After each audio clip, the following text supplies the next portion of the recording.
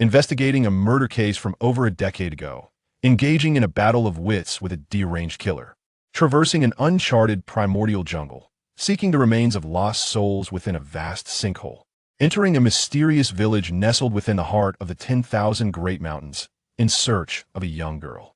What compels a freshly graduated university student to embark on such a treacherous path?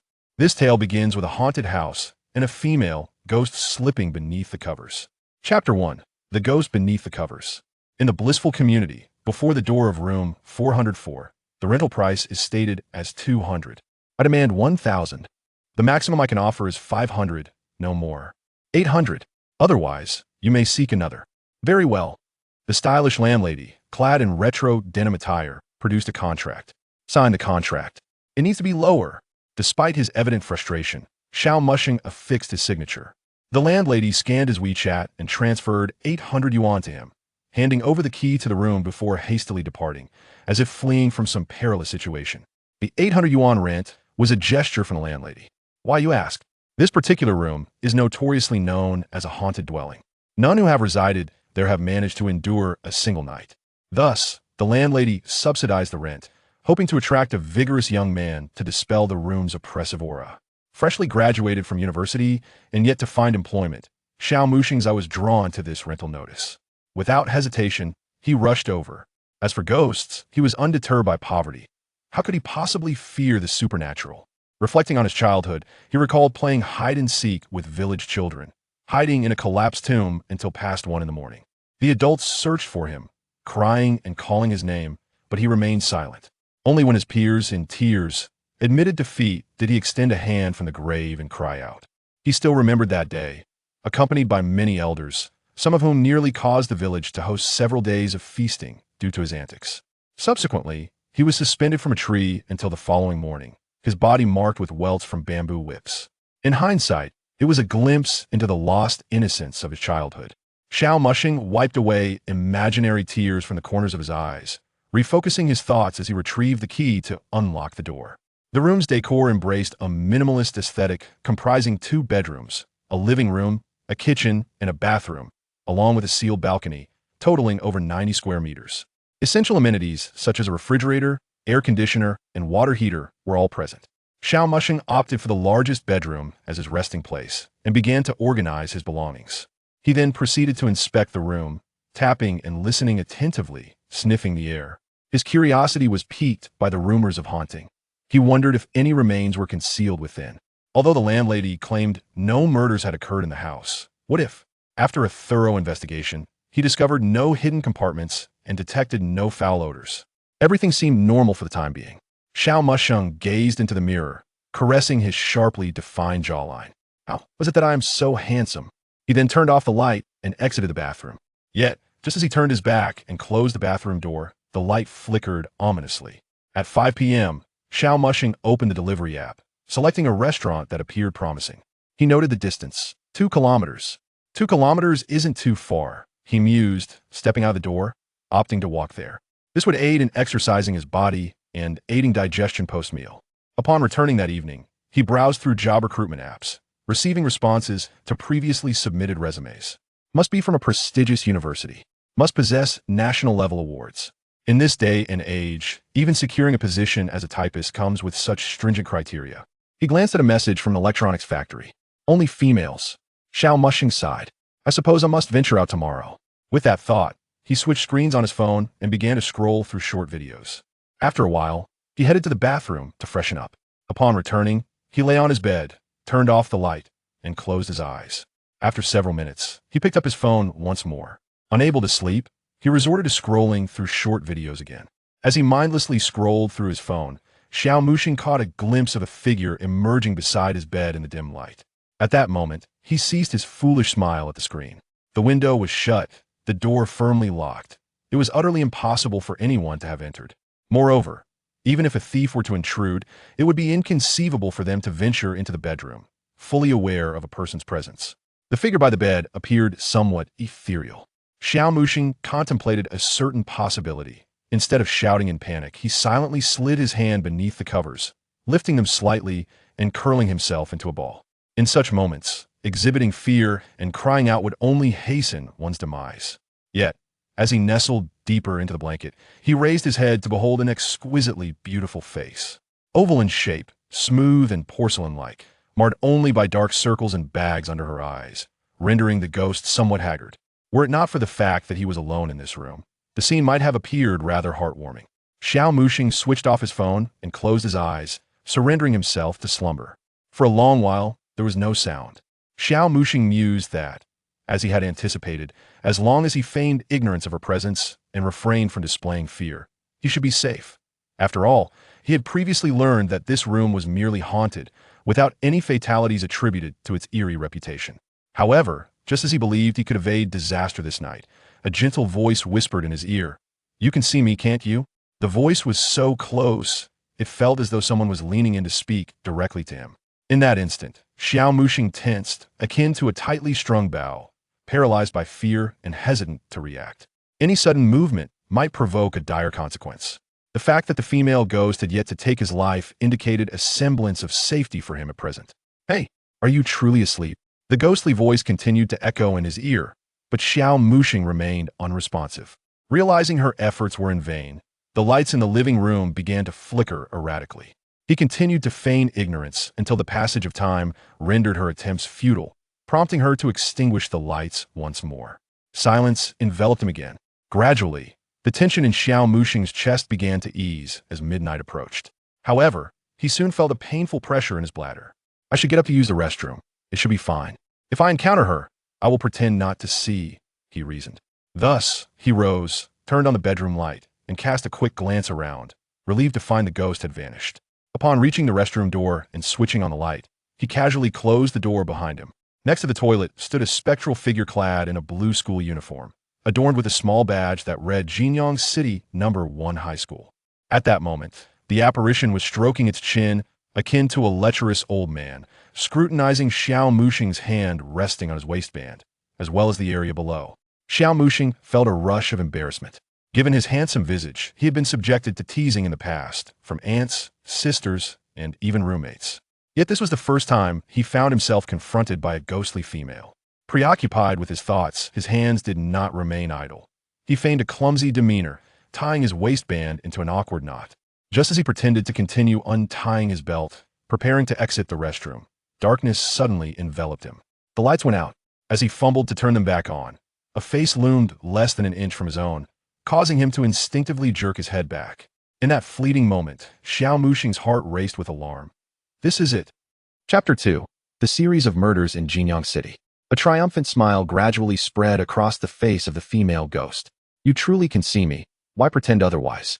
Xiao Muxing had already placed his hand on the bathroom doorknob, halting his movement upon hearing her words. Based on his initial assumptions, she should have lunged at him.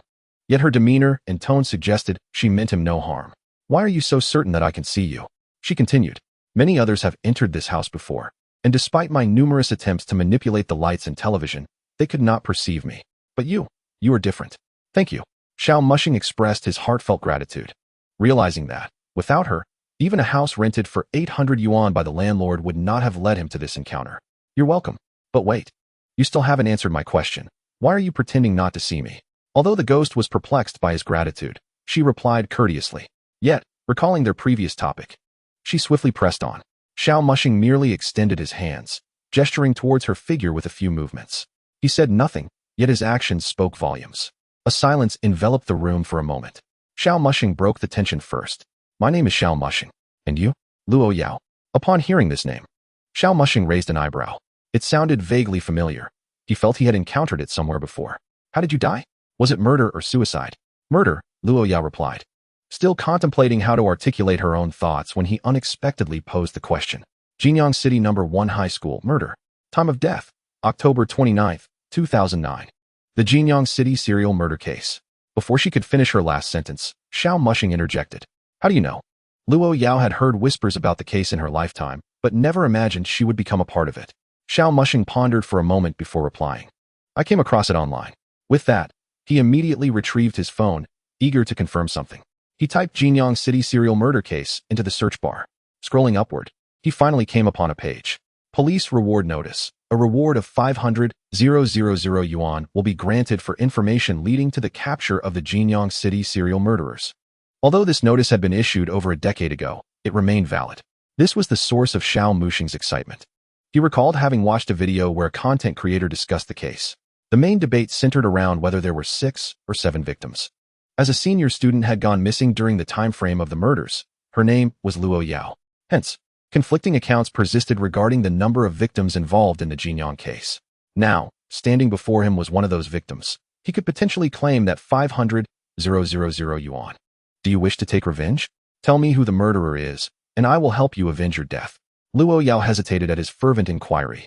Sensing her uncertainty, Xiao Muxing's heart sank, and her subsequent words were indeed the last thing he wanted to hear. I don't know who they are, nor did I see their faces. They were both wearing masks at the time. The sound of his dreams of the 500,000 yuan shattering echoed in his mind. Life was filled with such unexpected turns. Luo Yao, observing his expression, remarked, although I long for revenge, if that's not possible, just dig up my body and return it to my parents. Hearing this, a glimmer of hope ignited in Xiao Muxing's eyes. Do you know where your body is hidden? Yes. This answer expanded his hope, and he began to devise a plan. However, just as he was formulating his thoughts, she added, did you not mention that there were 2 individuals who killed me? Luo Yao's revelation was nothing short of shocking. Until now, this unsolved case had only ever been attributed to a single suspect. Xiao Muxing realized that the task had suddenly escalated. Dealing with one person was vastly different from confronting 2, especially 2 deranged murderers. Though it may be painful to revisit, could you recount the entire incident? Luo Yao, far from feeling sorrowful, welcomed the opportunity to detail the events, believing that the more she elaborated, the sooner those 2 scoundrels would join her. Certainly, Xiao Muxing gestured for her to proceed. The bathroom was hardly an appropriate venue for such a discussion. They moved to the living room, but just as they stepped outside, Xiao Muxing retreated, closing the door behind him. Preparing to remove his trousers, a spectral figure emerged halfway through the tightly shut door. What are you doing? Just using the bathroom, sis. Xiao Muxing's voice grew somewhat shrill. He was on the verge of bursting if he didn't relieve himself soon. Luo Yao promptly covered her eyes and stepped back. Moments later, the sound of water flowing echoed from within the bathroom. After a while, a refreshed Xiao Muxing emerged, and Luo Yao began recounting the events of that fateful night. Once she finished, Xiao Muxing resumed refining his earlier plan. He realized he could not simply rush to the police with the information Luo Yao provided. They would likely dismiss him as delusional. Wait, being considered mentally unstable isn't entirely out of the question, he mused. He opened his phone and purchased a train ticket from Shanxing directly to Jinyang City, capturing a screenshot of the transaction. He then opened his computer, downloaded video editing software, and crafted a short video with the screenshot, composing a narrative to accompany it before posting. He also purchased a bit of internet traffic targeted at Jinyang City. Luo Yao observed his every action intently. What are you doing? I'm broadcasting my investigation. Aren't you just alerting the culprits? Precisely, that's the intention. Xiao Muxing smiled knowingly. Oh. Luo Yao hesitated momentarily before grasping his meaning. By the way, can you leave this house? I couldn't before, but after meeting you, I have this feeling, like you can help me escape. Xiao Muxing felt his chances of success multiply. Who could contend with him while accompanied by a ghost? Oh, by the way, once I leave this house with you, I won't be able to do the things I could do here, like controlling electrical devices. How do you know? Have you tried? Just a feeling. Xiao Muxing. He couldn't refute her intuition, as she had little else left to cling to. Chapter 3, Midnight Fright. The next day, aboard the subway, most passengers stood on tiptoe to create space for a solitary individual muttering to themselves. Xiao Muxing occupied a seat graciously vacated for him by a kind stranger, conversing with Luo Yao, who floated above in the air, disdainful of the crowding. I'm beginning to feel a bit reckless. Initially, he harbored a glimmer of hope within the confines of the room, pondering that such a unique ability could not possibly dissipate entirely upon leaving the house. However, upon venturing out this morning to conduct a test, he discovered that apart from his own mobile device, the other party could exert no control over anything else. Floating in midair, Luo Yao propped her head on her hand and remarked, I find your actions rather reckless. You actually spoke to me on the subway. The individual next to her, standing on tiptoe, gazed at Xiao Muxing as if he were a lunatic. In this journey of life, the opinions of passers-by hold little significance. What truly matters is how I perceive myself. By the way, does your name carry any particular meaning bestowed by your parents? In ancient times, Yao referred to exquisite jade, symbolizing grace and elegance, pure and unblemished. And you? A fortune teller once told me that my 5 elements are deficient in fire, hence the addition of wood, to my name. As wood fuels fire. The two continued their casual banter. As the north station of Shanxing came into view, the announcement from the train speakers resonated, prompting Xiao Mushing to sling his backpack over his shoulder and disembark. Upon arriving at the station, he glanced at the video posted last night and opened the comments section. The first few lines that met his eyes were, "Foolish one, thinking of capitalizing on this case's traffic. Clowns abound this year, more than ever. If you truly manage to uncover any useful clues, I'll go live eating Lao Ba's secret mini burgers." This pair of dimwits evidently hadn't seen the police report, which only mentioned 6 victims. They were oblivious to the number and yet pretended to be detectives online. Luo Yao passed through his chest, peering at the comments on the phone. The vitriol on the internet is quite palpable. Xiao Mushing said nothing further, silently noting down these usernames, intending to confront each one later. In Jinyang City, in front of a breakfast stall nestled in an alley, an elderly man, while waiting for the proprietor, opened a short video app on his phone. The first clip that appeared was a screenshot of a train ticket purchased online, accompanied by a caption. "Curious." The old man clicked on the caption. "While scrolling through short videos, I stumbled upon the Jinyang serial murder case and might have uncovered a clue. Perhaps I can locate the 7th victim who remains undiscovered. I'm purchasing a ticket to set off, and if I find the body, I'll live stream it for everyone." The old man furrowed his brow slightly, feeling that the prospect was unlikely, yet he clicked to follow the account. Inside a small 1-bedroom apartment, a map, a compass, and a hiking backpack were laid out on the living room table. In the corner of the living room rested a military-grade multifunctional shovel. Beside the bed in the bedroom lay a pair of tactical shoes and a set of a combat jacket. At that moment, a hand as white as a lotus root emerged from beneath the covers, reaching for the phone on the bedside table and drawing it back under the blanket. The phone's owner glanced at the time and instinctively opened the short video app. "I will never accept orders to desolate areas again. It's not just that there's no one around, but the signal is terrible." Zhou Haihong had returned from a job the previous night and collapsed into bed, utterly exhausted. She could only scroll through short videos upon waking. After a few laughs, a particular video featuring just an image caught her attention, primarily due to the caption. Sitting up in bed, Zhou Haihong focused on the video, which replayed its music repeatedly, causing her thoughts to drift. After a moment, she clicked on the direct message option and sent a message. "Can we discuss your findings?" As the clock struck 12:30 a.m., Xiao Mushing glanced at the now-defunct subway and turned to exit the station. He summoned a ride on his phone, and upon the arrival of the vehicle, Luo Yao slipped into the car from the roof. Xiao Mushing entered the vehicle in a conventional manner. The car made a brief stop at a hardware store that was still open. Ordinarily, such a store would not be operating at this late hour, but within, the owner was engaged in a game of mahjong with a few others. Xiao Mushing exited to purchase a spade, returned to the car, and updated his location on the ride-hailing app. "Driver, I need to change the destination." Though the driver found this peculiar, he did not inquire further, as the change extended the route and thus increased his fare. As the vehicle proceeded, Luo Yao inquired, "Aren't you being a tad hasty in searching for my body? Don't you wish to rest a while?" "I had intended to wait until tomorrow, but given the serendipitous opening of the hardware store, I decided against spending the night at an internet cafe. Once I locate your body, there will be a resting place available for me, and it won't cost a thing." Luo Yao momentarily struggled to comprehend. "Oh, I see," she exclaimed, enlightenment dawning upon her. "Who are you talking to at this late hour?" The driver, who had previously exhibited fatigue, now seemed somewhat invigorated.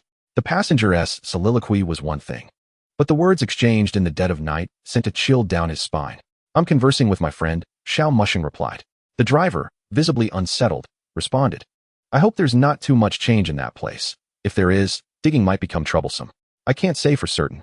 I only entered that house a while ago and haven't been back in over a decade, so I'm unaware of any changes." Xiao Mushing glanced at the driver, who, sensing his gaze in the rearview mirror, swallowed nervously. His grip on the steering wheel stiffened, betraying a hint of tension. "Is there any significant alteration at the old water factory?"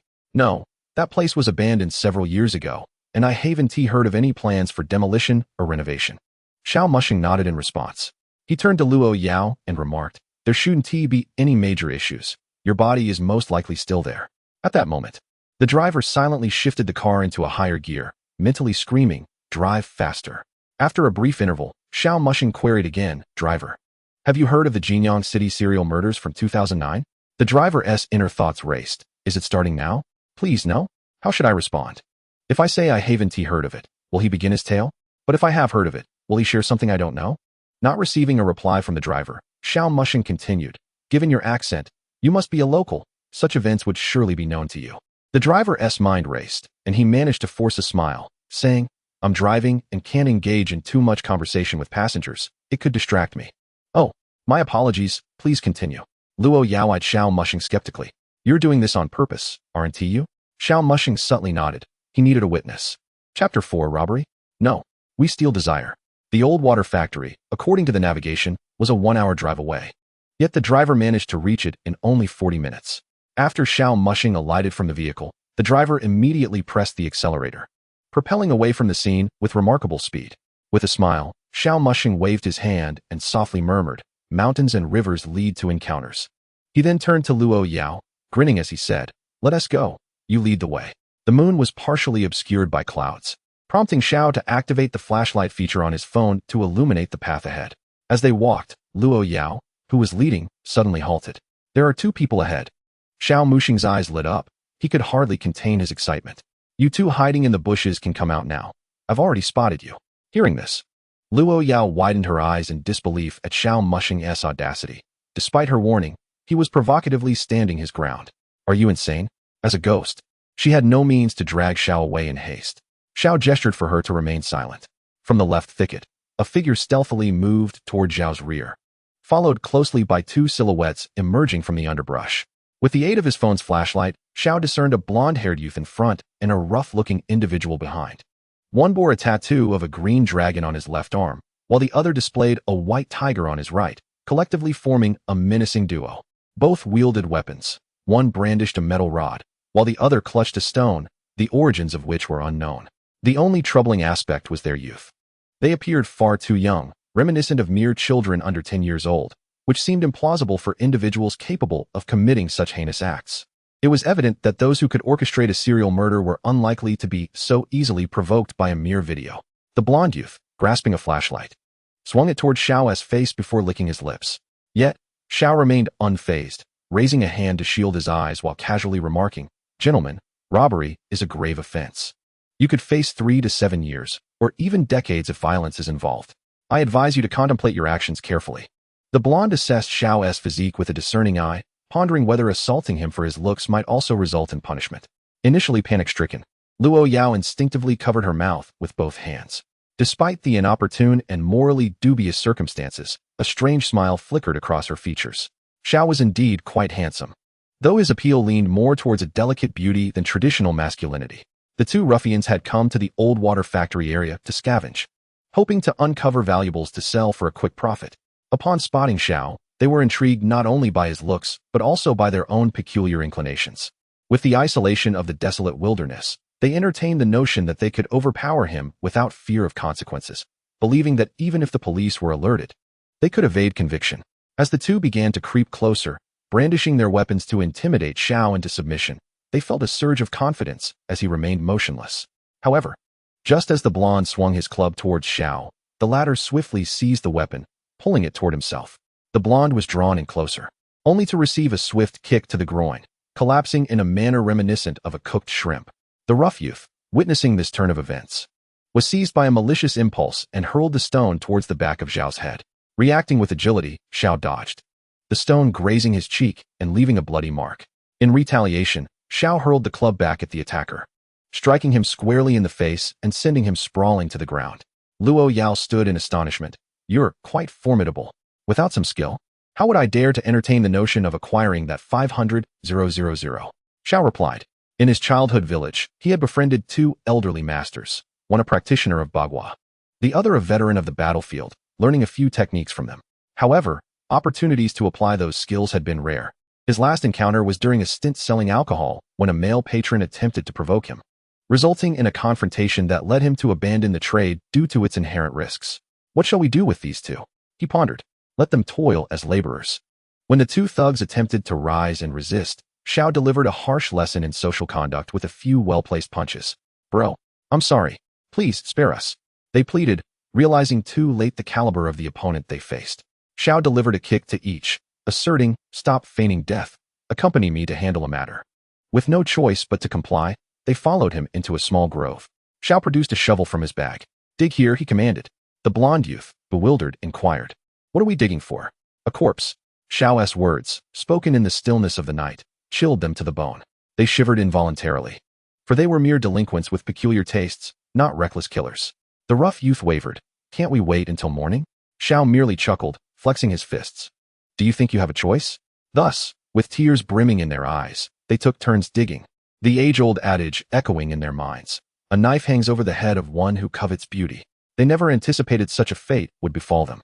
At this juncture, Xiao initiated a live stream, welcoming viewers with, "Greetings to all in my stream.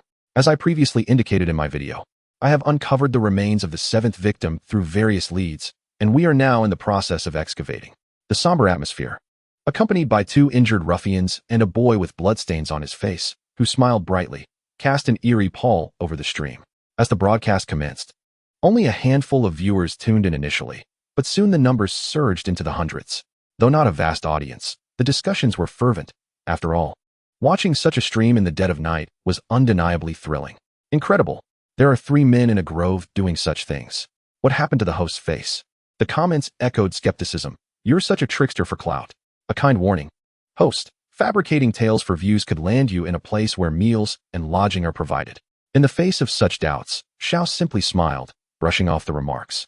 A few scars of experience, nothing more. The truth would eventually reveal itself through the news.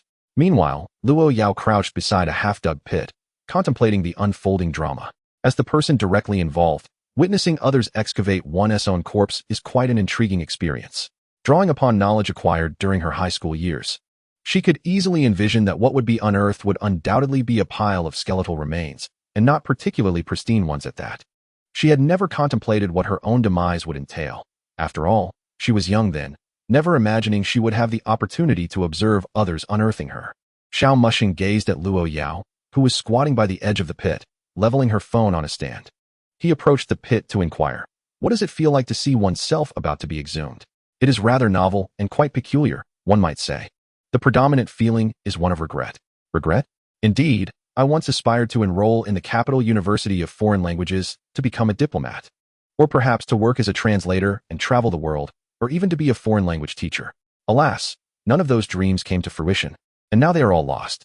"Are you proficient in foreign languages?" "Besides English and my native tongue, I am fluent in 5 additional languages." Xiao Mushing gasped in astonishment. Such prowess. Clearly, high school experiences vary greatly among individuals. Reflecting on his own high school days, he recalled his English skills were so abysmal that merely stepping on the answer sheet yielded better results than his earnest efforts. Had it not been for a language course he took in his senior year, he would likely have failed to meet the undergraduate admission requirements. Meanwhile, the expressions of the 2 individuals digging the pit grew increasingly alarmed. Xiao Mushing had not conversed with them, leading to the question of whom he was addressing in this desolate wilderness. He glanced at the pit they were excavating. Could it be? Chapter 5. Suspicions of a mental disorder. The beam of the flashlight flickered erratically, and the entrenching tool felt as heavy as a ton. The 2 exchanged frightened glances, each seeing terror mirrored in the other's eyes. "Stop shaking and dig faster. The sooner we finish, the sooner we can rest," Xiao Mushing urged, his words echoing like a demon's whisper, compelling them to persevere. At that moment, the number of viewers in the live stream surged past 1,000. What was the host discussing? Presumably engaging in conversation with the 2 digging the pit? It was evident they were struggling to make ends meet, resorting to this live streaming venture for a quick windfall, all for the sake of entertainment value. Why was everyone questioning the authenticity of their claims? Look, there's an honest person up there. Yet, in this age of the internet, how many things can truly be taken at face value? Time passed, and suddenly, clack, the shovel struck something, severing it.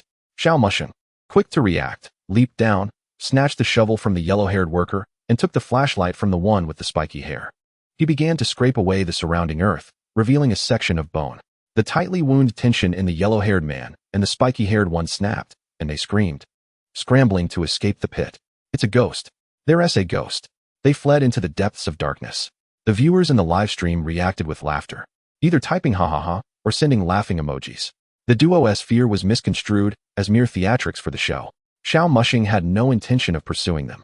They were already in a live stream, and even if they fled, the authorities would undoubtedly track them down for questioning. He continued to excavate around the bones with gentle precision, eventually discovering tattered remnants of a school uniform, which, despite significant decay, bore a resemblance to what Luo Yao currently wore. Upon confirming this detail, he refrained from further digging, aware that he was not a professional and that continued excavation could jeopardize crucial evidence. It sufficed to ascertain that this was indeed the location. After climbing out of the pit, Xiao Mushing picked up his phone. "I'm going to call the police now. I want to film the corpse, as the platform likely prohibits it. Everyone, stay tuned for the news tomorrow." With that, he closed the live stream in front of over 1,000 viewers. He then dialed the emergency number. Once he completed this task, he turned back to find the ethereal figure squatting at the pit's edge had vanished. Approaching the edge, he observed Luo Yao extending her hand to touch her bones. There was no sign of her spirit entering her body. Rather, her spectral fingers passed through the bones. Or perhaps it was the bones that transcended her soul. At that moment, Xiao Mushing sat beside her, indifferent to the soil beneath him. "Do you think I will have such an opportunity after I die?" Luo Yao lifted her head, somewhat bewildered. "What opportunity?" "To caress one's own remains and reflect upon one's life." Luo Yao rose to her feet. "I'm not sure. Perhaps there is." Her memories were fragmented over a span of 15 years. She had only recently awakened in that solitary room, unable to escape or be seen by anyone but Xiao Mushing. She had never encountered another spirit, leaving her unable to provide a definitive answer to Xiao Mushing's inquiry. Soon after, the wail of police sirens echoed in the distance, indicating that someone from the livestream had likely alerted the authorities, as the police would not have arrived so swiftly otherwise. Luo Yao soared from the pit, and Xiao Mushing stood up, a faint smile gracing his lips. Act 1 concludes. Zhou Haiyang observed the bewildering livestream with furrowed brows and a displeased expression. In the end, a mere pit was dug, revealing nothing. The recipient of her private messages had not responded. Was this truly just a clown seeking attention for the sake of views? After contemplating, she grabbed her car keys. Rather than waiting idly, she would investigate for herself. She recalled the location was likely the old water plant, within an aging residential building. In a dimly lit living room, an elderly man and a middle-aged man stared at the now black-screened phone, struggling to comprehend the situation. In stark contrast to the carefree demeanor of the livestream's audience, their hearts were burdened with weighty concerns. The middle-aged man lit a cigarette, inhaling deeply before exhaling in a disheveled manner. Will they uncover the truth? They couldn't find 6 bodies 15 years ago. What good will it do to find the last one now? The elderly man spoke with conviction. But how did that kid discover it? The elderly man offered no response. This was the middle-aged man's lingering worry. Finding the body was not the issue, but how the individual had managed to locate it. Time erases many traces. A body left undiscovered for 15 years was now unearthed by a young man. Moreover, judging by the video the individual had posted prior, it was evident he was not a local. This was unsettling. From miles away, he had managed to uncover clues leading to the burial site. And now he was present in the area. Who could predict whether he would unearth additional evidence? Perhaps one day, he would arrive at their door accompanied by a cadre of officers. If he stumbled upon something else, they might find themselves buried alongside the secrets of the past. The elderly man spoke these words with a calm demeanor, yet his eyes glimmered like a wolf waiting to pounce. The middle-aged man remained silent, tacitly agreeing. If it came to the point where they had no choice but to act once more, it would be unavoidable, after all. Who could blame the young man for his reckless pursuit of danger? The following morning, the doorbell rang. A middle-aged woman opened the door to find 2 police officers standing outside. "Excuse me, is Mr. Qian Hao at home?" The middle-aged woman, unaware of the unfolding situation, prepared to return to the living room to awaken her husband. Unbeknownst to him, the other party had appeared at the entrance of the living room, gazing at the 2 officers stationed outside. Master Qian's mind was flooded with vivid images. One of the officers produced a photograph and informed him. This individual was deceased before midnight last night, yet records from his phone indicate that he entered your vehicle shortly after that time. Furthermore, this evening, a figure will be standing beside his bed. Master Qian's imagination was abruptly interrupted as the officer began to pose questions. Had he ever encountered this person? When did he board the vehicle? What was said or done during the ride? A myriad of details were sought. After the inquiries were concluded, the officer prepared to leave. But Master Qian hastily pressed for answers. What transpired? That guest was still alive last night, wasn't he? He is alive. However, last night he unearthed a corpse linked to a significant case, which suggests he may be experiencing some psychological issues, hence our need to consult you. What kind of issues? The officer replied gravely. There are indications of possible mental illness. Chapter 6. The second death. 3 days later, Xiao Mushing emerged from the police station, not empty-handed. He had been awarded a banner, a sum of 20,000 yuan, and a diagnosis of schizophrenia. Over these 3 days, the first day was devoted to recording testimonies. while the remaining 2 were spent under observation in a psychiatric facility before he was subsequently discharged. The reason he did not remain in the hospital was that his condition had not reached the criteria for hospitalization. Typically, those admitted are unable to function normally in society. As for the 20,000 yuan, it was a part of a staged reward for providing crucial clues and evidence, which could yield anywhere from 5,000 to 20,000 yuan. Capturing a suspect would earn a direct reward of 500,000 yuan. Since he had discovered the long-missing victim's body, he received the maximum reward of 20,000 yuan. Outside the police station, 2 elderly individuals with snow-white hair awaited him. These were Luo Yao's parents, Luo Tianqin and He Roqing. Both were highly educated. Luo Tianqin was a professor at a prestigious university in Jinyang, while He Roqing was a secondary school teacher. The discovery of their daughter's body was a profound blow to them, as they had previously harbored the belief that she was merely missing, clinging to a thread of hope. However, now, while the news was devastating, it was a harsh reality that had long since transpired, and they would not irrationally blame Xiao Mushing. Instead, they expressed gratitude, thankful that he had enabled them to reclaim their daughter's remains during their lifetime. Seeing her parents once more, Luo Yao's emotions were undoubtedly complex. She had previously encountered them in the police station, where they gazed upon her lifeless form while she observed them from the shadows. Regret, sorrow, and excitement intertwined with a sliver of relief washed over her. She felt fortunate to have preceded her parents in death, sparing them the grief of losing a child. Yet, reflecting on this, she also felt selfish, causing them to experience the loss of a child. At this moment, Xiao Mushing did not pay heed to the dazed Luo Yao. He descended the steps to approach the elderly couple. "Uncle, Auntie, I must trouble you during this time. Had it not been for your assistance in locating Yao Yao, we might never have met again in this lifetime. We owe you our gratitude and would be honored if you allowed me to stay at your home for a while. It would aid in my investigation to find her murderer and bring closure to her soul." Luo Tianqin responded first, his tone warm and kind. The suggestion to stay at their home had been Xiao Mushing's own, citing 2 reasons. He had nowhere else to reside, and he sought clues. The first reason seemed to resonate. He glanced back at Luo Yao, who should return home. In the police station lobby, Officer Long, in his 40s, reflected on his conversation with Xiao Mushing before he departed. With the clues currently at hand, could they locate the perpetrator? All they could do was make an effort. What if the assailant struck again? There would be no escape. Understood, he replied succinctly. With his thoughts collected, Officer Long returned to the inner precinct. "Xiaoli, arrange for surveillance on Xiao Mushing's mobile phone location 24 hours a day. Report any unusual activity immediately." After issuing his orders, Officer Long rubbed his temples, uncertain if interpreting a mentally ill individual's words was appropriate. Yet, as a police officer, his instincts urged him to take action. Upon arriving at Luo Yao's home, a spacious 4-bedroom apartment with 2 living rooms, 1 kitchen, and 3 bathrooms, 2 large bedrooms each featured en-suite bathrooms, alongside a study and a guest room.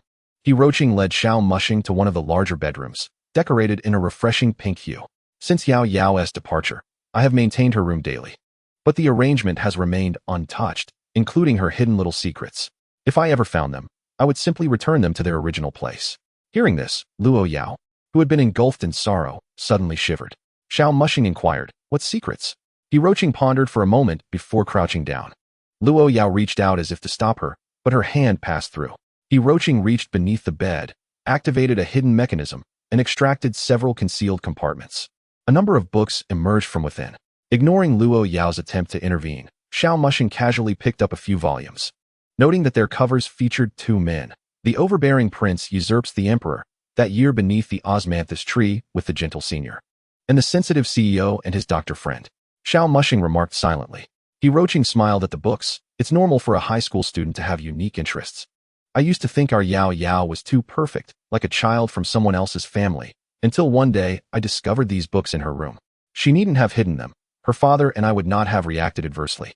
As a former homeroom teacher, I encountered many such books and understand the thrill and excitement young people experience when exploring strange aspects of the world."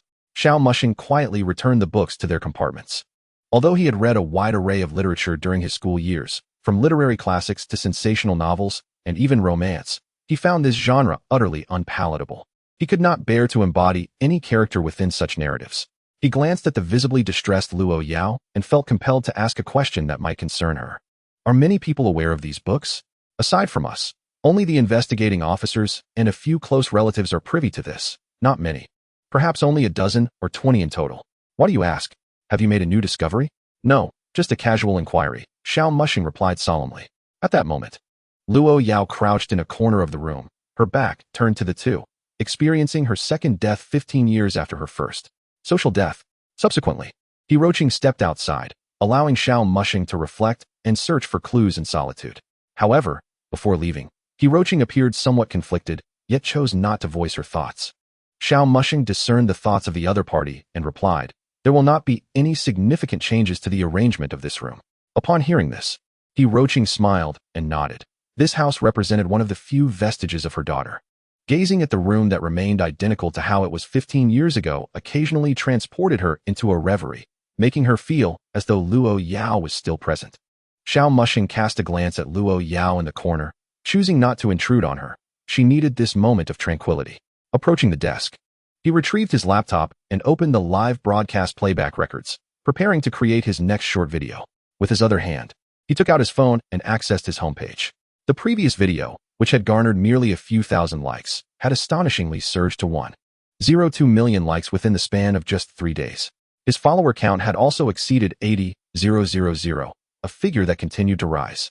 And it was likely that the perpetrator lurked among them. The bait had been set, it was time to cast the line. However, before proceeding, Xiao Mushing opened the comments section, noting down a few usernames that he had recorded, and proceeded to tag them one by one. August's monkey, my rear is the reddest. Come forth and call upon the detective. The Rui Jingu Bang is wrapped around my waist. I shall watch you live stream as you devour old 8S secret hamburgers.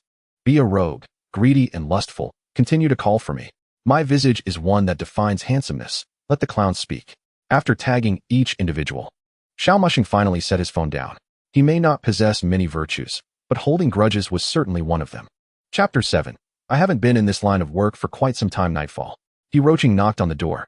Mushing, dinner is ready. Xiao Mushing shut his laptop and, accompanied by Luo Yao, exited the room and made his way to the dining area, where a sumptuous spread awaited them. Luo Yao surveyed the array of dishes and exclaimed, sweet and sour shrimp balls, braised carp, minced eggplant. These are all my favorite dishes from before. As she spoke, she made a gesture of swallowing. Xiao Mushing approached the table, picked up chopsticks, and served himself a bowl of rice, casually sticking the chopsticks into the rice, while slightly turning his body to obscure his actions. Luo Yao shook her head. This tactic was futile. Luo Tianxun, who was assisting his wife in serving the dishes, caught a glimpse of this exchange, but chose not to comment. The two elderly individuals at the table were exceedingly enthusiastic, recounting the characteristics of each dish and kindly placing servings into Xiao Mushing's bowl. He played along, savoring the meal. The fish was reduced to mere bones. The sweet and sour shrimp balls left with only a hint of sauce. The minced eggplant barely contained a slick of oil, and the rice cooker was left devoid of a single grain. After dinner, He Roaching led Xiao Mushing to another guest room to rest. Meanwhile, Luo Tianxun remained in the study, facing a computer screen displaying a document containing diagnostic records. He opened the document. Perusing its contents, the patient's imagined second persona exhibits a preference for sweet and sour shrimp balls, braised carp, and minced eggplant. As he read, he tapped his index finger rhythmically on the desk. Behind him floated an ethereal figure, invisible to his eyes. The following morning, after bidding farewell to the elderly couple, Xiao Mushing stepped outside. No sooner had he exited the community than a jeep halted before him, its window sliding down. A strikingly attractive woman with short hair, appearing to be in her 30s, addressed him. Handsome, do you have a moment?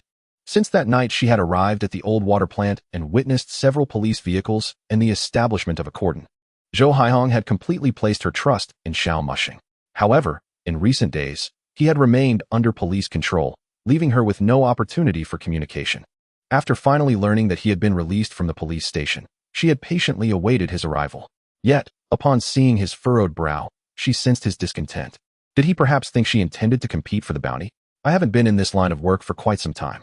If you have needs, perhaps you should check out other nightclubs tonight and refrain from pursuing me further. Zhou Haihong felt a momentary mental lapse. What had she just heard?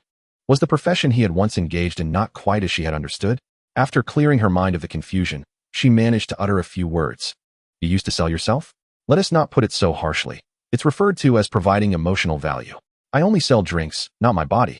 Xiao Mushing corrected with righteous indignation. Since that frightening incident, he had withdrawn from that world, though he occasionally encountered former clients who persistently pursued him, even offering to support him financially. He had firmly declined every time. To be supported meant a complete dependency on another, and as he had heard from the elders, some had embarked on that path only to end up with half a life left. In a sense, being kept was a morally questionable act. Accepting such an arrangement meant wagering on whether the other party was a normal individual or a deviant. Should one gamble incorrectly, their life could be irrevocably altered. Yet, given that the other party engaged in such morally dubious behavior, what were the odds that they would be a normal person? Though Xiao Mushing considered himself devoid of much integrity, he had no desire to become a victim. After expressing these sentiments, he prepared to walk past her. Zhou Haihong hastily interjected, "I'm not here to seek your services. I wish to discuss the case you are currently investigating." Upon uttering this, she noticed Xiao Mushing regarding her with a scrutinizing gaze. "Don't misunderstand. I have a friend who was also one of the victims back then. I am neither the perpetrator nor am I here to usurp your bounty. I am merely concerned about the potential increase in the reward for the perpetrator." Upon hearing this, Zhou Haihong breathed a sigh of relief and continued, "I am a level 5 bounty hunter. I possess all the requisite combat skills." "Bounty hunter? Are you not?" Xiao Mushing retorted. "What do you think? How could you claim to be a bounty hunter and yet possess the audacity to investigate such cases?" Zhou Haihong asked, astonished. 500. 000.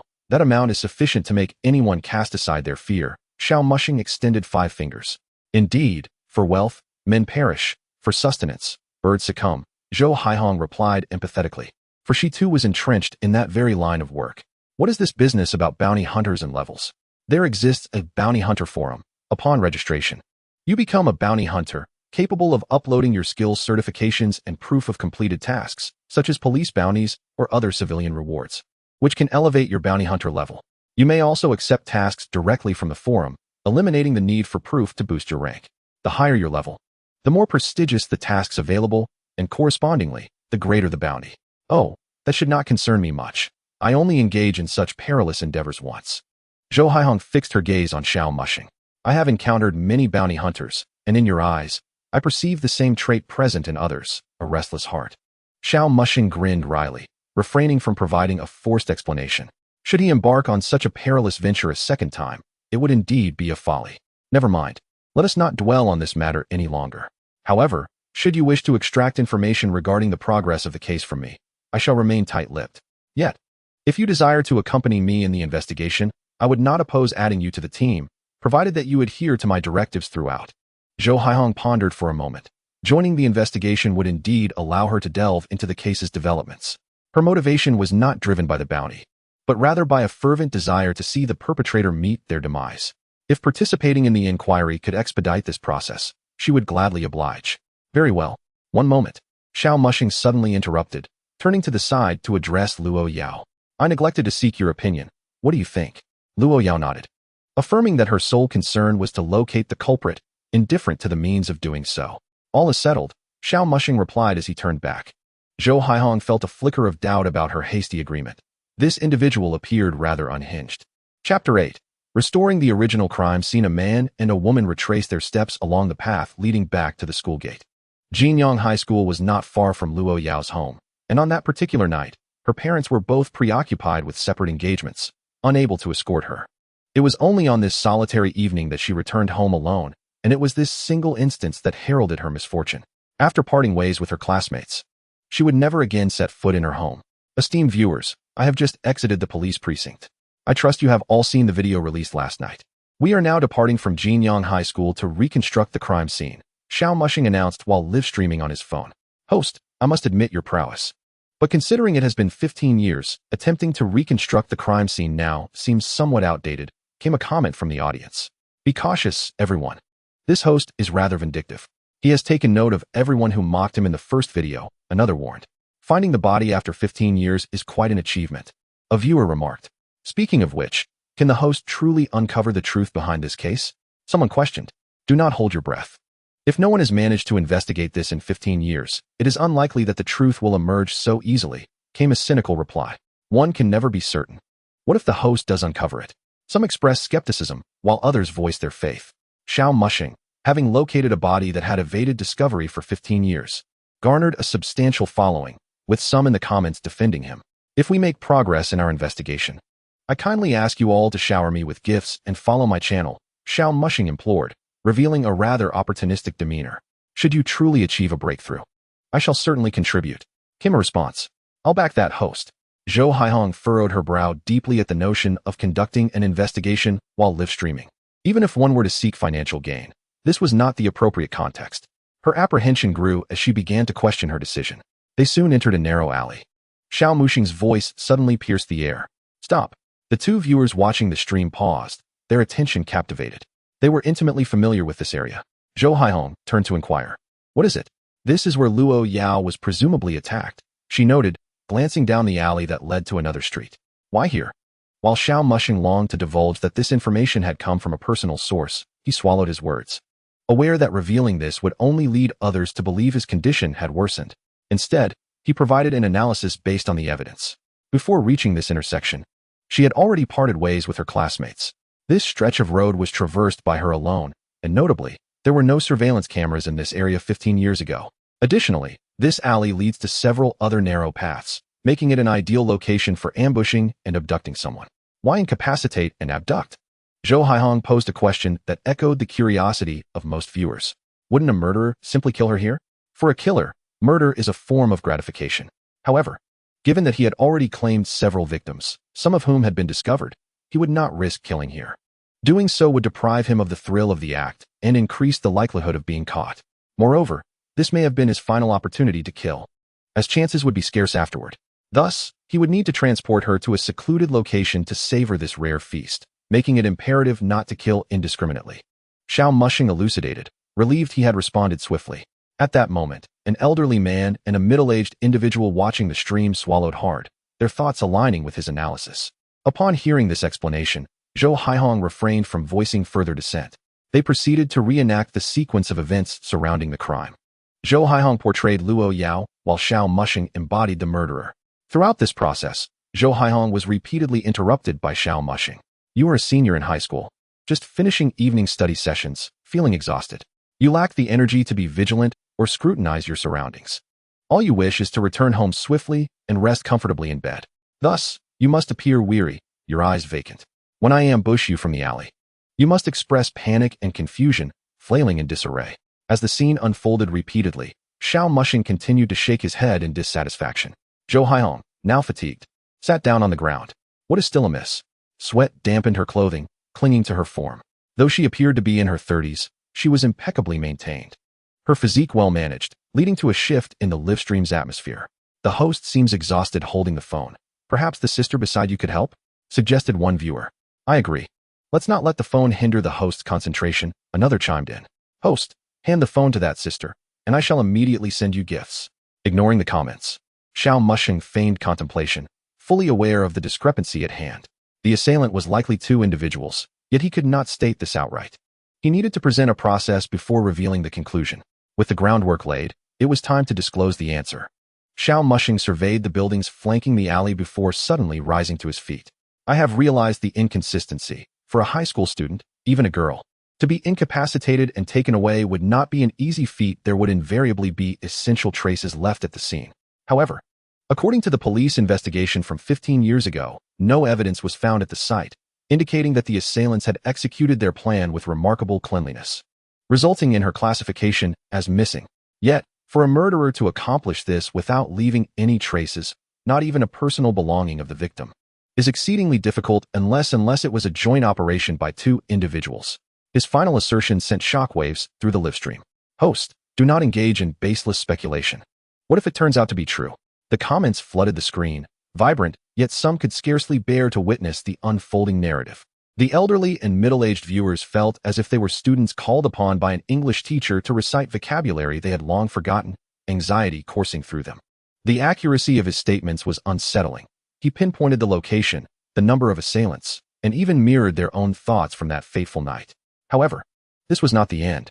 Following this deduction, Xiao Muxing instructed Zhou Haihong to summon a passerby to assist in reenacting the abduction process carried out by the two assailants.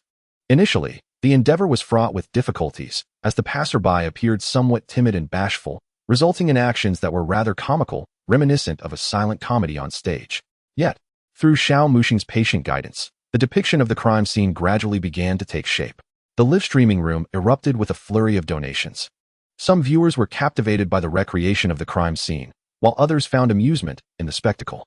Amidst this collective revelry, Two spectators were gripped with fear. An elderly gentleman trembled as he spoke. "Isn't there a way to report this?" "Report him and have him shut down." A middle-aged man, equally alarmed, vehemently disagreed. "Reporting would leave traces. If the stream is shut down due to a report, the reporter could easily become a suspect in the eyes of the police. It would be akin to self-incrimination."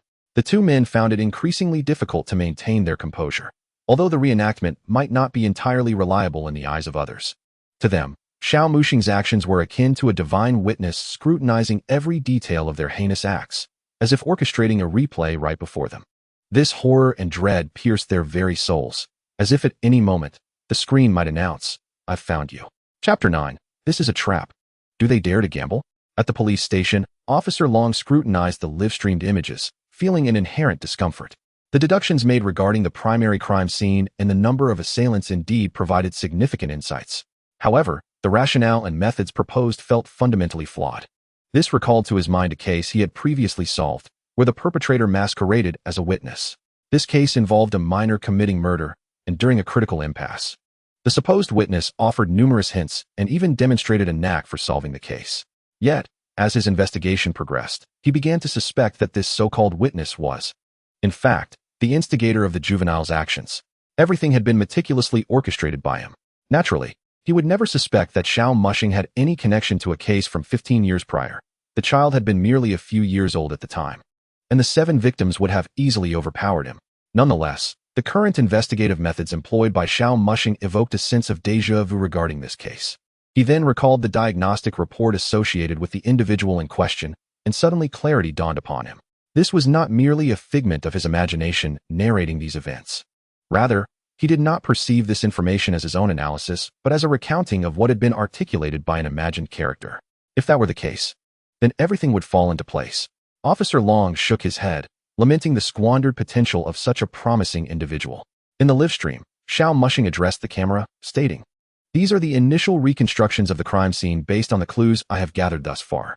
I will continue to search for evidence, and once a comprehensive chain of evidence is established, I will present it to the authorities. So, dear viewers, see you in the next live stream. And do not forget to support with donations." With that, Xiao Muxing ended the live broadcast. As soon as he concluded the stream, the passerby scratched his head, somewhat shyly asking Zhou Haiyong, "Could I have your contact information?" Though Zhou Haiyong was in her 30s, she possessed a graceful demeanor and exuded a mature charm that drew admiration not only from men, but also from women who typically did not favor men. She did not decline, but instead scanned the passerby's friend code. This was not due to any budding affection, but rather a reluctance to dismiss someone who had wasted an entire morning.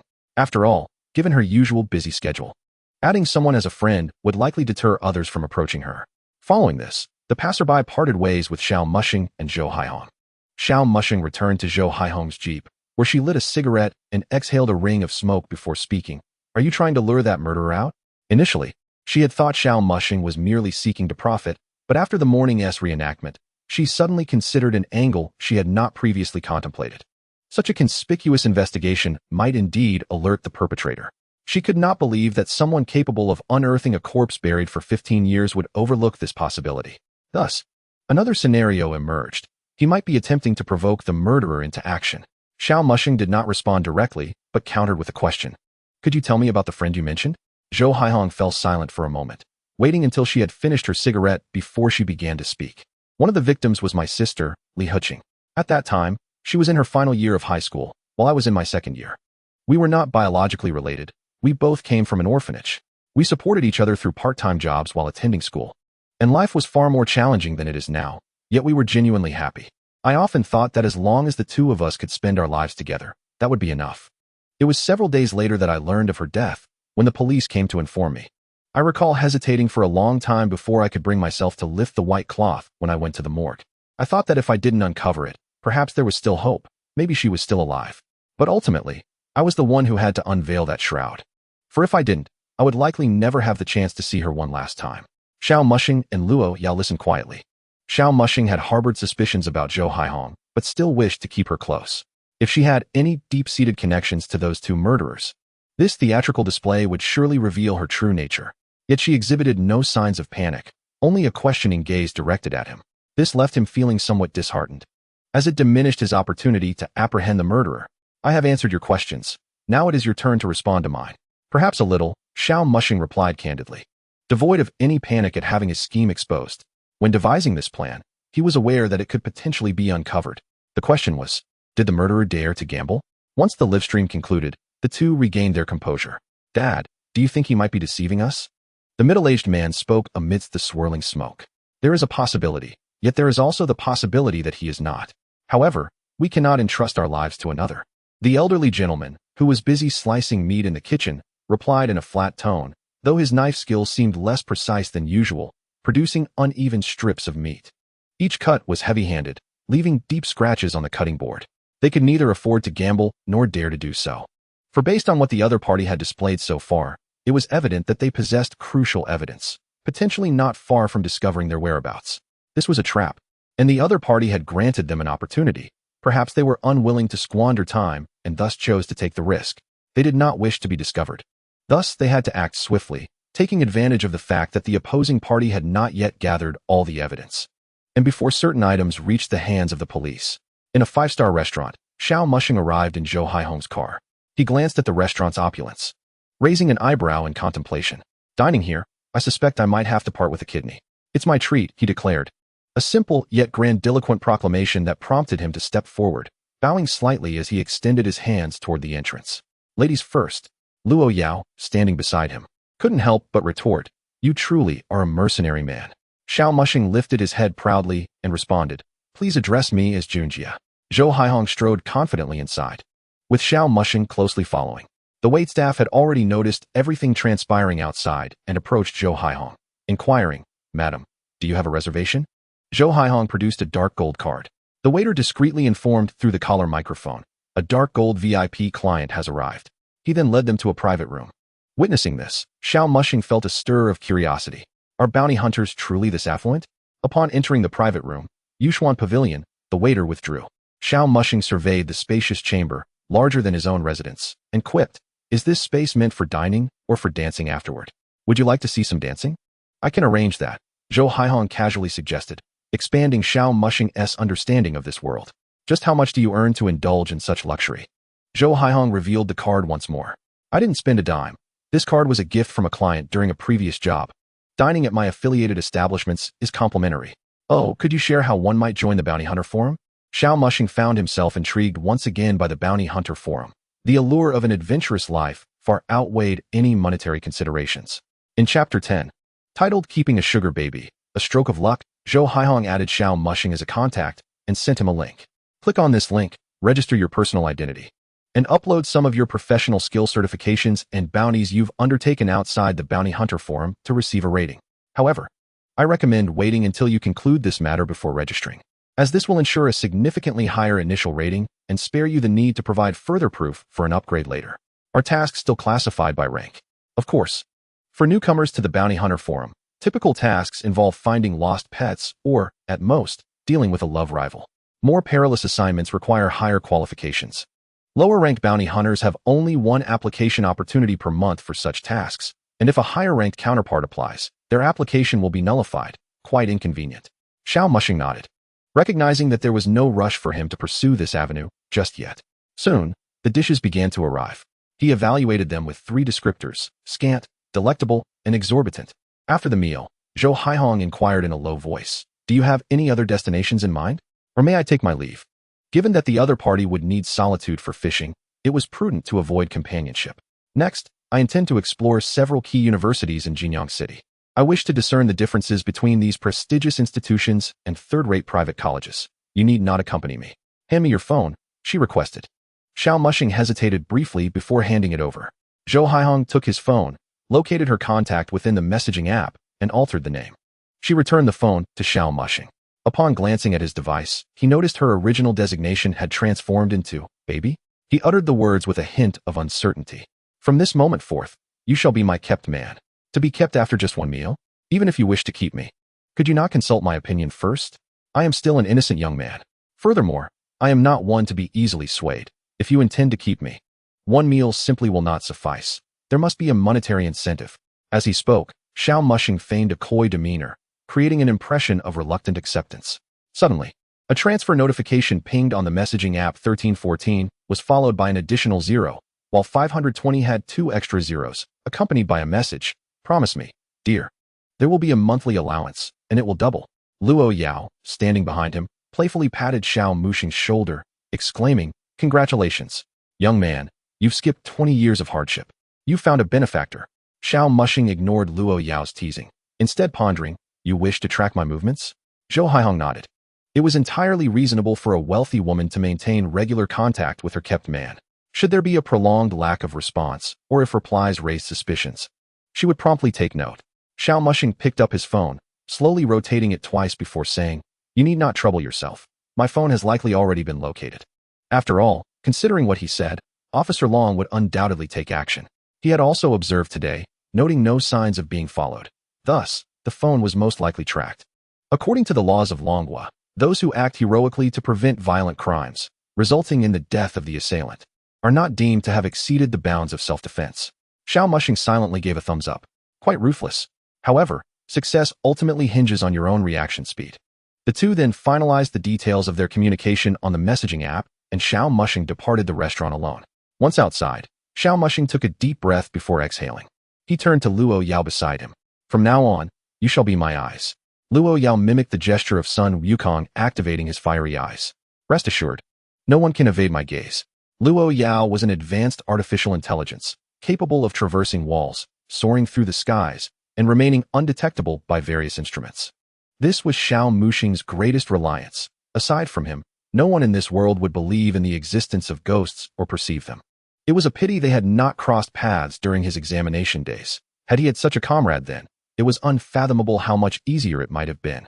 Throughout the afternoon, Xiao Muxing planned his route, targeting the key universities within Jinyang City. A middle-aged man scrolled through a video on his phone, his body trembling uncontrollably. The video's location was set at Jinyang University of Foreign Languages, featuring a post from a student currently enrolled. The content of the video revealed, The detective investigating the murder case has come to our school. I approached to greet him and asked if he was here to investigate the murderer. He claimed he was merely visiting. Whether this is true or not, I cannot say. But I feel rather uneasy now. The middle-aged man casually opened the comment section. The excuse of visiting the university during an investigation was rather flimsy. Could the perpetrator truly be an alumnus of this institution?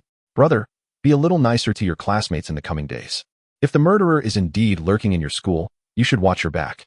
At that moment, the man could distinctly feel his heart racing, not merely beating, but rather in a state of agitation, as if it were uncomfortable residing within his chest and longing to leap out.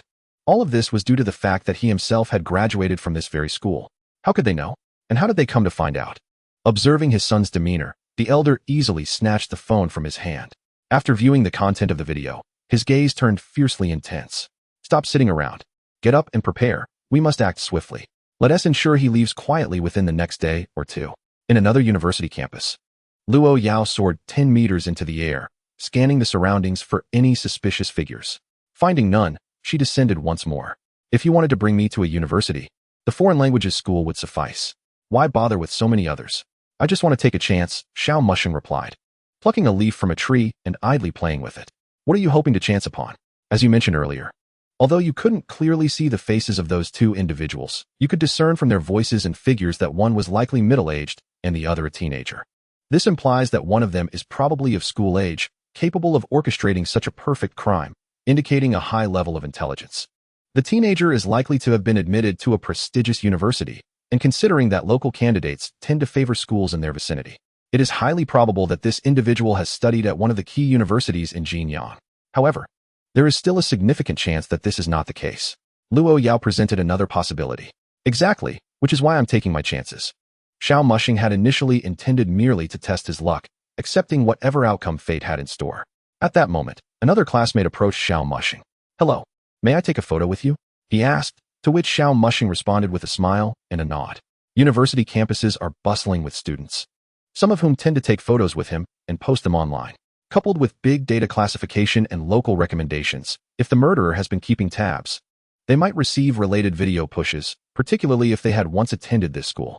Chapter 11. Deceiving oneself into belief. After visiting only a few schools, the time had already reached 5:30 p.m. At that moment, a phone call came through. Muxing, are you coming home for dinner tonight? He Ruoqing's voice carried an undercurrent of suppressed urgency, as if eagerly anticipating his return. Xiao Mushing glanced at Luo Yao from the corner of his eye. I should be home around 6:30. Upon returning to Luo Yao's home, both Luo Tianxian and he Ruoqing were already waiting at the dining table, which was laden with steaming dishes. Every dish was one that Luo Yao adored and that Xiao Mushing also enjoyed. He was only picky about unpalatable food. However, as he sat down at the table, Xiao Mushing sensed an unusual atmosphere, primarily due to the peculiar look in he Ruoqing's eyes, one filled with affection and expectation. After dinner, Xiao Mushing did not rush back to his room, and neither did the elders. He had begun to sense something amiss. Luo Tianxian put down a book he found unreadable and spoke first. May I have a word with my daughter? Xiao Mushing remained silent, merely nodding. The fact that he could utter such a request indicated a long internal struggle. A man in his 60s, possessing profound knowledge and standing at the pinnacle of certain fields, often holds a rigid worldview. It could be said that some beliefs, regardless of argument, would be impervious to change. Yet, he now resembled those who have fallen in love, knowing full well the other does not reciprocate, yet still deceiving themselves into believing otherwise. Yao Yao, are you there? His voice was somewhat choked. Xiao Mushing adjusted his emotions and solemnly inquired, Yao Yao, are you there? Luo Yao replied, if you continue to speak to me in my father's tone, I shall share your browser history with all your friends.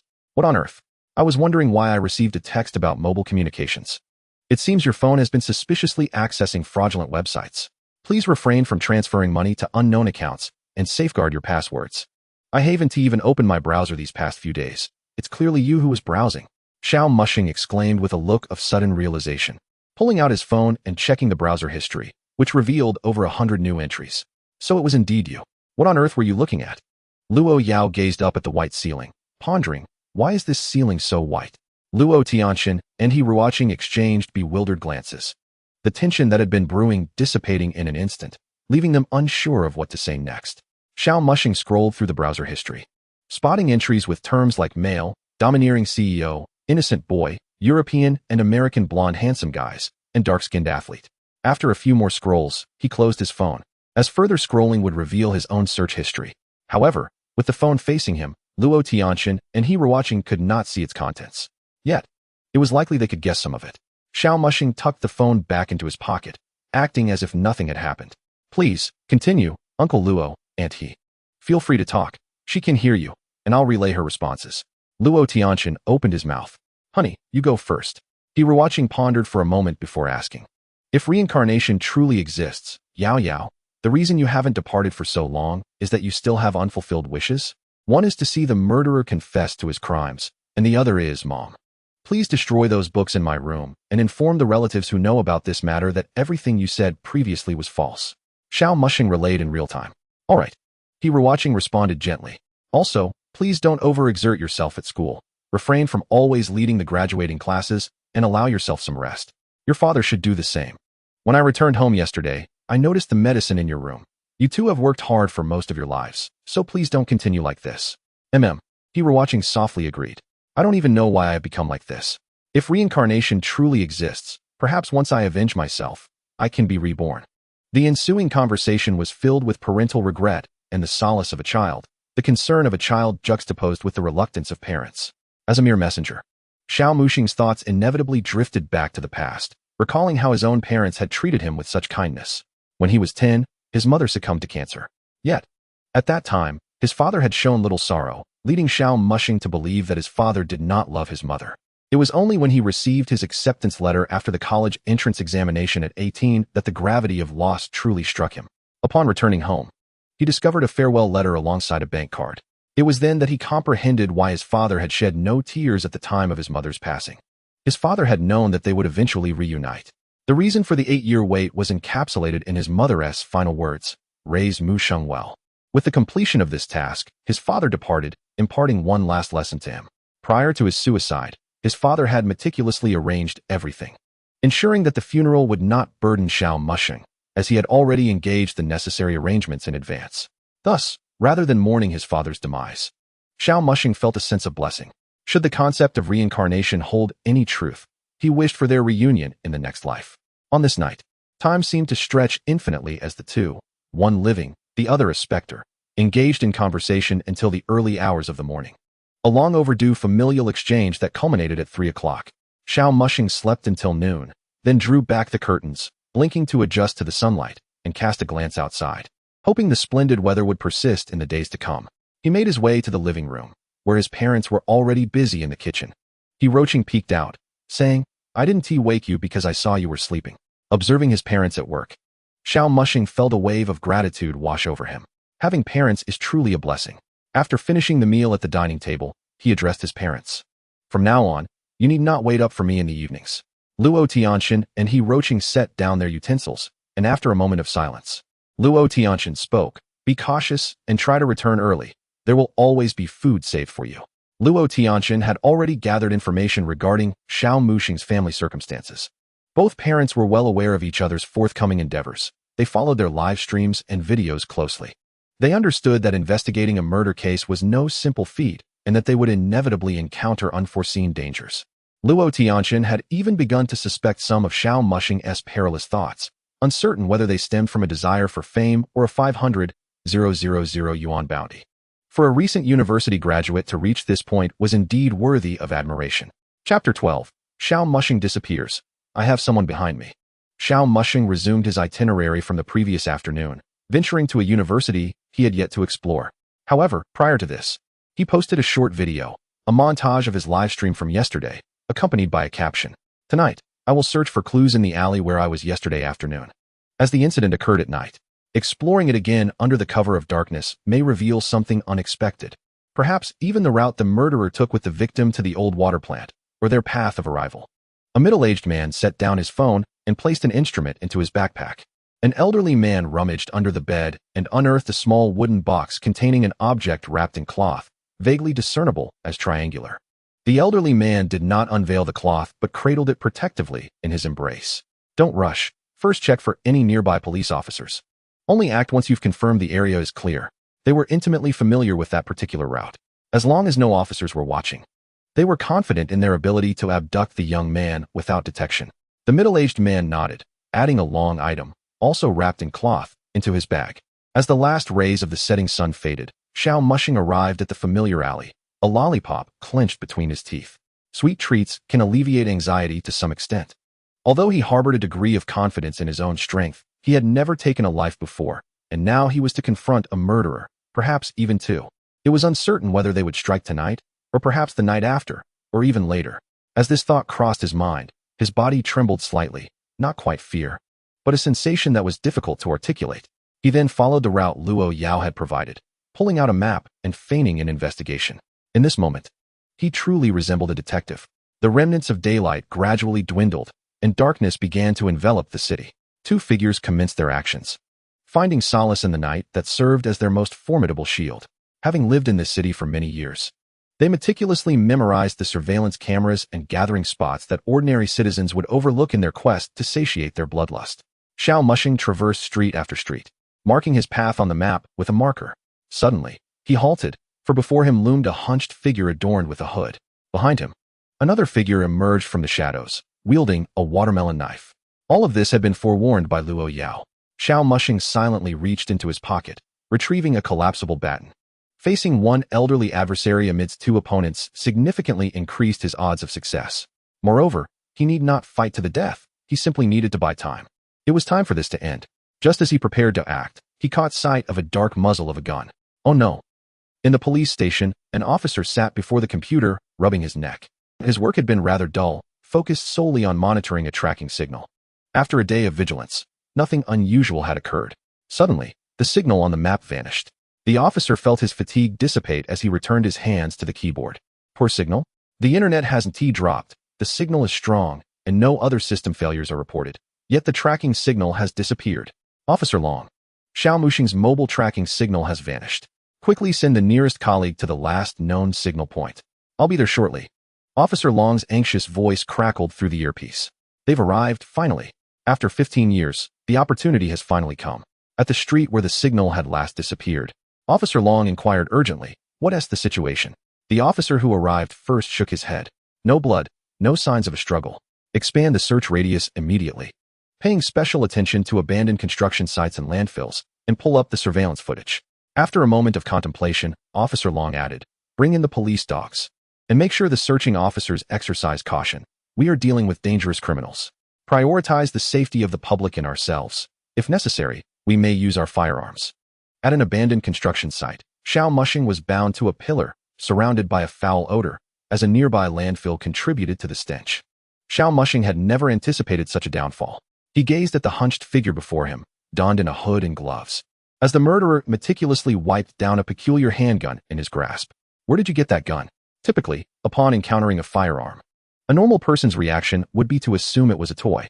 However, faced with such an irregular weapon, cobbled together from various parts, devoid of any identifiable model, one could not help but feel a deep sense of foreboding. Everyone refrains from acting rashly, for such matters are most likely genuine in the Dragon Kingdom. This is a makeshift creation of mine, cobbled together from discarded items. And I fear that one day the police may come knocking, and perhaps I could take one or two things with me. Little did I expect it would now be employed against you. Meanwhile, the middle-aged man was perusing Xiao Mushing's phone, having just unlocked it with the latter's fingerprint.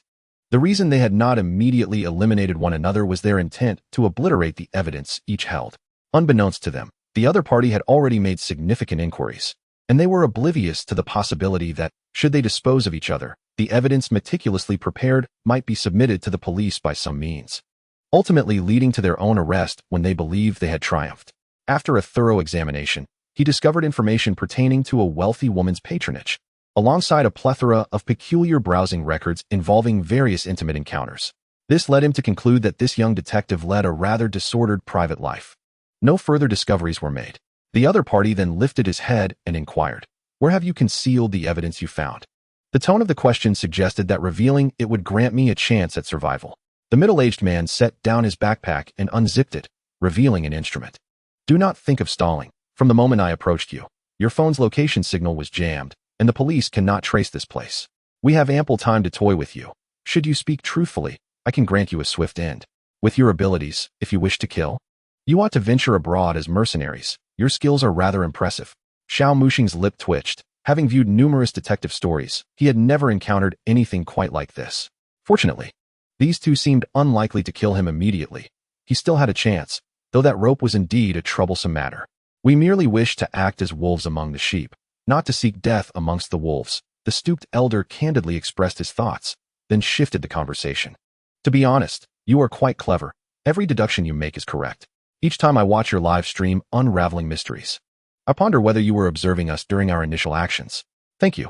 My teacher once remarked upon my cleverness, though lamented my lack of focus on my studies."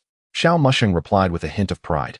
At that moment, the middle-aged man struck him in the abdomen, and Xiao Mushing's phone was conveniently placed beside the signal jammer. "You do possess a fair amount of pride." Xiao Mushing, wincing in pain, lowered his head. At that instant, two unseen phantoms, imperceptible to the killers, approached the phone, silencing all volume before dialing emergency services. Following the punch, the middle-aged man queried, "Tell me, how did you uncover these details, and where have you hidden the evidence?" They had executed their plan flawlessly. How had the other party unraveled it? He needed to extract this information from Xiao Mushing. Observing the urgency in the latter's demeanor, it seemed their prior investigative approach had unnerved them. Therefore, Xiao Mushing decided to escalate his tactics. He raised his head and spoke with earnest conviction. "Would you believe me if I claimed that none of this was discovered by me?" The middle-aged man, hearing this, assumed the other was merely jesting, preparing to strike again. However, the elder behind him suddenly halted him. "Wait, are you implying that someone is behind you?" The elder was the first to grasp the implication in the young man's words, carefully scrutinizing his eyes and discerning no deceit. "What do you think? I'm not so idle as to travel thousands of miles to solve a case in Jinyang without reason. Someone informed me of everything and instructed me to follow their directives, promising a bounty of 500,000 upon the case's resolution. Otherwise, I would not have come." Upon hearing this, both men were taken aback, realizing there was indeed someone behind him, and Xiao Mushing had merely cast out a lure. The middle-aged man quickly retorted, "But I found no such messages on your phone." "You certainly would not, for when she communicated these matters to me, it was not through electronic means. According to her, you would not act so swiftly, allowing me to conduct another live stream tonight. Yet, before I could begin, you two appeared with weapons, dragging me to this wretched, dilapidated construction site," Xiao Mushing said, his expression one of disdain. At that moment, the middle-aged man and the elder exchanged glances, each perceiving the fear reflected in the other's eyes. Chapter 13, The Abandoned Building Escape. They glanced back at Xiao Mushing and then retreated to converse in hushed tones. The middle-aged man spoke first. "Dad, how much truth do you think resides in this kid's words?" He might indeed have someone backing him, but he is certainly not as incompetent as he claims. Remember, when we found him, he was still drawing a map. The elder, while speaking, produced the map Xiao Mushing had sketched. Although incomplete, the initial portion he had drawn aligned with their route from 15 years prior. However, if he truly has someone behind him, our current predicament becomes quite precarious. We might have already fallen into a trap. Should we consider? The middle-aged man made a slashing gesture across his throat. The elder pondered for a moment. No, we must ascertain the identity of this mastermind from him. That person might be closer than we think, and we cannot afford to leave such a significant threat unchecked. Originally, they had been the ones in the shadows. Yet the situation had reversed. Someone lurked in the depths of darkness, observing them. How could they remain at ease? After a brief contemplation, the middle-aged man finally nodded in agreement. Indeed, we must proceed in this manner for now. As they turned back, they found only an empty pillar and the rope lying beneath it. Immediately, they directed their gaze toward the staircase, spotting a youth stealthily descending, half of his body visible. Who waved at them? Hi, Xiao Mushing greeted before hastily running down the stairs. The two men, witnessing this scene, felt their hearts nearly stop, and they promptly gave chase. As the middle-aged man rushed forward, he also grabbed his bag, ensuring that Xiao Mushing's phone remained within the range of the signal jammer. In the abandoned building, a frantic chase ensued. Stop! Don't run. If you do, I'll shoot. Luo Yao was right at Xiao Mushing's side.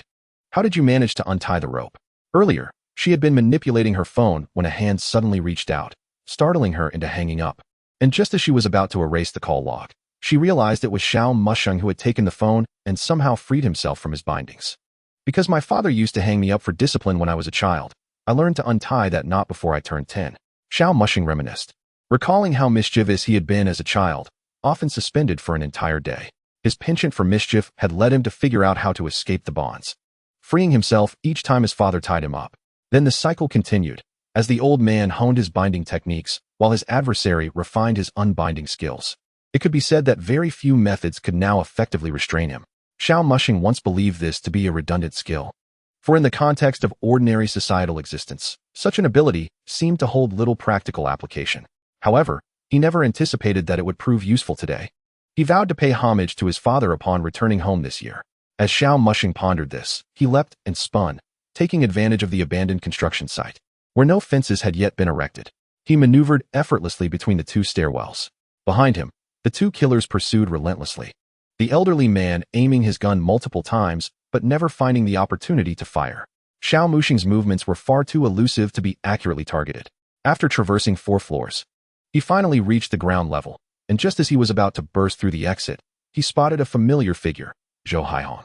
It was unclear how she had found her way here, but there was no time for conversation or emotional exchanges. Xiao Mushing shouted, "Run!" Zhou Haihong, perplexed, wondered how the two of them could possibly subdue the two killers. They had. Before she could finish her sentence, a gunshot rang out, and a bullet struck the nearby metal sheet, sending sparks flying. Zhou Haihong immediately turned and fled, showing no hesitation or bravado. As she ran, she shouted, "How could they have guns?" Clearly, she had not anticipated that the killers would be armed. The previous 7 victims had mostly suffered blunt force and stab wounds, compounded by the stringent gun control laws in the Dragon Kingdom. Under normal circumstances, one would not assume that their adversaries possessed such weaponry. They made them themselves. Xiao Mushing nearly shouted in response. Had it not been for the gun in their hands, he would have already taken them down. The two fled the staircase and dashed toward another unfinished building, where numerous columns and darkness provided an ideal hiding spot. Once inside, they concealed themselves behind a column. Zhou Haihong's chest heaved as she reached for her phone, but Xiao Mushing quickly restrained her. The killers had entered. In the pitch blackness, turning on her phone would undoubtedly emit light, which would be far too conspicuous in the darkness. At that moment, Zhou Haihong felt a surge of anxiety. Despite her combat skills and Xiao Mushing's relatively robust physique, they should theoretically be able to overpower the two assailants. However, the advantage lay with the adversaries. Xiao Mushing leaned closer to Zhou Haihong and whispered a few words. Upon hearing them, she looked at him in shock and whispered back, "You intend to confront the one with the gun?" Xiao Mushing nodded. Had he known from the outset that his opponent was armed, he would not have surrendered so readily. Now, the greatest threat posed by the two men was indeed that firearm. Though he hesitated to make this choice, the killer's caution suggested they would find them soon enough. Moreover, with a gun in play, even a single bullet could incapacitate them, leaving only 2 corpses by the time the police arrived. Rather than allowing the killers to play cat and mouse, it was better to take the initiative. In the darkness, he had a distinct advantage over the two. Zhou Haihong, biting her lip, found it remarkable that after so many years as a bounty hunter, she could still feel this level of anxiety. Let's do this. She had never faced an armed opponent before, and today marked her first encounter. Although it was not her task to confront the gunman, she would inevitably have to if Xiao Mushing failed. However, at that point, it was likely she would be reporting to the underworld instead. Chapter 14, The Gift. The elderly man and the middle-aged man entered the dark, abandoned building. Each held a flashlight, and after exchanging a glance, they decided to split up. The middle-aged man retrieved a long object wrapped in cloth from his bag. As he unwrapped it, a gleaming watermelon knife was revealed. The old man wielded a makeshift handgun, and they cautiously advanced, both feeling a thrill. They knew that if their quarry escaped, their fate would likely be sealed. Yet, the exhilaration of playing cat and mouse, of holding another's life in their hands, was a pleasure they had not indulged in for far too long. This dominance over life, this manipulation from above, had been absent for 15 long years. Although the old man was aged, he was unfazed. After all, he held a carbon-based biological equalizer. Whether facing a martial arts expert or a bodybuilder, it was merely a matter of pulling the trigger. Thus, even if his opponent was a young man, to him, it was akin to fish on a chopping block. He even began to whistle leisurely, a tactic designed to psychologically torment his hidden prey. The sound of his whistling heightened the fear of those in hiding. He recalled how, 15 years prior, he had used this very tactic to toy with many young girls. He could still vividly remember the moment their terror and despair ignited when he suddenly appeared before them after halting his whistle. Regrettably, he had not yet acquired a firearm back then, only able to toy with young girls. But now, he could bully someone stronger and younger than himself. He eagerly anticipated the look of terror on his opponent's face when he finally caught up to him. As he searched, his peripheral vision caught a glimmer of light in the darkness behind a concrete column. The old man raised his hand to shield the flashlight's beam and continued whistling as he advanced further. Then, he stopped whistling and crept closer to the source of the light. As he approached, he could hear faint sounds emanating from that direction. We have already pinpointed your location and will be arriving shortly. If you are unable to respond right now, do not panic, just ensure your safety. Upon hearing these words, a sinister smile crept across the old man's face. Suddenly, he spun around and turned on his flashlight, only to find the area before the column empty, save for a cell phone lying on the ground. Startled, he turned back to find behind him equally vacant space. They've escaped. Just as confusion set in, a foot shot out from the side, sending his gun flying into the air. A second kick struck him hard in the back, and the old man was sent crashing against the concrete pillar. Hearing the commotion, the middle-aged man sensed something was amiss, particularly since no gunfire had erupted. As he prepared to rush over, a long leg suddenly emerged from the darkness. The middle-aged man dodged, aware that he was armed only with a watermelon knife, necessitating heightened vigilance. After evading, he retaliated with a slash, producing a shower of sparks. The flashlight then illuminated the scene, temporarily blinding Zhou Haihong. The middle-aged man kicked her down. Then he dashed towards the direction from whence the sound emanated. The firearm was in the possession of the elderly gentleman. Should anything befall him, our most formidable weapon would fall into the hands of another. As for the earlier opportunity to strike with a blade, the darkness posed a significant risk. He might not accurately hit his target, and a careless miscalculation could result in his weapon becoming ensnared by the adversary's bone. Presently, the surroundings were enveloped in complete darkness, and amidst the turmoil, it was unlikely the opponent could retrieve the gun in a timely manner. He could still reach there in less than 10 seconds. In the obscurity of the night, under Luo Yao's guidance, Xiao Mushing managed to locate the firearm.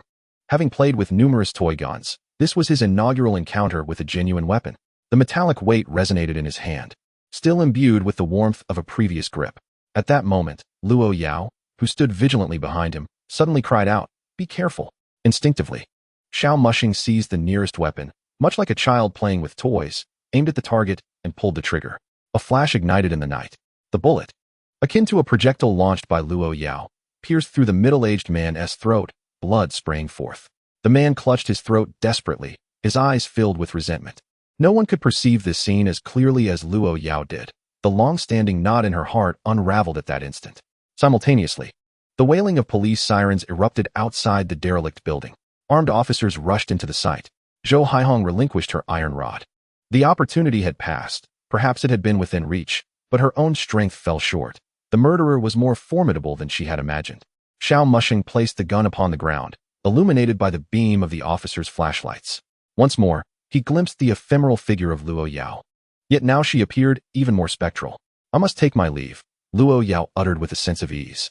Xiao Mushing had anticipated this. Throughout the previous night, he had dutifully fulfilled the role of messenger, never interrupting, never pausing. It was only when the elders decided to conclude that he ceased. "Don't you want to see how it ends for him? I wish I could. But in my heart, I have foreseen the outcome. He cannot escape." This implied she was aware of the fate awaiting the last remaining individual, and in that moment, her thoughts were clear, free from any lingering attachments. Even if there were words she wished to convey to her parents, she had already expressed them all the previous night. Xiao Mushing scratched his head. "To be honest, I was quite looking forward to it. I thought you would always be by my side. You may harbor such a notion, but it certainly does not exceed 50%. Xiao Mushing refrained from responding, for it was indeed a fact. There was some speculation, yet the likelihood was low. 50% would be considered doubling. He merely pondered aloud. "What if I were to loudly proclaim the things you cherish?" Luo Yao's expression darkened as she drew closer, her eyes brimming with lethal intent. "Then I might just reveal your browser history, ensuring your inability to thrive in this society." Xiao Mushing chuckled and raised his hands in feigned surrender.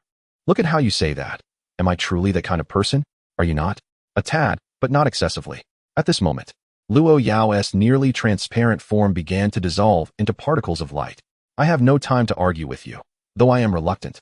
You have contributed in your own way, so I shall bestow a gift upon you as a token of appreciation."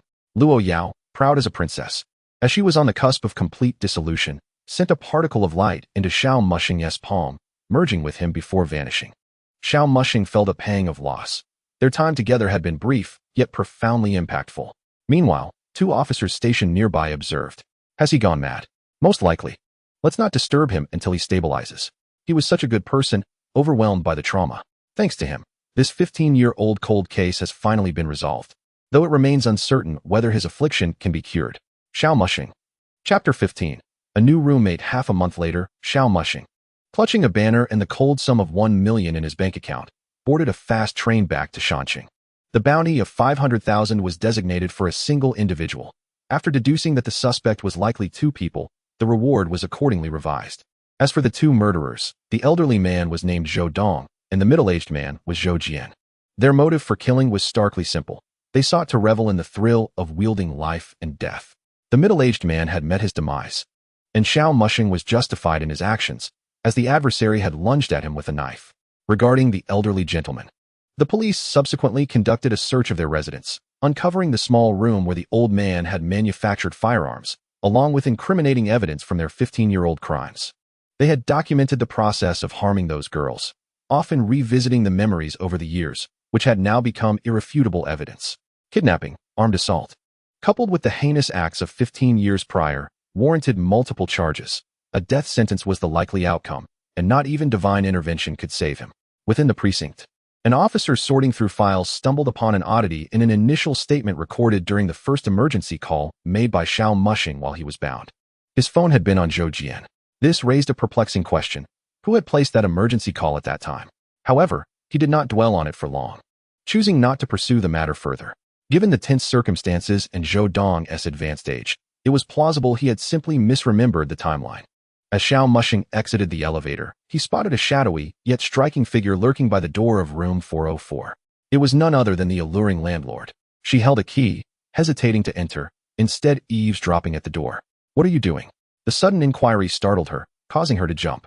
Turning around, she realized it was Xiao Mushing who had returned. "The great detective has returned. Congratulations." News of Xiao Mushing's exploits had made headlines, and she had seen it, along with his social media posts announcing his return today. Hence, she had come to ascertain the situation. "Thank you. Indeed, surviving a harrowing experience warrants celebration." As Xiao Mushing approached the door, he inquired, "Did you come by for something specific?" "Not much. I merely wanted to check if you were settling in well." In truth, she was curious to see if the place was still haunted, especially since he had not indicated any intention to vacate after his stay. Nor had he encountered any murderous foes in Jinyang. "I'm quite comfortable. My roommate is rather amiable." The landlord's expression shifted dramatically. Upon opening the door, they were met with a dimly lit room on an overcast afternoon. To confirm a certain suspicion, Xiao Mushing impulsively called out, "Could you turn on the light?" The landlord swallowed hard, her demeanor turning grave as she gazed at him. Click. A faint sound, yet in the silence of the room, it resonated ominously. The landlord's heart skipped a beat. The room brightened instantly, but to her, it felt exceedingly eerie, as if a hand might reach out from within to pull her in. The elegant landlady, consumed by her own dismay, was acutely aware that this abode lacked voice-activated lighting. Without a moment's hesitation, she prepared to make her escape. Yet, a firm hand grasped her tightly, causing her to collapse helplessly to the ground. Please, no. I am still young. I have yet to fully relish my days of reclining and collecting rent, indulging in the company of male models. I do not wish to meet an untimely demise. Xiao Musheng, having once perceived the landlady's life as filled with joy, was taken aback by the extent of her happiness. It's me, he said. Upon hearing that familiar voice, the landlady, seated on the ground, lifted her head, her tone laced with sorrow. Is there something you need? You came specifically to see me. Do you wish to come in and sit for a while? I can't. My grandmother's full moon celebration is happening. I must return to partake in the festivities. I shall not enter. We can discuss matters another time. As she spoke, she pushed aside Xiao Musheng's hand and, reminiscent of their first encounter, fled as if her life depended on it. From the doorway, Xiao Musheng observed a silhouette in the living room, not the familiar figure clad in school uniform, but rather a middle-aged man dressed in a black tactical jacket. Originally, he intended to inquire whether the landlady would sell the house to him, but judging by her current state, he decided it best to wait for another opportunity to ask. Xiao Musheng stepped inside, closed the door, tossed his bag onto the corner of the sofa, and reclined upon it, assessing the man standing in the living room. The man, in turn, scrutinized Xiao Musheng. You can see me. Why wouldn't I? Am I to gaze at thin air? The man chuckled, explaining. That's not my point. I meant to say, you are not afraid to see me. You are not the first. The man's eyes flickered with surprise upon hearing this. So, you are a ghostly messenger? Not at all. Merely a recent graduate yet to secure employment, though my bank account possesses a cold million. The middle-aged man remained silent for a moment before realizing the absurdity of boasting to a ghost. Could you not choose someone else? Like that girl who was nearly in tears at the door? She is far wealthier than I, and flaunting my fortune before her would only be disheartening. Then why not seek out your friends? Absolutely not. After boasting, they might come to borrow money from me. That makes sense. Once Xiao Musheng's pride had been sufficiently stroked, he began to smile and inquire, what is your name? Is there something I can assist you with? Xiao Musheng had resolved against toiling away in menial jobs. The meager earnings hardly compared to his current venture as a bounty hunter. Without even joining the forum, he had already earned a staggering $1 million in his first month, far superior to the drudgery of labor. My name is Han Li, and I seek your assistance in retrieving my body from Chiga Mountain. As Xiao Musheng envisioned his future, he abruptly sat up from the sofa upon hearing the man's request. Are you referring to the Chiga Mountain in Yin Province? The one rumored to house female ghosts, wild men, and monstrous snakes that devour humans? Han Li patiently clarified. Yes, it is indeed the Chiga Mountain in Yun Province, but your descriptions are overly exaggerated. That place is not nearly as terrifying as you suggest. It possesses a complex terrain, but none of those mythical creatures. The true Chiga Mountain is beautiful, mysterious, and vibrant. Then could you explain your current predicament? Han Li found himself momentarily speechless, his present condition serving as the most compelling proof of his state. Chapter 16, Bounty Hunter Level Assessment. Seeing that Han Li could not respond immediately, Xiao Musheng decided against pressing further, opting to wait until the man could clarify his situation. After a brief rest, he retrieved his laptop from his bag and logged into the chat application, clicking on the link sent by Zhou Haihong 2 weeks prior. The link redirected him to the browser interface, which displayed, LV5 Bounty Hunter Hongyue invites user 725 for 321 to join the Bounty Hunter forum. Please change your username. After a moment's contemplation, he typed on the keyboard, Ultimate Tyrannosaurus. This username already exists. Dark Tyrannosaurus. This username already exists. Xiao Musheng sighed. Ghostly Messenger. Successfully established a new username. Please complete your personal information to determine your bounty hunter level. Xiao Musheng began filling out the personal information form. Name, age, gender, education, skill set, and historical achievements. As he continued scrolling, he encountered a section for medical history. After a moment of consideration, he took a screenshot of his diagnosis and uploaded it, accompanied by the note, Bounty Hunter Backend Official Assessment. A level assessor was reviewing the newly uploaded materials for today. Private undergraduate, management major, useless. A national language level 4 certificate, but no English certification, so it seems English is also inadequate, utterly useless. This won't even qualify for LV1. Both parents deceased, no familial burdens, there's some potential. Let us further examine the historical achievements. Solved a 15-year-old cold case, confronted 2 murderers, 1 armed, a 2-on-1 counterattack. Oh, it's this fellow. This could directly elevate him to LV4, though reaching LV5 might be a stretch given that there's only one historical achievement. It's somewhat monotonous. Well, it's been over a year since I've seen a bounty hunter promoted directly to LV4 under my supervision. I'll be content with a LV4. The assessor continued to scroll through the data and came across the medical history section, which contained a mental illness diagnosis. Without hesitation, the assessor marked the level assessment as LV5 and clicked send, submitting it to the upper-level review team for a final decision. With both parents deceased, a remarkable historical record, and being a mental health patient, the qualifications were stacking up. He was naturally suited for the role of a bounty hunter. However, the LV5 designation was a significant threshold. In addition to the preliminary assessment, it required validation from the upper-level review team and final confirmation from the headquarters. Upon reaching this level, the permissions for bounty hunters expanded significantly, and over 80 of the tasks available at this level carried life-threatening risks. Inadequate strength could indeed lead to fatal consequences. Thus, the scrutiny for this rank was stringent. Now, tell me, how did you die? Xiao Mushing ordered takeout, inquiring between bites. He felt that if he did not ask, even if the man were a ghost, he would likely end up with a bald head from the stress. Han Li, hearing this, set aside his troubled thoughts, released his grip on his head, and rose from the floor, beginning to organize his memories. My two colleagues and I entered Chiga Mountain for a geological survey, when suddenly the weather took a turn, and a thunderstorm ensued. Our temporary camp was near a river, and we deduced that the rising water indicated an imminent flood upstream, necessitating a swift departure. However, due to the rain-soaked ground, we were forced to change our route multiple times. Eventually, we became lost in the forest, and as night approached, we had no choice but to set up camp. Later that evening, I heard some noises and went out to investigate, but amidst a thunderous clap, I stepped into a pit.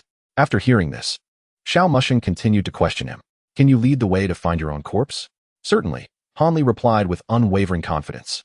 Were it not for the inherently convoluted terrain of Chiga Mountain, compounded by extreme weather conditions, he and his two colleagues would not have lost their way. Now, retracing his steps for the second time, he was certain he could locate it. Moreover, he felt an inexplicable connection to his own remains, as if fate itself guided him. Given the other party's willingness to inquire about the matter, it was likely they were 7 parts inclined to assist him. Thus, he answered with an air of resoluteness, devoid of hesitation. After posing these questions, Xiao Mushing felt a sense of clarity. He intended to check the bounty hunter forum for relevant tasks once the rank review was finalized. Having experienced Luoyao, he surmised that aiding these spirits in fulfilling their wishes and guiding them to the afterlife might yield some form of reward. For instance, the gift he received from Luoyao, which included languages he had never known, English being one of them. It was only when he chanced upon an English phrase that he realized he could read and comprehend it, igniting a sudden awareness within him. After all, considering his previous diligent efforts, no one had achieved a higher English proficiency merely by stepping on an answer sheet. Therefore, the only plausible explanation was that this was the gift Luoyao mentioned before her departure, a gift that had become an intrinsic part of him, so much so that he had not immediately recognized it. Thus, even without a bounty, he resolved to assist, for such a gift could not be purchased with money. Later, he awaited the final review results until midnight, but they did not arrive. Consequently, Xiao Mushing had to relay a few precautions to Han Li. No unnecessary flicking of light switches at night, no clandestine peeking at his browser history, and no sudden wall passing while he was in the restroom. Aside from these stipulations, Han Li was free to watch television or browse the internet, as long as he did not disturb Xiao Mushing's rest. Han Li nodded in understanding.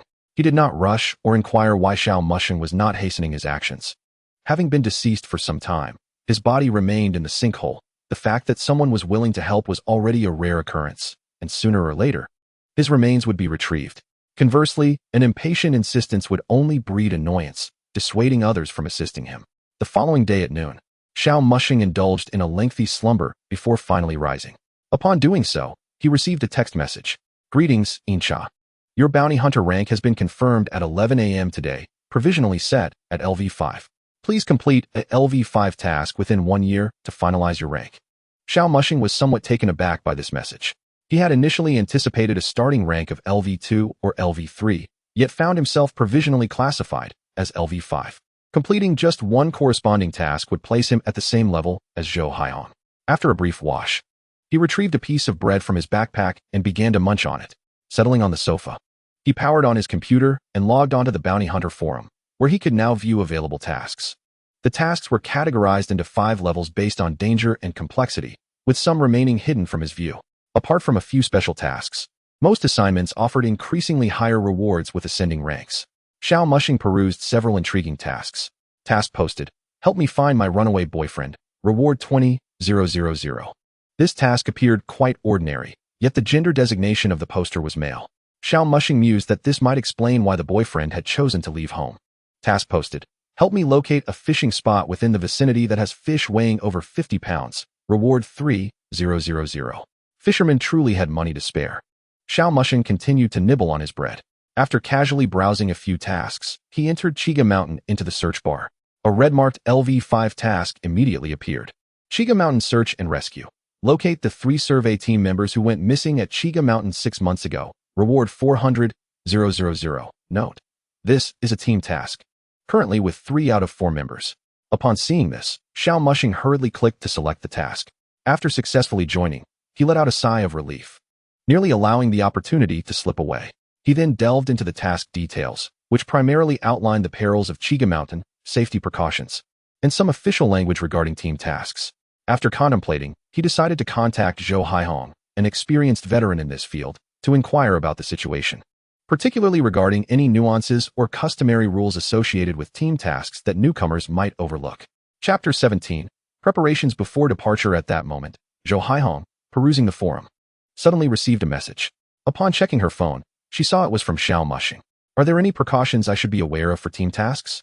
Zhou Haihong was momentarily taken aback, then quickly replied, you've taken on an outdoor task. Generally, tasks within the city are mostly solo endeavors, but most outdoor assignments require teamwork.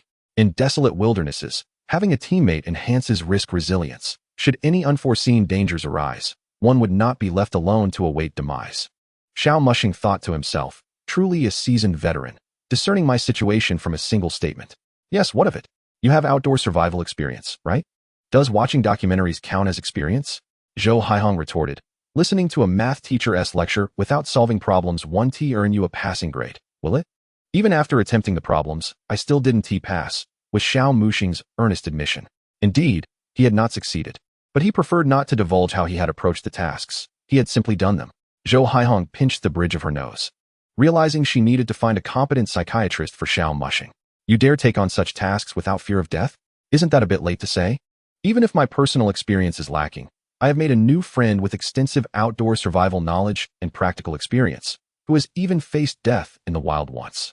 One could say he is exceptionally seasoned and reliable. This message lingered on the screen for an extended period, indicating it was still being edited. Zhou Haihong felt the urge to curse but remembered that he was a patient.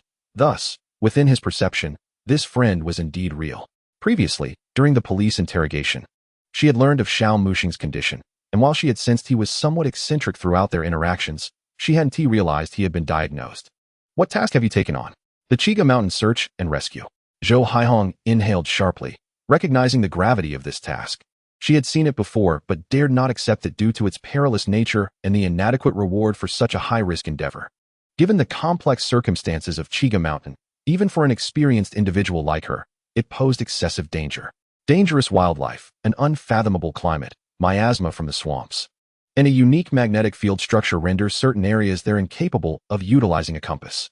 This individual, remarkably audacious, accepted such a perilous task immediately upon registration. However, upon further reflection, she considered that if this were indeed the task at hand, perhaps it would be prudent for the other party to give it a try. After all, the other 3 may not be entirely driven by the mission itself. It is a common habit among hunters on the Bounty Hunter Forum, especially those inclined towards outdoor tasks, to peruse the forum for relevant missions whenever they plan an adventure to a specific location, accepting tasks along the way to see if they can be accomplished. If completion proves impossible, they simply forego the endeavor, avoiding excessive risk.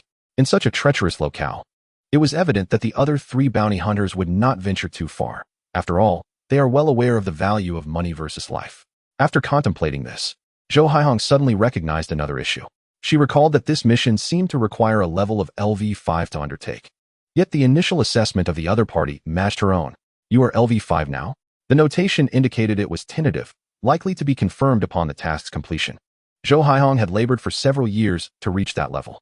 She took a moment to steady her emotions before typing again. You may give it a try, but ensure you remain with your team. Do not act recklessly. Also, pay attention to staying warm and bring changeable clothing, a gas mask, and if possible, prepare some anti-venom for snake bites. Additionally, forge good relationships with your teammates, but refrain from divulging too much about your own capabilities. Some unscrupulous individuals may take advantage of that. Upon seeing this reply, Xiao Mushing concluded that the mission might not be overly dangerous.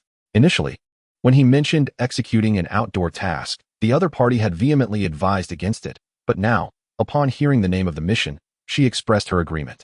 It seemed that the task's peril was not as great as portrayed online, likely exaggerated by the enthusiasm of internet users. As for the last comment, it hinted that she might have encountered some unfriendly teammates in the past. With this in mind, he began procuring equipment.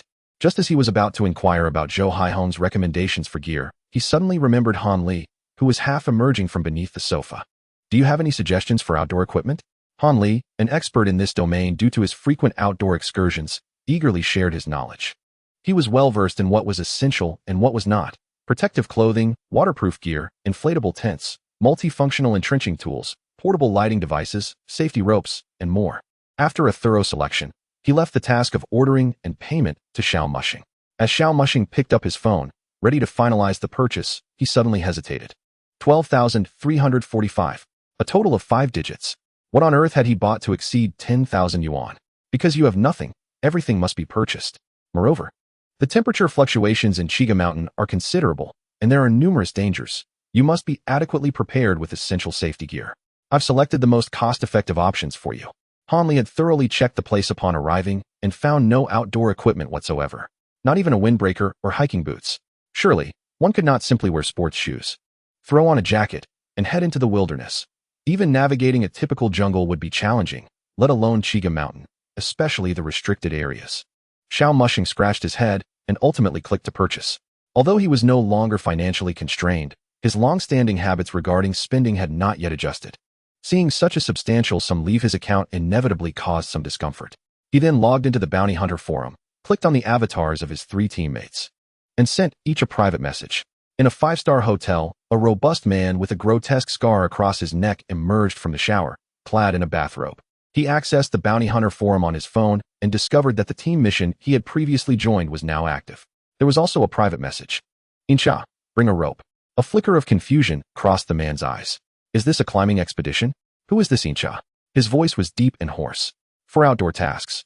It was indeed common to prepare safety ropes, but such reminders were typically unnecessary, as none were novices.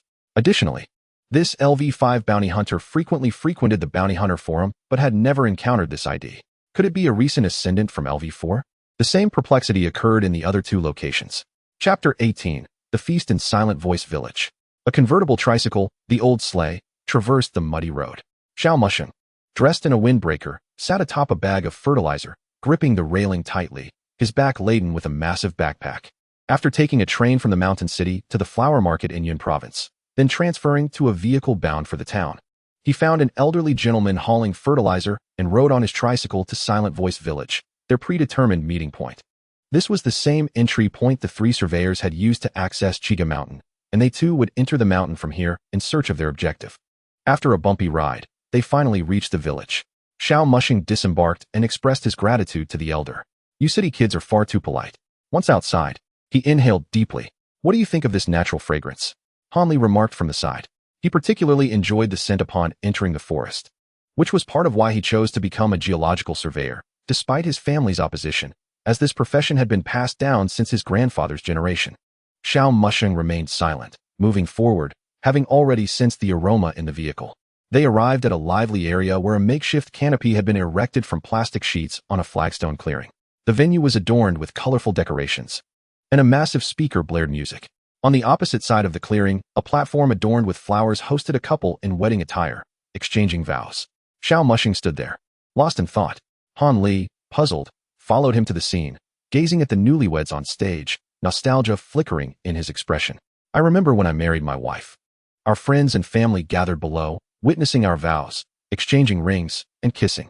If you're envious, you could find a girlfriend, he quipped. Huh, where did he go?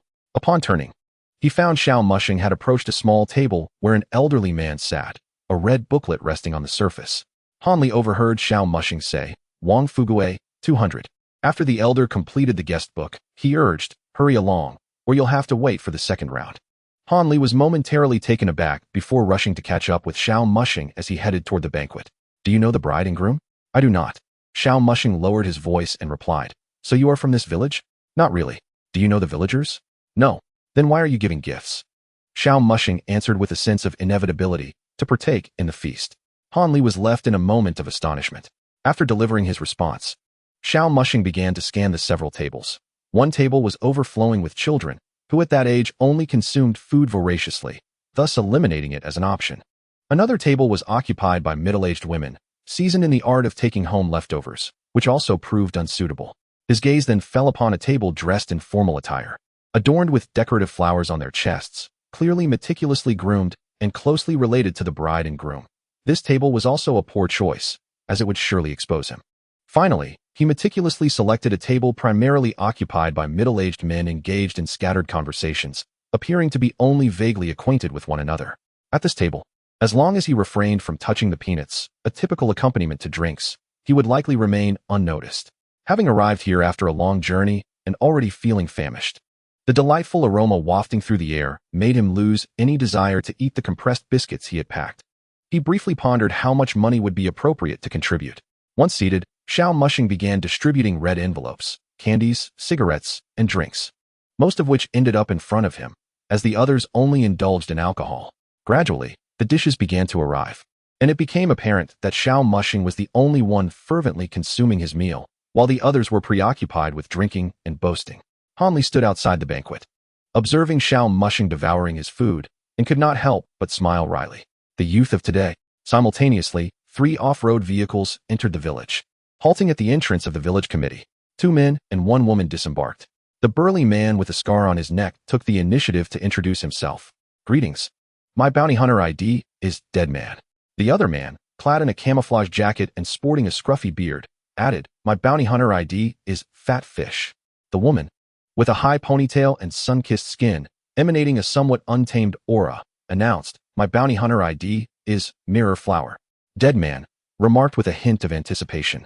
It seems Insha has yet to arrive. Fat Fish glanced in a particular direction. He's coming. The other 2 turned their gaze toward where he was looking and spotted a young man approaching with 2 red bags in hand. As Xiao Mushing drew closer, he placed the bags on the hood of the vehicle, opened one of the red bags, and distributed a can of drink and a few candies to each person.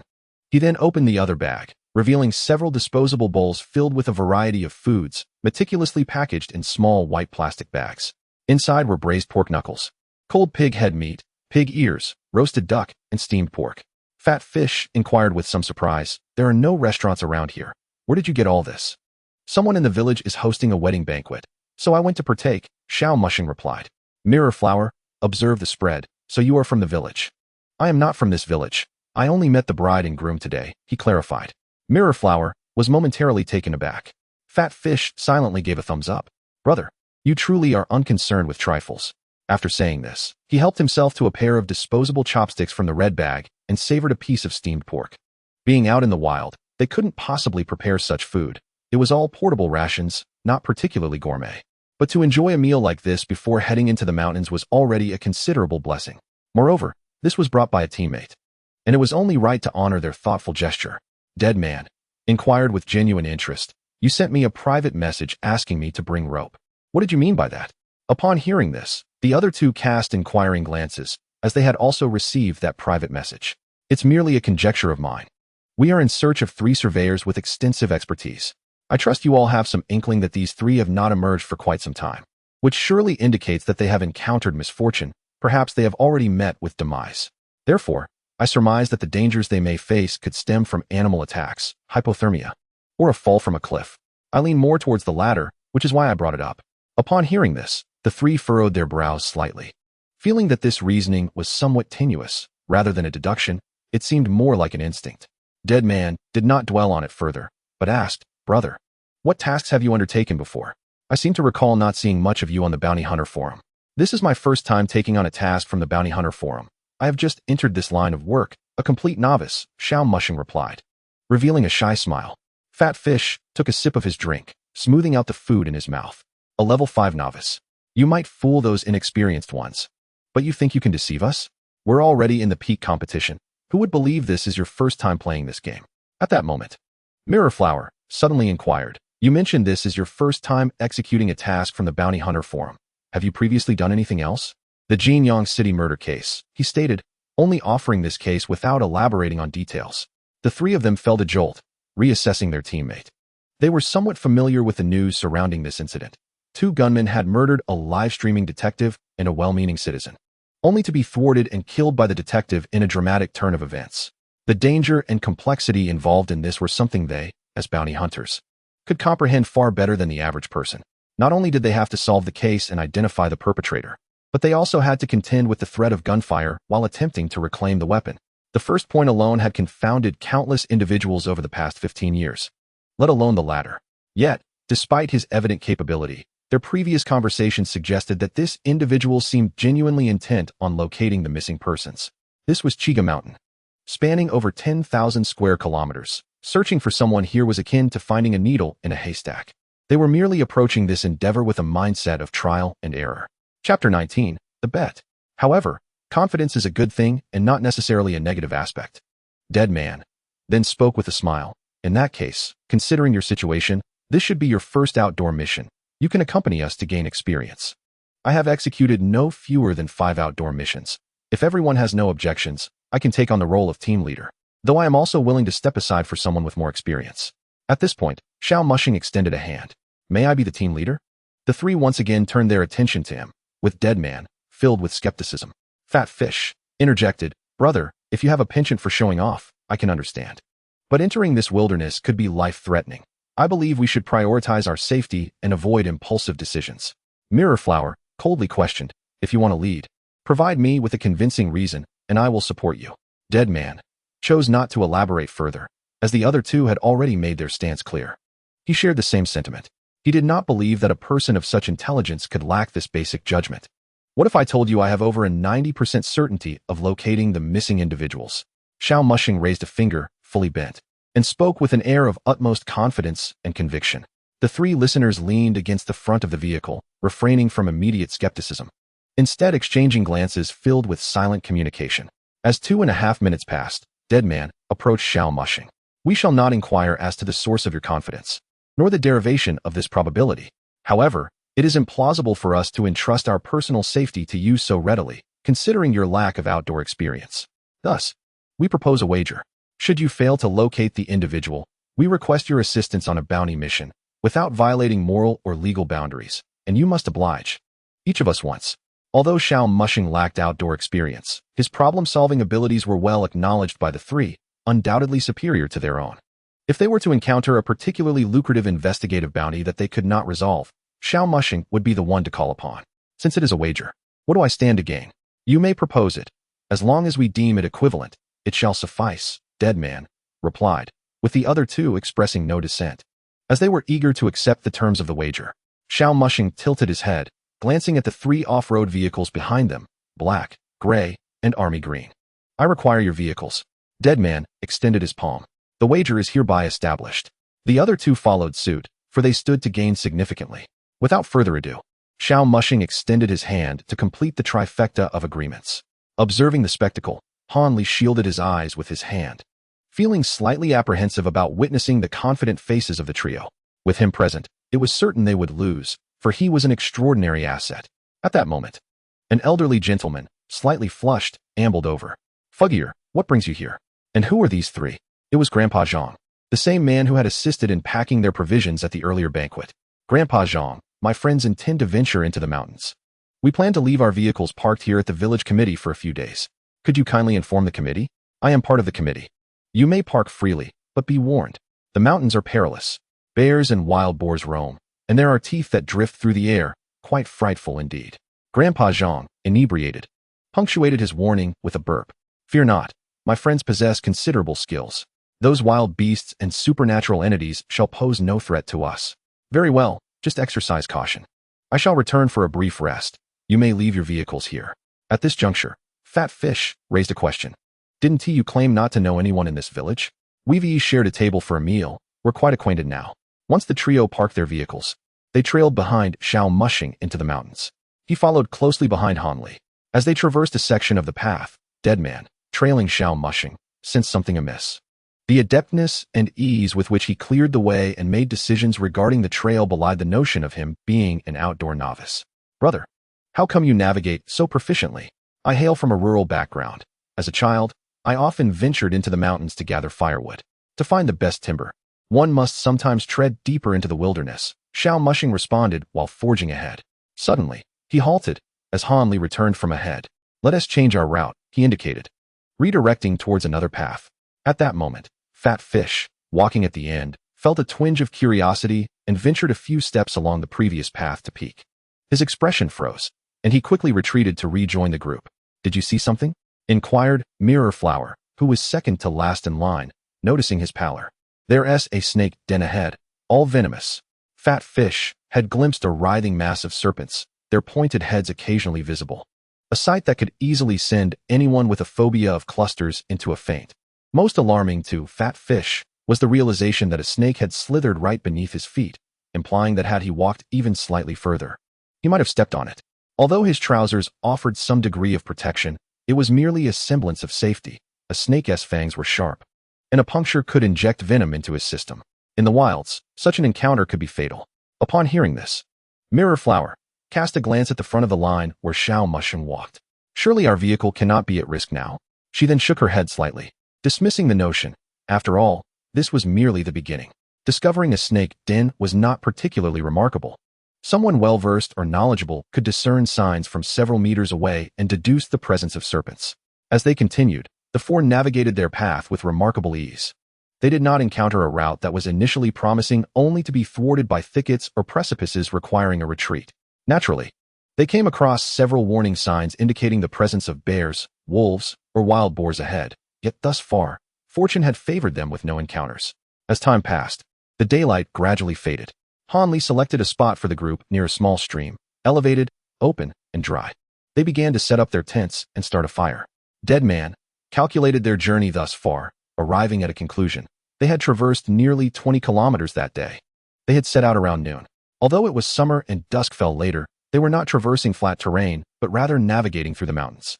If one could cover 40 kilometers in a day on flat ground, in the rugged jungles, one might only manage 10 to 20 kilometers. Considering the complex terrain and the need to avoid wildlife or detours due to wrong turns. Yet, remarkably, they had encountered none of these obstacles. Xiao Mushing's objectives were clear and his route precise, as if he had traversed this path before. Chapter 20, Night Watch Shifts. The crackling of flames consumed the wood, and the four sat around a fire, consuming their provisions. Fat Fish struggled to swallow a compressed biscuit, washing it down with a sip of water, yearning for the hearty meal of earlier that day. Observing the silence among his companions, Fat Fish suddenly proposed, "Shall we share some horror stories?" His suggestion elicited an unexpected burst of laughter, directed at him from Xiao Mushing, who was munching on his rations, gazing at the empty space beside him. Inexplicably amused as if a friend stood there, the two sharing a moment of understanding and laughter. Fat Fish felt a flutter of excitement within. At this moment, Dead Man spoke quietly. The behavior you have just exhibited aligns closely with the characteristics prevalent in most horror films: desolate landscapes, the stillness of night, and a group of individuals huddled around a campfire, sharing spine-chilling tales. Mirror Flower also chimed in. I would advise against stirring up trouble. After all, in such an environment, it is imperative that we maintain our composure. You may share a cold joke, but refrain from narrating horror stories, as they may evoke superstitions and unwarranted fears. Among the four of us, the attitudes of two are quite apparent. Fat Fish ceased his attempts at humor, but sensed that Xiao Mushing was behaving rather oddly. The latter seemed hesitant to speak, yet it did not appear he was inclined to converse with him or anyone else. Afterward, as Xiao Mushing finished his rations and prepared to sleep, Dead Man suddenly inquired, "Shall we not arrange for someone to take turns keeping watch?" Xiao Mushing considered asserting that he had already made arrangements, but upon glancing at the other three, he decided against it. It would be best to keep such thoughts unvoiced. Otherwise, the trio might find it difficult to rest tonight. I do not quite grasp this. Perhaps you should take charge. Dead Man, hearing this, refrained from voicing any reproach. Acknowledging that the newcomer had performed admirably thus far, and such oversights were to be expected, he produced a small black box from his bag. This is an alarm device. The person on watch must keep it in hand at all times. Should any unexpected situation arise, they must press it immediately. The three of them looked at him with confusion, feeling that this item was somewhat superfluous. However, Hanli nodded thoughtfully. Noticing their bewilderment, Dead Man elaborated. If a large beast were to ambush us, it would first seize your throat, rendering you unable to scream or breathe. At that moment, this device would be your sole means of alerting your companions and potentially saving your life. After his explanation, Dead Man unconsciously touched the scar on his neck, a reminder of a near-fatal encounter, which had prompted him to change his ID name thereafter. Subsequently, the four made arrangements. Mirror Flower took the first watch, followed by Dead Man, then Xiao Mushing, with Fat Fish on the last shift. The first 2 watches passed without incident until Xiao Mushing was roused from his slumber by the heavy eyelids of dawn. He sat beside the fire, leaning against a large tree, squinting in an attempt to catch a few more moments of rest. Han Li remarked, "Your watchkeeping leaves much to be desired." Although Han Li was quite talkative, during the previous shifts, his words had been unheard. "Aren't you here? You are more experienced than I in such matters. Just wake me if anything occurs. I fear you might sleep too soundly for me to rouse you. Rest assured, I am a light sleeper. A mere call will awaken me." "Are you referring to that time at noon when I turned the television volume to maximum and still couldn't wake you? I had only just fallen asleep at 9 that morning, and you woke me at 11. How could I possibly be alert? By the way, there are wild boars around. Be cautious." "Oh, really?" Xiao Mushing's eyes flew open, and he sat up straight. "You should have mentioned the wild boars sooner. Fortunately, they are nearly 10 meters away and not approaching. However, there is a snake behind you, moving in your direction. It appears to be a cobra, quite long, around 3 meters.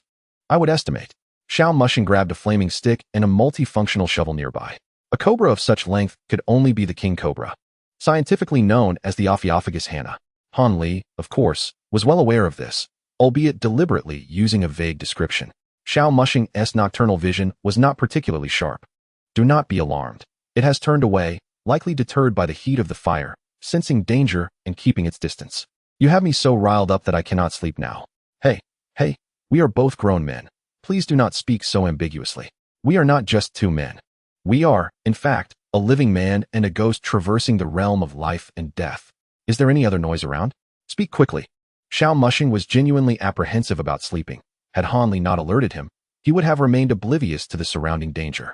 Beyond the illuminated area of the campfire, he could see nothing. Currently, there is no significant threat. While some mildly venomous creatures may be in the vicinity, they are typically deterred by the fire and do not dare to approach. There are no large predators nearby. Xiao Mushing breathed a sigh of relief. Yet he remained utterly oblivious to the fact that a tent had been slightly unzipped and a pair of eyes was intently watching from within, only to retreat quietly afterward. Fat Fish crouched inside the tent, tightly fastening his clothing, swallowing hard as he reflected on the odd behaviors he had observed earlier. For reasons unknown, various scenes from horror stories began to materialize in his mind, none vividly clear, but all evoking a sense of unease. Surely, there is nothing to fear. Perhaps he is merely unhinged. Yet, this too did not bode well. In some respects, it could be even more terrifying.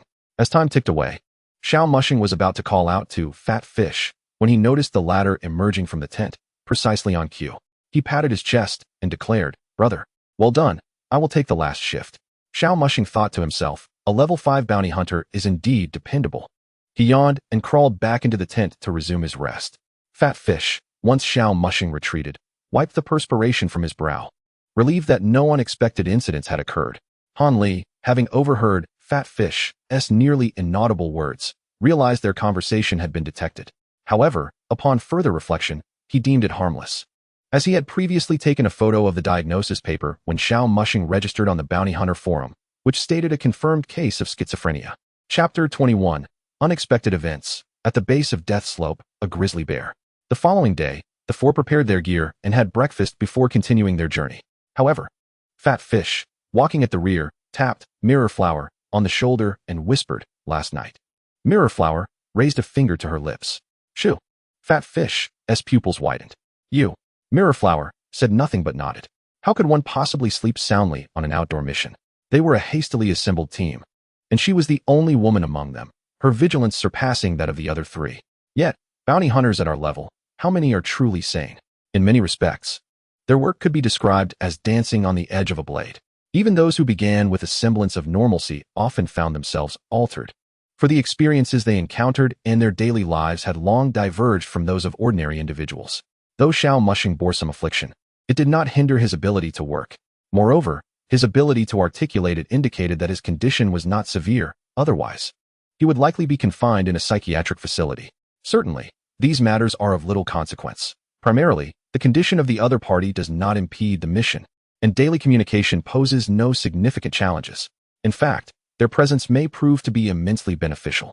To them, this individual is more advantageous than a perfectly healthy counterpart, rendering any minor ailment inconsequential, so much so that she scarcely feels inclined to inquire further, lest such trivialities disrupt the camaraderie of the team. Fat fish, you may continue to maintain your silence. If the others harbor no objections, there is no need for him to voice anything further. After traversing a certain distance, the time transitioned from morning to noon. Following a brief respite, the group pressed onward. Upon reaching a particular location, Xiao Mushing specifically instructed, "We are about to ascend a slope. Everyone must tread carefully on the upper path, ensuring firm footing, for a misstep could prove fatal." The three companions did not express any doubts, but rather committed this advice to memory, following closely behind. As they approached the slope, the others soon comprehended the rationale behind Xiao Mushing's caution. Beneath the incline lay a multitude of animal skeletons, resembling a mass grave within the jungle, the putrid stench assaulting their senses. Mirror Flower furrowed her brow, even though she understood that it was not the appropriate moment to voice inquiries. She could not suppress her curiosity. What is the meaning of this? Xiao Mushing, leading the way, patiently elucidated.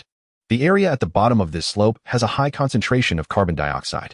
The one trailing, Fat Fish, expressed surprise at this revelation. How could such a phenomenon occur in a forest?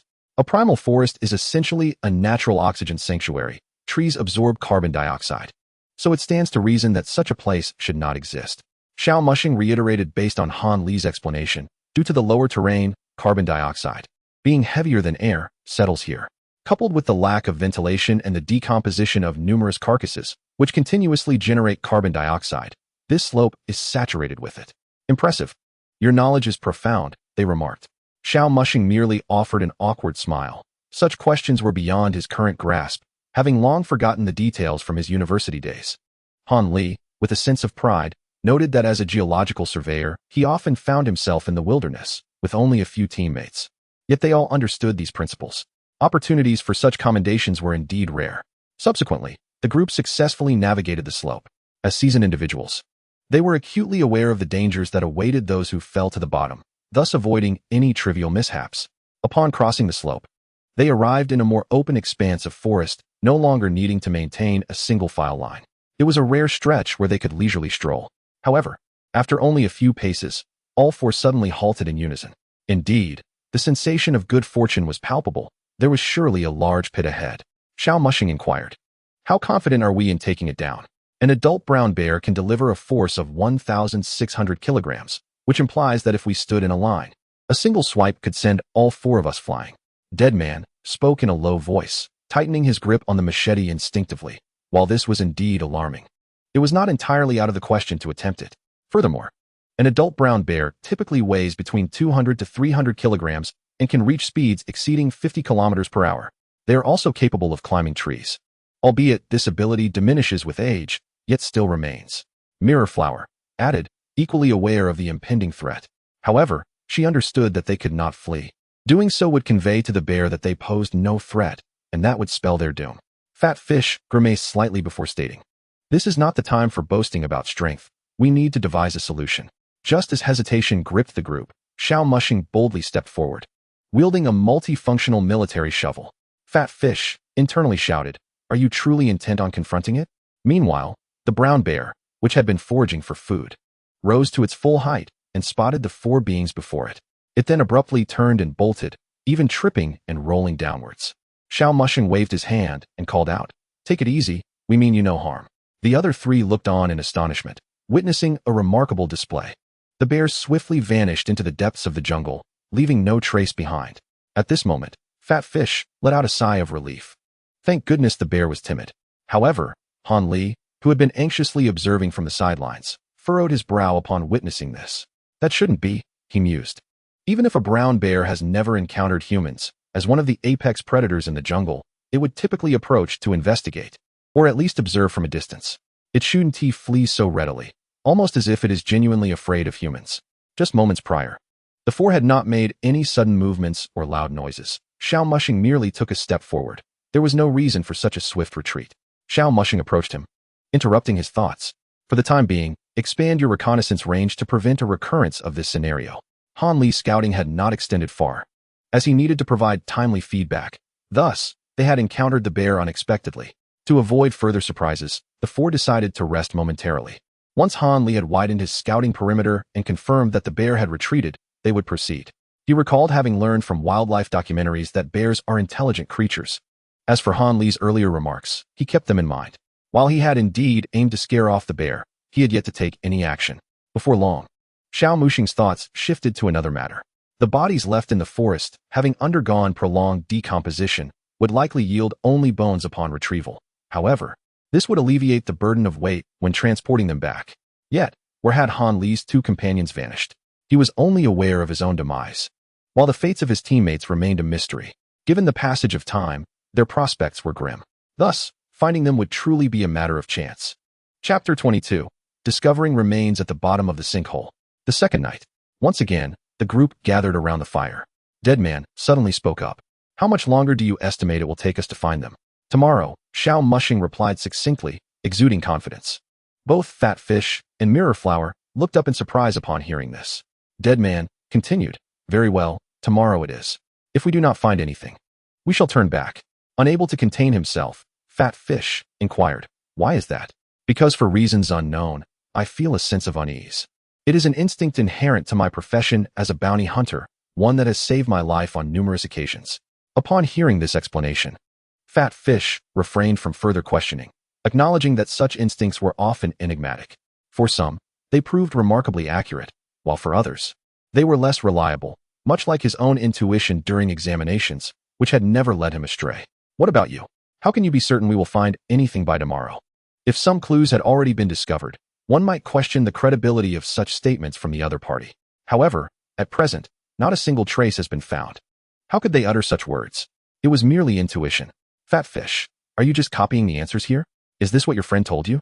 Mirror Flower's sudden remark caused Xiao Muxing to shift his gaze towards her. You can see it too.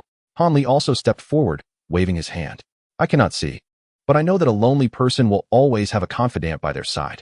Mirror Flower was reluctant to admit her affliction, particularly when being categorized as a kindred spirit by someone deemed mentally unstable. The sensation was far from pleasant, as it created a significant disconnect. Yet, the other party frequently engaged her in conversation due to their condition, which proved to be quite tormenting. Xiao Muxing said little, merely nodding in acknowledgement. After obtaining an answer, he returned to the tent to rest.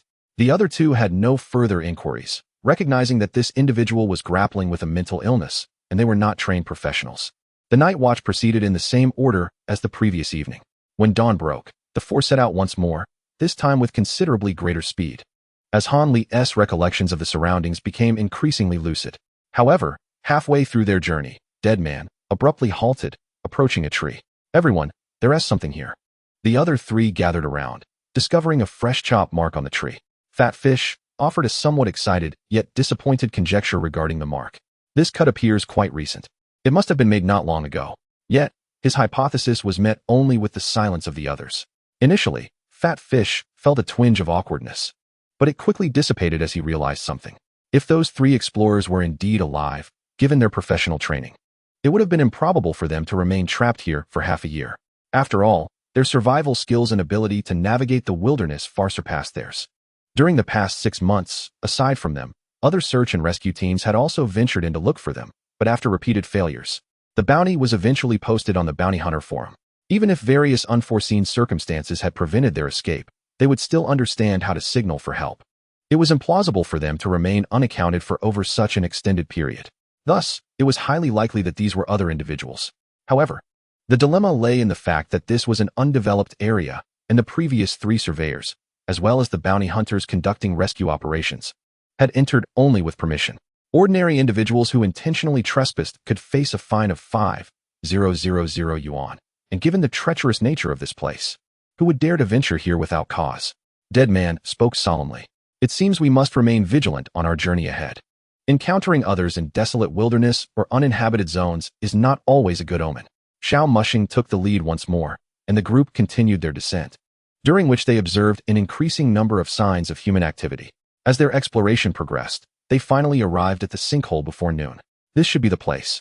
The explorers must be beneath us, Xiao Mushing indicated towards the vast chasm below. The other three exchanged glances, pondering how to articulate their thoughts.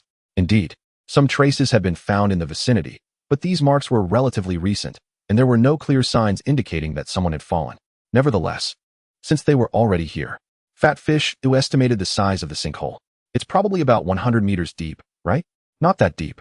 It's around 98 meters, with about a meter's margin of error, making it a relatively small sinkhole. Xiao Mushing provided a highly accurate answer. Hanli measured it when he went down. It's absolutely precise. Fat Fish was evidently skeptical, for he had encountered too many individuals who were overly confident in their estimations, claiming that a 1-meter snake was 3 or 4 meters long. Fat Fish refrained from responding and instead posed a question to the others. So who is going down?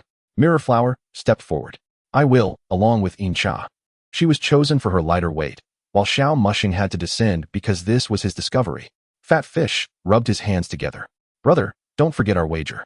Just don't get impatient when the time comes. Xiao Mushing chuckled. Your beloved car will definitely feel the gas pedal beneath my feet. He then secured the rope and slid down. During their earlier conversation, he had been diligently fastening the rope. Mirror Flower followed closely behind. Hanli had already arrived below, taking a brief stroll through the dense underbrush of the sinkhole. However, upon completing his circuit, his expression turned somber, tinged with a hint of sorrow. Xiao Mushing and Mirror Flower soon reached the pit bottom. Mirror Flower suggested, this place isn't small, let us split up and search. No need. Let us wait a moment, Xiao Mushing replied, as Hanli had already gone to search for his own corpse, and he intended to wait for him. Mirror Flower gazed into Xiao Mushing's eyes, refraining from opposing his decision. As long as she was assured he wasn't deceiving her, it was likely he merely wished to gather information nearby. Within minutes, Xiao Mushing spotted Hanli drifting back, though his demeanor was far from cheerful. Recognizing the shift in Hanli's expression, Xiao Mushing refrained from probing further and simply murmured, lead the way. Hanli floated ahead, with the two following closely behind. After a brief walk, they discovered the nearest corpse.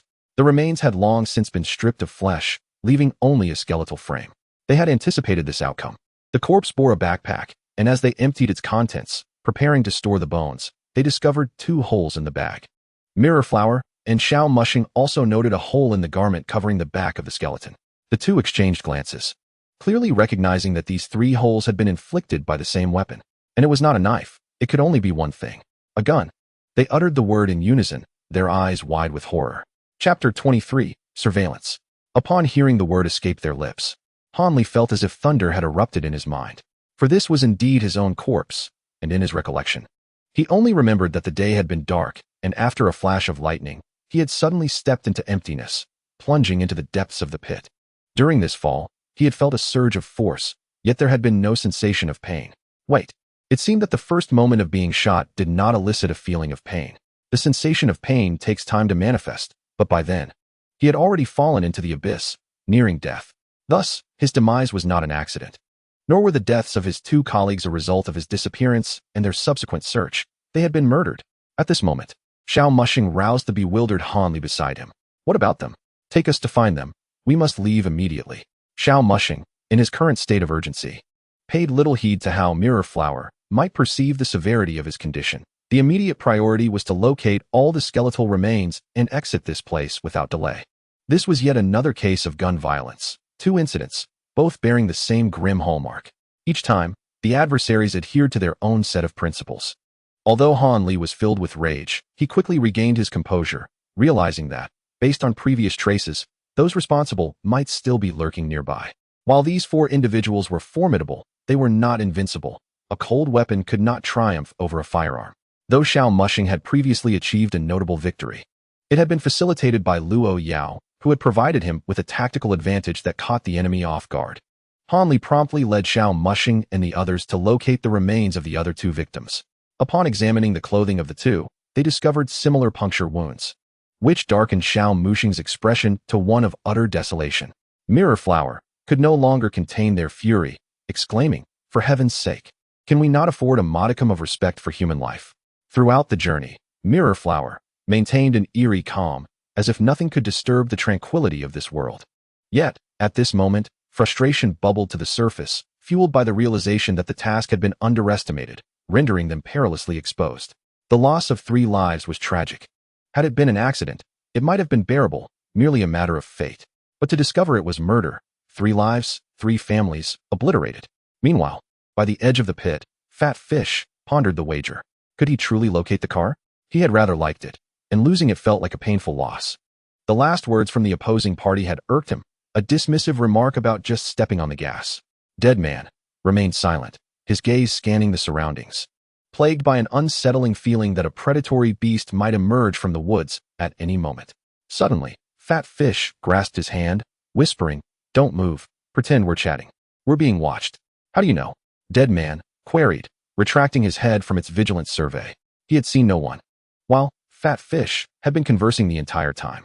"When I used to sit at the back of the class playing on my phone, I often felt the prickling sensation of a teacher's gaze upon me. It was always accurate." Moments later, the feeling of being watched dissipated. The danger had passed, and the two exhaled in relief. In such desolate wilderness, they wished to avoid conflict with either humans or beasts. At that moment, the rope below began to sway, and they started to pull it up. After a short while, Xiao Mushing and Mirror Flower emerged, carrying 3 filthy, tattered bundles. As soon as they surfaced, Xiao Mushing uttered words that sent chills down Dead Man and Fat Fish's spines. "We must leave immediately. These 3 exploration team members were murdered, and the perpetrators may still be nearby." Fat Fish managed a wry smile at this revelation, recalling the sensation of being watched moments earlier, suspecting the watchers had hesitated.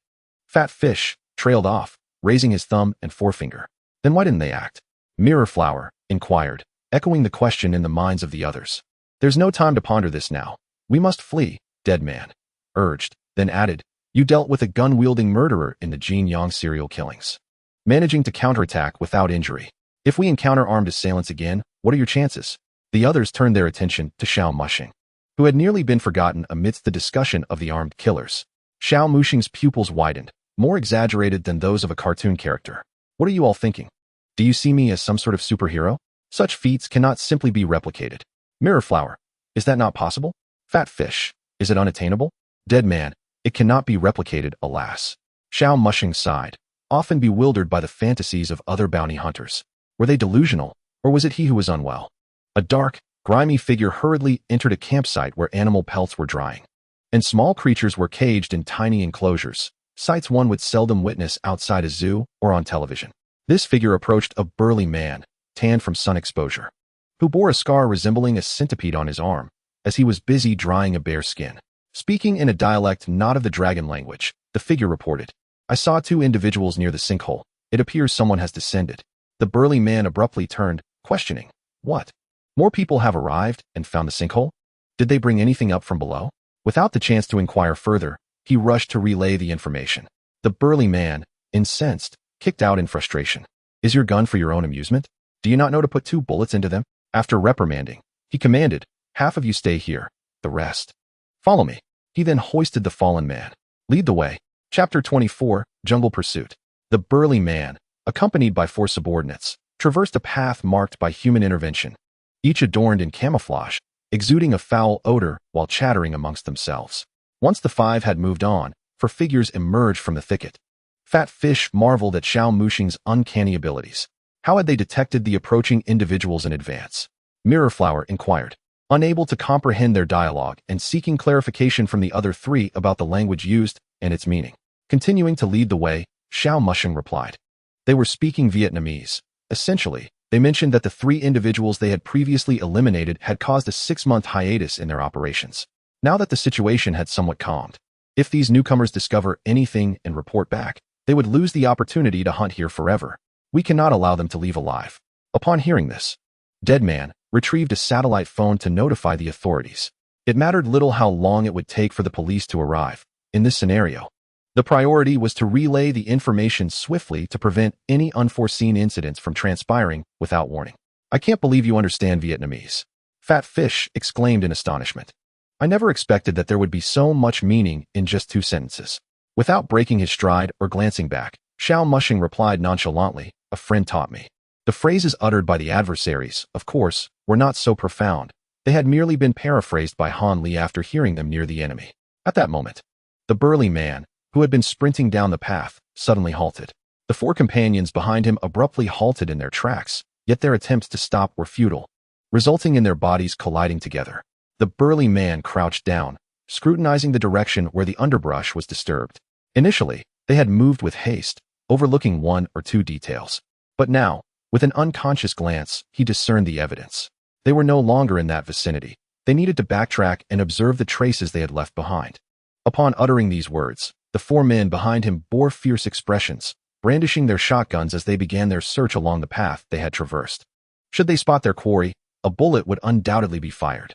Before long, they stumbled upon the very thicket where they had brushed past Xiao Mushing and his companions. It appeared that this prey was not ordinary. It seemed they were adept at playing hide-and-seek. The hunt involved 4 targets, and he commanded them to ensure none escaped their grasp. Based on the remnants left at Xiao Mushing's hiding spot, he ascertained the precise number of individuals involved.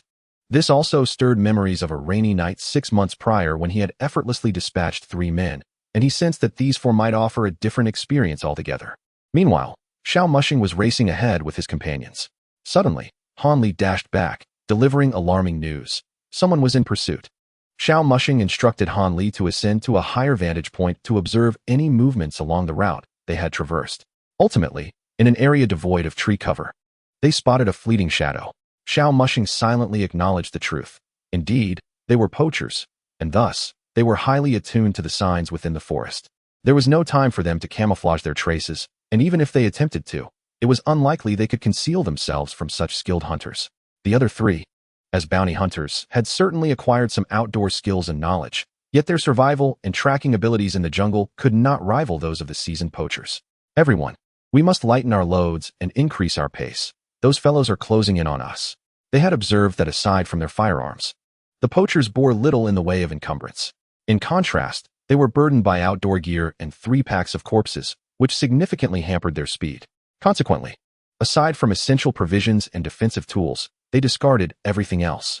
Now that the corpses had been located, it was merely a matter of returning. And with Xiao Mushing acting as a living radar, the likelihood of them losing their way was minimal. The chase continued until nightfall. The 4 men collapsed onto the ground, panting heavily. Fat Fish was particularly vocal in his complaints. How can these people run so much? It's been hours without a break. When will the rescue arrive? Although he had not seen the 5 pursuers, he had heard of them from Xiao Mushing and, along with his companions, firmly believed in their existence. After all, every word Xiao Mushing had spoken thus far had proven accurate, akin to having a complete map at their disposal. Moreover, they were reluctant to encounter those 5, for seeing them would mean being within range of their weapons.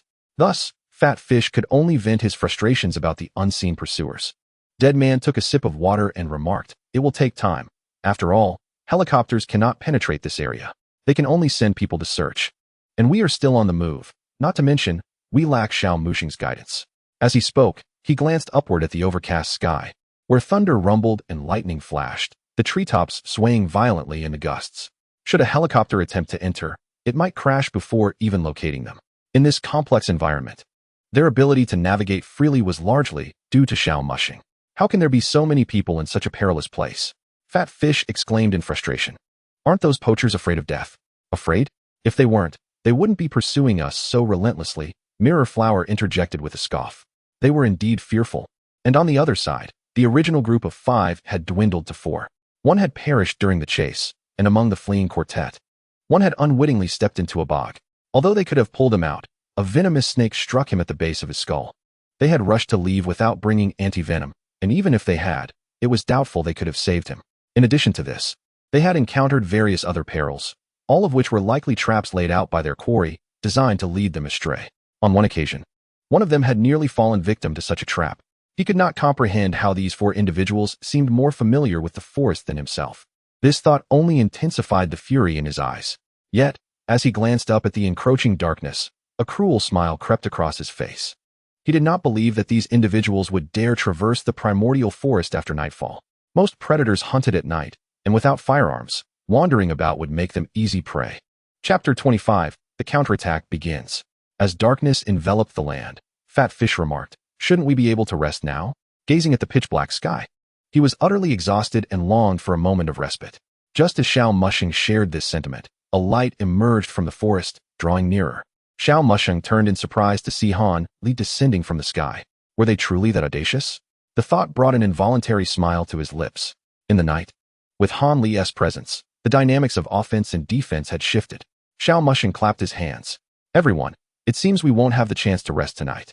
Those individuals are approaching. It appears they cannot sleep until we are dead. Upon hearing this, the three men initially panicked, hastily preparing to flee.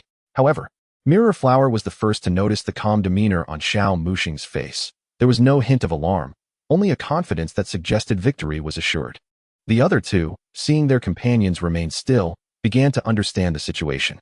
Deadman crossed his arms. It seems you have a plan. Indeed, I do. But I wonder if you all have the courage to follow through? Fat Fish, observing their expressions, could guess a portion of their intentions. He bared his teeth. Take it easy, just don't get us all killed. I've worked hard for years to earn that money, and I haven't spent a dime yet. 51260567-967. Fat Fish was puzzled by the string of numbers Xiao Mushing had just recited. Coordinates? Mirror Flower interjected with an explanation. He provided you with a card number. Any money you can't spend can be transferred to him. Fat Fish replied. Until that money is transferred, he might still be alive. Once it is, he is as good as dead. Stop joking. Let us hurry and discuss our strategy. The quartet huddled together, engaged in hushed whispers, occasionally erupting into sinister laughter. The burly man gradually dimmed the beam of his flashlight, meticulously searching for traces of human passage within the dense undergrowth. He aimed to ascertain the age of these marks, to pinpoint the approximate location of the individuals in question, for it was highly probable that they were currently concealed in some hidden nook, resting. Yet, it was inconceivable that all were asleep. Undoubtedly, someone would be keeping watch. Furthermore, they would not kindle a fire, necessitating that they detect their adversaries before the latter glimpsed any light. Thus, they must preemptively identify the opposing party and extinguish their own flashlight's glow, encircling the group, and in the ensuing chaos, eliminate them entirely before setting ablaze the remnants. Initially, he had believed that disposing of the corpses in a sinkhole would suffice, but it became evident that this was not the case. Hence, he resolved to eradicate all traces of these individuals more thoroughly this time. Disappearances in this locale were commonplace. Suddenly, as he scrutinized the traces, his gaze was captivated by an oddly shaped sphere. The instant he recognized it, he sprang to his feet and kicked it away. Yet, time was not on his side. The hornet's speed was too swift. To the mire, the burly man exclaimed, sprinting back the way he had come, for he had previously spotted a muddy pit nearby, though they had smeared themselves with a special herbal concoction to ward off snakes and insects. Its efficacy waned under the provocation of the hornets. As a seasoned hunter accustomed to the forest's perils, he was acutely aware of the hornet's lethal potential. Deep within the thicket, Mirrored Flower, her exquisite visage marred by mud, bore an unsettling swelling, resembling the stuffed cheeks of a glutton. Beside her, Deadman fared little better. While the mud provided some defense against the hornets, it was not entirely foolproof. The four individuals plunged into the mire, sending clods of mud soaring into the air, thereby hindering the hornets' ascent. However, mere moments after coating themselves in the muck, as the hornets continued to hover ominously, they were seized by an unbearable itch. The burly man, aided by the flashlight's glow, discerned that the mire was densely carpeted with nettle leaves, a poisonous plant that, upon contact, induced an exasperating itch. The presence of such vegetation in the pit could only suggest one thing. It had been deliberately placed there. Yet, within 10 paces, an antidote was likely to be found. He recognized the appearance of the antidote. The dilemma lay with the hornets. To detoxify, he needed to cleanse the mud from his skin and apply the herbal sap. However, without the mud, he would lose his defense against the hornets. Hearing his remaining 3 subordinates still shrieking, the burly man bellowed, "Endure. Slather yourselves in mud to fend off these hornets. I'll lead you to the antidote." Cough, cough. Ugh. Just as he opened his mouth, a hornet darted inside, stinging his tongue. Yet, despite this, he continued to fervently wield the mud. As he did so, a swarm of hornets surged toward the muck. However, once their wings became ensnared by the mud, they plummeted helplessly to the ground, some even becoming stuck in the mire. Yet, this was not the end. Several elongated creatures emerged from the darkness.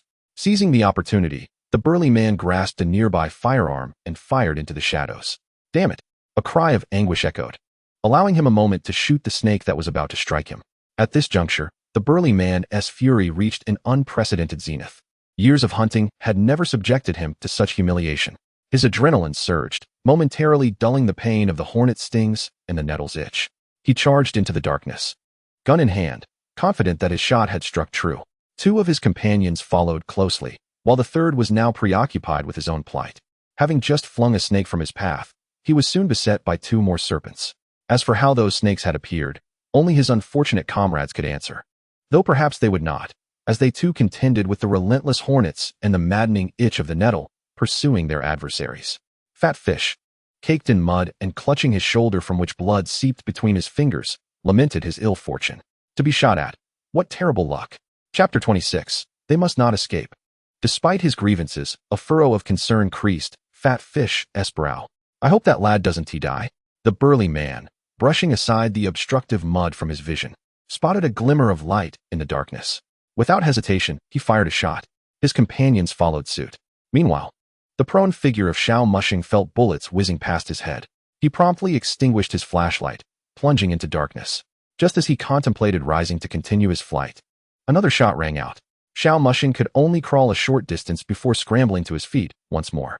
Beside him, Han Li calmly advised, "Jump with all your might." He leapt over an unseen pit in the night, narrowly avoiding disaster, then darted left before pivoting back. At this moment, Xiao Mushing dared not activate his flashlight. To do so would be to illuminate his position to the poachers, just as before, inviting bullets to rain down upon him. Thus, in the dark, he relied entirely on Han Li to navigate the treacherous obstacles. The trio pursuing them, lacking patience and fueled by rage, were plagued not only by the maddening itch but also by the incessant hornets. Their quarry, having refrained from using any illumination beyond their initial flashlight, had left them with only vague directional cues and the remnants of their passage to discern their movements, utterly unaware of where to aim their fire.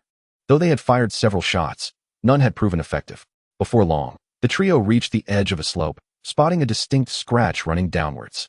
A thrill of anticipation filled their eyes, as they sensed they were on the cusp of capturing their prey. The absence of illumination suggested that their target had likely tumbled to the bottom of the slope. They reasoned that the fall would have left their quarry disoriented. Even if they had not broken any bones, they would be in no condition to resist. With the prospect of an easy capture, the burly leader leaped down, exclaiming, "I shall skin him and fashion a pair of shoes." The other 2, equally exhilarated, followed suit, oblivious to the hornets that had inexplicably vanished. They had scarcely descended when, in the blink of an eye, they began to experience excruciating headaches, dizziness, and difficulty in breathing. 2 among them collapsed one after another. The burly man sensed something was amiss, yet felt powerless, crashing to the ground just as the beam of the flashlight illuminated the summit of the slope on the opposite side. There, a figure was laboriously climbing. And at that moment, it reached the top. Upon reaching the pinnacle, the figure tore away the cloth covering his face and, like a bellows, inhaled a copious amount of fresh air into his lungs. The cloth had prevented a significant intake of carbon dioxide, but it also obstructed the flow of oxygen. After descending, Xiao Mushing had essentially been holding his breath while scaling the adjacent slope. The lack of oxygen combined with vigorous exertion nearly suffocated him. He then noticed the flashlight beam directed at him. Grasping the flashlight, he shone it towards the source, where the burly man's eyes widened in fury as he fixed his gaze on Xiao Mushing. He reached for the gun that had fallen from his hand, but he could not lift it. In a fit of rage, the burly man roared in defiance. He could acutely sense death's approach, yet his mind grew increasingly foggy, and he struggled to summon any strength, even to maintain a grip on the flashlight. The looming specter of death was so palpable that he could almost see the figure of the Reaper floating behind Xiao Mushing. This Reaper, clad in a black windbreaker, struck him as vaguely familiar, yet he could not quite place it. Ultimately, under the indifferent gaze of Xiao Mushing and the watchful presence of the Reaper, his eyes finally closed. The effects of the carbon dioxide rendered him unable to die with his eyes open. Xiao Mushing reflected on all the plans made previously. Every action had but one purpose: to incite these individuals into a frenzied state, completely devoid of reason. For, alone, those tactics would scarcely be sufficient to eliminate them. This place was to be their final resting ground. Turning to Han Li, he waved his hand. Han Li turned around, looking back, puzzled by the absence of anyone. "Who are you greeting? Can you see something that I cannot?" Xiao Mushing slowly retracted his hand, wondering why Han Li showed no signs of fading. Did he have to deliver his remains to his family for him to escape? Han Li, observing Xiao Mushing's silence, felt an inexplicable chill.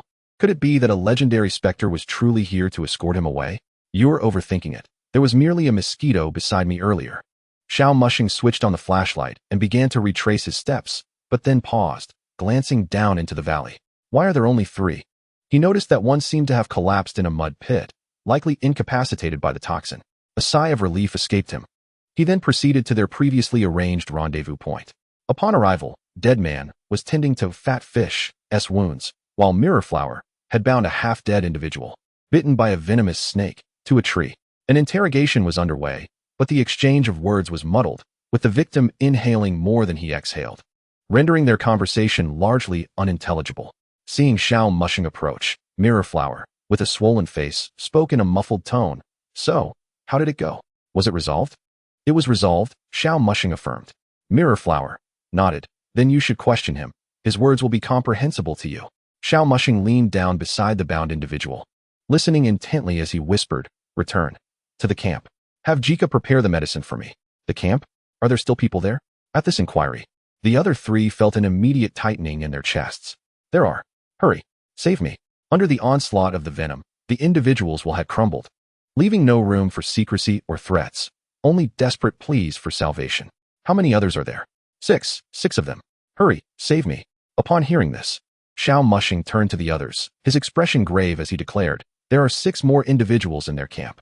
The three exchanged glances. Recognizing the perilous nature of being bounty hunters, enmities could easily arise. While typical rivalries could be navigated with caution, they now faced a cohort of desperate individuals willing to resort to violence. It was conceivable that on any given day, a simple venture to dispose of trash could end in a gunshot. Thus, these 6 individuals could not be allowed to escape, nor could they be permitted to flee with ease. Without the need for dialogue, the three reached a consensus and spoke in unison. They must not be allowed to run. Chapter 27. The Countdown of Life and Freedom. Upon hearing this, Xiao Mushing prepared to continue his inquiries, only to discover that the individual had succumbed to unconsciousness. He retrieved an anti-venom serum from the first aid kit placed on the ground. This was Deadman's kit, as he had no means to procure such an item.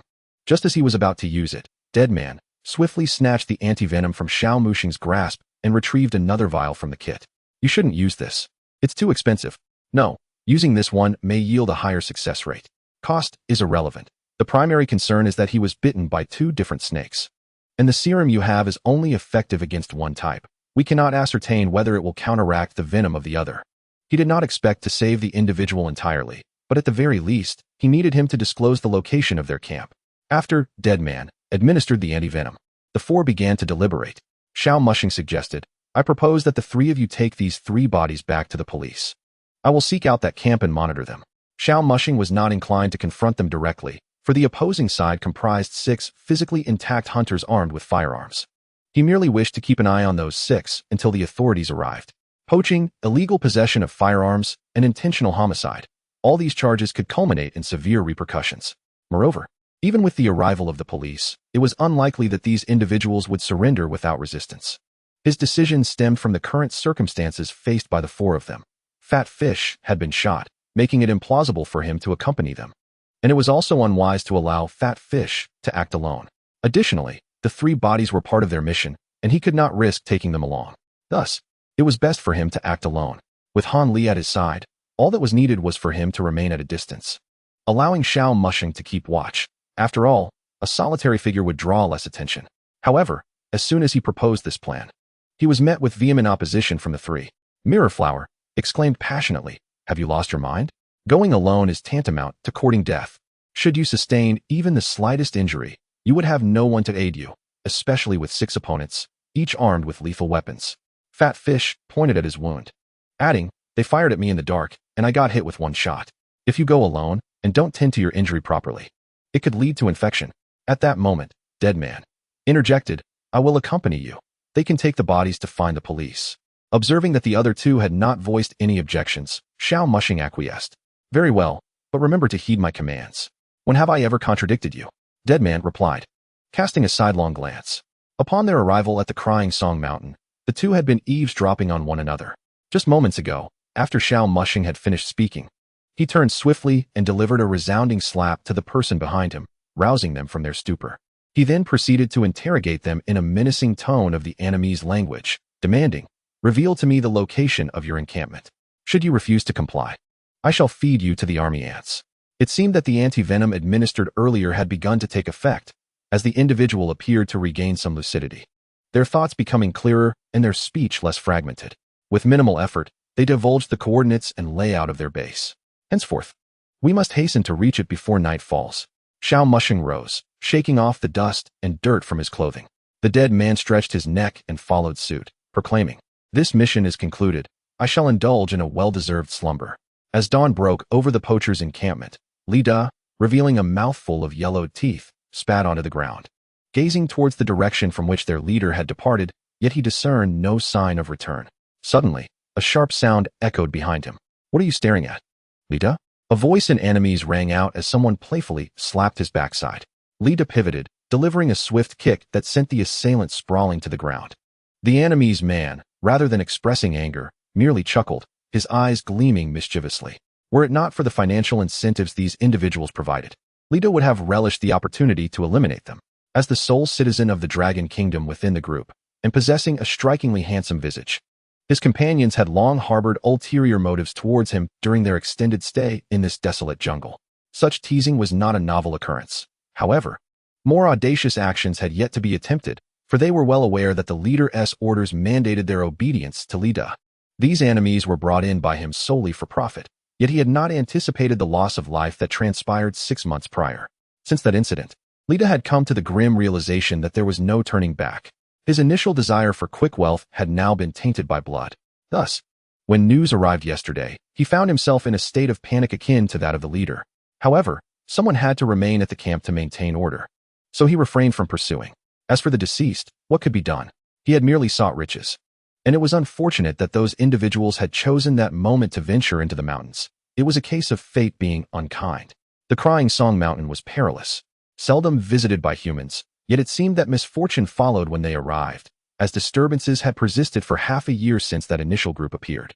Just as the chaos seemed to subside, new arrivals emerged, and now their leader had been missing for an entire night. Li Da's primary concern was not merely for his leader's safety, but for the possibility of those individuals escaping. If they were to flee and alert the authorities, what if they had already called for help during their flight? Although this remote wilderness lacked cellular service, satellite phones existed, and their leader had been gone for an extended period. Turning to the Annamese man still sniffing his hand, he commanded, "Tell the others to pack their belongings. If the leader does not return within 2 hours, we shall relocate." As a citizen of the Dragon Kingdom, Li Da was acutely aware of the swiftness of the police.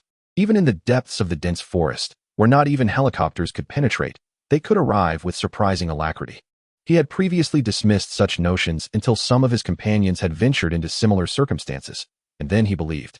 Meanwhile, perched upon a branch that offered a view of the camp's smoke, 2 figures observed. One stood while the other reclined. "Are you certain that monitoring from this distance is prudent?" The standing figure queried. "Absolutely. It is only when one approaches too closely that issues may arise. The area surrounding the camp is likely riddled with traps. Should we draw too near, we risk alerting them," the reclining figure replied. "In any case, we can still see their smoke from here." Xiao Mushing stifled a yawn and closed his eyes. "I shall rest for a moment." The dead man glanced at Xiao Mushing's peaceful visage, realizing that it was only now that he could calmly reflect on the events of the previous night. If their prior movements could be attributed to the enemy's experience and keen observation, leading to the discovery of the 3 missing persons, it was due to Xiao Mushing's meticulous preparation and extensive research that he had deduced a potential location. However, regarding the events of last night, could this young man possess some extraordinary ability? Is it not considered a special ability to perceive me as well? Han Li interjected uncertainly. The dead man shook his head, continuing to gaze at the distant smoke. Han Li then departed from the branch, flying towards the source of the smoke, his expression growing increasingly frigid. A monkey huddled in the corner of its cage, its eyes wide with terror. A hedgehog, stripped of its quills, lay on the ground, exhaling faint breaths of life. The pelt of a top predator, the brown bear, hung like a blanket nearby. Meanwhile, the countdown to freedom and life for the remaining 6 poachers had already commenced. Chapter 28. The conflict arising from the trap. 2 hours later, no one from the previous day had returned. Li Da bellowed at the others, "Everyone, pack your belongings and change locations." However, his command did not elicit immediate action. Instead, the group moved sluggishly, their efforts lackluster. In frustration, Li Da raised his firearm and fired a shot into the air. "Do not forget what the leader has said. I am more familiar with this land than you. If you wish to prosper, heed my words. We are here to make a fortune. Anyone who dares impede another's opportunity, I shall gladly kick them aside, allowing the rest of us to share the bounty more generously." Li Da understood that he could not afford to be lenient with these individuals. A gentle demeanor would only lead them to perceive him as weak and vulnerable. If these enemies were hungry, they would not hesitate to act, regardless of the circumstances. His threats successfully invigorated the group. They were eager to see someone ousted, yet none wished to be that person. Thus, they gathered their belongings and proceeded along their designated safe route. However, it was not long before Lida noticed that with just a few more steps, he would likely trigger a trap. Which fool set a trap along this path? How many times must I reiterate that no traps are to be placed on the safe route? Have you all lost your minds? As he spoke, Lida picked up a nearby stick, preparing to set off the trap ahead. Snap! The black animal trap snapped shut, blood dripping from its jagged teeth as his forearm twisted painfully. Lida's complexion turned pale. What are you all staring at? Hurry, come help. The other 5 individuals immediately dropped their belongings and rushed forward. Yet, 3 additional traps were triggered in the process. The 2 remaining individuals who had yet to be ensnared felt their scalps tingle with dread. They suddenly realized that the easily detectable trap ahead was a ruse, while these others were the genuine threats. The enemy had astutely anticipated that upon discovering the first trap, they would inevitably trigger the subsequent ones for safety. He had placed a perfectly crafted stick nearby, and upon encountering others, assistance would undoubtedly come. Along the route of this impending aid, traps had been meticulously arranged. What was most terrifying was that these traps were entirely designed for humans, not beasts, indicating that someone was hunting them. As he carved bamboo, Xiao Mushing listened to the battle reports relayed by Han Li, incredulously exclaiming, "Are these 6 individuals part of the same faction that pursued us yesterday? How could they be so foolish as to fall into the second trap?" Reflecting on the elaborate series of misdirections he had laid out yesterday, through the day as pursuit across swamps, over snake nests, and through thickets concealing cliffs, only one unfortunate soul had been ensnared. Even then, they had not managed to shake off these pursuers. Then, under the cover of night, utilizing Han Li's advantage, he had launched a counterattack, ultimately sacrificing himself to lure these individuals into defeat. Yet these few were unable to perceive such an obvious trap and were ensnared at the very first attempt. Just as he had closed his eyes, Han Li whispered in his ear that the adversaries were preparing to flee, jolting him awake. Hastily dragging the corpse to this location, he devised traps not with the expectation of ensnaring the enemy, but primarily to hinder their progress. It now seemed he had overestimated these individuals, though it was unlikely they would meet their demise at his hands. For besides this trap, several more awaited them ahead, all meticulously arranged by the 2 of them and one ghost. Most of the materials for these traps had been salvaged from the adversary's original setups, including those few animal traps. He hoped they could emerge alive. The corpse approached after burying some sharp spikes in the fallen leaves. "Don't be lazy. I believe we can pause for a moment to observe their movements before proceeding," Xiao Mushing suggested. The corpse considered this rationale. They had already established numerous traps, albeit hastily constructed due to time constraints. With a little diligence, all could be discovered, so they devised some bait and interconnected designs, hoping this bit of cleverness could delay their pursuers. After extracting his hand from a trap, Lida received bandaging from Jika, the only other uninjured member of their group, who tended to their wounds. The pain was excruciating, as he had broken his hand. "Lida, we've been set up," Jika remarked while bandaging him. Lida, already aware, realized this also indicated trouble at the forefront. It was possible these foes had split into 2 groups, diverting the leader while preparing to ambush them. Observing the 3 injured companions, 2 were in a similar state as his, while one fared slightly better, with no broken bones. Yet in a 6-man team, 4 were now injured. With so much to carry, all representing a wealth of potential loss, they could not afford to abandon it. However, what would they do with their injuries? Waiting to return was clearly unrealistic, for it was evident that they were being watched. We should only take the most valuable items and then retrace our steps through the traps we set, dismantling them as we go. Now it was apparent that the route he had once deemed safe was no longer secure, leaving them with no choice but to traverse a perilous path. At least recalling most of the trap locations, moving cautiously along the way was surely safer than remaining on this route. Yet his words did not galvanize the group. Instead, one injured member retorted, "If it weren't for your reckless leading, we wouldn't be in this predicament. How could we possibly navigate a route laden with traps while so many of us are injured? I refuse to follow you. I will wait for the leader to return." Lida, noticing the defiance, brandished his weapon at the dissenting individual. However, 2 guns were soon trained on his head. A wave of despair washed over Lida as he cursed inwardly, "What a bunch of fools. Have you lost your minds? Clearly, this is a trap set by someone else. Staying here will only increase our peril.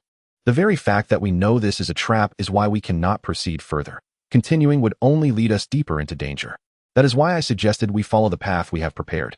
I do not trust your words, Dragon Countryman. Who knows if your intent is to lead us all to our doom and escape with our spoils. This sentiment swayed the others. As Lida was not one of them, their relationship was merely one of convenience. In this line of work, betrayal was not uncommon. Lida was now filled with rage. These individuals were not only foolish but also steeped in regional prejudice. Even if his words held truth, they would not heed them. Chapter 29. The four departing very well. If that's the case, if you won't leave, I shall, he declared. Jika, will you follow them or me? Jika glanced at the four individuals before him and then at Lida. After much contemplation, he resolved to accompany Lida. His hunting prowess was the weakest among the group, primarily tasked with carrying supplies or patching up injuries. Enduring bullying and disdain had become his norm. Yet compared to his former allies, Lida was undoubtedly far superior. He also felt a closer kinship with Lida than with the others.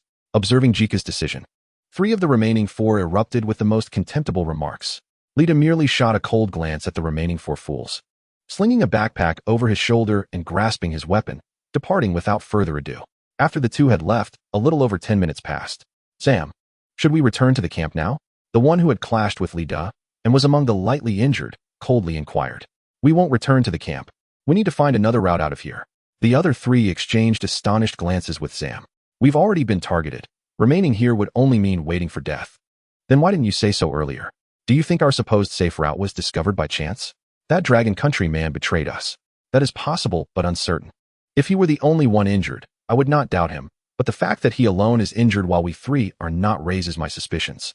Had we not gone to assist him, we would not have been caught. Then why not just kill him? If we killed him and the leader returned, how would we explain it? We are already under surveillance. Killing him won't resolve the issue. Thus, allowing him to leave serves to eliminate a potential danger and act as bait to divert attention. As Sam spoke, he surveyed the surroundings. Within the camp, he had felt an unsettling sensation, unexplainable yet peculiar, which caused him a degree of unease. It was only just now that this feeling had dissipated, prompting him to clarify his thoughts with the others. Meanwhile, on an alternate route, Xiao Mushing and his companion were crouched on a slope, observing 2 figures, one of whom was tending to a wound. How did you ascertain that the route we set traps on was the safe one? What is the secret? Teach me. The corpse regarded the injured individual with a hint of curiosity. It was merely a guess. A solitary figure stood steadfastly in one direction for nearly an hour, on the verge of transforming into a proverbial stone of longing. Even with mere intuition, one could surmise the situation. The dead observed that Xiao Mushing was unwilling to divulge information, thus refraining from further inquiries, instead posing a counter-question. What shall we do about these 2 individuals? Our meticulously laid trap has proven ineffective. Upon realizing that these individuals had fallen into his scheme, Xiao Mushing initially deemed them particularly foolish. However, it soon became apparent that they were merely cautious, aware of the looming danger, rendering their crude trap futile. How proficient are you with a firearm? I would advise against firing. It may alert others, the dead replied, shaking his head. The poachers from the previous night had brought along 2 guns, just in case. Yet, their proximity to the camp now posed a significant risk. Xiao Mushing contemplated the scene, noting that the 2 men had their firearms slung across their backs, one of them visibly injured. Shall we draw nearer? Upon suggesting this, the 2 exchanged knowing smiles. Lida, meanwhile, navigated through the dense foliage, his mind occupied with pressing thoughts. If an incident were to transpire at the head of their group, what would be his course of action? He could simply proceed to the predetermined rendezvous point and wait. However, should something go awry, or if his companions were captured, heading there could result in walking into a carefully laid ambush. Given the current circumstances, he found it imperative to consider the worst-case scenario. Yet, his ruminations were abruptly interrupted when Jika was suddenly knocked to the ground by a shadowy figure. As he reached for the gun at his back to assist, a formidable hand seized the firearm, delivering a punch to his injured arm, incapacitating him momentarily. The gun was swiftly wrested away, as Jika prepared to rise and retaliate. The cold muzzle of a gun pressed against his forehead, accompanied by the cheerful smile of a robust young man. In fluent Anon, the assailant greeted, "Hello. At last. I have the chance to point a gun at someone." Lida lifted his gaze to the weapon aimed at his head, immediately realizing the precarious situation he found himself in. Subsequently, Xiao Mushing bound the 2 captives with ropes, drawing upon his extensive experience with previous bindings, rendering them effectively immobilized, as if wrapped in a dumpling, unable to move even a finger.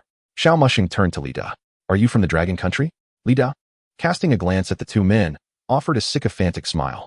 My brothers, there's no need for such severity among kin. Xiao Mushing retorted, kin? Let us not forget that just yesterday, you were brandishing a firearm, pursuing our group, and you claim not to know us. After a moment's contemplation, Li Da inquired, do you have any idea how much the contents of my bag could fetch? Xiao Mushing countered, are you aware of the potential prison sentence for what you carry? At least $400,000. Li Da understood that he must awaken the greed within his captors. Otherwise, their bargaining power would dissipate. Converted into Dragon Country currency, that could amount to 2 to 3 million, enough to purchase an apartment in the inner rings of first-tier cities. Perhaps even leave you with surplus to acquire a vehicle. 2 of life's most vexing burdens resolved. He emphasized, and that's merely the price of one item, my brother. Join me, and you shall want for nothing in the latter half of your life. Indeed, it promised a life devoid of want, sheltered and fed. Yet, Li Da pondered.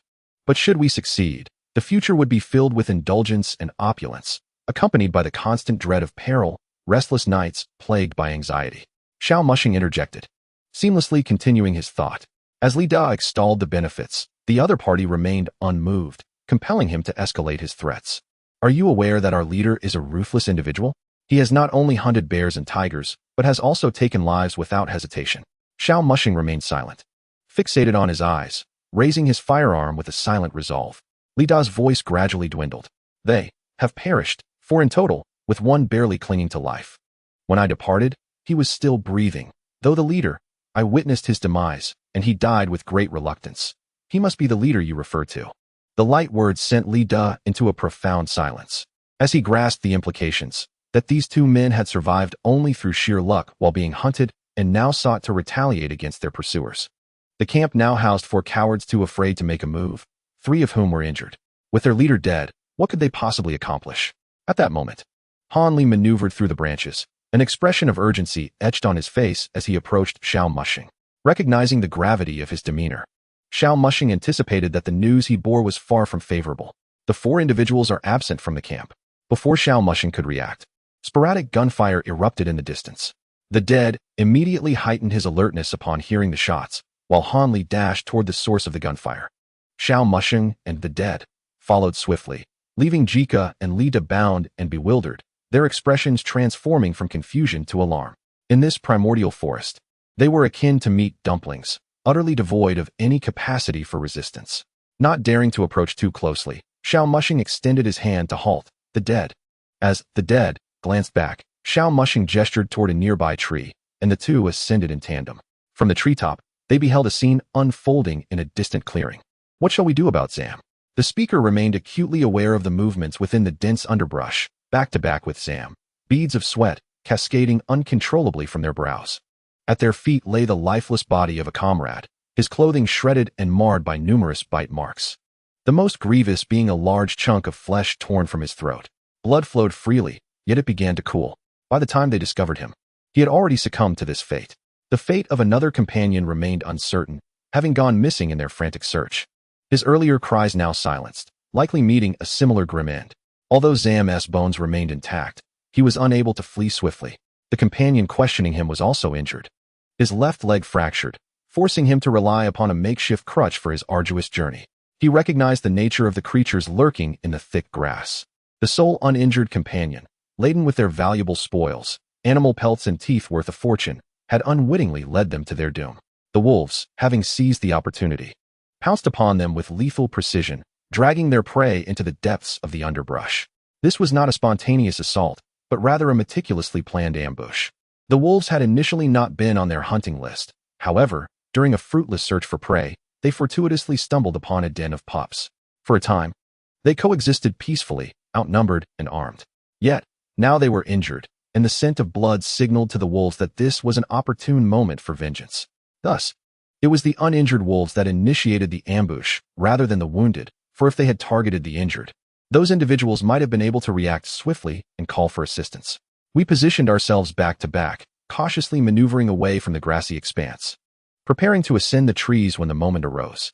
The rustling sounds of wolves traversing the underbrush echoed around us. In such an environment, it was virtually impossible to pinpoint the wolves' locations, let alone aim a hunting rifle accurately. Their firearms were bolt-action, capable of firing but a single round at a time. Should they miss their shot, the wolves would leap upon them, sinking their teeth into their throats. while others would swiftly follow suit, biting at their legs and arms, a common tactic employed by wolf packs during hunts. However, as they limped and cautiously advanced, a sudden rustle erupted from the thicket beside Zam. He swiftly turned his firearm, pulling the trigger. The bullet struck its target, but at that very moment, another gray figure lunged forth. And with a gaping maw reeking of blood, it clamped down on his neck, leaving him no time to cycle the bolt. The companion at his back instinctively turned to assist, only to feel an icy shiver creep down his spine. He attempted to pivot, but it was too late. The wolf's fangs had pierced his skin, embedding themselves into the nape of his neck. Simultaneously, the surrounding underbrush erupted, and a throng of 20 or 30 wolves descended upon them, tearing the two apart. From his perch in the tree, Xiao Mushing muttered in disbelief. Are the wolves truly this formidable? There had been numerous instances of hunters being slain by wolves both at home and abroad, some even while armed. Alas, these individuals were simply unfortunate. Tall grass obscured their view almost entirely, and all three were injured, burdened with considerable weight. Had they found themselves in a wooded area or an open space, their plight would not have been so dire. Yet, they had unwittingly stumbled into this thicket. Moreover, it seemed these wolves harbored a grudge against them, as if this had been a premeditated attack. Let us entertain a hypothetical scenario. If the two of us were in the trees and surrounded by wolves, what strategies could we employ to escape? Currently, we possess hunting rifles, which would be advantageous should they reveal themselves. However, if they remain concealed, waiting for us to descend, our situation could become precarious. Wolves are renowned for their patience. At this juncture, the realization struck Dead Man. Why are you suddenly posing such a question? Xiao Mushing maintained a serene smile as he gazed at him. Dead Man's expression stiffened, and he pressed on with his inquiries. You are merely speculating, correct? Xiao Mushing remained silent, continuing to observe him. Dead Man shielded his eyes with one hand while retrieving a satellite phone with the other. After explaining their predicament, he concluded the call, stating, We shall await rescue. They claim to be en route. Surely the rescue team will not encounter any mishaps, will they? The armed police coming to our aid are equipped with assault rifles. Xiao Mushing descended from the branch, alighting upon a wider fork in the tree. I shall take a brief rest. Do remember to wake me when the rescue team arrives. You can still afford to sleep at this moment? Are you not concerned that if you turn over in your slumber, a wolf may find itself beside you? Xiao Mushing produced a length of rope, tossing it behind him in an arc that wrapped around a branch before returning to his hands. After several loops, he tied a knot and closed his eyes. Observing this, Dead Man contemplated for a moment before retrieving a rope from his own pack. Chapter 31 concludes with the arrival of intruders. The two men were roused by the sound of gunfire. Their rescuers had arrived. Instead of directly assaulting the pack of wolves, they employed gunfire to frighten them away. Xiao Mushing and his companion descended from the trees and followed the rescue team back. Meanwhile, Jika and Lita narrowly escaped being devoured by wolves. The timely arrival of the rescue team spared their lives, though their freedom was forever compromised. As for the poachers' camp, it was documented and temporarily secured, serving as vital evidence of their crimes. On their return journey, they encountered Mirror Flower and Fat Fish, who had remained in the forest, awaiting their return. The four eventually arrived back at the place where their journey commenced, Yisheng Village. A throng gathered there, comprising police, villagers, and a cohort of mourners. They wept, their sorrow palpable, as the unease and foreboding that had plagued them transformed into a grim reality before their eyes. 3 corpses lay before them, leaving an elderly man and a weary woman in a state of despair, as if trapped in a vacuum, unable to breathe or articulate their grief. Hanli knelt before the 3 bodies, while the elderly man and the woman sat beside the remains. The specter of death loomed, as the 4 knelt in unison, separated by the chasm of life and death. Hanli bore no words of assurance, only an overwhelming sense of remorse. As a geologist accustomed to the perils of the wild, he understood the risks of his profession, and his family was well aware of them too. His lineage had been steeped in geological surveying since his grandfather's time, though his father had wished for him to pursue a different path. However, his love for the mountains and rivers had been ingrained within him since childhood. Fully aware of the hardships and dangers that lay ahead, he had meticulously prepared for every expedition, ensuring he had addressed all pertinent matters beforehand. As he gazed upon the familiar visage of his beloved wife, Hanli reached out. Cherishing the 2 things he adored most in his life, the mountains and her, his spectral form began to fade. Content to have glimpsed his family and loved ones one last time, knowing that their remains would be returned to their kin, Xiao Mushing, witnessing this poignant scene, could not help but feel a swell of emotion.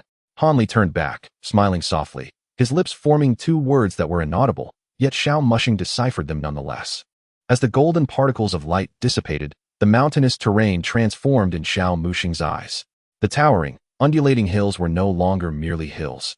They bore witness to the movements of tectonic plates, the accumulation of time, the budding of new trees, and the passage of wind and snow.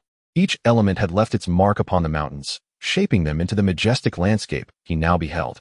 Ah, so this is how nature appears through your eyes. Xiao Mushing murmured.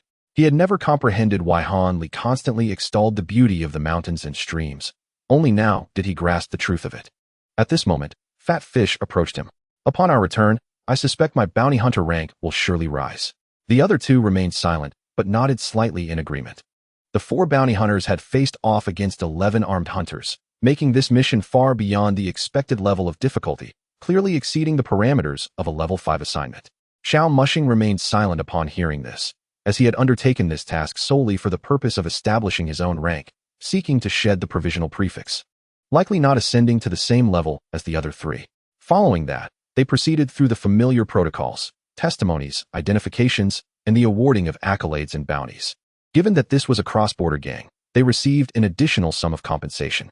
Concurrently, the bounty of 400,000 from the Bounty Hunter Forum was deposited into each of their accounts, with each receiving a sum of 400,000. Moreover, Xiao Mushing acquired 3 additional vehicles, leaving the other 3 somewhat at a disadvantage, as their vehicles had not come cheap, each costing several hundred thousand. On his journey home, Xiao Mushing began to reflect, summarizing the common characteristics of the 2 ghosts associated with the haunted house.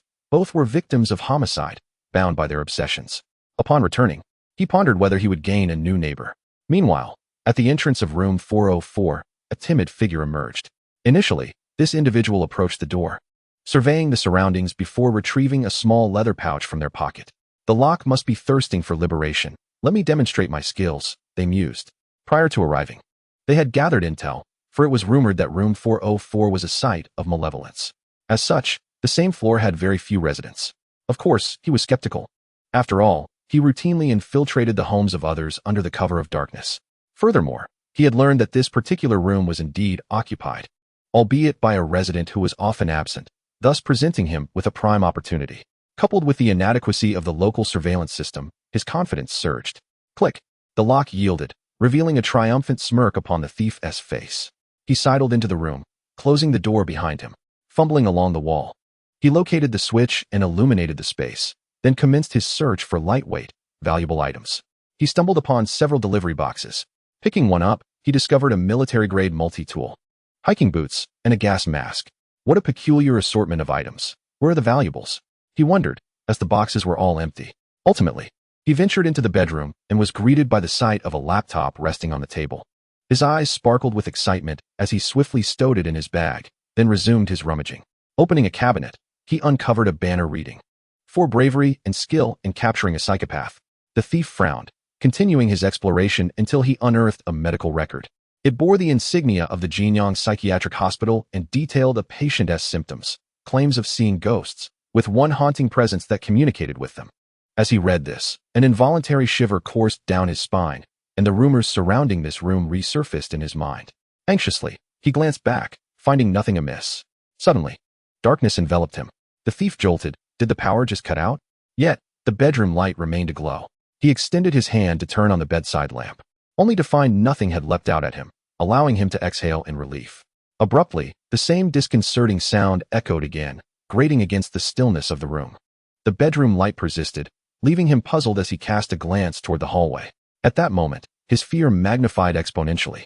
The living room lights extinguished, plunging it into an inky void, as if something sinister awaited his approach. The thief hesitated, paralyzed by an instinctive dread. This was not normal. He had observed that the room's lighting was standard, lacking any surveillance cameras, making the notion of smart home technology improbable. But before he could gather his composure, something in the living room flickered to life.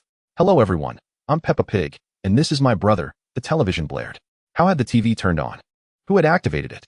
The childish dialogue sent chills down his spine. Chapter 32, Li Yishou and the Little Girl. In the next moment, the sound of the door creaking open signaled the return of the homeowner. The thief glanced around frantically before diving into the wardrobe, as it seemed the only refuge that might afford him a semblance of security. Xiao Musheng, weary from his day, approached the door and heard commotion from within. Clearly, a new roommate had arrived, though their choices betrayed a certain immaturity, as they were engrossed in a cartoon, a rather juvenile one at that. Upon entering the room, he scanned the area and spotted a small figure curled up on the sofa, a girl of about 7 or 8, adorned in a charming floral dress, her short hair grazing her neck. Initially taken aback, Xiao Muxing's heart tightened. From his previous encounters, he had surmised a pattern. All the spirits that visited this place had met their demise at the hands of others. He set his bag down gently, allowing a warm smile to illuminate his face as he approached the sofa. "Little one, do you enjoy watching Peppa Pig?" he inquired. The girl gazed up at him, noticing his black windbreaker and weary yet gentle demeanor. "Are you a pretty big sister?" she asked, her innocence shining through. Xiao Muxing's smile broadened. "I'm merely a bit more handsome than average, but I'm still a boy." The girl studied him, perhaps sensing an unusual connection, and she shifted closer. "Brother, let me tell you, there's a thief in that room, but he can't see me, so I turn on the TV to scare him. He still hasn't come out." The perceptive 7-year-old was already quite astute, grasping the implications of her actions. Xiao Muxing followed the direction of her finger towards the bedroom. Had someone slipped in? Who could it be? The landlord? No, she appeared too timid for that. A burglar? Yet, what sort of thief would dare enter a haunted house? Residents of the same complex were known to steer clear of 404. Inside the wardrobe, the thief, Li Yishou, gripped a screwdriver, his body trembling slightly. Since the door had opened, he had heard the homeowner speaking, yet he had not detected a second voice, only the solitary musings of the occupant. In that moment, the mental image of the psychiatric report returned to him, alongside the haunting tales of the house. Scenes from horror films he had seen previously began to flash through his mind. Children shouldn't watch so much television at night. It's best to rest early. "I'm heading to bed now," echoed from the living room, followed by the sound of footsteps approaching the bedroom.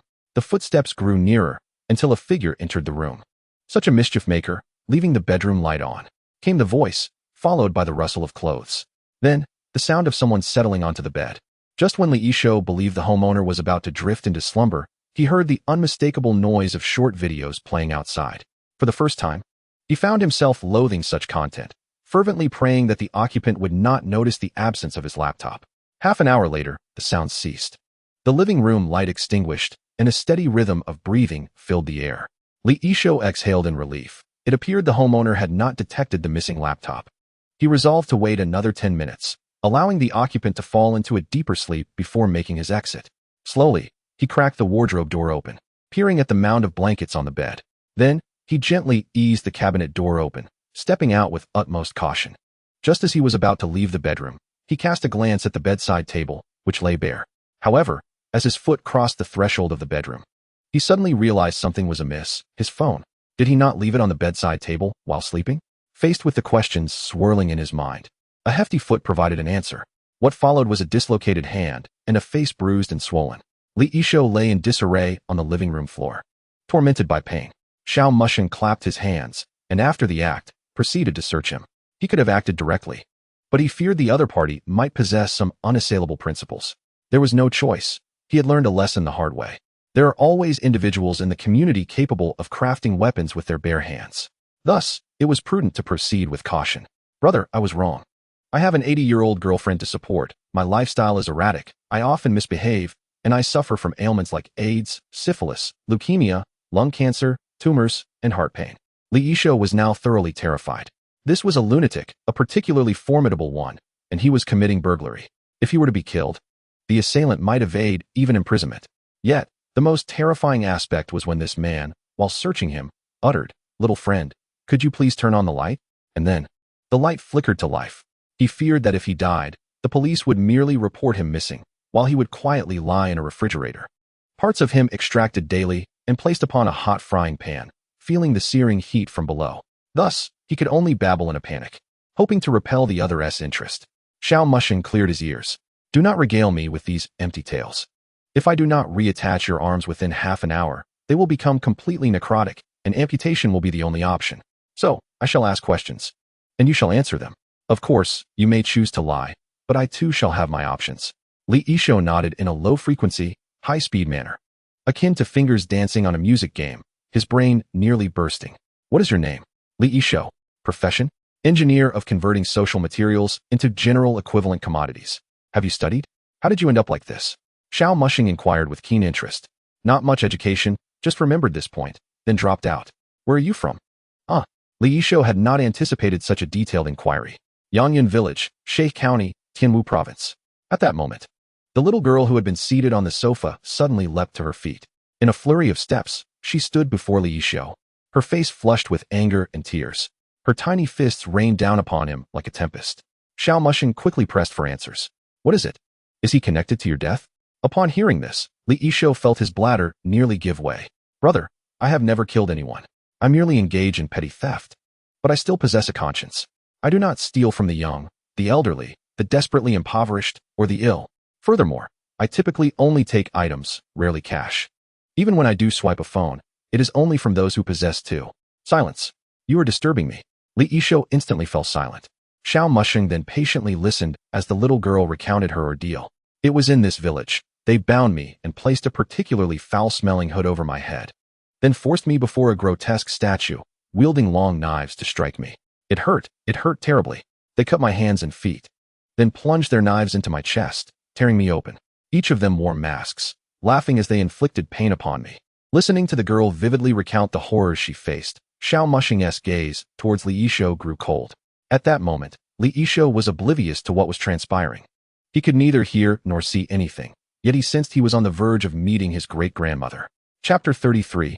Then I shall be your slave. Could you tell me about the development of your village? Xiao Mushing quickly regained his composure. Despite his disdain for the thief, given the latter's current state, it seemed improbable that he was involved in murder. He had encountered deranged killers before. Their eyes bore a distinct difference from that of ordinary individuals, a truth he could recognize in his own reflection. Poor. I recall when I left the village 5 or 6 years ago. The new village chief had only been in office for a few years and sought to change the village's circumstances by planting fruit trees. However, after a year or two, there was no yield. The chief still persists, but others have lost hope. I believe following him will not bring about change. I did not wish to remain in the village, nor did I want to continue my studies.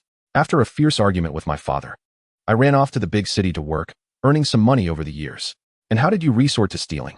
This question struck a nerve for Li Yishuo, and a mixture of frustration, regret, and helpless sorrow played across his face.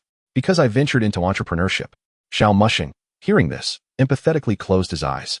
In these past 2 years of entrepreneurship, one can only say, alas.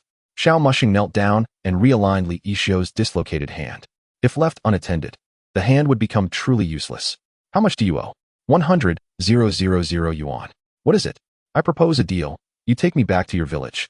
And not only will the incident of your theft tonight be wiped clean, but I will also assist you in settling your debt of 100,000 yuan. Upon hearing this, Li Yishuo initially beamed, a smile gracing his face. But then, he suddenly stiffened, recalling the mental health records, the people in the village. He would bring them back. The burning village, the wailing villagers, madmen brandishing knives and heads, laughing maniacally, and the anger and regret emanating from the fallen. There is no such thing as a free lunch. This was a life lesson taught to him by his failed entrepreneurial venture. Of course, you may choose not to agree. In that case, the little girl perched atop your head will enter your village without your company. Li Yishuo nearly forgot that, apart from this ancestral spirit, there existed another terrifying presence he could not perceive. What to do? Agree or not agree? If he refused, the invisible entity would go on its own. Wouldn't that be the end? Yet, if he agreed, what if he became a criminal himself? As Li Yishuo wrestled with his dilemma, Xiao Mushing retrieved his phone and opened the bounty hunter forum. Behind, Insha, was a LV5 emblem, with tentative no longer present. Additionally, there was a new upgrade option. The public chat channel was bustling, with his name appearing repeatedly, as many sought to form a team with him. Besides him, there were also the dead men, their accolades too resplendent to ignore. Xiao Mushing noted that the dead men now bore a gold medal beside their bounty hunter rank. Amidst the flurry of praise, there were inevitably some unseemly remarks, but Xiao Mushing had no time to dwell on those. Instead, he entered a keyword, Yanyan Village. A task popped up. Some villagers from Yanyan Village seemed to harbor secrets. Please investigate. Accompanying it was a line of small text. A month ago, a level 3 bounty hunter accepted this task, but has since lost contact for a month. Consequently, this task has been escalated. Bounty hunters who wish to take on the task should be prepared for unexpected challenges. After clicking to accept, he continued, by the way, what is your name? Li Yishuo. Didn't you just ask that? Li Yishuo replied, a hint of curiosity making him scratch his head. However, his hand soon froze. The other party hadn't inquired further. Xiao Mushing typed 3 more characters into the forum. Chen Nanqian. He then stumbled upon another bounty. Missing person task. Locate an 8-year-old girl, Chen Nanqian. Last seen near Yida Square on Luquan Street in Binhai City. Reward, 200,000. Alongside this task, several similar missions popped up. Many level 5 tasks involved finding individuals. Yet the success rate for such endeavors was dismally low. Sometimes, the world feels so small that there seems to be no refuge for anyone, while at other times, it feels vast enough that a person could spend their entire life searching for another. Xiao Mushing silently clicked to accept the task. He certainly had to venture to Yangyun village, but being unfamiliar with the area, he could hardly rely on an 8-year-old girl for assistance. Thus, he decided to focus on a local. At the very least, this would provide him with a plausible reason and identity to enter the village. It all depended on whether the individual would cooperate. If not, he would have to devise his own means. Yet, he was certain that this person would end up in custody for a couple of days. Li Yishuo pondered for a long while, realizing he must accompany the individual. He couldn't allow a few bad apples to ruin the entire village. If they truly intended to commit violence, he would go down fighting to stop them. With this thought, Li Yishuo felt a divine illumination within him. I promise you. But remember, vengeance has its roots, and debts have their owners. You must not harm innocent people. Xiao Mushing squinted, pondering what this individual could possibly be thinking. I never kill. Then can you tell me why the girl you speak of wants to go to my village? Chen Nanqian perched atop Li Yishuo's head, waving her tiny hands as she declared, You bad guys, watch me use my magical starlight fist to crush you. Xiao Mushing intercepted part of the conversation, stating, There are people in your village who buy others. Impossible. Li Yishuo leapt up in protest. With how poor we are, our village's dogs cry when they leave the toilet. We can't even afford to eat, let alone buy people. If I accompany you to your village and find proof, what then? If I do, I'll call you dad. Li Yishuo pointed dramatically at the ceiling, his conviction palpable. I don't have such a useless son. Xiao Mushing retorted disdainfully. Chen Nanqian looked puzzled. At 8 years old, and in the 3rd grade, she often heard boys making such bets. She couldn't comprehend why boys were so eager to call others dad. Then I'll be your slave. Xiao Mushing. Is society really this crazy nowadays? Not really. What I meant was. Li Yishuo seemed to realize his words had gone a bit too far. Yet, he found himself devoid of anything else to wager. Chen Nanqian thought the adult world was perplexing. There were even those willing to volunteer as slaves. Chapter 34, Buying a House. No need. Just make sure you don't collapse. Xiao Mushing discerned that the other S words reflected an extreme confidence in the people of his village. He believed they would never stoop to such heinous acts, even if they were starving. Despite being a thief himself, he still held a moral confidence in his village. It was akin to being trapped in a quagmire, yet still harboring a glimmer of hope. The village was that beacon of light in his heart. It was a home he once yearned to escape, but now longed for, though he had yet to achieve success or wealth. Willing to bet, willing to lose. If I lose, I'll be your subordinate.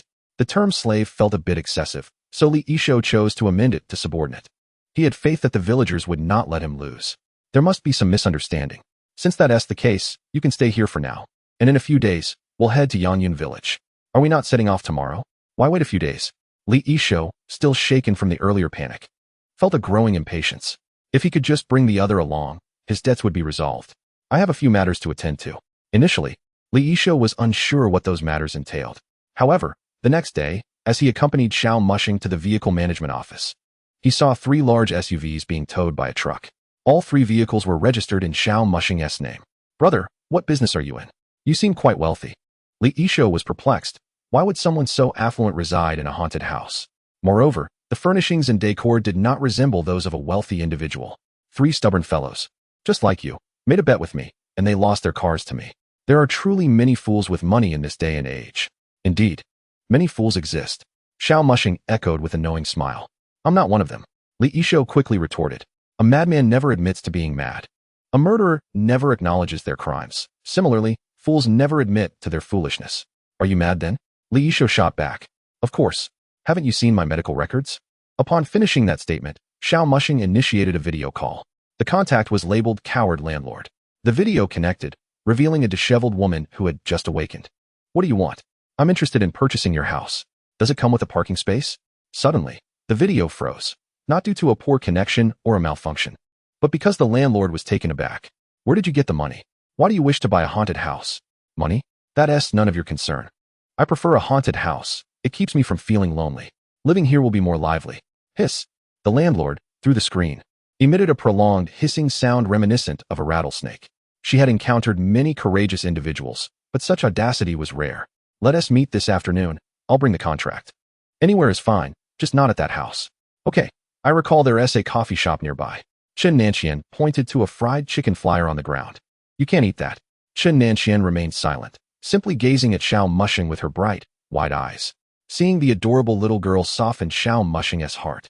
There is a McKean chicken nearby. Let us meet there this afternoon.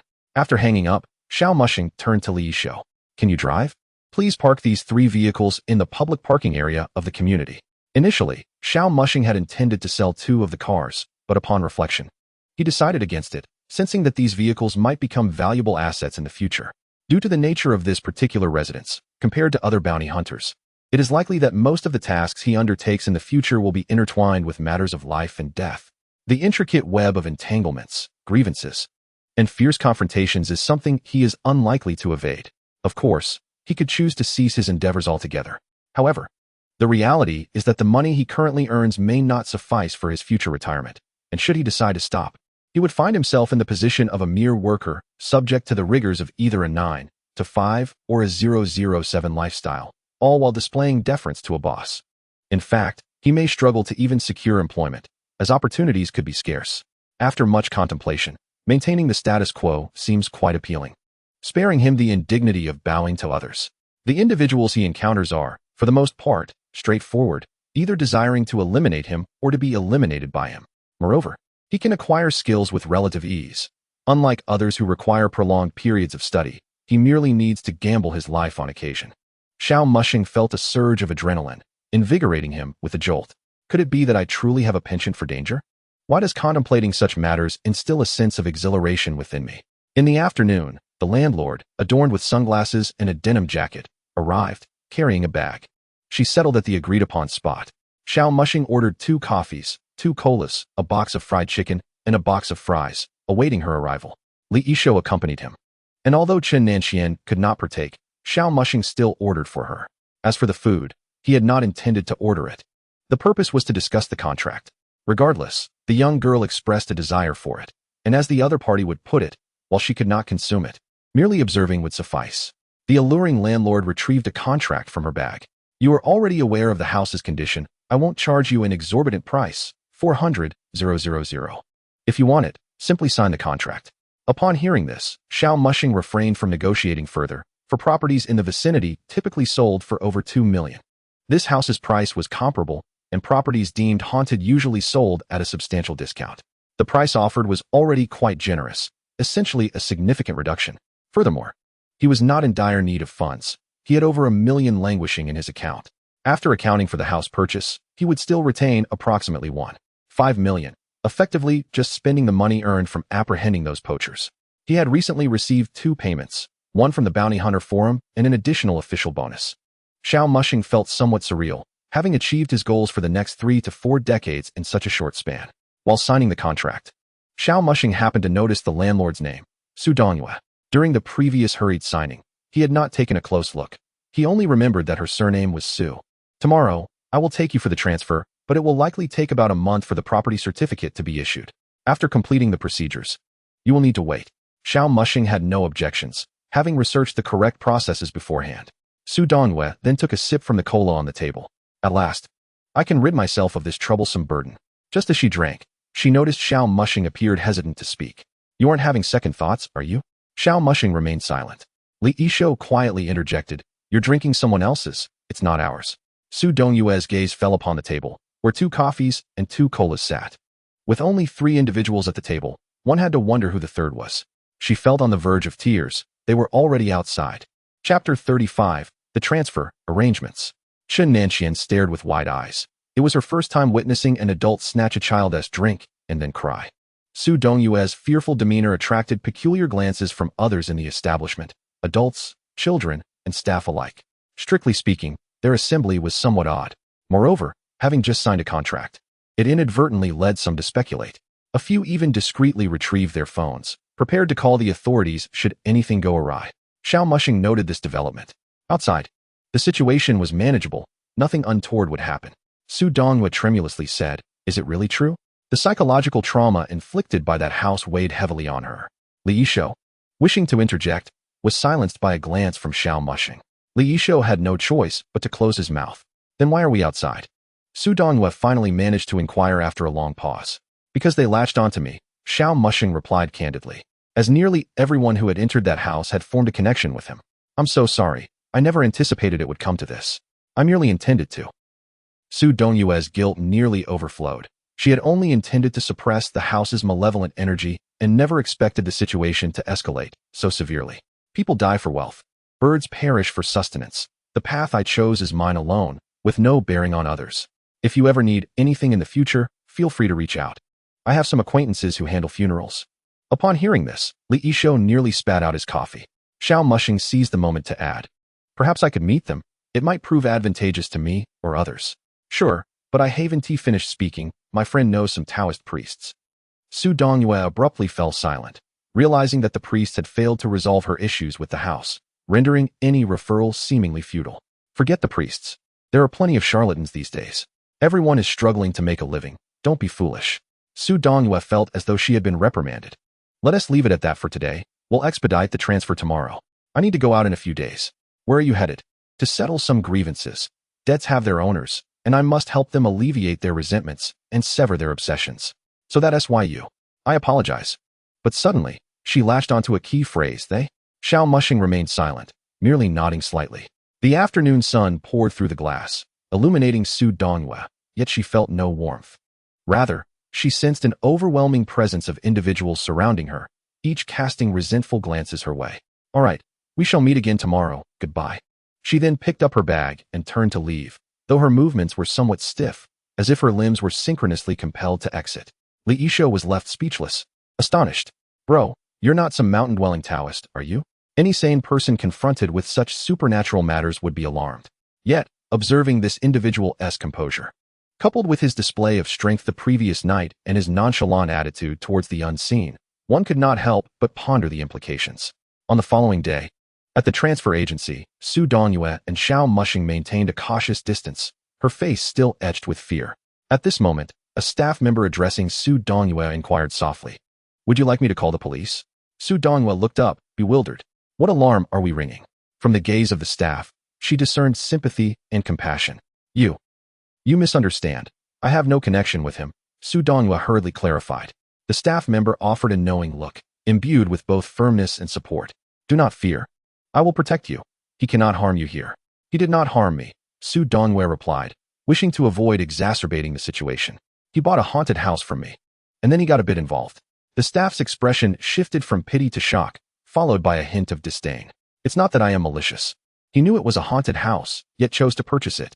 The staff member displayed an incredulous demeanor. "Who buys a haunted house?" At that moment, Xiao Mushing approached. "What she says is true. Haunted houses are cheap. I did not suffer a loss in buying mine." The conversation was rather loud, catching the attention of the individual on the other side. Su Donghua cast a grateful glance at this kind soul. Upon hearing this, the staff member refrained from posing further inquiries and swiftly processed the paperwork. After completing these formalities, Su Donghua stated, "At least it will take 20 days for the property deed to be finalized. I will deliver it to you then." "All right." Su Donghua then darted away like a little sparrow. Xiao Mushing merely shook his head at the scene. He subsequently took out his phone, scrolled through his contacts, located Zhou Haihong, and made a call. "Are you busy lately?" "Oh, is this not the illustrious Yin Cha? Are you taking me along for a team mission?" Naturally. She had also seen the discussions on the Bounty Forum's public platform. "Cut the banter. I have serious matters to discuss. I've taken on 2 tasks. One is to investigate Yangyun Village, and the other is to locate the little girl, Chun Nanqian. These 2 tasks are connected." Zhou Haihong immediately grasped the implications. Bounty hunters typically do not accept unrelated tasks or those beyond their capability. Thus, Xiao Mushing must have uncovered something or felt confident about completing both assignments. "Speak your mind. I am willing to assist." Zhou Haihong was eager to lend Xiao Mushing a hand, as it would effectively place him in her debt, allowing her to call upon him for assistance with future challenging tasks. This is what one might call reciprocity. "I have discovered some clues and will investigate the village. However, I believe you understand what kind of scenario might emerge if these 2 tasks are intertwined. Should any unforeseen events occur, I might not be able to exit the village. Or worse, I may fail to relay any information." Thus, I wanted to inform you in advance. If I lose contact at some point, please remember to alert the authorities. I will also make every effort to leave clues behind in the village and send you any findings I obtain. Currently, I am accompanied by someone named Li Yishou. Xiao Mushing laid out his current circumstances and preparations. Be careful. Zhou Haihong understood well how alarming the connection between human trafficking and a village could be. It likely involved a network of mutual protection and collusion among the villagers. Those who enter might truly find themselves unable to escape. This is not mere hyperbole. Such occurrences have indeed transpired. After saying this, Xiao Mushing ended the call. He felt unable to confide in certain acquaintances from his past. They lived ordinary lives and would be ill-equipped to handle such matters. Moreover, there was no need to entangle them in this situation. As for reporting to the authorities, he currently lacked evidence and leads, which could easily alert the wrong parties. Chapter 36. Is this a poor village? Autumn Festival. Inside the jeep, Xiao Mushing gazed ahead at the road. Are you certain your village is impoverished? I am somewhat uncertain. The changes around here seem quite significant. It is understandable why Xiao Mushing would pose such a question. As the saying goes, to become prosperous, one must first lay the roads. They were currently traversing a village road, yet it was a well-paved, dual carriageway, smooth and wide without loose stones. Typically, village roads are not constructed to such expansive dimensions, nor are they deliberately marked for two-way traffic. Furthermore, given the mountainous terrain, encountering large rocks and overgrown moss is commonplace, unlike this impeccably clean and tidy road. Along their journey, they observed numerous orange trees, most laden with fruit. More importantly, they spotted a vehicle adorned with several rings approaching them. Upon reaching the village entrance and disembarking, Li Yishou's mouth fell slightly agape, for the entire village was filled with 2- and 3-story villas. Moreover, in front of many of these small villas, 1 or 2 vehicles were parked, including a sedan and a convertible pickup truck. What do you define as poverty? This is a place where one wouldn't even find scraps to eat. How would I know? I haven't returned in 6 or 7 years. How could the village have changed so drastically? In 6 or 7 years. Haven't you called your father? I have. But every time we spoke, we ended up arguing. I claimed I was thriving outside, and he insisted he was prospering in the village. We would mock each other. Just then, before a small villa at the village entrance, an elderly man with a snowy beard and hair reclined in a sunlit chair, engrossed in short videos on his phone, all featuring lively content. Upon noticing visitors, he rose leisurely and switched off his phone. As he approached and recognized the newcomers, he exclaimed, "Oh, isn't that the child from the Oldley family? Finally decided to return, and you've brought friends. Come, let's south sit at my place. Uncle Zhou, what is happening in the village? Let us talk slowly once we're at my place." Uncle Zhou opened the gate to his home and produced 2 large oranges, cheerfully declaring, "You missed the boat. The year after you left, the fruit trees began to bear fruit, and the oranges were exceptionally sweet. That year, the village head took us to sell the oranges. Each household earned at least 100 to 200,000. I believe your father told me he made 190,000. Just as Li Yishou was about to comment on the deliciousness of the orange, he felt as though struck by lightning upon hearing this. "You must be joking. Why would I deceive you? Go ask your father. If that doesn't work, just check your family's bank account balance." Li Yishou, dumbfounded, listened as Uncle Zhou continued. By the 3rd year of sales, the village head proposed a high-end approach, limiting each tree to produce no more than 10 oranges and forbidding pesticide use. At the time, no one in the village understood. Wouldn't more fruit mean more sales? But guess what? Those oranges sold for the highest price.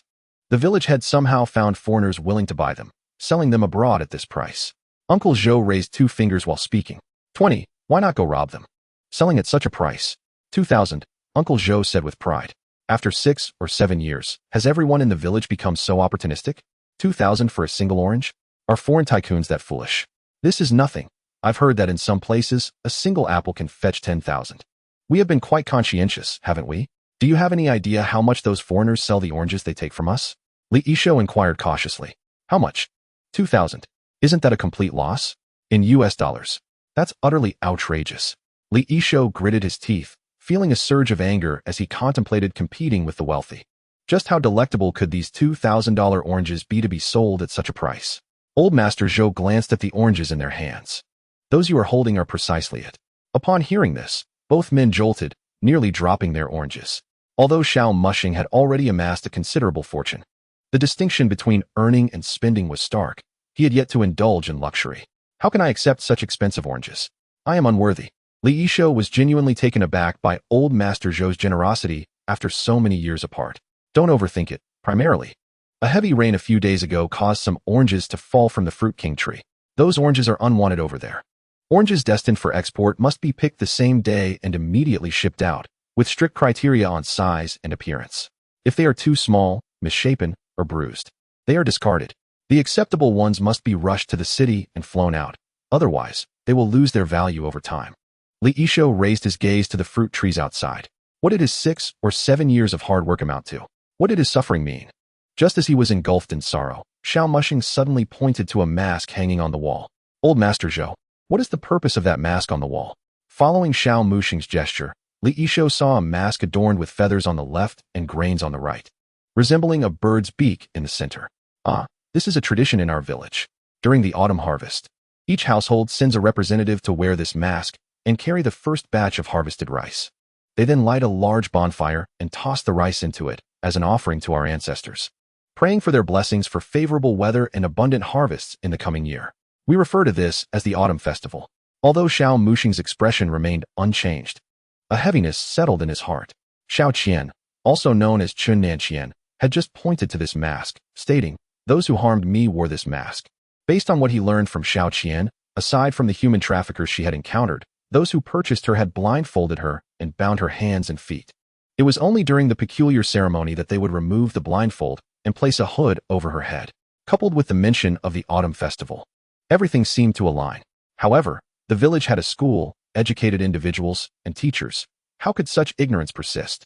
Moreover, judging by Li Yishuo's account, the Autumn Festival did not involve any killings, suggesting the other party was not lying. Chapter 37. Seeking Concrete Evidence. How? Young man, do you fancy this? If you like it, I shall gift it to you, Old Master Zhou said, taking the mask from the wall and presenting it to Xiao Mushing, interrupting his contemplation. It mainly piqued my curiosity because it resembles a mask from an anime I once watched, but I must admit, it is exquisitely crafted.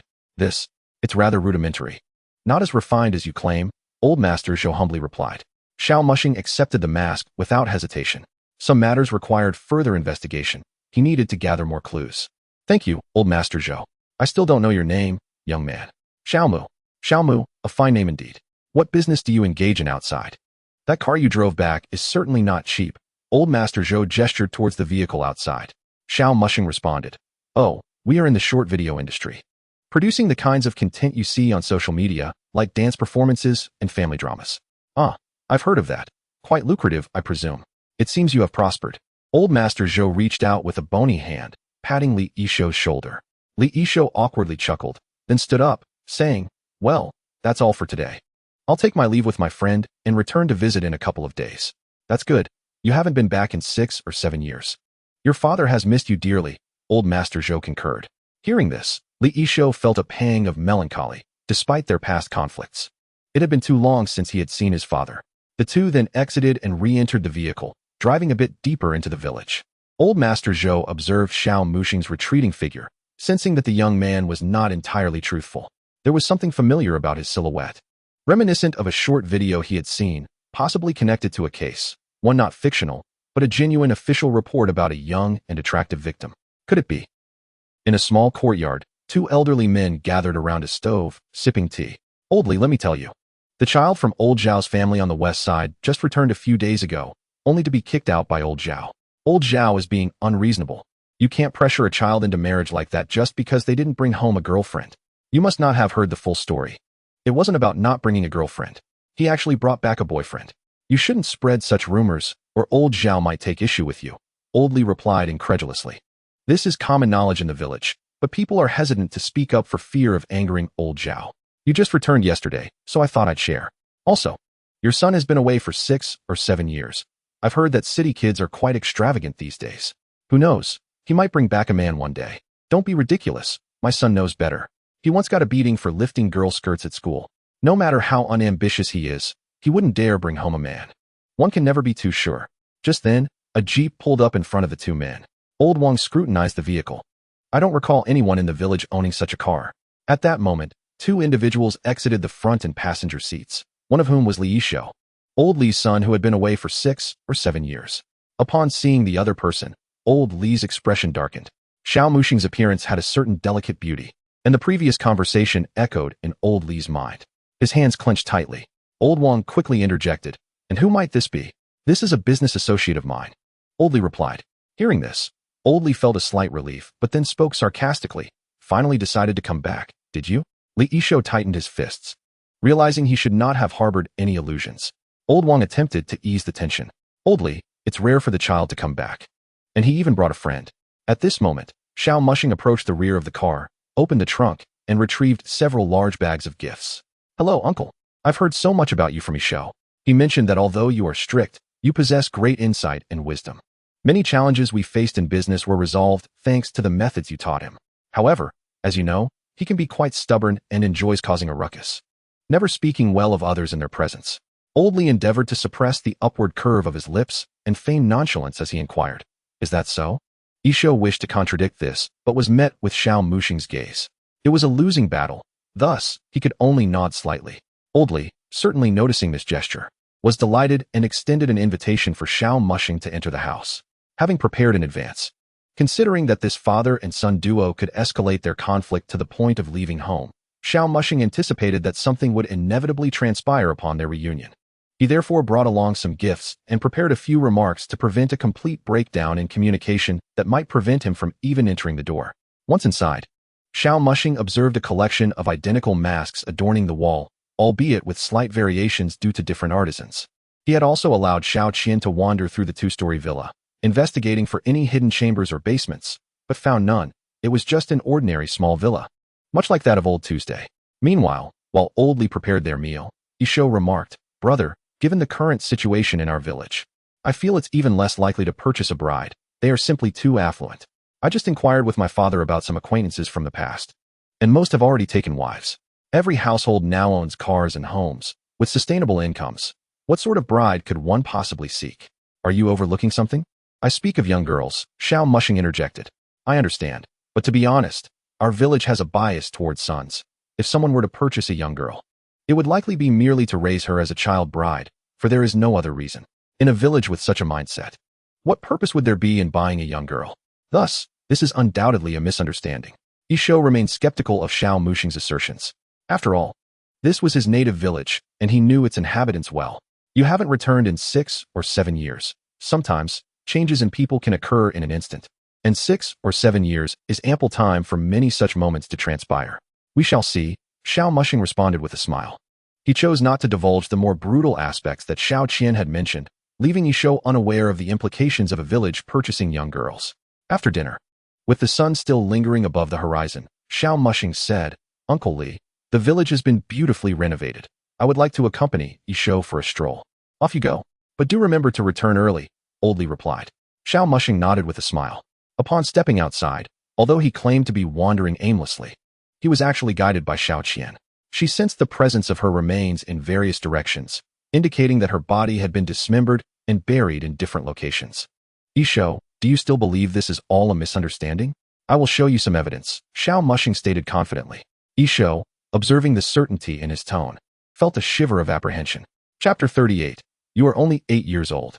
The last rays of sunlight faded completely, and the streetlights along the village roads illuminated. Two figures weaved through the orchards, evading crowds and the surveillance of various households, making their way deeper into the grove. They arrived at a tree laden with just 9 fruits. "This is the spot. Begin digging." Yishou, wearing a skeptical expression, took a small shovel and began to excavate. He found the claim absurd. What evidence could there possibly be beneath this tree? After digging nearly 10 centimeters, he exclaimed, "There is nothing here." "You buried a body in such a shallow grave," Xiao Mushing retorted, urging him onward. "Hurry up. I warned you not to unearth any animal bones, which you might mistake for human remains." Yishou contemplated a possibility and decided to issue a preemptive caution, primarily to avoid Xiao Mushing becoming unhinged. In some areas, it was indeed common to use leftover animal bones as fertilizer to enrich crops. After digging down over 30 centimeters, Yishou finally struck something. Xiao Mushing joined in to assist, carefully laying out the bones they unearthed piece by piece. Throughout this process, Yishou's complexion drained of color. Pointing to a segment of the hand bone laid on the ground, Xiao Mushing asked, "Do you think this is the bone of a chicken, duck, or fish? Or that of a pig, cow, or sheep?" The latter do not have phalanges, yet the chicken leg bone is not as long as this freshly excavated white bone. Each detail underscored to Yishou that this was indeed a fragment of human remains. "Call the police, quickly," Xiao Mushing slapped Isho's panicked face. Do you know who did this? Do you know how many were involved in this affair? If you call the police now, you need not fear retribution. What about your father? I don't know what to do. Isho had never encountered such a situation and was genuinely frightened. First, let's bury this again. For the next few days, we need to search the village for clues to identify everyone involved. Xiao Mushing had initially not intended to disturb the remains so soon. His primary goal for the day was to awaken Isho's awareness and thoroughly draw him into his scheme. According to Xiao Qian's account, the individuals involved were not just one or two, but a group. If Isho were to report this too easily, even if the police uncovered something, it would not guarantee that everyone would be apprehended. It was possible that one person might bear the burden for many. Therefore, they must execute their plan meticulously, leaving no one behind. Isho understood the gravity of the situation. A murderer in their village would render it unsafe. Yet, having only just begun to thrive, who would willingly leave? The best course of action was to identify the killer, ensuring his own safety from retaliation and restoring peace to the village. Together, they reburied the white bones and filled the hole back in. Xiao Mushing delicately replaced a layer of earth he had previously set aside to conceal any evidence of the excavation. Meanwhile, within a nearby household, four individuals sat around a table. The autumn festival is fast approaching. Are preparations in place? Yes, we have made arrangements. And they will deliver it to us the day after tomorrow, as usual. Good. This time we must ensure it is done cleanly. Last month, they caught a man investigating this matter, and suspicions about the village have begun to arise. This time, there will be no issues. Let it be so. But I must emphasize once more, this is the key to our village's prosperity. Do not jeopardize it or mess it up. I trust everyone understands that we do not wish to endure the hardships of the past any longer. This was a voice aged and somber, belonging to the last speaker, imbued with an undeniable authority that seemed to elevate him above the other three. The other three nodded in unison, acknowledging the statement.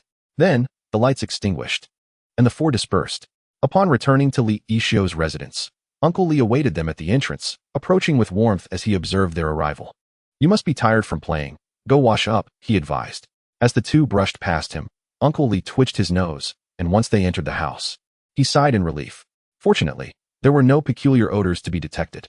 He had not sensed anything amiss. Meanwhile, once inside, Xiao Mushing listened intently to Xiao Qian's recounting, inwardly reflecting on the villagers' rather fervent notions. Subsequently, he took a bath and retired to his room. The small villa contained several rooms, allowing the three men ample space without crowding. Xiao Mushing, however, found himself unable to sleep. He instructed Xiao Qian to investigate every room in the villa tonight, seeking the stone statue used during their rituals, as well as any locations where individuals might be imprisoned. As the half of the night slipped away, Xiao Qian returned empty-handed.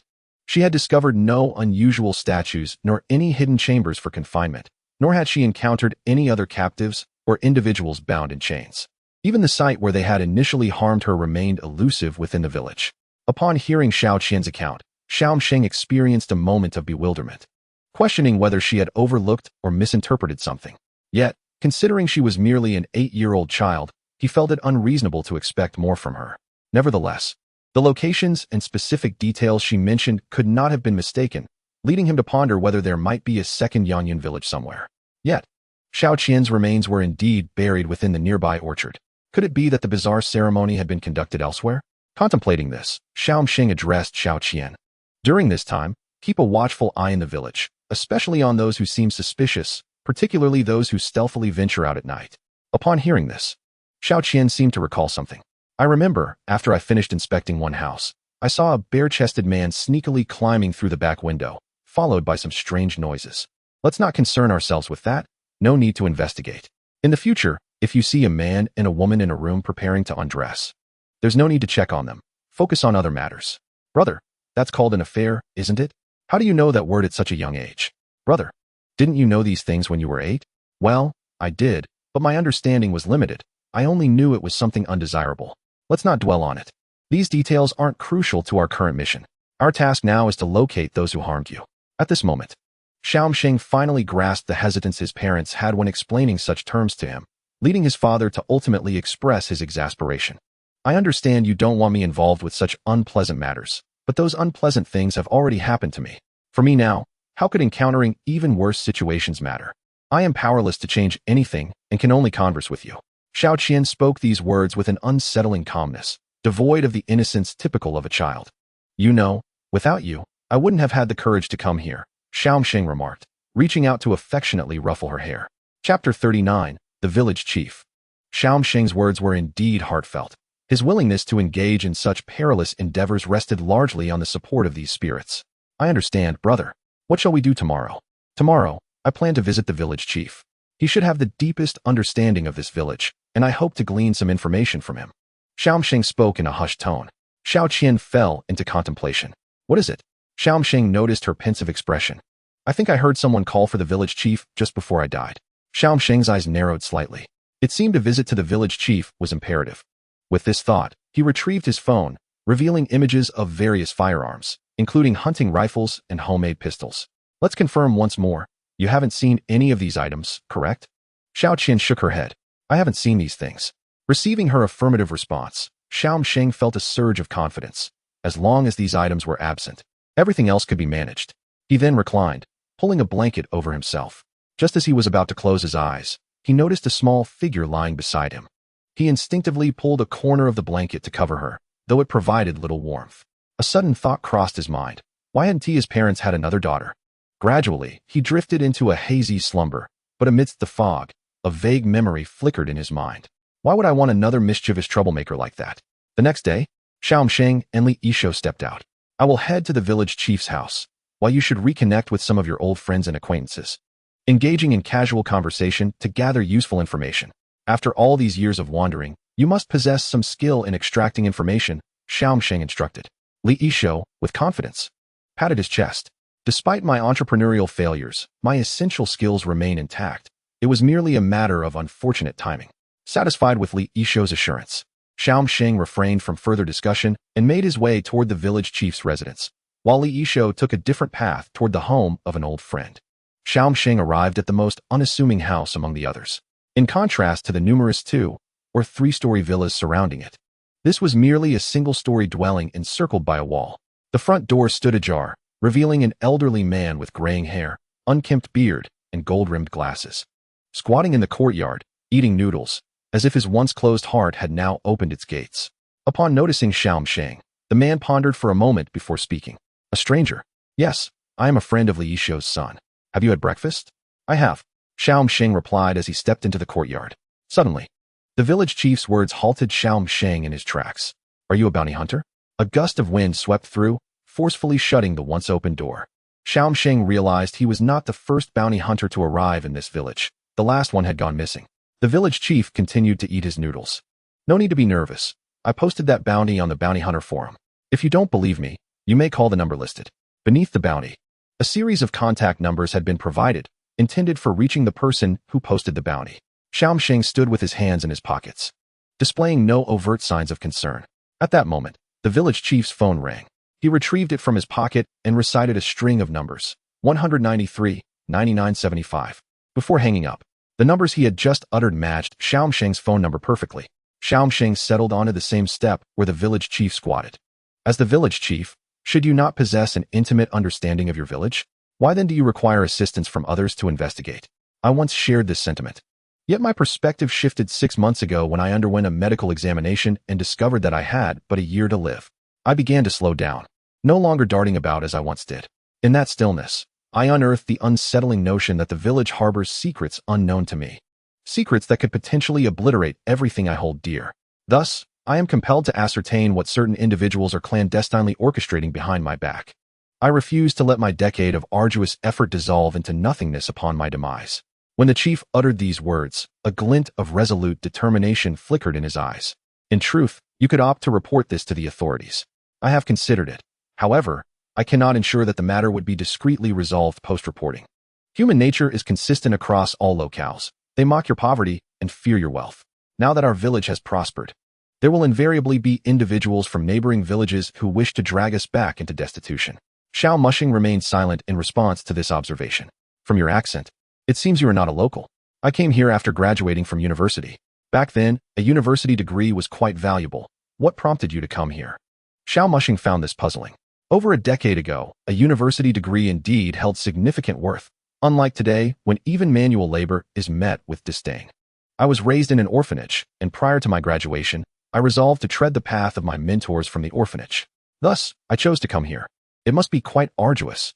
A mere 30-year-old, with hair grayer than a man in his 60s, calluses on his hands thicker than the soles of his shoes, and now, with his life expectancy dwindling, the oranges are exceptionally sweet.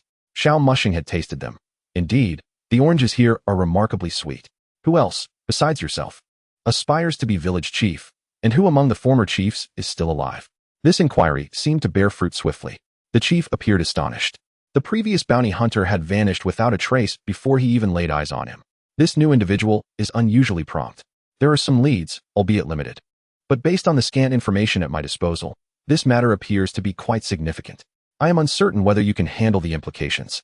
It pertains to loss of life, and it encompasses more than that. The number of participants is likely substantial. The chief, holding an empty bowl, gazed upwards at the drifting white clouds, then let none escape unscathed. Some matters can be suppressed temporarily, but not indefinitely. He cannot feign ignorance. For certain truths will inevitably erupt at some juncture, dragging the entire village into the abyss. Given that his time is limited, he resolved to cleanse the situation thoroughly in one fell swoop. At this moment, Xiao Mushing extended his hand. Greetings, my surname is Xiao, and I am known as Xiao Mushing, the bounty hunter with the ID Incha. I am Lu, named Lu Jianxing. Lu Jianxing grasped Xiao Mushing's hand firmly. Chapter 40, Li Yishou bound. Meanwhile, in a rural homestead, two young men lay drunkenly sprawled across a table. At this moment, three elderly gentlemen stood behind them. Take Li Yishou away. The speaker made a gesture across his throat. They are all children of the same village. There is no need for such measures. Let him remain until the autumn festival, allowing him to contribute. The two men nodded in agreement upon hearing this suggestion. At the village chief's residence, Lu Jianxing recounted the names of those who aspired to the position of village chief, as well as that of the former chief, Zhou Fu, residing at the village entrance. The village entrance? Shouldn't we refer to him as Zhou Eryi? Have you encountered him? Indeed, anyone entering the village must pass by his home. However, I doubt he is involved. Since my tenure began, he has been my staunchest supporter. Even when I proposed planting fruit trees, he was the one who helped persuade other villagers to join me. Just as he stated during the handover, he has indeed provided substantial assistance. For an outsider to gain acceptance within the village is no easy feat during this particularly challenging period. Zhou Fu's support has been invaluable. Xiao Mushing nodded silently in acknowledgement of this statement, deciding to focus his investigation on this individual. Are there any locations surrounding the village that could serve as discreet gathering spots, such as open caves or abandoned temples? Now that you mention it, there is a place that comes to mind, though it is somewhat distant, and I doubt there is a road leading to it. What place? Xiao Mushing inquired with curiosity. Old Yanyan Village. Is there a second Yanyan Village? I arrived here several years ago and heard the village elder speak of it. A century ago, Yanyan Village was not situated where it is now, but rather deep within the mountains behind the village. An earthquake once struck, collapsing much of the houses and destroying the existing farmland, rendering the terrain unsuitable for cultivation. Consequently, the villagers began migrating outward to their current location, reclaiming land and establishing roots anew. Xiao Mushing opened his mobile map. Please delineate a rough area for me. The grass there may well be taller than you. Are you certain you wish to venture in? I am a bounty hunter. It is my vocation to pursue any leads related to this matter without exception. You are quite responsible. As Lu Jianxing spoke, he marked several points on the map. These should suffice. Despite the passage of over a century, remnants of the past should still linger. After Xiao Mushing gathered additional details, he took his leave. Enough of this. It is time to depart. Observing the little xia flying overhead, Xiao Mushing urged Lu Jianxing. In his mind, he recalled how Xiao Mushing had seemed to fixate on another person's gaze during their conversation. Watching the figure retreat, he was reminded of an incident from his past when, as a junior in college, he had encountered a gentleman while resting on a park bench. The two engaged in a lengthy discussion, covering topics from the future to ideals and perspectives on the world. Their rapport deepened, and he found the gentleman to be quite insightful. Moments later, a van from a mental institution arrived and took the gentleman away, leaving him alone on the park bench in disarray. Now, he felt an eerie sense of déjà vu. Returning to Li Yishou's home, Xiao Mushing waited until lunchtime, yet the individual did not return. Uncle Li, while setting the table, grumbled. Where has that wretched child run off to now? Is he off gallivanting in the city? Xiao Mushing furrowed his brow, his mind plagued with ominous suspicions. He promptly rose and exited. Uncle, I am going to search for him. Uncle Li watched as Xiao Mushing dashed out the door. That wretched child is always absent. There is no need to search. Finish your meal first. Xiao Mushing arrived at the home of the childhood friend mentioned. He discovered a young man there, swaying drunkenly. Where's Li Yishou? Xiao Mushing pressed his hands upon the young man's shoulders. Not here, alas. Where could he be? Surely he hasn't run off after sobering up. After playing outside for years, he's become so timid that he fled rather than face a drink. Xiao Mushing's gaze fixated intently on the hazy eyes of his counterpart. Yet he discerned no trace of deceit. Xiao Qian had thoroughly scoured the premises, yet failed to uncover any sign of life. She shook her head in response to Xiao Mushing. He realized with a pang of insight that he had underestimated the situation. Li Yishuo was not akin to those fifth-level bounty hunters. He should not have approached him with the same trust he extended to those skilled hunters. After all, Li Yishuo was merely an ordinary man who had faced entrepreneurial failure. If he were not within the confines of the house, where could he possibly be? Old Yongyan Village. Xiao Mushing chose not to linger any longer and sought a location beyond the reach of surveillance. He instructed Xiao Qian, ascend higher and see if anyone has ventured into the mountains. He then set off towards the rear of the village. Upon exiting the village and entering the forest, Xiao Mushing expended little effort in finding a trail marked by human passage. This was a gift from Han Li, a comprehensive package of outdoor geological knowledge that endowed him with the expertise and experience of a geological surveyor. After advancing swiftly for a stretch, Xiao Qian descended from the sky. I see 3 individuals, each shouldering a large cloth bag. Is there blood seeping from the bag? No. Continue to monitor them closely and report any developments. As he sprinted ahead, he muttered to himself, Li Yishuo. Oh, Li Yishuo, your divine intervention has proven invaluable. Through Xiao Qian's updates, Xiao Mushing maintained a prudent distance from the trio ahead. Given that they were burdened with a person, their pace was unhurried. An hour and a half later, Xiao Mushing perched himself atop a tree, surveying the overgrown, dilapidated village below. He committed to memory the various routes of this forsaken settlement, finally retrieving his phone to capture a photograph. Alas, his memory was not so reliable. He then leapt down from the tree and commenced his infiltration of the village. At that moment, as the trio approached the entrance of the abandoned village, they were unexpectedly met by an individual emerging from within. Why is there another? Didn't we already send someone today? Inquired an elderly man assisting them. It's the child of Old Li.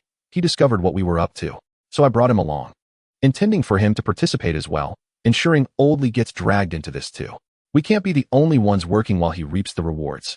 Once his son gets involved, I wonder if he'll still spout his nonsense about feudal superstitions. Chapter 41, a shakedown? Who can't do that? Within a mud-walled room, Li Yishuo shook his aching head, only to be met with intensified pain. Once he regained his senses, he fully opened his bleary eyes to survey his surroundings, an antiquated earthen chamber, weeds reaching his knees, and a dilapidated roof allowing a shaft of light to illuminate his face. Wasn't I drinking? How did I end up here?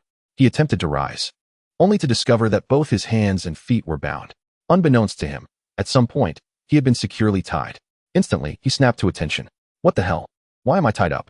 Someone. Kidnapping. Help. I'm just a poor wretch with no money. I implore you, let me go. Amid his frantic cries, an elderly man entered the room. Uncle Wang. Li Yishuo exclaimed with surprise. Uncle Wang, I've been kidnapped. By me, came the blunt reply. The joy on Li Yishuo's face froze, replaced by caution as he inquired. You know about the incident when I set off firecrackers while you were using the restroom? Uncle Wang's cloudy eyes widened like saucers. You're the little brat who made me mess myself. Is it about that? Or perhaps you're aware of the rumors I spread with Aunt Wang about you peeping on Widow Wu while she bathed, leading to Aunt Wang nearly beating you to death and making you sleep on the floor for 2 months? Uncle Wang's waxy, wrinkled face resembled a sun-dried, overripe jujube. What else is there that I don't know? He ground out, each word laced with ire. Li Yishuo, observing the old man's demeanor, sensed that he seemed blissfully unaware of both incidents. Having inadvertently revealed his knowledge, he felt a chill of dread. In the next life, I must learn to be more discreet and not speak so quickly. Refusing to speak, are we? Just wait while I go fetch something. Uncle Wang turned and exited the room, making his way to a space filled with assorted cured meats and oddities. He selected an axe and headed back out. Meanwhile, the 2 individuals in the room exchanged glances. Wasn't he old Wang keeping an eye on Li Yishuo? Indeed, but why is he grabbing an axe? After a moment of silence, they both sprinted out, intercepting old Wang just as he was about to enter the room with his axe. Don't stop me. I'm going to chop this brat into pieces. Old Wang, we agreed not to kill anyone from the village. Besides, you're far too old to be getting worked up over a child. That brat blasted me with firecrackers. Children will be children. It's natural for them to play with such things. I was in the latrine when he got me all dirty. That was how many years ago? One must show mercy when it is within one's power to do so. He also spread lies about me peeping on Widow Wu while she bathed. Uncle Wang replied. visibly incensed. That child isn't lying. Didn't you look? Have I done that? One of them asked.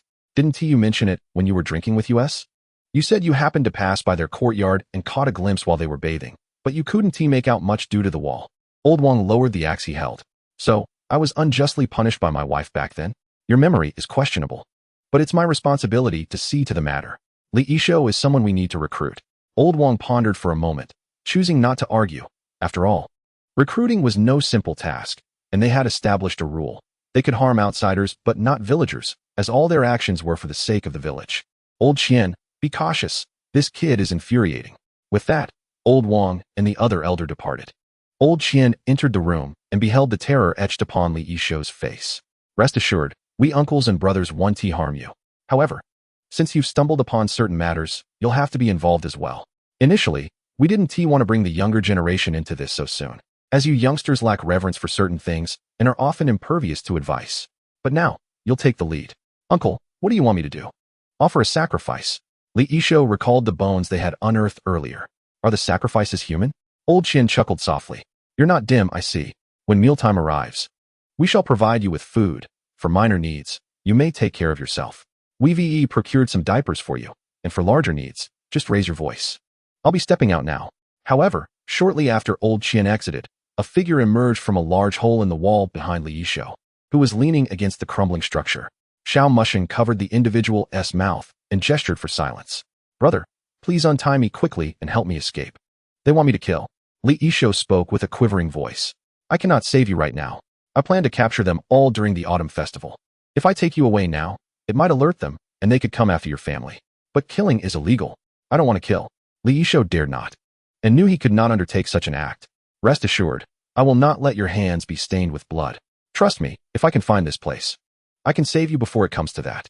After a long moment of contemplation, Li Yishou nodded heavily. All right. Xiao Mushing patted Li Yishou's shoulder. A true man. He then crawled out through the large hole from which he had entered. In another dilapidated house that was still relatively intact, 3 old men were present. Old Wang, Zhou Fu, and the elderly man who had brought Old Wang back. The elderly man was the first to speak. Li Yishou is already tied up. What about the friend he brought back? Old Wang pondered for a moment before articulating a rather cruel suggestion in a calm tone. Why not tie him up as well and make him a sacrificial offering? One person has already gone missing from our village, and now a second one appears. Do you think that explanation suffices? Zhou Fu retorted. Then what should we do? Old Wang asked, perplexed. You could create a scene, force him to leave the village. By bullying the elderly or the villagers, everyone will come to despise him. Anyone who dares to linger near the village will be pelted with stones. This will significantly alleviate their troubles. Of course, if he continues to be persistent, once he's driven out, his disappearance will no longer concern the villagers. They want to extort me, are you sure? Yes, that's exactly what they said. They want to drive you out of the village. Xiao Qian nodded, her 2 braids bobbing with her affirmative gesture.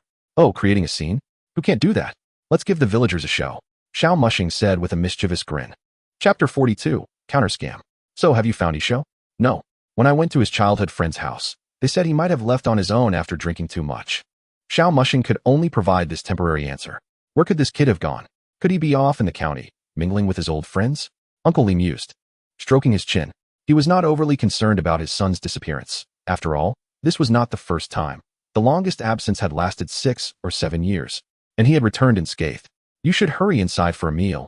You haven't eaten lunch, and you're probably hungry by now. Xiao Mushing observed that Uncle Li no longer pursued the matter. He couldn't help but marvel at how unconcerned Li Yishou's father was about his potential misfortune. The speech he had prepared was rendered unnecessary. Following Uncle Li into the house, they began to eat, but midway through their meal, the village broadcast crackled to life. Attention all villagers, please send 1 representative to the village square this afternoon to announce the details of this year's autumn festival. Upon hearing this, Uncle Li chuckled. Had he heard this announcement 6 or 7 years ago, he would have likely grumbled. But now, everyone was eager to partake in the excitement. For the autumn festival signified another bountiful harvest, and the villagers were looking forward to a substantial income. Xiaomu, why not come with me to take a look? Uncle Li suggested. Xiao Mushing nodded. Perfect. I'm curious about your autumn festival. Let's go see. Upon arriving at the village square, a smattering of people had already gathered. Uncle Li encountered an acquaintance and began chatting, leaving Xiao Mushing to wander alone.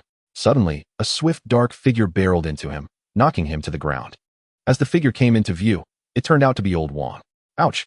You little rascal, why did you? However, before he could finish, a warm, metallic liquid sprayed across his face.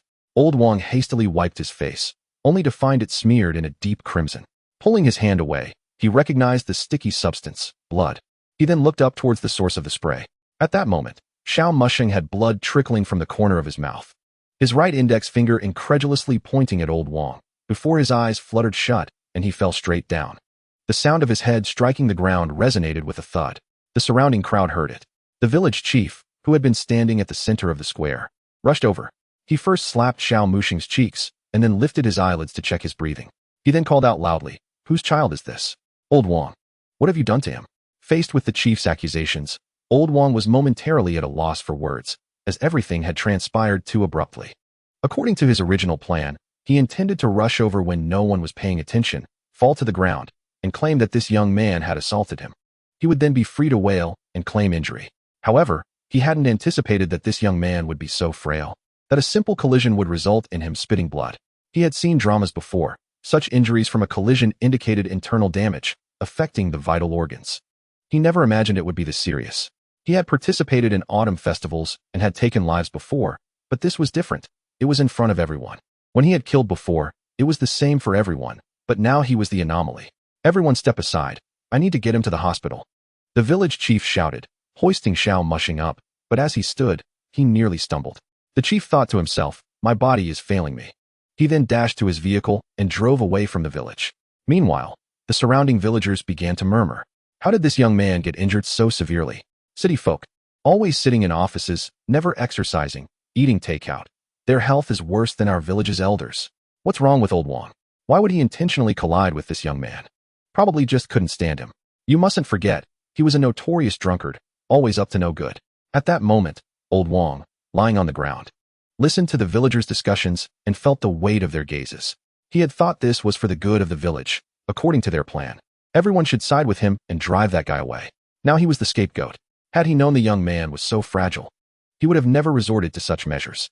Just then, Zhou Fu emerged from the crowd, trying to defuse the situation. "Everyone, let's not gather here. Go about your business. We'll discuss other matters when the village chief arrives."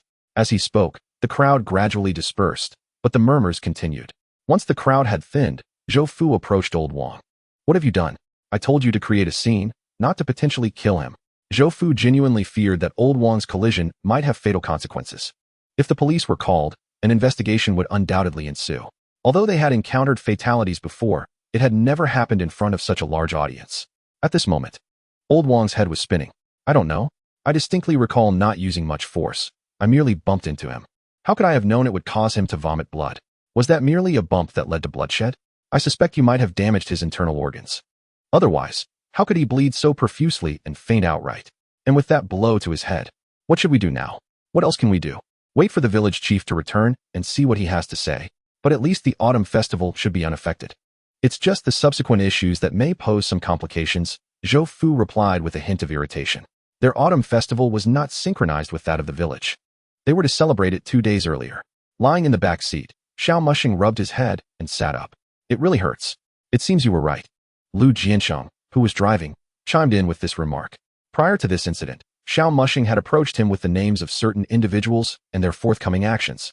Initially, Lu Jiansheng was skeptical, given that they had only recently established a rapport, and it was astonishing how quickly the other party had identified some of those involved. But now, he believed. Standing in the center of the square, he had deliberately observed those individuals. When Old Wong made his move, their attention was solely focused on Xiao Mushing. What is next? We continue our investigation in the village. Now that this incident has occurred, we can act with greater assurance. This will allow me to gather more evidence and unearth the remaining individuals. I can't fathom why, despite the village's newfound prosperity, they still engage in such actions. Because they believe the village's wealth stems from these very deeds, Xiao Mushing replied coldly, having witnessed and learned much in the old Yanyan village. Chapter 43, Tomorrow Night's Autumn Festival. An ancient tome detailing archaic sacrificial rites was revered by these villagers as a divine revelation. Xiao Mushing discovered this tome in a dilapidated dwelling. He took out his phone and captured images of the contents. Now, he presented his phone to village chief Lu. Lu Jiansheng perused the album. The heads of pigs, cattle, and sheep. However, these were not the primary offerings. The skins of the heads were to be peeled away. ears and snouts removed, and horns severed, all to be reassembled into a grotesque headpiece, which would then adorn the sacrificial animal's head. Its limbs would be severed, its blood collected, and its entrails extracted. The sacrificial group would partake in a blood-drinking ritual. Following the rites, as a village entity, the limbs would be buried in the 4 cardinal directions to secure blessings from the 3 stars of wealth, prosperity, and longevity. The internal organs, representing the 5 elements, would be interred at the extremes of metal, wood, water, fire, and earth, ensuring the lasting presence of fortune. The skull and torso would be dismantled and utilized as sacrificial vessels for future rites, guaranteeing an unbroken lineage of wealth and abundant offerings. With each page Lu turned, his grip tightened unconsciously. Anger surged within him. Zhou Fu's claims of assistance were nothing but hollow promises. How long had this been going on? Since 7 years ago, the very year Li Yishou abandoned the village. That meant they had taken 7 lives, perhaps more, as they occasionally prepared additional sacrificial victims to express gratitude to the deities. How dare they? Lu Jianxing trembled with rage. In their inaugural year, they may have felt apprehensive, but after experiencing a bountiful harvest the following year, they likely convinced themselves of their righteousness, oblivious to any impending retribution. When Xiao Mushing overheard their discussions, he was astounded, unable to fathom that such archaic beliefs could persist in this modern era. Some killed to satiate their bloodlust, others for profit. But these villagers were driven by a madness born of ignorance. Moreover, they were now beginning to recruit others, enticing more villagers to join their ranks.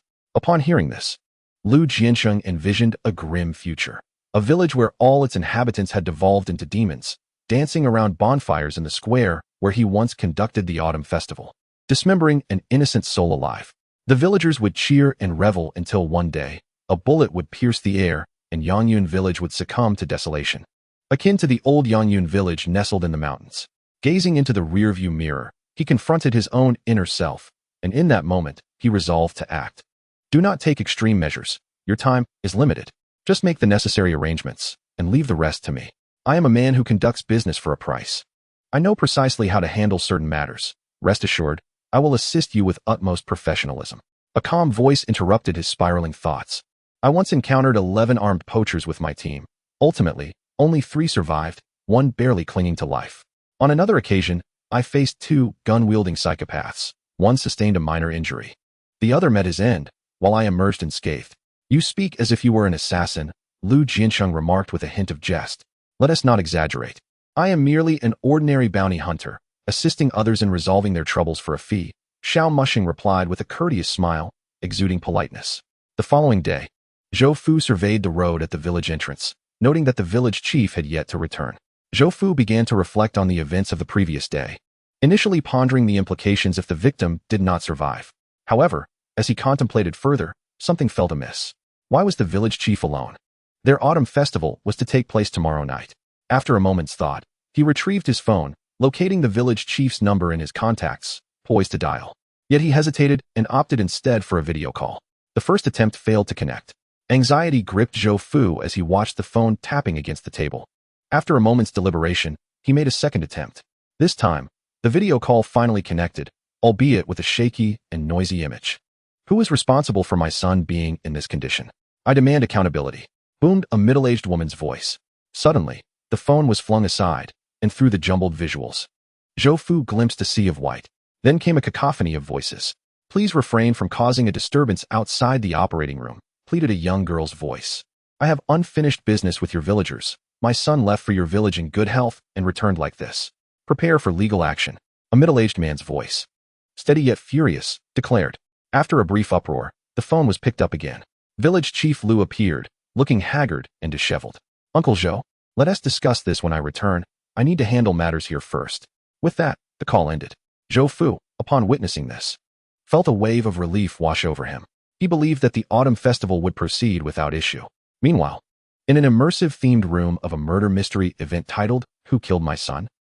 Village Chief Lu transferred 200 yuan to each of the individuals present. Thank you for your trouble, he said. Not at all, not at all, they replied. The staff members felt fortunate to have stumbled upon such an easy opportunity.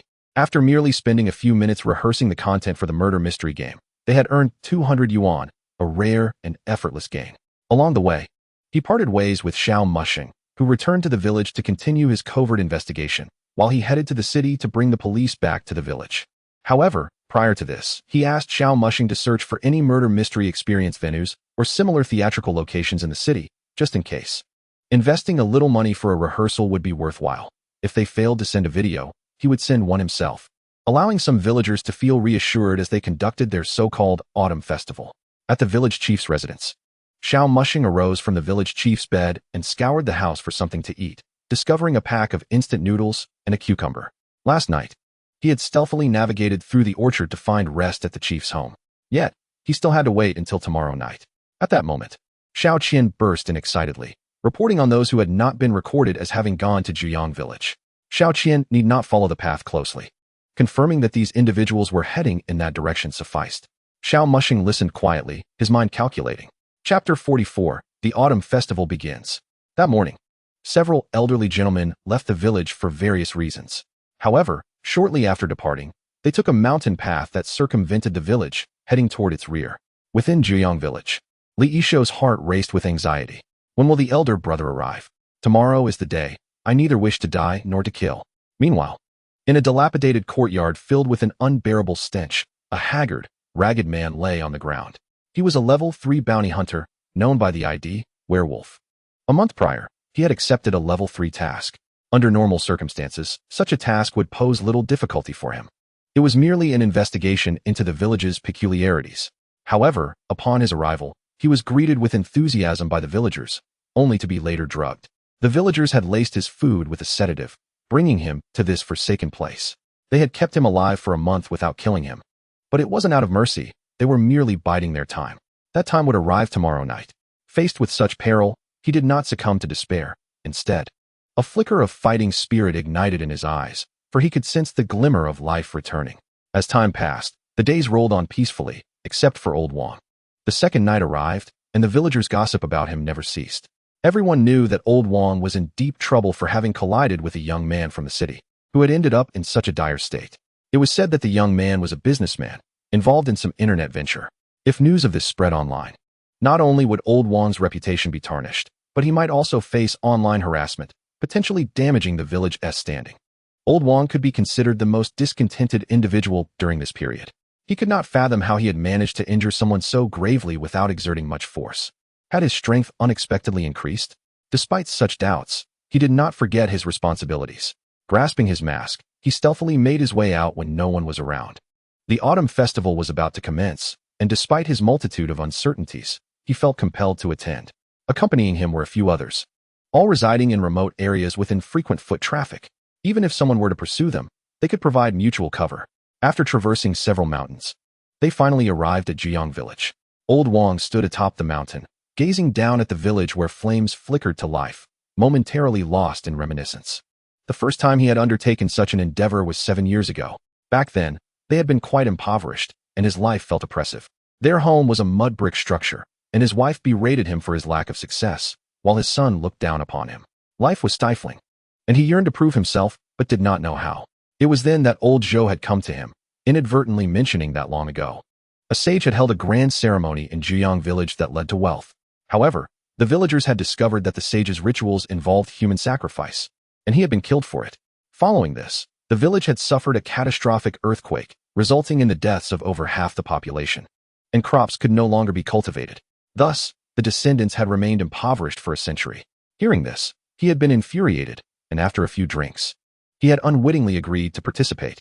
Initially trembling with fear, he experienced a thrill, yet afterward, he felt apprehensive of divine retribution. Little did he know he was not alone in this. Over 10 others were involved. Surprisingly, the following year the entire village prospered. Whenever he recalled this, Old Wang could not help but straighten his back, proud of their efforts. Then he considered the villagers who had spoken ill of him. Those ingrates. If it weren't for me, would they be enjoying such a good life? Beside him, an elderly man remarked, "Do not be angry." I once saw a saying in a short video, stating that heroes are often unrecognized and misunderstood. Think of General Yu from history. Was he not the same? Upon hearing this, Old Wang's anger dissipated instantly, and he lifted his head in pride. I won't dwell on them. Let us not delay any further. In the center of Juyang village, a great fire blazed, surrounded by a throng of people. A sack filled with items was placed nearby. Along with the bound, werewolf, and the masked Li Yishou, whose hands were tied as he was pressured into this gathering. Zhou Fu, wearing a newly crafted mask, stood at the center and addressed the crowd. Today marks our 8th autumn festival, but this time is different. Isho shall join us.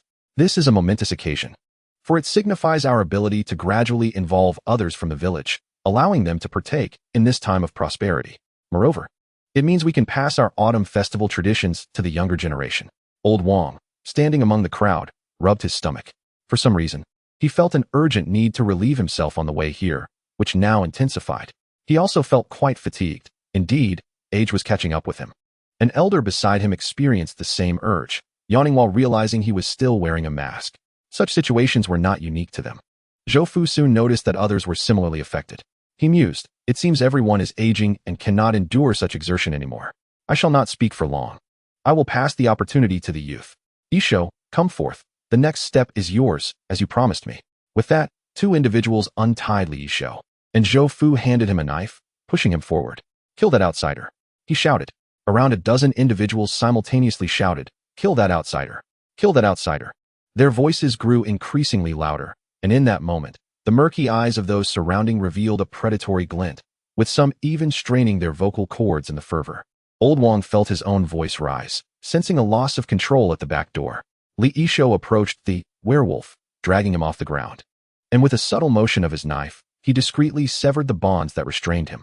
Li Isho raised his blade and, in a hoarse voice, proclaimed, before I take action, does anyone else wish to speak up? Zhou Fu sensed something amiss upon hearing those words, while the others, oblivious to the tension, excitedly urged. Act quickly. The uncles and elders are watching. Don't hesitate. Isho, if you're a man, drive that knife in. With such fervent calls echoing around him, no one stepped forward to intervene. Since it is so, I shall proceed with confidence, Li Isho declared, and he swung the knife down sharply, severing the last remaining tether that bound the werewolf. As the mask on Li Isho's face was torn away, the visage of Xiao Mushing emerged. Chapter 45. Let them hurry and bring forth another. Zhou Fu gasped, it's you. How are you here? Weren't you the one I sent crashing into the hospital? Old Wang also stepped forward, his realization dawning that he had been deceived. The werewolf hoisted a nearby sack and, without a word, fled outside.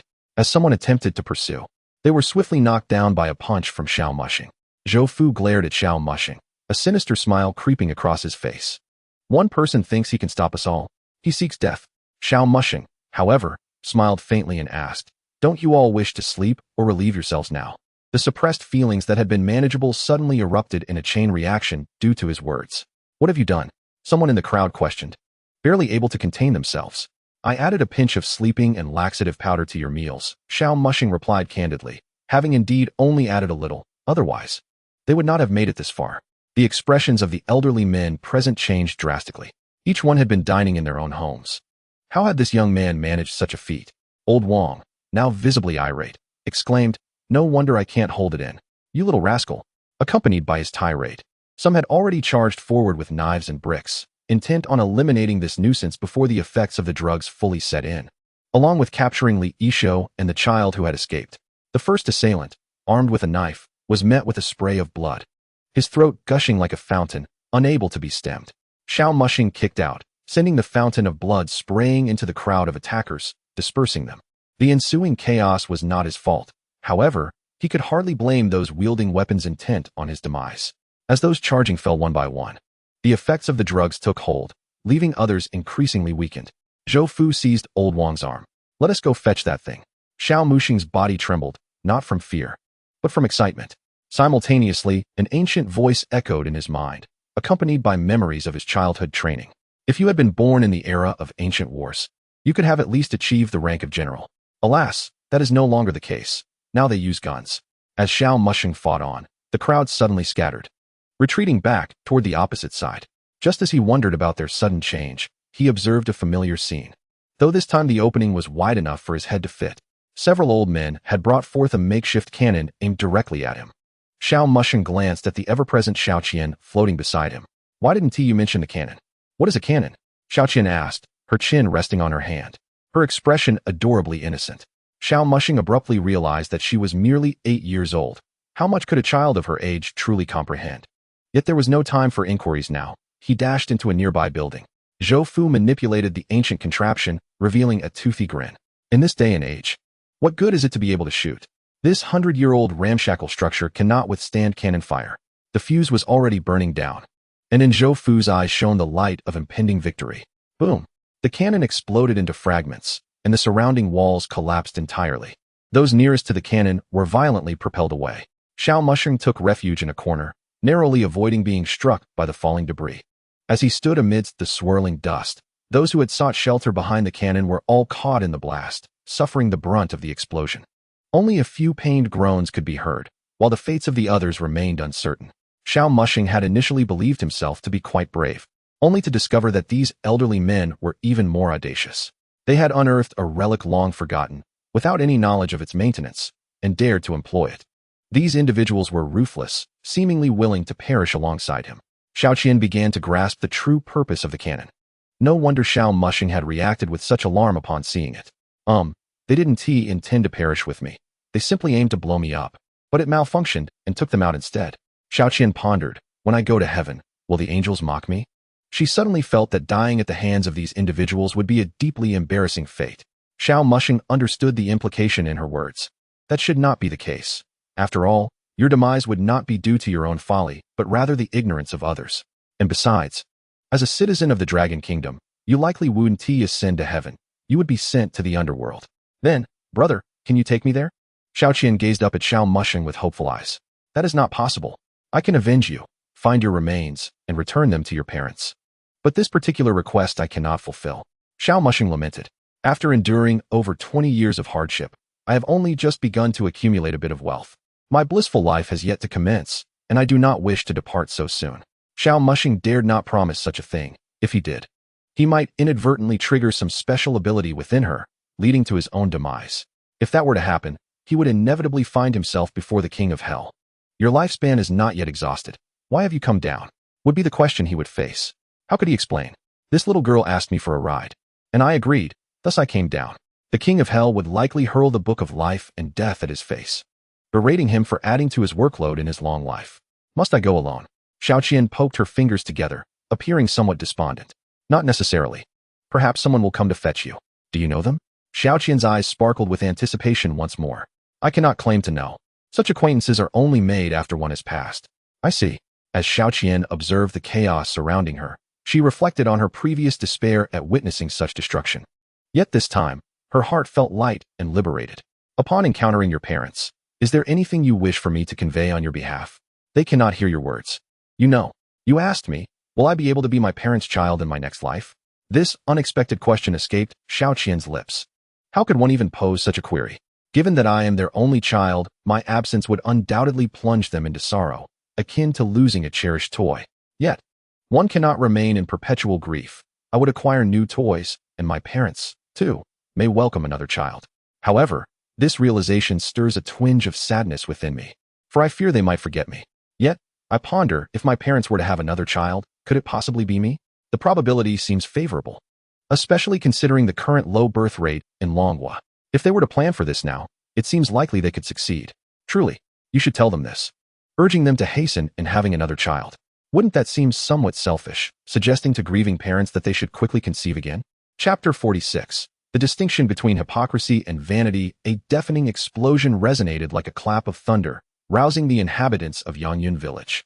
Some arose, pushed open the windows of the second floor, and switched on the lights, only to behold a row of ominous black police vehicles emblazoned with the symbol of authority. Armed officers patrolled the village, rifles in hand. Witnessing such a display, those who had opened their windows quietly closed them once more. Their fear was not directed at the officers themselves, but rather at the gravity of the situation that necessitated such a formidable response. The preceding cacophony was unlikely to have been thunder. At this juncture, hushed whispers began to circulate among the villagers.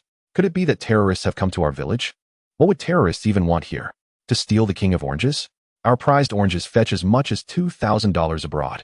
These foreigners are simply barbaric. Can we not negotiate business matters? Must they resort to violence?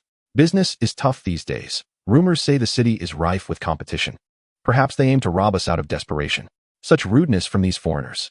These discussions proliferated, and concurrently, some villagers noticed the elderly members of their families were missing. This sparked further speculation, as the elderly, having once known hardship, might have ventured out in search of the terrorists to confront them. Meanwhile, in the depths of the mountains, In a forsaken village, flames blazed, and corpses lay strewn about. A solitary figure perched against a crumbling wall, the flickering firelight casting shadows across half of his face. Lu Jiancheng, Li Yishou, the child-fleeing werewolf, and several police officers stood in shock at the grim tableau. The remnants of a cult performing a horrific ritual were reduced to a few pitiful groans. Villager Lu, swallowing hard, could scarcely believe the extent of devastation wrought by the opposition. I provided cover for that guy to escape with the child. Their numbers were no match for me. So they resorted to artillery, an ancient cannon no less, which ultimately led to this calamity. The others exchanged glances, grasping the perilous circumstances even without explicit details. A dozen merciless cultists wielding dangerous weaponry. Anyone else in such a scenario would have been far from unscathed. The werewolf gazed upon Lu with newfound admiration. This was the bounty hunter he aspired to become, calm amidst chaos, surveying the world from above, leaving no trace behind. Following the initial shock came swift action, as urgent rescue operations commenced. They were bound by protocol, taking statements, conducting trials, and facing either imprisonment or execution.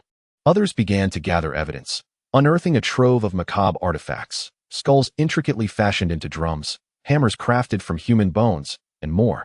Each item a grim testament to the atrocities committed by this group. The rescue and evidence collection persisted into the following morning.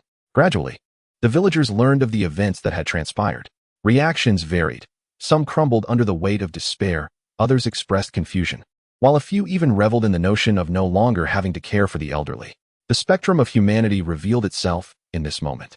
As Xiao Mushing walked alongside the officers, Xiao Qian observed the myriad expressions of the crowd.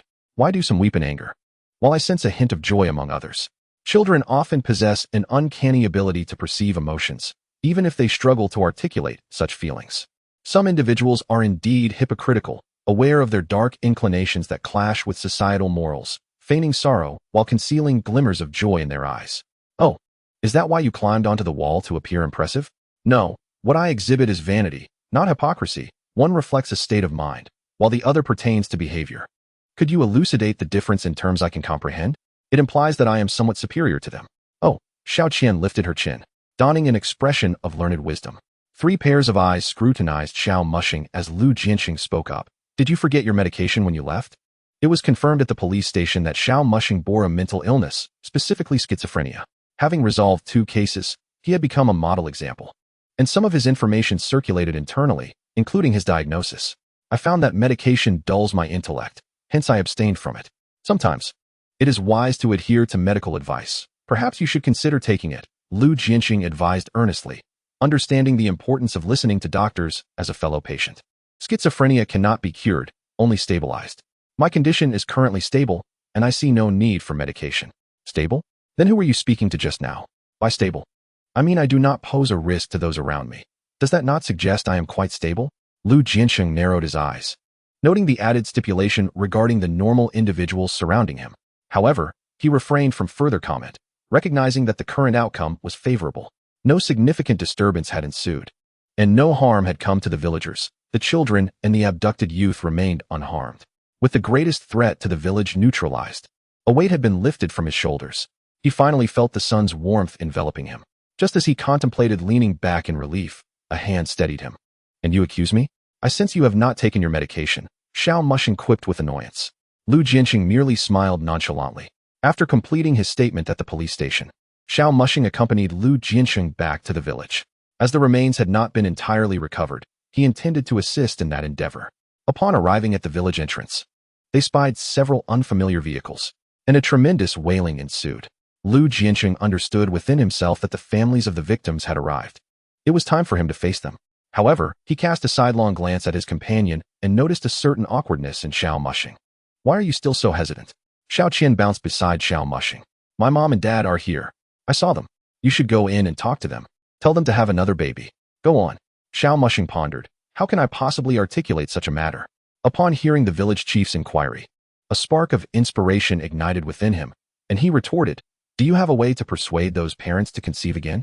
Lu Jianxing fell silent momentarily. If you want to see me get beaten, just say so. Chapter 47. There are others who bear guilt. A pair of parents wept over a heap of bones. The remains were not entirely intact. Some skulls had been ground down, while others had been disassembled from 2 sides of a drum. Little Qian's skull was among them.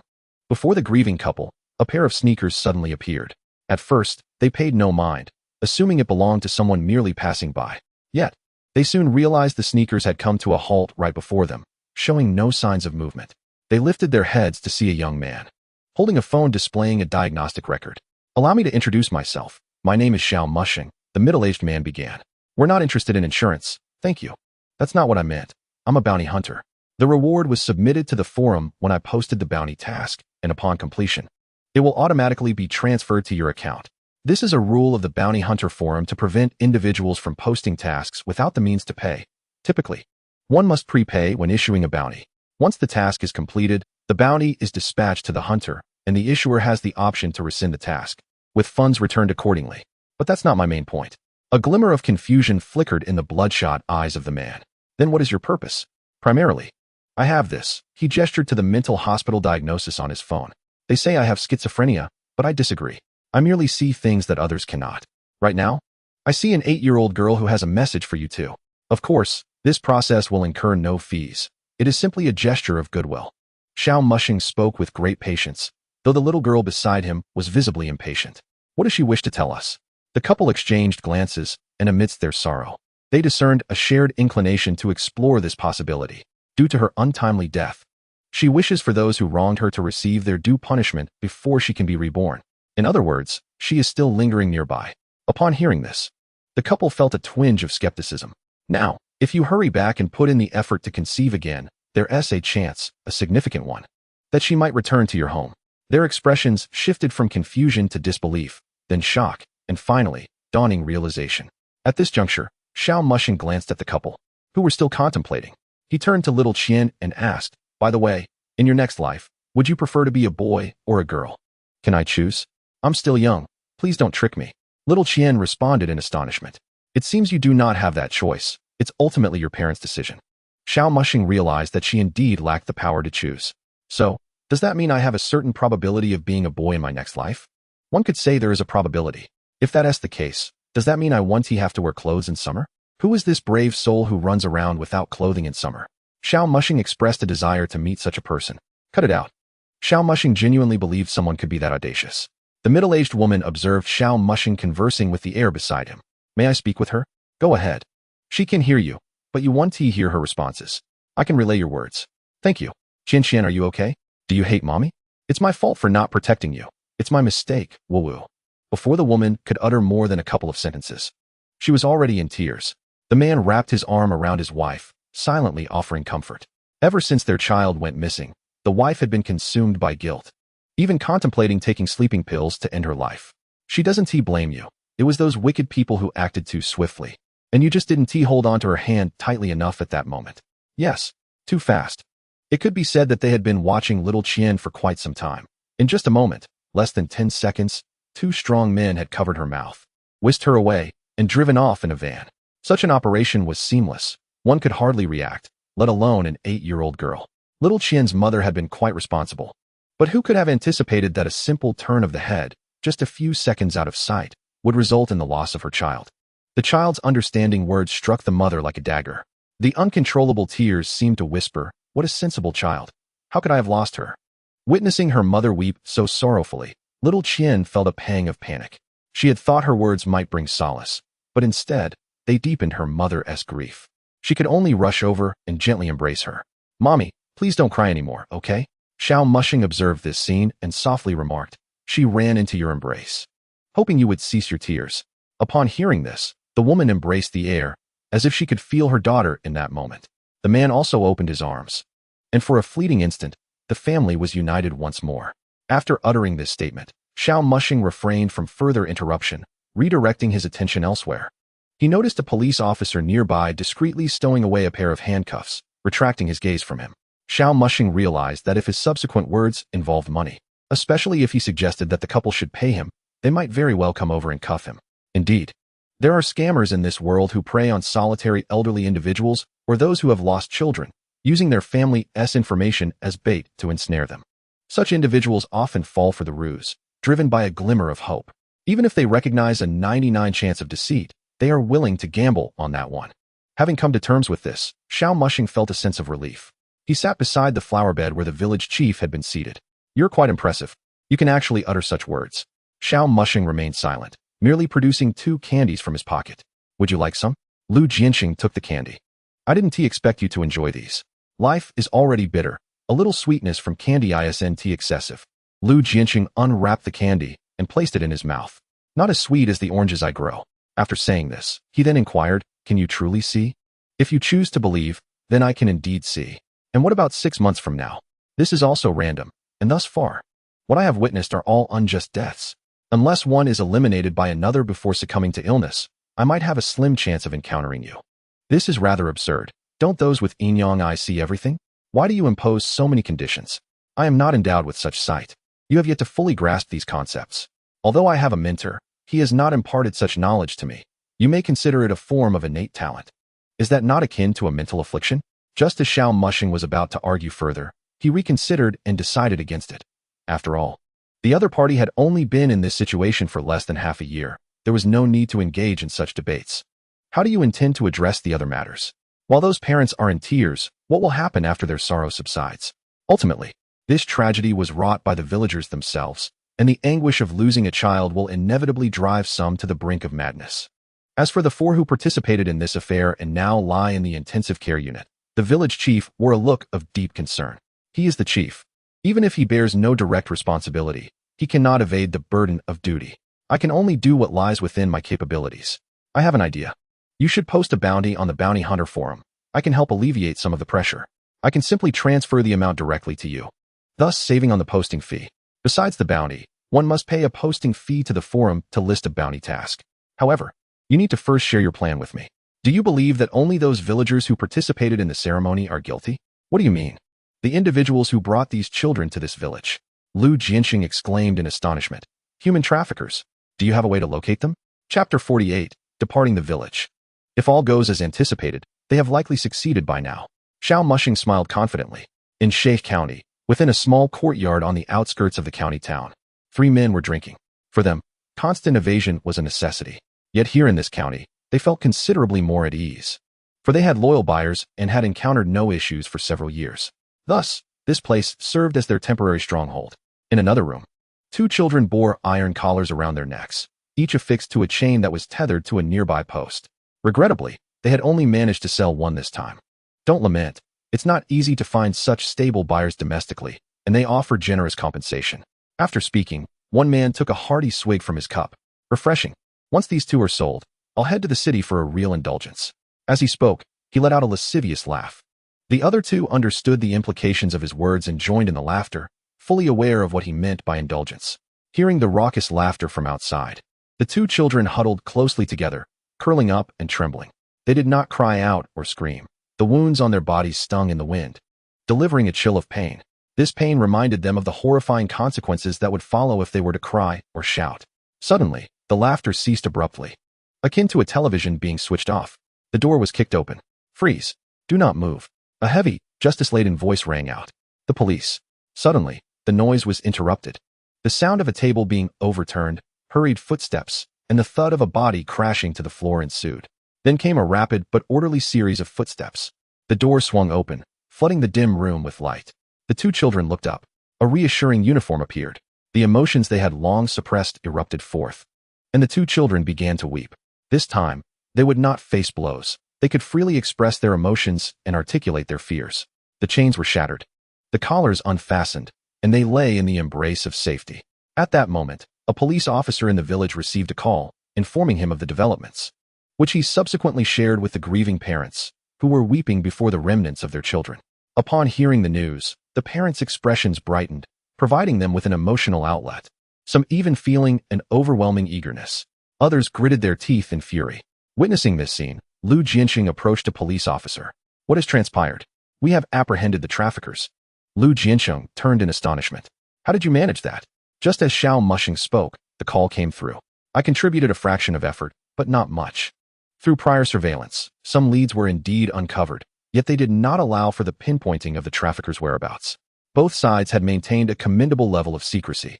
However, with these individuals now captured, certain items fell into the hands of the police, combined with the clues he provided, allowing the police to identify their location within days. Upon his return, He noticed the internal personnel shifts within the precinct and began to piece together some of the circumstances. Lu Jianqing opened his mouth, then simply sighed with a smile. Compared to the few individuals barely clinging to life in the intensive care unit, the capture of these primary culprits provided an alternative outlet for the grieving parents. Lu Jianqing felt a significant alleviation of his burdens. At that moment, a small figure darted before Xiao Mushing, becoming increasingly ethereal and faint. Please tell my mom and dad. The couple stood before an empty space, expressing their thoughts on what would happen to those who were apprehended. Xiao Mushing followed her to stand before the couple. She said she understood and that she would be leaving, urging them to work hard to ensure they could catch up with her. Good, good, the couple repeatedly affirmed. Xiao Qian leaned in close to Xiao Mushing's ear. I can give you a gift, but after much thought, I realized I have nothing to offer. However, everyone says I sing beautifully, so I have decided to gift you my voice. Xiao Mushing gazed at the fading figure of the little girl. Are you all right? What do I need a little girl's voice for, at my height of 1.79 meters? No, I'm a handsome 1.8 meter man. Brother, if I give you my voice, I won't become mute. How should I explain it? You can use my voice to speak. Xiao Qian struggled to articulate her thoughts. Her vocabulary ultimately limited. I think I understand. It means that if I need it, I can mimic your voice to speak. Yes, exactly. Xiao Qian nodded frantically, her pigtails bouncing. Xiao Mushing stroked his chin, considering the implications. It seems he could engage in online romance scams. He recalled a ridiculous roommate from university who had been duped out of 2,000 yuan, including his own 500. The thought pained him. Xiao Mushing shook his head, pulling himself back from those thoughts. Watching Xiao Qian transform into shimmering particles of golden light, he spoke gently. Farewell then. Goodbye, brother. Goodbye, mom and dad. Xiao Qian's repeated farewells were akin to the parting words exchanged at school, in front of Li Yishou's home. Uncle Li, there's truly no need for such formality. My trunk is simply overflowing, Xiao Mushing remarked as he seized a box of oranges from Li Yishou's hands. Upon hearing the refusal, Li Yishou intended to set the box down, yet Uncle Li, filled with gratitude, interjected, What is this trifling matter? Were it not for you, my son would have strayed from the right path. This is but a small token of my appreciation. As he spoke, he placed a bag of cured sausages into Xiao Mushing's trunk. Following this incident, the father-son duo grew more open with each other. Li Yishou decided to forsake the outside world to remain in the village and cultivate oranges alongside his father, for it was indeed a lucrative endeavor. As for his outstanding debts, there was no need for Xiao Mushing to assist him in settling them. His father swiftly cleared them with a simple swipe of his bank card. Just as Xiao Mushing settled into the driver's seat, he called Li Yishou to the window. What is it, brother? He inquired. If one day the village head is no longer able to fulfill his duties, do be sure to inform me. I will. Li Yishou replied, well aware of the village head's condition. Were it not for the village's welfare, he would not have been burdened at such a young age. As they drove away, Xiao Mushing caught sight of the village head waving him goodbye, his complexion even more pallid than before. After cheerfully bidding farewell, he navigated the vehicle out of the village. A short distance later, his phone rang. The caller was Zhou Haihong. Chapter 49. He Jingyu. Xiao Mushing pulled over to the roadside and answered the call. What prompted your sudden call? I assume your business is concluded? To be honest, you are rather unfortunate. Some bounty hunters may toil until death without encountering firearms, yet you seem to stumble upon them with every mission. How do you know? I don't recall mentioning this to you. The events in Yangyun village had yet to be broadcasted in the news, as they involved human trafficking, and the police were still extracting information from the 3 traffickers to locate additional buyers and accomplices. Having been a bounty hunter for so many years, I possess certain connections. Gathering insider information is not beyond my reach. Xiao Mushing pondered. The explosion that night had been so thunderous that news of the firearms could not be contained. However, you did not call me merely for this, did you? I'm facing a somewhat tricky situation. Of course, I want to ask for your help without compensation. You'll receive half the bounty upon completion. Let us discuss the other matters later. First, tell me what the issue is, and I'll see if I can assist you. Xiao Mushing was cautious. He understood the reasons behind his successful completion of recent tasks. He wouldn't let a few accomplishments cloud his judgment or inflate his ego, for such arrogance could lead to peril. After completing my recent task, I received another one, similar to yours, also concerning a search for someone. Based on various clues and deductions, I am fairly certain that the person is hidden within a villa. However, the problem lies in the fact that upon reporting to the police, the investigation yielded no results, even with the deployment of police dogs. If I attempt to investigate again, I risk being sued, leaving this task at an impasse. Having exhausted all leads, I am reluctant to give up, especially knowing the person is right there in the villa. Thus, I seek your assistance. Xiao Mushing considered his response. I am still en route and need to deliberate. Once I return home, I will provide you with an answer. Zhou Haihong, upon hearing this, did not express anger or disappointment. The amount of the bounty remained unmentioned, indicating her focus was on whether he could aid her in completing the task. Awaiting your good news. After hanging up, Xiao Mushing restarted the vehicle. Logically, he had already troubled Zhou Haihong enough and should have simply agreed to assist. Yet the reality was that he lacked pertinent information. Zhou Haihong had spent many years as a bounty hunter. The challenges she faced might not yield to his direct intervention. As for the villa, he could not ascertain whether it had refreshed completely. Although 3 refreshes had occurred thus far, his understanding of the process was limited. What if the refresh took another 10 days, or even half a year? It was prudent to return home first to confirm, lest he promise assistance only to find it a futile endeavor, leading to an embarrassing situation. In room 404, a shadowy figure clad in a black suit and sporting a slicked-back hairstyle quietly manifested. The apparition opened his eyes and surveyed his surroundings, extending a hand to touch his chin. Has the underworld become so modernized? Yet, with so many offerings, it is understandable. But where is the king of hell? Niu Tu and Ma Mian, calling out casually, yielded no response. Attempting to touch a table, he discovered his hand passed right through it. So this is what it feels like to be dead. Glancing at the television, he reached inside and found he could manipulate it. This does not appear to be the underworld. As he spoke, he scrutinized the room's layout, traversing through walls into the bedroom. There, he spotted a college diploma, a commendation banner, and a mental health diagnosis. From the diagnosis, he gleaned the name of the room's occupant. Peering out the window, he attempted to exit, only to find himself unable to penetrate the wall leading outside. He was trapped within this room. It seemed he must wait for the occupant's return. Yet, would the occupant be able to see him? He peeked into a cupboard, glancing at the mental health diagnosis, hoping his presence would not worsen the occupant's condition. Afterward, he wandered into the living room, recalling the fleeting consciousness he experienced at the moment of his death, hearing the murmurs of the onlookers. How could someone so well-dressed resort to suicide? Such a pity. Perhaps work overwhelmed him? Those words rang vividly in his mind. Suicide? Perhaps it was poetic justice for his past misdeeds. He had met his fate justly. While he thought this, he still felt resentment. Those who wronged him should share his fate in hell. Remembering the commendation banner in the room, he surmised that the occupant was not one to be trifled with. However, those adversaries were not easily dealt with. In the following days, the man paced the room, floated, manipulated the electrical appliances, and eventually broke a lamp. One fateful afternoon, he heard a commotion outside the door. Rising to straighten his attire, he prepared to extend a hand for an introduction just as the door swung open, revealing a pile of boxes. The visitor passed right through him, depositing the items onto the coffee table. The youth then turned to him. I am Xiao Mushing. I believe you know your name. He Jingyu. Xiao Mushing reclined on the sofa, opened a box, and began to eat an orange. Fruits should be consumed fresh. They lose their appeal if left too long. How did you die? I was set up and fell to my death from above. What were you involved in before? Pyramid scheme fraud. Upon hearing this, Xiao Mushing paused his chewing, refraining from reaching any immediate conclusions. Instead, he approached the window and drew back the curtains, allowing the light to pour in. I am acutely aware that I deserve my fate, and death is a fitting consequence. Whenever I endeavor to repay my debts, fate seems unwilling to grant me that opportunity. He Zheng managed a self-deprecating smile, his tone tinged with both regret and a hint of defiance. After opening the curtains, Xiao Mushing returned to his seat. How did I end up in this line of work? A friend recommended it, mentioning a promising construction project, so I ventured forth. Initially, I was among those deceived, wallowing at the bottom, but as my performance improved, I was promoted to higher ranks, all while gaining a stark clarity about this entire situation.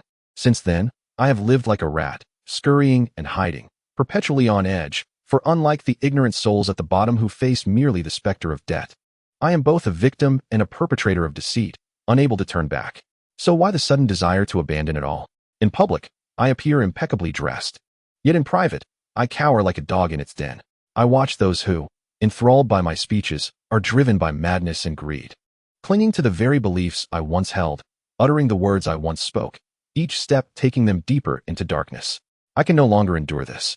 I crave a complete rupture, a reckless plunge into oblivion, yet the fish perishes while the net remains intact. He Zheng calmly recounted a fragment of his past, along with his former thoughts. It is not that he believes it is all behind him. Rather, it remains indelibly etched in his heart, a memory that will persist until his dying breath. Xiao Mushing tilted his head back and consumed the last orange. Tomorrow, accompany me. I have some matters to attend to. Chapter 50. There is nothing new under the sun. Hezheng pondered for a moment before nodding in agreement. All right.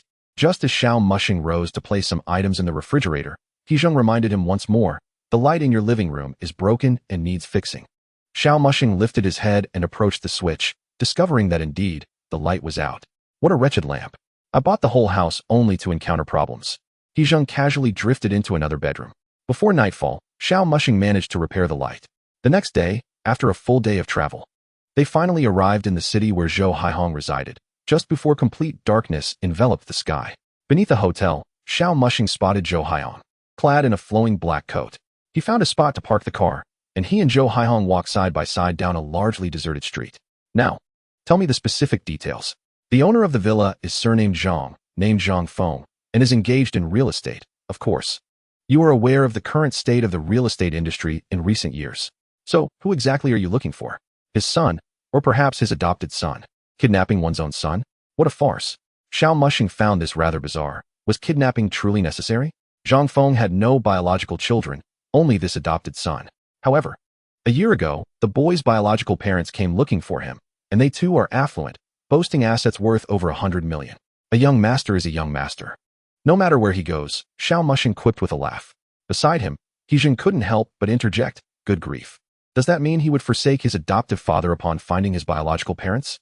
What a heartless brat. It's not just that. The situation is more complex. From the clues I currently possess, this adopted son might indeed be Zhang Feng's biological offspring. As the two of them listened, a peculiar image formed in their minds, a fluffy ball of fur being unraveled by a cat, scattering into disarray. I can't shake the feeling that this story is going to take a melodramatic turn. You guessed correctly. The biological mother of this adopted son once had a romantic involvement with Zhang Feng. Such a tale of familial intrigue could fill 80 episodes of a drama.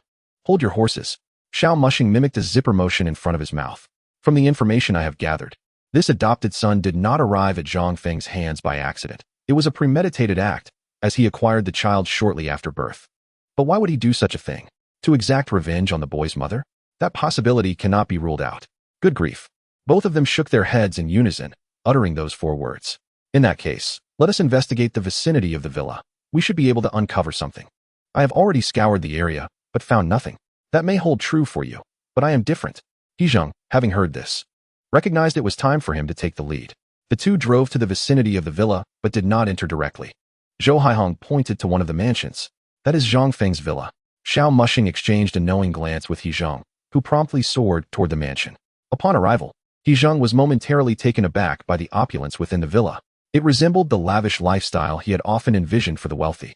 Yet experiencing it firsthand was an entirely different matter.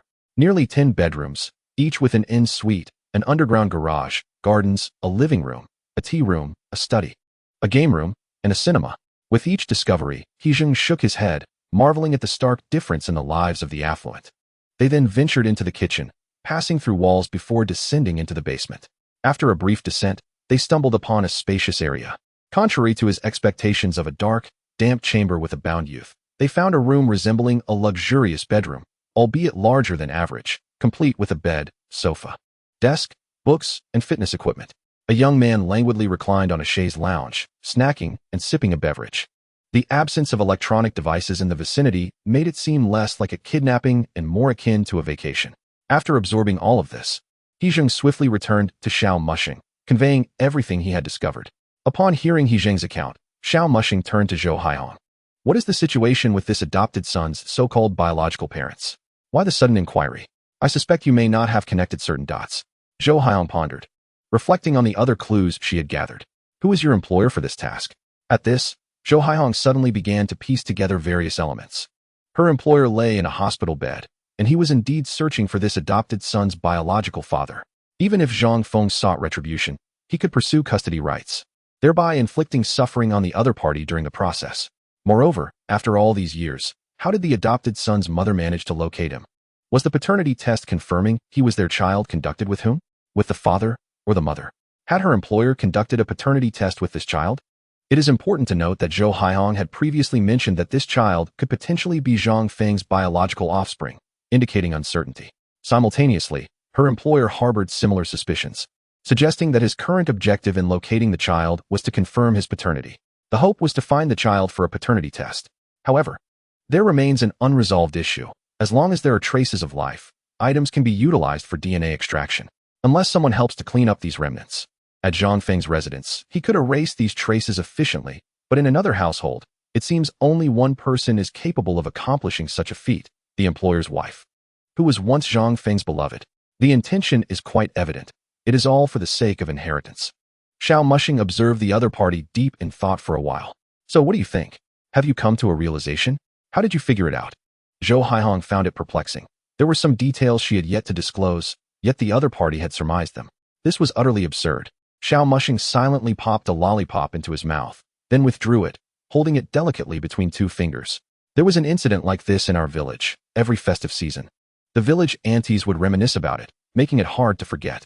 He Zheng, standing nearby, reflected on an old adage, there is nothing new under the sun. So, do you comprehend how to handle this situation next? She certainly did, as the subsequent matters were no longer suitable for her involvement. She merely needed to inform the employer of the specific location where the other party was hiding in the villa. Then she would promptly withdraw. It was best to refrain from entangling herself in the vendettas of the affluent. So, where exactly is that location? Did you discern it? Beneath the kitchen lies a hidden chamber, but I cannot discern the mechanism. Chapter 51. How to Deceive a Mentally Ill Person. Zhou Haihong found herself in a quandary upon hearing this. If it was indeed beneath the other party's kitchen, the challenge lay in extracting the individual. Yet, without knowledge of the mechanism, it was improbable to send the employer's people to dismantle someone else's kitchen. Is there a way to compel the employer to draw the person out? It is worth noting that Zhang Feng is also a tycoon. Perhaps we could set a fire. Xiao Mushing, without a moment's hesitation, blurted out an idea. The person might be extricated, but we must enter. Zhou Haihong rolled her eyes. How could such a ludicrous suggestion arise? What do you mean by we? The employer's fire has nothing to do with me. Xiao Mushing shrugged. Zhou Haihong, this task has a bounty of 2 million. Come now, let us present you with a meticulous and detailed plan. Xiao Mushing immediately transformed his jovial demeanor into one of earnestness. What plan? Continue to observe. I refuse to believe no one has entered. What use is it if someone enters the villa? We need to determine how they gained access. You haven't hacked into their surveillance cameras, have you? Zhou Haihong suddenly lowered her voice. Xiao Mushing merely smiled in silence. That's illegal, my friend. Almost, but not illegal, or rather, they would be unable to find evidence. Zhou Haihong displayed a skeptical expression upon hearing this. Are you truly just an ordinary university graduate? You weren't previously involved in the Middle East, were you? Retired and returned home, adopting a false identity. This suspicion had lingered in her mind for quite some time. Many skills were gradually acquired. She had started as a bounty hunter bit by bit, while Xiao Mushing seemed to have jumped to the culmination of nearly a decade's worth of her experience. Given the current wartime environment, where could a soldier of fortune be found? Snipers now face overwhelming firepower, and soldiers engage in combat against swarms of drones. Don't even mention warriors. Even if you could fly with a sword, you would be shot down. Oh, so you weren't retired. You were eliminated.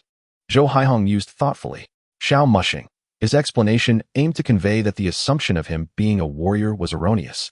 Modern warfare in the Middle East is driven by technology, negating the conditions for the emergence of such warriors. I feel we ought to relocate. If we remain perched in this tree, the security might suspect we intend to kidnap the little master inside the villa. That is unlikely, at most. They might suspect we wish to rummage through the trash. After years as a bounty hunter, you should know this. In a villa area, the trash bins are, to a certain extent, akin to treasure chests, yielding unexpected surprises. Thousands of garments, 8 or 9,000, even tens of thousands, but with minor issues. Watches that can be repaired and sold for a few months' living expenses. How do you know this so well? Zhou Haihong inquired. I once took a side job on a weekend. It was just that one time, and I was brought along by a classmate. They were collecting trash in a villa area because a worker of his uncle was short-staffed and needed help, so he brought me along. After graduation, I sought a similar job, only to discover that such work in villa areas requires connections. The average person has no opportunity. Life is unpredictable. Now I've come to this line of work. In truth, there is nothing wrong with our profession, aside from the occasional need to risk our lives. The rewards are quite substantial. Bounty hunters don't necessarily face life-threatening situations. It primarily depends on the tasks you accept. I won't criticize you. But other bounty hunters seldom encounter murder cases. The death toll in your assignments has never been below 5. To Zhou Haihong, Xiao Mushing's situation seemed entirely self-inflicted. Other bounty hunters would either take a few days off or accept smaller tasks to recuperate. Yet here he was, accepting several assignments, all of them perilous.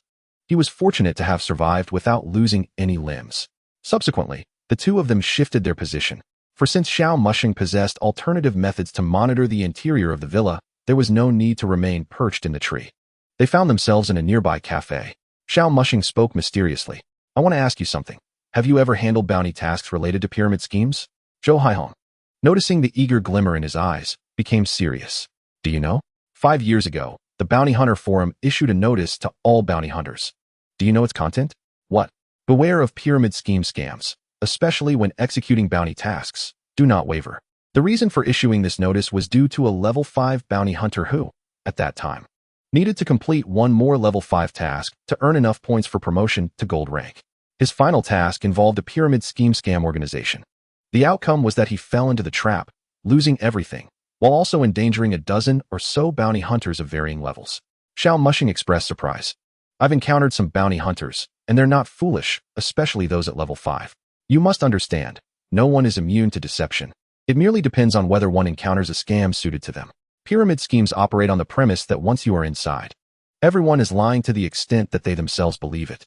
Within such an environment, one's inner resolve is inevitably stirred.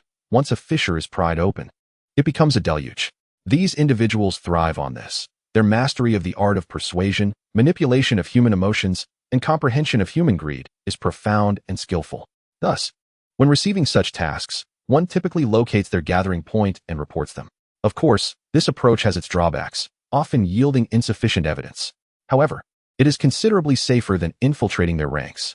In other words, to accomplish this task effectively, the most prudent approach would be to infiltrate and gather sufficient evidence. Zhou Haihong closed her eyes and leaned back in her seat. You need to take your medication, she remarked, her tone laced with exasperation. After all that talk, you've selectively filtered your concerns. Truthfully, I believe you needn't fret excessively. Consider this. How could they possibly deceive a mentally ill person using the reasoning and logic of a sane individual? Zhou Haihong's previously hopeless expression froze momentarily before she pondered this. Ah yes, how does one swindle a mentally ill person, especially one with high intelligence and exceptional physical prowess? To some extent, if the adversary were to execute such a task from within, the likelihood of safety might actually be heightened. Chapter 52, Successful Interview. Suit yourself. But just don't call me asking for investment later, Zhou Haihong remarked, propping her chin up with one hand, a hint of resignation in her voice. After all, prior conjectures were merely possibilities, and the potential for greater deception loomed. Xiao Mushing felt that the odds of being duped were rather slim. After all, he had previously engaged in a business of deceiving people into buying liquor. Although it required a modicum of charm, he had grasped some of the subtleties involved. Moreover, he had a specter beside him serving as a reminder. Just as he thought of ghosts, He Jingyu swooped in from outside. Upon entering, he observed that the mechanism was located 5 floors straight ahead from the main entrance, followed by a right turn and 4 more floors ahead. The floor beneath their feet was the trigger, requiring a weight of over 150 kilograms to activate. Astonishingly, there was nearly 150 kilograms of weights concealed within the house. Although the design was rather rudimentary, placing such a weight at home would easily raise suspicions. No, their butler weighs 160 kilograms. My apologies, I shouldn't underestimate others' intelligence. From Zhou Haihong's perspective, Xiao Mushing was beginning to exhibit signs of his condition again. He turned to face Zhou Haihong. I've pinpointed the mechanism. It's a floor panel, but it requires 150 kilograms to trigger. Are you certain? Xiao Mushing inquired, glancing towards He Jingyu. He Jingyu nodded emphatically. Xiao Mushing also nodded in affirmation, thoroughly convinced. Zhou Haihong picked up her phone and made a call. The individual has been located. They are in a secret room beneath the kitchen. Xiao Mushing quickly added, from the kitchen entrance, go straight for 5 floors, then turn right for 4 floors. Placing over 150 kilograms of weight on that floor will unlock the secret room. Zhou Haihong relayed this information. A hoarse, elderly voice came through the phone. Are you certain about this location? Indeed. Although I had previously sent people to search the villa, this second attempt may not be as straightforward. Confirming the exact location is sufficient. Once the person is found, the payment will be transferred to your account. The call ended abruptly. Xiao Mushing listened intently from across the table. The funds would be transferred directly from the Bounty Hunter Forum, eliminating the need for the employer to do so. Didn't you mention that this task wasn't sourced from the Bounty Hunter Forum? Xiao Mushing queried. I previously informed you that bounty hunters can undertake various tasks. They aren't confined to just the forum. This particular assignment was recommended by an employer I had known for some time. When you execute tasks, you should consider building such networks. Tasks recommended by wealthy employers typically come with generous rewards. Xiao Mushing nodded in acknowledgement. However, thanks to you, I completed the task in less than a night. I had been stuck here for several days without progress. Once the funds arrive, I'll transfer $1 million to you. You needn't thank me verbally. Rather, express your gratitude to our unseen ally. So, are you planning to introduce your hacker friend to me? Zhou Haiyang inquired with newfound interest. She was eager to meet individuals with unique abilities. They are not merely a hacker, Xiao Mushing chuckled. If you're unwilling, then so be it. Zhou Haiyang did not press further, acknowledging the discreet nature of the hacker profession. Several days later, at the entrance of an office, a line of around 10 individuals awaited their interviews. Xiao Mushing donned a pair of black-framed glasses, carried a backpack, and dressed in a suit, clutching a resume. As his name was called, he cautiously approached the office, placing his resume on the desk. Good day, interviewer. The individual seated opposite him picked up Xiao Mushing's resume. While ostensibly reviewing the document, his peripheral vision scrutinized Xiao Mushing from head to toe, a freshly graduated university student, wearing glasses, appearing somewhat naive yet innocent. His gaze shifted to the resume, but details such as gender, date of birth, family background, and personal interests failed to pique his interest. Instead, it was the section detailing personal accomplishments that captured his attention. Assisted the police in solving a serial murder case from over a decade ago in Jinyang City. This prompted a flicker of intrigue. Greetings, my surname is Chun. You may refer to me as Manager Chun. I briefly glanced over your resume, and I noted your personal achievement regarding the resolution of a long-standing serial murder case. You must have received a substantial reward. What brings you to interview with our company?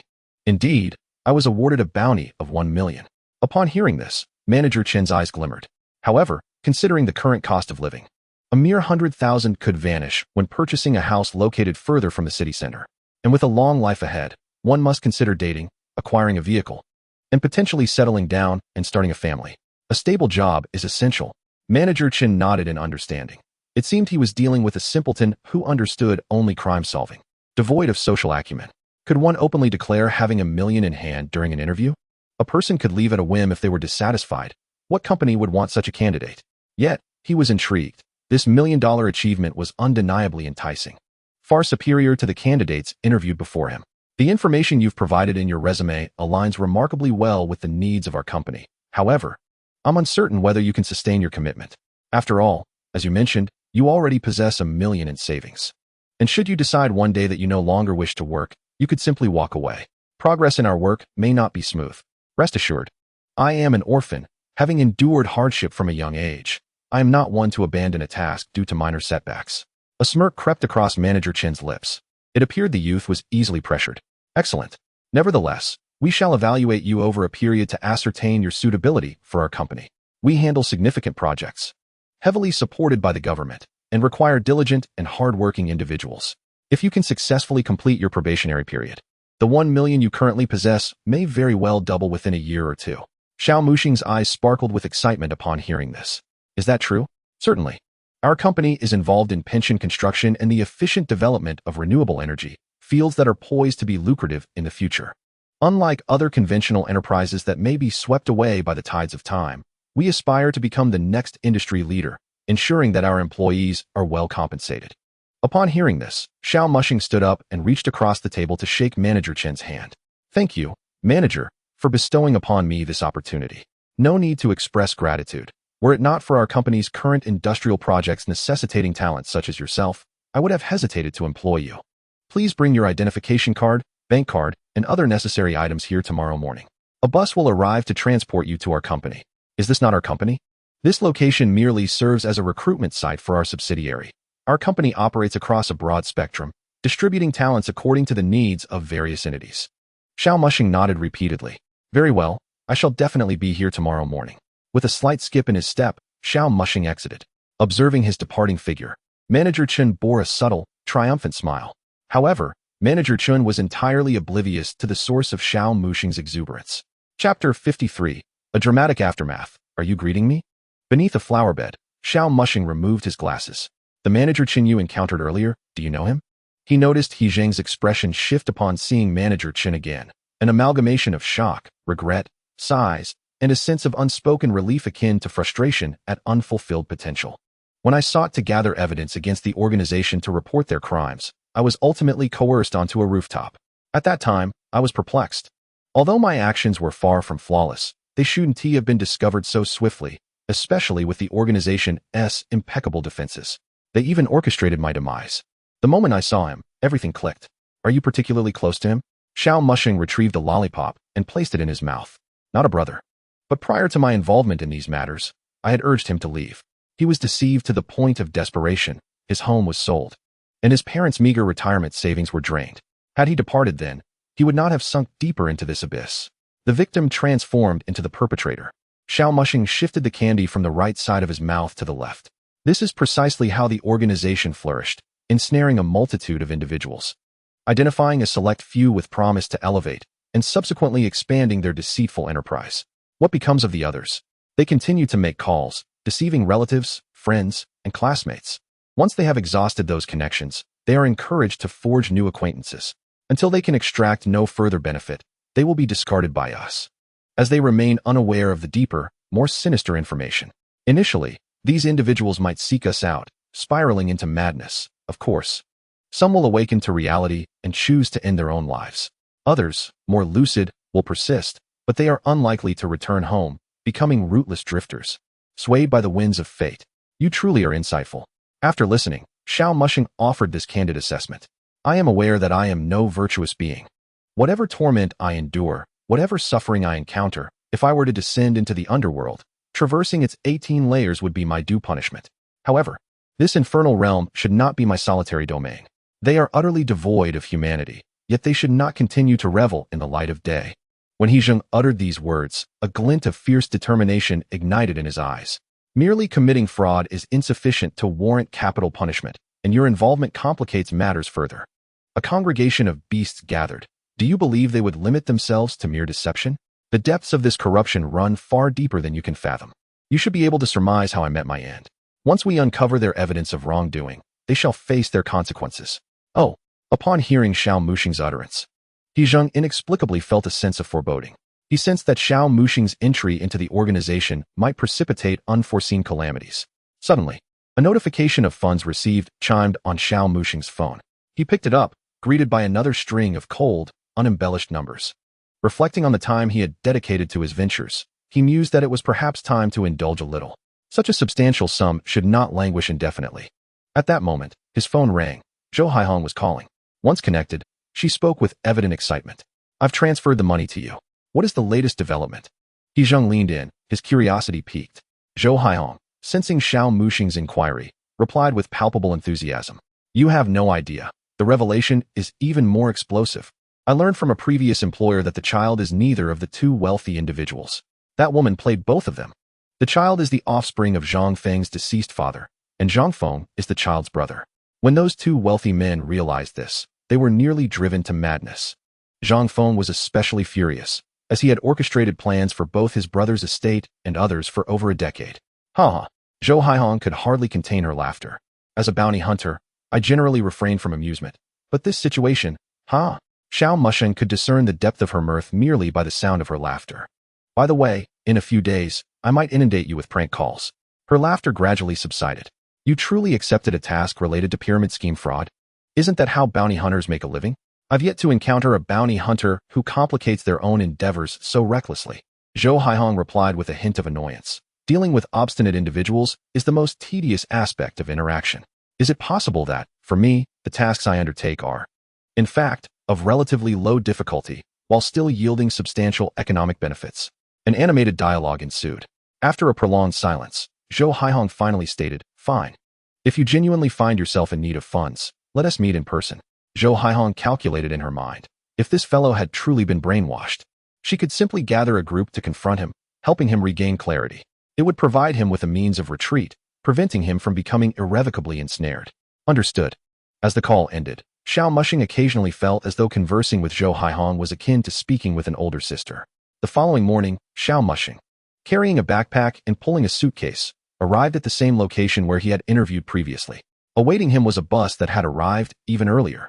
He had come at 6 o'clock to facilitate his observations, choosing to stay nearby. As for why he rose so early, It was unavoidable. The two neighbors next door were exceedingly noisy. Since the early hours of the morning, their raucous activities had persisted, rendering him unable to sleep. Moreover, through the wall, he could hear their lively banter, which included some terms he had never encountered before, indicative of the evolving nature of societal interactions. In contrast to his eavesdropping, Zhang had become even more shameless, directly crossing through the wall to witness the live performance. Is this behavior befitting a proper ghost? Such utter disregard for another's privacy. At that moment, Manager Chen stood at the bus door, waving enthusiastically as he spotted Xiao Mushing approaching. Xiao Mushing walked over, and Manager Chen placed a hand on his shoulder. You're quite punctual, young man. Splendid. Our company appreciates individuals like you who value time. Please, step aboard. Xiao Mushing chose a seat at random as he boarded the bus. Not long after, another person joined them on the vehicle. Despite the availability of numerous seats, the other party deliberately chose to sit beside him. After placing their belongings in the overhead compartment, they enthusiastically leaned closer, introducing themselves with a cheerful demeanor. Hello.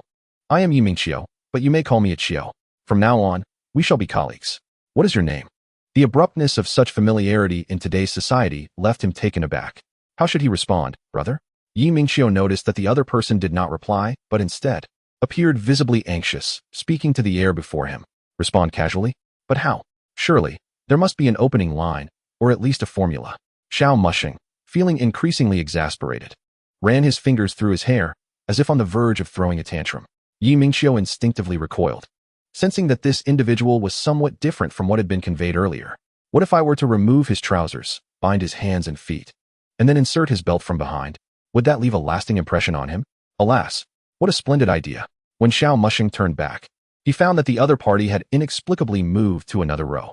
He approached and fixed his gaze on the belt of the individual. Did you just greet me? Yi Mingqiu, wide-eyed, shook his head stiffly. No, I've been sitting here the whole time. When did I greet you? Then what is your name? I am Wang Fuguwei. Oh, perhaps I misheard, my apologies. Xiao Mushing replied, returning to his seat. A bead of cold sweat trickled down Yi Mingqiu's forehead as he silently lamented.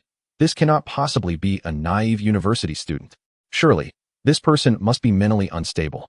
I should not have believed that Chen's nonsense about making contributions. It feels as though he intends to ruin me. Chapter 54. The beginning of the deception and the explanation beside him. As the coach was about to set off, Manager Chen boarded and scanned the interior. He noticed that Yi Mingqiu and Xiao Mushing were seated quite far apart.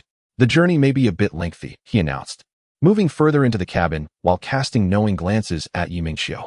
However, Yi Mingqiu shook his head in refusal. Typically, newcomers were accompanied by an elder to instill certain ideologies in them, preparing them for what lay ahead. Manager Chen regarded Yi Mingqiu as a promising talent, someone he intended to cultivate for management. How could he be so inept at such a simple task? Exasperated, Manager Chen decided to take matters into his own hands and approached Xiao Mushing, just as he was about to sit down. What do you think you're doing? The sudden shout took him aback, drawing the attention of others. Manager Chen smiled at the onlookers. This new colleague may be a bit nervous. Please do not pay him too much mind. Upon hearing this, the crowd returned their gazes. Manager Chen leaned closer, lowering his voice and adopting a gentle tone. What seems to be the problem? Have I offended you in some manner? My friend is sitting here. If you sit down, you would be sitting on him. Manager Chen glanced at the empty chair. Are you saying that you have a friend here? Xiao Mushing nodded. Yes, he is a newly acquainted friend. Dressed in a black suit with slicked back hair. However, he seems reluctant to converse with me, as he appears more interested in getting to know you. He is currently face-to-face with you, gazing into your eyes. Upon hearing Xiao Mushing's description, Manager Chen was reminded of some unsettling memories. The descending dark figure, the distorted shape, and the blood splattered on his face, still warm to the touch. As he observed Xiao Mushing's eyes, he noted that they seemed to follow someone else, rather than focusing on him. Yet, he could discern no one else reflected in those pupils. Recalling some information he had uncovered the previous night, he recognized that certain segments of the live-streamed footage from the Jinyang City incident had indeed exhibited abnormal content. Some commenters had speculated that Xiao Mushing might be suffering from severe mental illness. Manager Chen frowned, suspecting that the individual might be experiencing a breakdown. However, there was also the possibility that he had ulterior motives for being there. Thus, he decided to probe further. Have you ever encountered any peculiar doctors? Those who speak in strange, nonsensical ways? Are you referring to psychiatrists? First and foremost, I must emphasize that I am not mentally ill. Manager Chen was convinced. This indeed was a case of mental illness. Moreover, those doctors are unprofessional, They merely wish to deceive me into purchasing medication. I am not sick. I possess supernatural abilities, allowing me to perceive things that you cannot see. Manager Chen nodded in acknowledgement. Having such abilities is even better. Our mental health facility. No, our company needs individuals like you. Your kind of thinking opens doors to infinite possibilities and transcends conventional boundaries. Others may label you as mentally ill simply because they fail to understand you. They cannot comprehend your extraordinary intellect and thought processes. As a result, they remain stagnant, unable to witness the broader and more magnificent world. However, you are different. I see boundless potential in you, which may bring about a unique transformation for our company. In turn, our company will allow you to experience what it means to be exceptional, to realize that gold merely lies in the wrong place. With that, Manager Chen launched into an eloquent tirade of praise, elevating Xiao Mushing to heights that did not belong to him. This was a common tactic they employed, subtly introducing information within their flattery, leading the other party to believe they were making independent decisions, solidifying their resolve. Such self-declared decisions became unshakable, impervious to external opinions. For these choices were intertwined with their intellect, dignity, and the stature they currently perceived themselves to occupy. To have those choices challenged would mean negating everything they believed they were. They would cease to be a talent, no longer the heroic figure capable of turning the tide, but rather an ordinary individual, indistinguishable in a crowd. No one relishes such a sentiment. Everyone wishes to be the protagonist. And when they become engrossed in that feeling, it marks the commencement of their disorientation. Even upon realizing they have been deceived, they would never admit it, for that is the weakness of human nature. Yet, Manager Chen remained blissfully unaware. While he was busy indoctrinating all this, someone beside him was continuously undermining his efforts. He Zheng, at that moment, began to elucidate. He praises your thought process because you are aware of your mental illness, but in daily life, no one truly understands you. Thus, he capitalizes on this point to flatter you, primarily because you harbor a slight inkling of this notion within yourself, and he aims to extract and amplify that thought. It was akin to someone gazing into a mirror, sometimes perceiving themselves as somewhat unattractive, and at other times, considering themselves quite handsome. However, at that moment, an individual emerged, extolling the aspects of your appearance that you personally deem attractive. Consequently, you would come to believe in this flattery, gradually deepening and expanding your self-assessment until you perceive yourself as exceedingly handsome. Even if bystanders express skepticism, it merely reflects their lack of aesthetic appreciation. Upon hearing this explanation, Xiao Mushing nodded in agreement. Manager Chen, noticing the unconscious nod of the other party amidst his explanation, couldn't help but feel elated. This was the beginning of the enticement. You see, after such praise, the subsequent discourse would likely revolve around your courage and vision. Following that, at the company, they would promote various projects and extol their promising prospects, insinuating that by investing, you would become a shareholder, poised to reap substantial rewards once the project matured. Naturally, he would provide reasonable justifications, such as the fact that the project initially had investors, but those investors encountered issues, leading to a cash flow interruption. The company, unable to mobilize funds in a timely manner, sought employee investments. Missing this opportunity would mean a loss of hundreds of millions.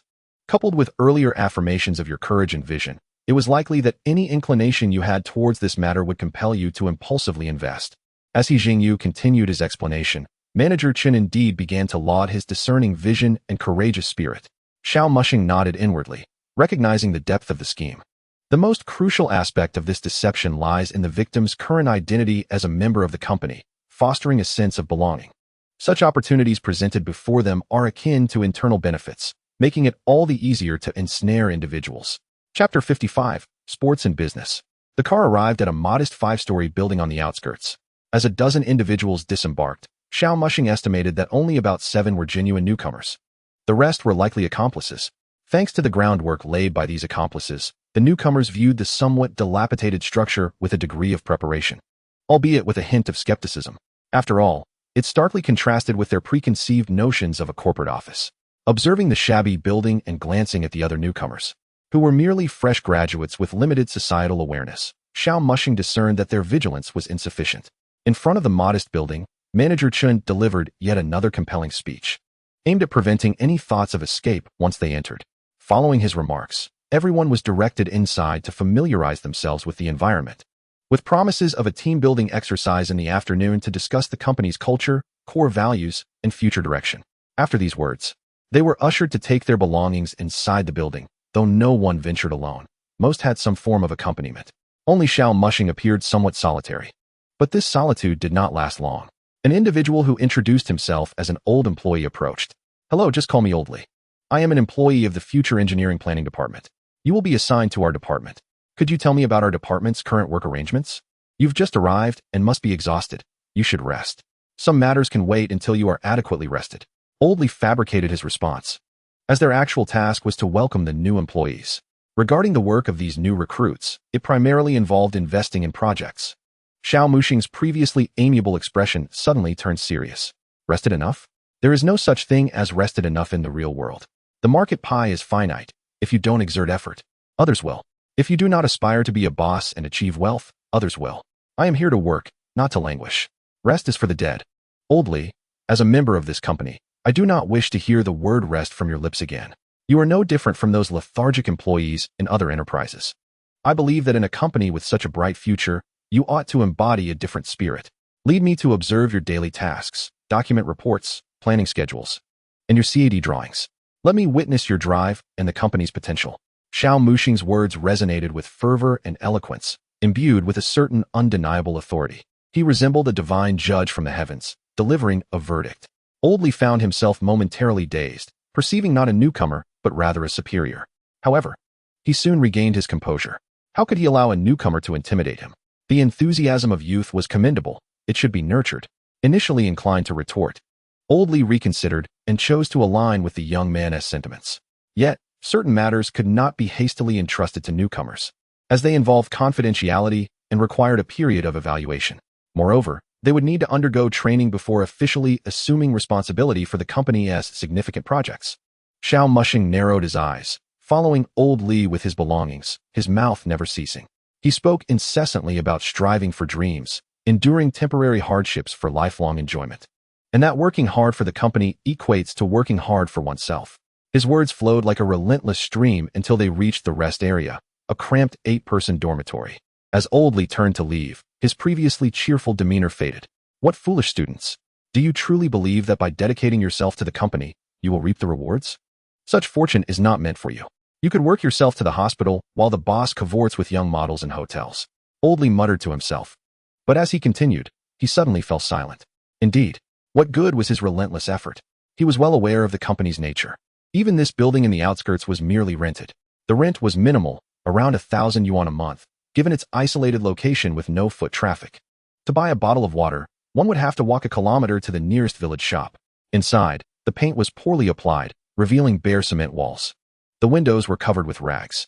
For so many years, had he not been deceiving himself? Yet, he had already invested so much of his savings.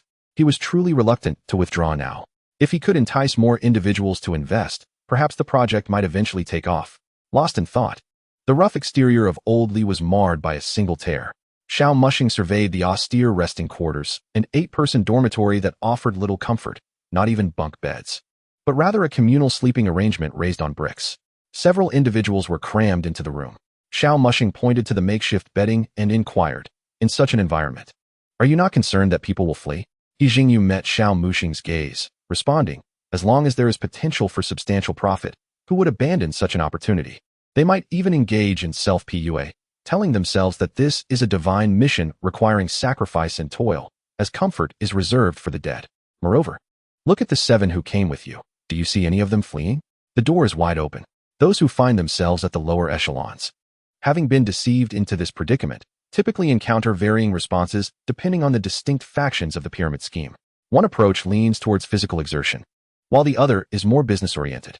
The physically inclined faction often engages in activities such as boxing, mixed martial arts, and contests of unarmed combat, or with clubs. In contrast, the business-centric group exploits human psychology and temptation.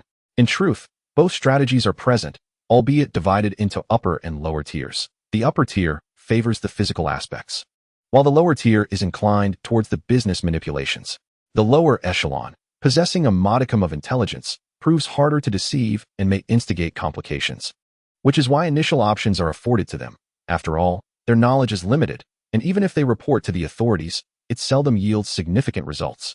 Moreover, within the domestic context, employing a heavily physical approach is ill-advised, as it risks catastrophic failures, with numerous cautionary tales preceding it. Conversely, the upper echelon is more straightforward. They are all too familiar with wrongdoing, possessing an abundance of incriminating evidence.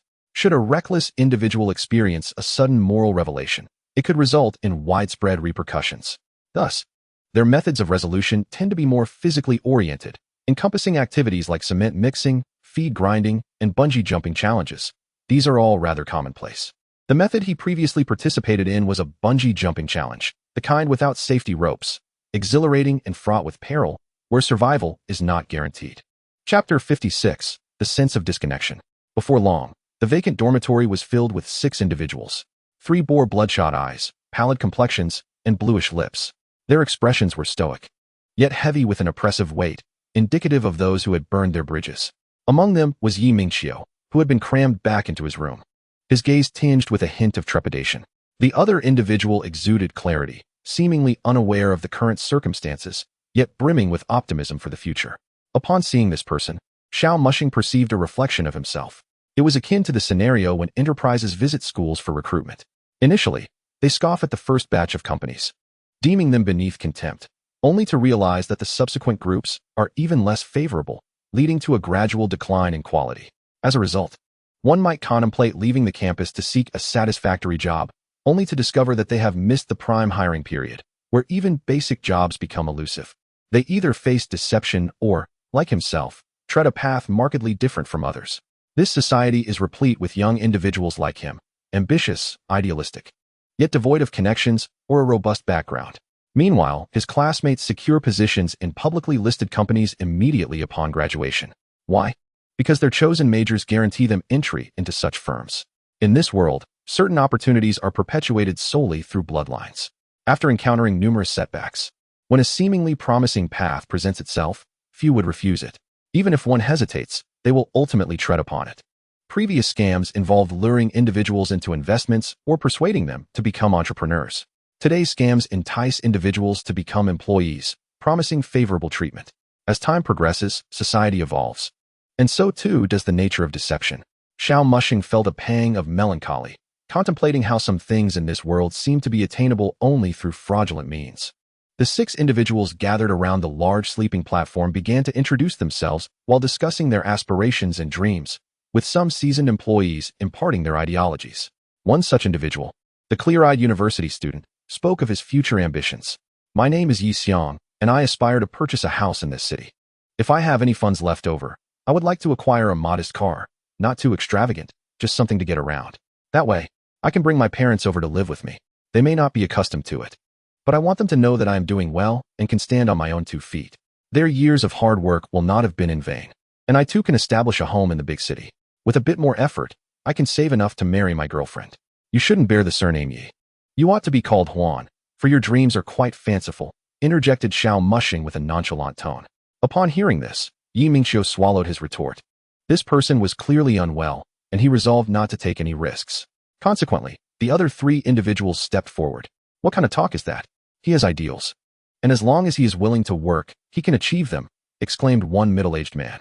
"Have you bought a house, then?" Not yet. But I will certainly do so tomorrow." That's like a primary school student promising to complete their homework tomorrow. Will they really do it? Tomorrow is when classes resume. You know, with the money you have on you now, can you even afford a plot for a grave? Well, at this moment, another individual interjected. "Young man, don't be so pessimistic. The present is not the future. And what if the future holds death?" Xiao Mushing retorted, spreading his hands. "In this societal climate, who dares claim they will live to an old age? Pressure, sleepless nights, anxiety. Sir, had you not introduced yourself as 40, I would have assumed you were 70. The already frazzled middle-aged man could bear no more. Just then, a third elder stood up, rolled up his sleeves, and displayed his muscles. Unlike the previous 2, who engaged in discourse, he believed in the supremacy of physical strength. Xiao Mushing leaped off the platform and picked up a half-brick. The third elder panicked. As he prepared to shield his head, Xiao Mushing placed the brick against the wall and struck it with his fist, causing the already halved brick to break apart once more. Yi Mingqiu, a lunatic, coupled with brute strength. Ascending in this world is indeed no simple feat. I'm starting to contemplate fleeing. At this juncture, the third elder quietly lowered his sleeves, remarking that it was a bit warm with so many people present, and resumed his seat as if nothing had occurred. Meanwhile, Yi Xiang, The university student observed the scene, reflecting, is this the workplace? Indeed, it is brutal. One must not only articulate reason, but also possess formidable strength. Xiao Mushing regarded the now docile elder and settled back down. The atmosphere grew quiet, a stark contrast to the earlier commotion, even tinged with awkwardness. This was one of Xiao Mushing's intentions, to induce a moment of reflection. People are often easily swept up by the collective, and in such circumstances, their intelligence diminishes. A book he had read once stated that humans possess a tendency towards blind conformity, with the decisions of the majority sometimes being mindlessly followed, especially under conscious collective influence. He observed whether this youth named Yi Xiang could discern the underlying contradictions in this scenario. Xiao Mushing then approached Yi Mingxiu. Hello, it's good to see you again. Yi Mingxiu, what if they pin me down? How should I resist? What can I do to divert their attention? Engage in conversation? But their thought process is misaligned with mine, and the dialogue could lead me into a precarious situation. Yet, remaining silent might be perceived as disdain, potentially provoking a harsh response. As Yi Mingxiu pondered, he placed his hand on his forehead, and then a sudden idea struck him. Apologies, I feel a bit carsick. I think I'll lie down for a while. However, just as he prepared to recline, another hand rested upon his head, one that was not his own. Yi Mingxiu raised his head, the shadow of his arm casting across his face, revealing only half of the other person's visage and a fraction of a smile. I'm feeling nauseous. I happen to have a folk remedy that I can offer you for free. Yi Mingxiu exclaimed. I believe I need some fresh air. However, just as he attempted to rise, a powerful hand pressed him back down. Don't be hasty. Remove your shoes first. No, no. Yi Mingxiu shook his head vehemently, resisting with futile effort. Bound by a belt, he finally managed to struggle open the door and dash outside, only to stumble and be yanked back by a firm grip. At that moment, those in the corridor witnessed this scene. Yi Mingxiu's face, filled with terror and tears, desperately sought help from the onlookers. Save me. I implore you, save me. Outside, no one dared to intervene lightly. The others were taken aback, and some newcomers reconsidered their choices. The indoctrination and fantasies they had held were abruptly shattered. The dilapidated office building, combined with this scene, made some realize that this might not be a lucrative place after all. He Zheng floated in midair, flicking his fingers. The dissonance generated by the sudden incident allowed sailors, drawn by the mermaid's song, to sense a hint of danger. This was something a speaker had once mentioned during their management training. Chapter 57, Not Faring Badly. On the fourth floor's conference room, a small platform was adorned with several tables and chairs, upon which Manager Chen sat. His gaze scanned the crowd, landing on Xiao Mushing and, not far away, the disheveled Yi Mingxiu. At that moment, Yi resembled a deranged concubine from a forgotten palace, enduring inhumane torment. His eyes devoid of hope for life. He could only pray for a decree from the emperor to grant him a final release from his wretched existence. In a dormitory of 6, for were familiar faces. How had it come to this? Manager Chen shifted his gaze, searching for the other 3 individuals, only to find 3 burly men huddled closely together. They appeared fearful, lost, and uncertain of their path ahead. They seemed alive, yet death did not seem an unwelcoming alternative. Chen felt perplexed. This shouldn't be. He then focused on another individual, Yi Xiang. This person had been brought in by others and was rumored to have some modest assets. Even if Xiao Mushing were mentally unstable, one person could not possibly contend with 4. This Yi Xiang was undoubtedly suspicious. Perhaps he was the one inciting trouble. However, there was no rush. There would be ample opportunity to deal with him later. For now, the presentation must proceed smoothly. The corporate culture presentation could not afford any mishaps. With the audience gathering, the 5 individuals commenced their self-introductions. Then, a rather attractive woman entered with a stirring background score, her impassioned speech accompanied by waves of applause and cheers. Xiao Mushing observed intently. His perspective differed from the rest. In his view, there were not 5 individuals on stage, but 6. He Zheng stood atop the table, his lower body facing the woman. Xiao Mushing even wondered if, were it not for the posthumous attire clinging to him, Zheng might have discarded his trousers. He Zheng possessed a peculiar egalitarianism, particularly in terms of invisible humiliation. A slap from a woman equated to 2 for a man. For those like Manager Chen seated comfortably, he might even crouch down, vividly demonstrating what it meant to ride on someone's neck. No, on their head. Thus, unlike the agitated crowd below, Xiao Mushing felt no flush of excitement. Instead, he bore an uncontrollable smile, a sense of amusement that he struggled to suppress. The resentment of He Zheng ran deep. Yet it could not harm these individuals. He could only exact the visible forms of revenge. So, when the surrounding audience shouted their encouragement 3 times, A wave of laughter erupted from his side, as those nearby prepared to join in. Hearing that laughter made them reconsider their actions, leading to an awkward silence. Should they shout or not? Meanwhile, the impassioned speaker quickly took notice of the unfolding scene below.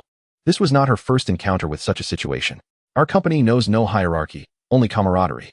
Now, I invite a few brothers to the stage to share their thoughts and visions for the future, as this is not just your future, but the future of our entire company. Upon hearing this, Xiao Mushing turned to Yi Xiong and said, "Do you believe that I will surely be among those invited?"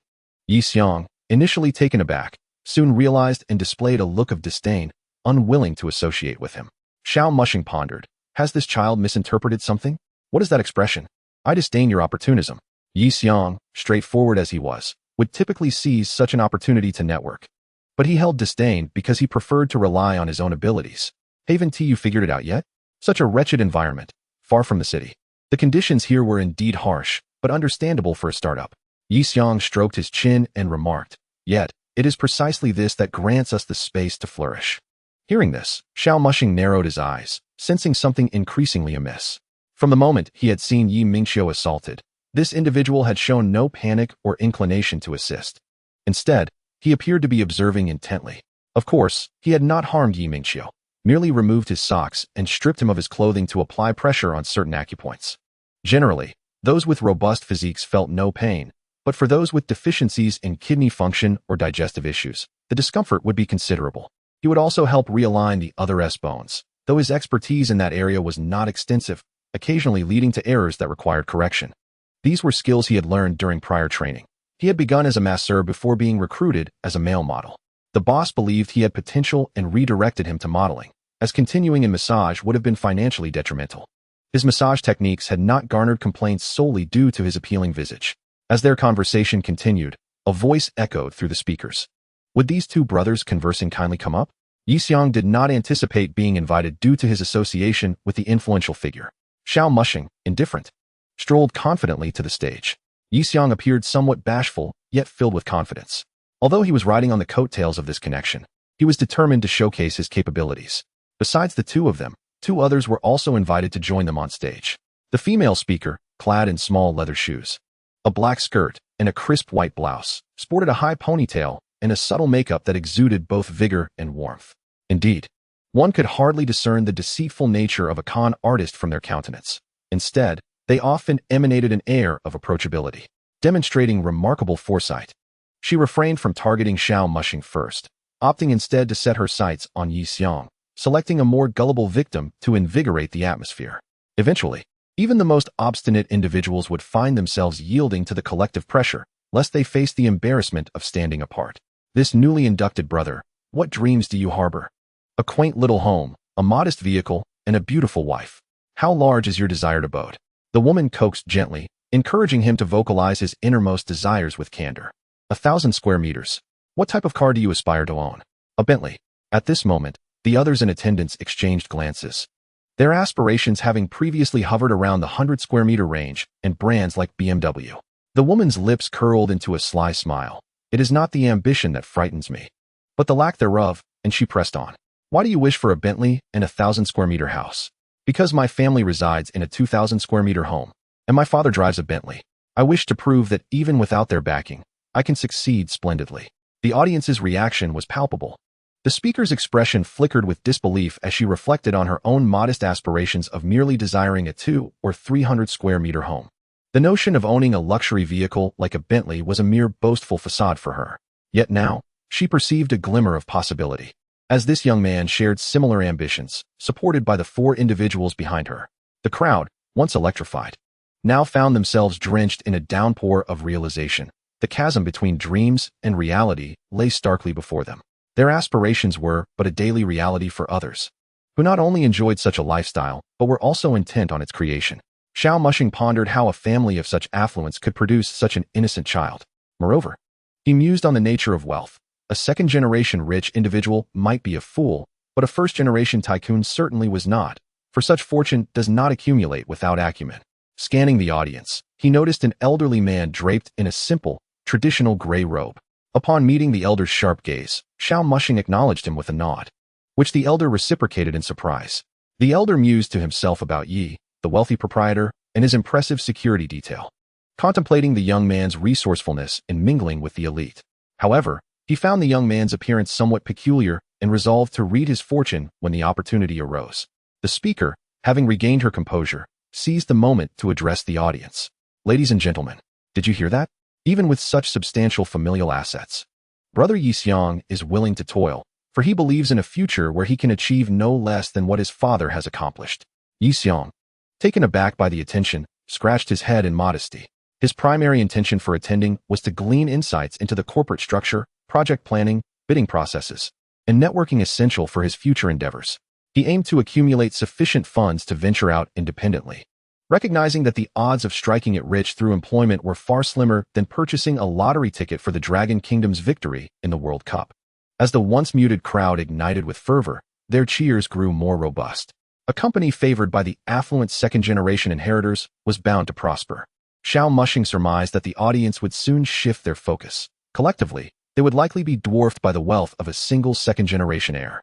In that moment, Yixiang basked in the spotlight, while the three other guests appeared as mere background figures.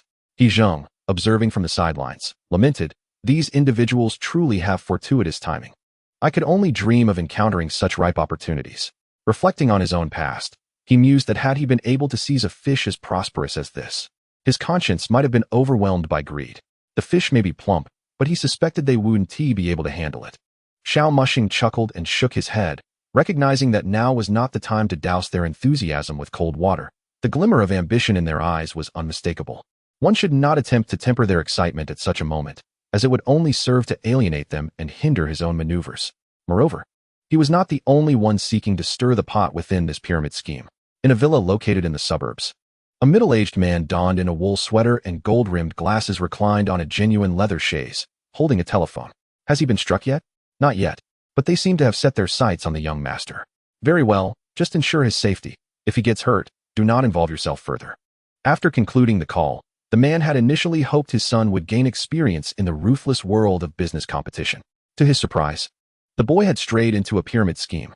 Yet, he rationalized that such experiences would broaden his son's horizons, allowing him to appreciate the path he had paved for him. He possessed the resources and confidence to allow his son to make mistakes. Meanwhile, as the speeches concluded and attendees began to disperse, the elderly man in the gray robe approached Xiao Mushing. "Young brother, shall we go to the restroom together?" With a hand resting on the elder's shoulder, Xiao Mushing replied, "Certainly." The 5 other young men from the same dormitory watched them depart, their expressions a mix of pity, admiration, and reluctance, yet none stepped forward to intervene. After all, Xiao Mushing was merely a harmless eccentric, and they felt neither inclined nor bold enough to dissuade him. Once inside the restroom, before Xiao Mushing could speak, the elder initiated the conversation. "I am Taoist Shensheng. May I see your hand?" "Ah, your words seem familiar. Typically, one would request to see the legs." "You misunderstand, young friend. I noticed something intriguing about your physiognomy and wish to examine your palm. You seem to possess more than just the ability to read fortunes," Xiao Mushing remarked with an enigmatic expression. "You have a keen eye. I am also a bounty hunter. Much like yourself, I presume. Indeed, quite similar. Given your background as a Taoist, what led you to the path of a bounty hunter?" "My master was rather unconventional. Hence, I am not officially registered in the Taoist community. Additionally, while I can read fortunes, my insights tend to span a lifetime, and I cannot alter one's fate. Those who come seeking my counsel often inquire about short-term matters of love and wealth, which I am unable to address. As a Taoist, you understand the need for a flexible approach, yet one cannot venture into the world without some means. Thus, I resort to this line of work, capable of both quelling violence and expressing heartfelt sentiments, while remaining unbound and able to earn a few coins. One must wonder about my fortune." Upon hearing this, Xiao Mushing ceased to pursue the matter further. If that affluent individual could hire this Xianxing Taoist to serve as a bodyguard for his son, he must possess some considerable skills. It wouldn't hurt to take a look. Upon hearing these words, Xianxing Taoist washed his hands by the sink, then took hold of Xiao Mushing's hand, scrutinizing it intently. The more he looked, the deeper his frown became, to the point that it seemed his entire face was wrinkling in concern. "What troubles you? Is it that my future is fraught with adversity and misfortune?" Xiao Mushing inquired. "If that were the case, it would be one thing, but your palmistry combined with your facial features is quite peculiar," Xianxing Taoist replied with a furrowed brow. "The killing star looms large, blood flows like a river, and the aura of darkness rises to the heavens. By all accounts, This is the manifestation of great malevolence. Even being taken to the shooting range would be considered a mild consequence. Yet alongside the killing star, there exists a continuous flow of merit, a clear sky, and unending fortune, a striking paradox of great virtue and abundant blessings. Could it be that I have not fully grasped my teachings? Xianxing Daoist was beset by numerous questions, yet the master who had imparted these skills had passed away over 30 years ago, and he could hardly disturb the grave to inquire. What an authentic master he must have been. How unfortunate that I never encountered him in my lifetime, he lamented. He Zheng, standing nearby, expressed his regrets, suggesting that perhaps if he were to calculate Xiao Muxing's fate, some changes might ensue. Xiao Muxing was somewhat familiar with his own circumstances, having acknowledged that he bore the weight of over a dozen lives on his hands. However, he understood the reasons behind those deaths. They were all deserving of their fates. Naturally, he too bore responsibility for his actions. Chapter 59. Everyone desires wealth in our line of work. It is not uncommon to be stained by blood. As for the aura of darkness, it likely stems from my childhood penchant for wandering through graveyards. Xianxing Daoist hesitated before asking, "What compelled you to frequent graveyards?" "Surely I cannot admit that I was merely a glutton who pilfered offerings?" Xiao Muxing shrugged nonchalantly. Xianxing Daoist struggled to contain his incredulity. "How have you managed to survive this long?" Xiao Muxing sighed. "Sometimes I wonder how I have lived to this age, especially considering how my father was truly ruthless. Was it merely for a taste of offerings?" After the willow branches were exhausted, he resorted to bamboo strips, and when those were spent, he used peachwood sticks. Xianxing Daoist inexplicably felt that this individual was more perilous than the swindlers he was accustomed to. What could the owner Yi be thinking, hiring someone like you? Never mind. Go back and protect young master Yi diligently. The owner is already aware of the situation and only wishes to ensure his safety. A little hardship is something he can tolerate, Xianxing Daoist concluded. Protect the young master? What young master?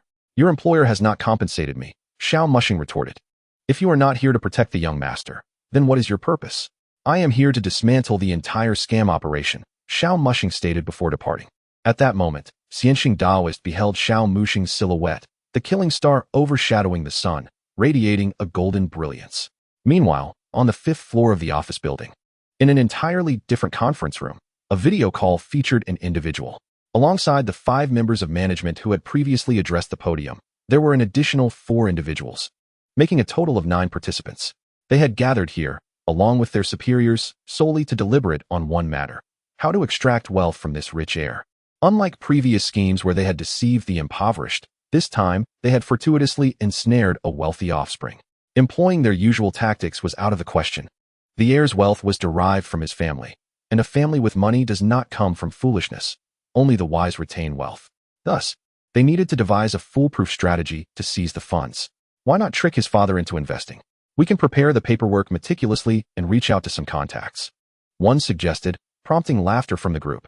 Don't be foolish. If it were as simple as that, we wouldn't need to gather so many of us here. Manager Chen remarked, loosening his tie. A 2,000 square foot mansion and a Bentley for everyday use. Consider the wealth that entails. Do you really believe you understand better than his father and can deceive him into investing? Do you think he has seen too little of the world? My suggestion is to first extract any funds that this young master may have at his disposal. After being a young master for so long, he must have accumulated a fair amount of savings. If we could entice him into our scheme, he likely won't be too difficult to manage. At this point, the woman who had spoken earlier interjected, "You're aiming for such a small sum from such a grand young master? This is merely the first phase. If we wish to deceive him further, we must use this initial amount as leverage for further gains. After all, with this sum, renting luxury accommodations and hiring professional actors is hardly challenging. We can also mobilize our other associates to create a larger scheme. Naturally, we will need to cultivate relationships and navigate certain avenues. The key, however, is to extract valuable information from that young man to safeguard against losing our investment." In the video call, a figure facing away from the others began to speak. "Let us use old Chun's proposal as a foundation. I want to see your plan by tomorrow morning. I will send people to assist you." With that, the call ended. Listening to He Zheng's retelling, Xiao Muxing nodded thoughtfully. That day would see yet another session of persuasive rhetoric, coinciding with their dinner time. He observed a look of astonishment on the faces of the elderly present. Yet, this dinner consisted merely of boxed meals. Of course, their dormitory might have benefited from some association with the young master, rendering it somewhat more luxurious. Dishes such as oil-braised shrimp, white-cut chicken, and braised pork found their way into the boxes, prompting Yi Xiang, who was on a diet, to desperately search through the meat for a hint of greenery. The three middle-aged men with whom he had previously exchanged pleasantries were moved to tears as they savored the meal, as if it had been ages since they had tasted something so exquisite. Consequently, they eagerly consumed the leftovers that Yi Xiang had not finished. After dinner, the broadcast blared to life, followed by an enthusiastic speech, ensuring that a sense of calm would not settle in. These individuals were adept at fostering an atmosphere, filled with soothing yet hopeful and passionate music, along with a recorded speech that played on repeat. Xiao Mushing watched the fervent young master Yi beside him. Go back and meticulously document their action plans. I need to formulate some targeted strategies. He Zheng responded, if I had that kind of intellect, I wouldn't have sought out such crooked ways to make money. Xiao Mushing nearly forgot that the other party was merely a ghost, not an upgraded version, and thus decided on a compromise. Let us focus on the critical elements, such as the opening and closing statements, the names they establish, and any plans from which I can gather evidence of wrongdoing. Meanwhile, the four individuals huddled together, with Yi Mingxiu biting his fingers, lamenting, it's over. This older brother is talking to himself again. Xiao Mushing glanced at the four cowering in the corner by the door. Aren't you all going to sleep? In unison, they shook their heads. With someone like him in the dormitory, who could possibly sleep? Of course, except for Yi Xiang, who had been passionately shouting during the speech and was likely too exhausted from his fervor to stay awake. As night descended, the others drifted off to slumber. In this lonely 5-story building, the lights on the 5th floor still shone brightly. Manager Chun, while typing away at his computer, slapped himself twice in frustration. I really should have kept my mouth shut, he muttered. After a night of laborious effort, he couldn't help but curse the big boss for his audacity. In this whirlwind of resentment, a cunning idea slowly emerged in Manager Chen's mind. After all, fraud is illegal. Why not deceive the big boss? If he could pocket that money, he could flee abroad, living a life of freedom unburdened by financial constraints. The thought of it brought a sinister smile to Chen's lips. Meanwhile, in several other rooms, others were also brewing their own schemes. They had come to seek fortune. Why should the big boss be the only one to prosper? They too desired the opulence of a Bentley and a lavish 2,000 square meter mansion. Chapter 60, Adding Fuel to the Fire. The following morning dawned, bringing with it the promise of activity, albeit not in the form of conventional work. Instead, under the guise of internship training, they were indoctrinated with the company's core philosophy. Although Xiao Mushing received some attention, it was minimal. The entire company's focus was on Yi Xiang. However, there was no rush to act, as the proposal had only been submitted that morning and the big boss was still reviewing it. Any hasty move could easily alert the enemy. This was a significant venture that required meticulous handling. As afternoon melted into evening, action finally commenced, with Manager Chen being the first to take the initiative. He approached Xiao Yi, saying, I heard from some of the senior employees that your training has been commendable. Here is something for you to handle. Yi Xiang blinked in surprise. Seeing the clarity in Ye's eyes only intensified Chen's smile.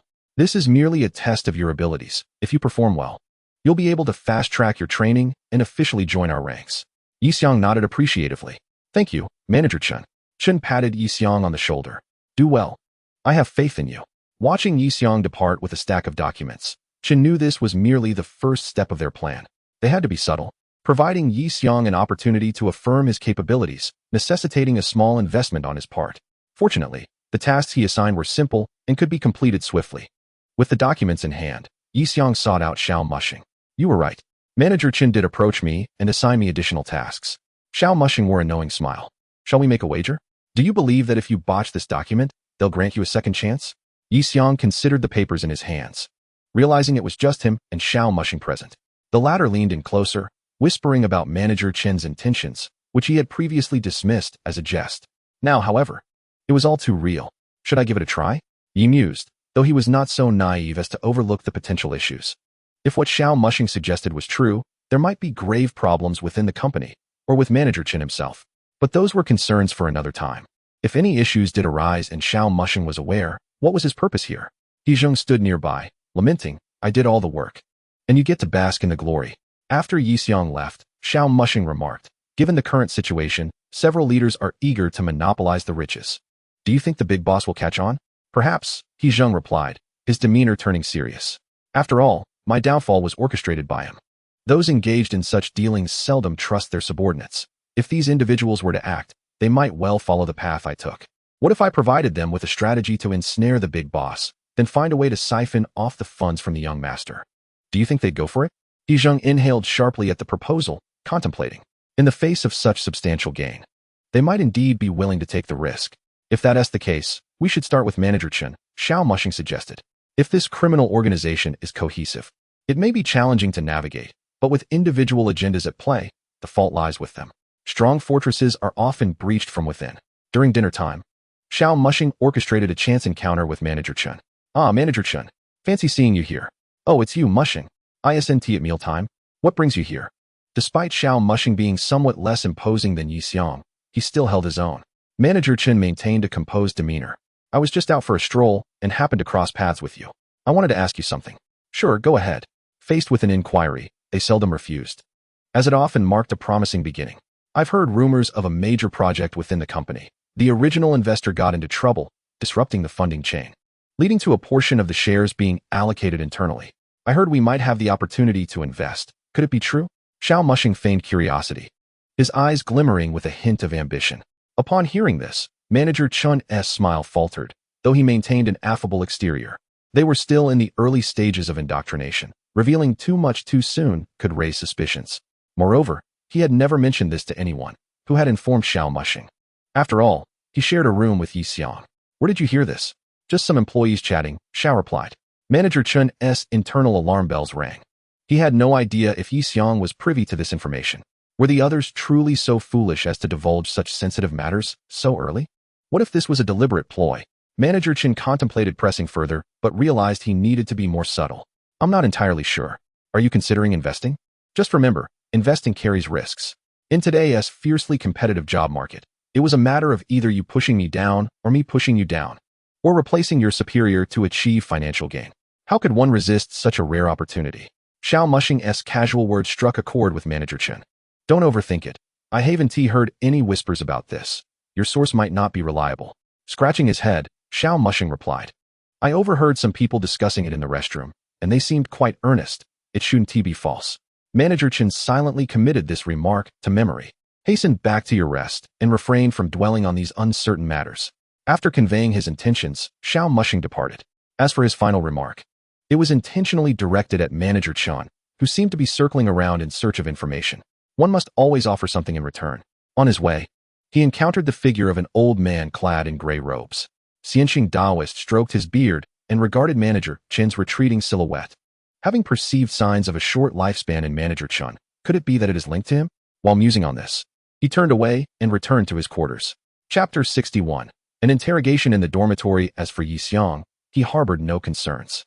Upon accepting this task, he had examined Yi Xiong's physiognomy. There were some obstacles, yet he bore a visage of wealth and prosperity, indicating he would not meet a premature end. Thus, he accepted the assignment. Over the years, he had relied on this skill to procure relatively safe contracts, gradually ascending to the status of a gold-tier bounty hunter. Manager Chen returned to the fifth-floor office area, greeting his colleagues with warmth and enthusiasm, while simultaneously scrutinizing them with caution. Who could be so impatient? Those who have reached the upper echelons have been meticulously vetted. In this place, one should not entertain the notion of leveraging personal connections, as no one desires to find themselves in a precarious situation. Hence, the leadership would certainly not admit incompetence. Such hasty actions could very well yield no profit. What, then, could be the purpose of such conduct? Lost in thought, Manager Chen returned to his office, which was essentially a combined living and working space featuring a bed and a small desk. Lying on the bed, he pondered deeply, suddenly sitting up with a jolt. What if this was an attempt to provoke the big boss against us? Among the elderly individuals under their supervision, there are indeed spies of the big boss. If this matter were to be leaked and reach the big boss, would they not launch a thorough investigation? Everyone here is adept at deception. Framing others is their forte. Moreover, he was not entirely blameless himself. Given the big boss's cautious nature, coupled with prior incidents, if there were even a hint of suspicion, they would likely prefer to err on the side of caution.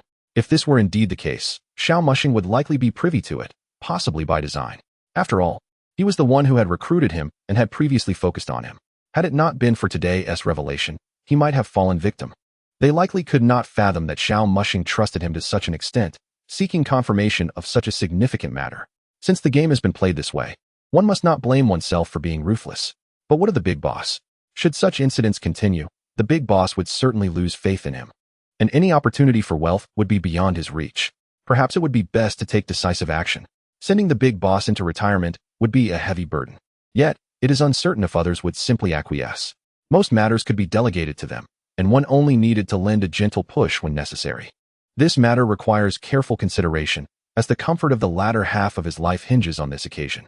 Upon returning to the dormitory, Yi Xiang retrieved his computer and began working on the tasks assigned by Manager Chun. This computer had been issued to him by the administrator. Most of their communication devices were entrusted to the administrator for safekeeping, under the pretext of preventing them from taking unauthorized photographs that could compromise company secrets. Initially, Manager Chun and the others were reluctant to adopt this measure, as the confidentiality clause was included in the fraudulent contracts they had signed. However, the unfortunate reality was that some of those deceived were rather unorthodox, disregarding such clauses. Thus, they were left with no choice but to devise this method, albeit it would inevitably deepen suspicions among some, requiring them to exert additional effort. Yi Xiang was processing the materials prepared by Manager Chun. These tasks were not difficult, or rather, they were excessively simple, bordering on outdated. At that moment, the other 4 individuals returned.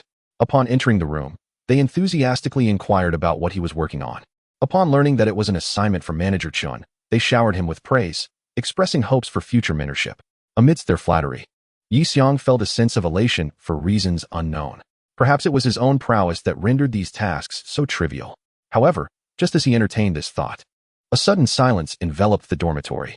A figure entered, accompanied by the sound of the door closing. It was akin to the arrival of a forbidden entity in a tale of strange occurrences, causing the entire dormitory to fall utterly silent. The once lively and animated 4 individuals transformed into statues, their expressions void of any emotion. I just heard quite a commotion from outside. Was it merely my imagination? Why the sudden silence? No one dared to respond, fearing entanglement with this individual. Yi Xiang continued his work. Xiao Mushing peeked in, glancing at the contents on Yi Xiang's computer. Haven't you graduated yet? Why are you still burdened with assignments from instructors? Xiao Mushing's words jolted Yi Xiang awake. Yes. Compared to school assignments, this was hardly a challenge. Yi Xiang murmured a quiet, "Thank you." Xiao Mushing withdrew his head. In truth, he did not comprehend what was on the computer, not even knowing the name of the software in use. His earlier comment had been mere banter, intended to alert Yi Xiang. Of course, if such a remark failed to provoke a sense of caution in him, and if he were to engage in an argument, he might resort to employing Confucian methods to reason with him forcefully. Xiao Mushing then beckoned to Yi Mingxiu, who, noticing his attention, pursed his lips and shook his head, his expression conveying a silent "I cannot do that." Xiao Mushing merely smiled and produced a key. "I have already locked the door. Will you come over yourself? Or shall I come to you?" Yi Mingxiu raised his head, gazing at the door just a step away from him, before slowly making his way to Xiao Mushing. "What is it, Brother Xiao?" His tone subdued and sincere. "I merely wish to inquire how long you have been with this company." "Brother Xiao, are you jesting? Did we not arrive together? I am also a newcomer." "Oh, is that so? Yet I cannot shake the feeling that you are quite familiar with the leadership. I previously saw you conversing with them on the stairs." Upon hearing this, the other 3 silently turned to face the wall, grateful that they had not witnessed the conversation. Consequently, Yi Mingxiu could only rely on his own fortune. It was not that they would not assist him, they simply could not. "Do not tell me you are one of those with connections. I have always despised such individuals. If it were not for connections, I would not have been deprived of the last bottle of orange soda at the village store when I was 8. Yi Mingxiu let out a sigh of relief, only to be pulled back into the fray. A bottle of orange soda hardly constituted a deep-seated grudge, yet the thought of this peculiar individual made him ponder the importance that such a trivial item might hold for him. Initially, he had suggested a personnel change to the higher-ups, but when they inquired about Yi Xiang's condition, he simply replied that it was acceptable, and thus, he was not permitted to make the switch. Yi Mingxiu felt a sense of helplessness. How could it be that, sharing the same surname, their treatment differed so vastly? Chapter 62. Almost. As Yi Mingxiu reflected on this, he glanced at Yi Xiang. It was imperative that he did not reveal the truth at this juncture. Should he dare to speak, the higher-ups would undoubtedly deal with him harshly. What to do? What to do? He needed to concoct a plausible justification. In a flash, Yi Mingxiu devised a clever excuse that would surely hold water. I learned that one of the managers seems to enjoy discussing emotional matters with male employees. So I attended. He continued, "I know it sounds embarrassing, but what choice did I have? Coming from a background with no support, I yearned for wealth and respect. And this was my only option. What else could I do?" To lend authenticity to his performance, Yi Mingxiu recalled some past experiences. He had painstakingly saved a small sum, only to invest it all. He had no alternative but to press forward, for his funds had dwindled to nothing. If he wished to avoid a total loss, he had to persist. Having deceived all his relatives and friends, he was left with no one to turn to but the prison system. Humiliation and sorrow surged within him, and as he spoke, tears streamed down his face. The three individuals behind him silently raised their thumbs in admiration. Bro, that has some grit. How could you even utter such words? Which manager? Yi Mingxiu pondered over the few who had deceived him. There were several. But as soon as the words left his mouth, he realized his blunder. No, that's not what I meant. It's not that many. Xiao Mushing sighed. I understand. At that moment, Yi Xiong felt a chill run down his spine. He had heard whispers of workplace undercurrents before, but he had never imagined they would target men. Xiao Mushing's original intent was to convey something through Yi Mingxiu and the other three, to create a sense of urgency without fully revealing his hand. However, upon hearing the excuse, he decided to believe it and help propagate the rumor. The next day, on the 5th floor, the leadership was convening. All the male attendees were scrutinizing one another. In this small 5-story building, the rumor had spread to the upper management within a mere morning. While they might dismiss other matters lightly, this particular issue was met with grave seriousness by all the male leaders, who feared a colleague in the same position might turn against them. Manager Chen cleared his throat. Ahem, I trust some of you have already heard about this. Due to this incident, Yi Xiong's document from last night was utterly unsatisfactory, to the point where I couldn't approve it no matter how hard I tried. He even seemed to consider leaving, fearing potential complications from certain individuals. I am curious who harbors such peculiar predilections that they could not restrain themselves at such a critical moment. A small voice interjected, it may not necessarily be happening now. Perhaps it's something that old-timers passed down. The newcomers might not have had the chance yet. Everyone turned their gaze toward the source of the voice. An elderly gentleman in his 50s. Don't look at me. I was just locked up for 2 days due to that incident. It couldn't possibly be me. I merely suggested a possibility. Manager Chun continued. I would like to ask someone to step forward and temporarily remove themselves from the situation to ease the minds of others. Rumors often penetrate deeper than the truth, and even brainwashing may not suffice. Moreover, they are only halfway through that process, and this matter has already begun to impact their conditioning. At this point, no one in the room had spoken up, save for the lone female who had previously delivered a speech at the conference and felt quite secure.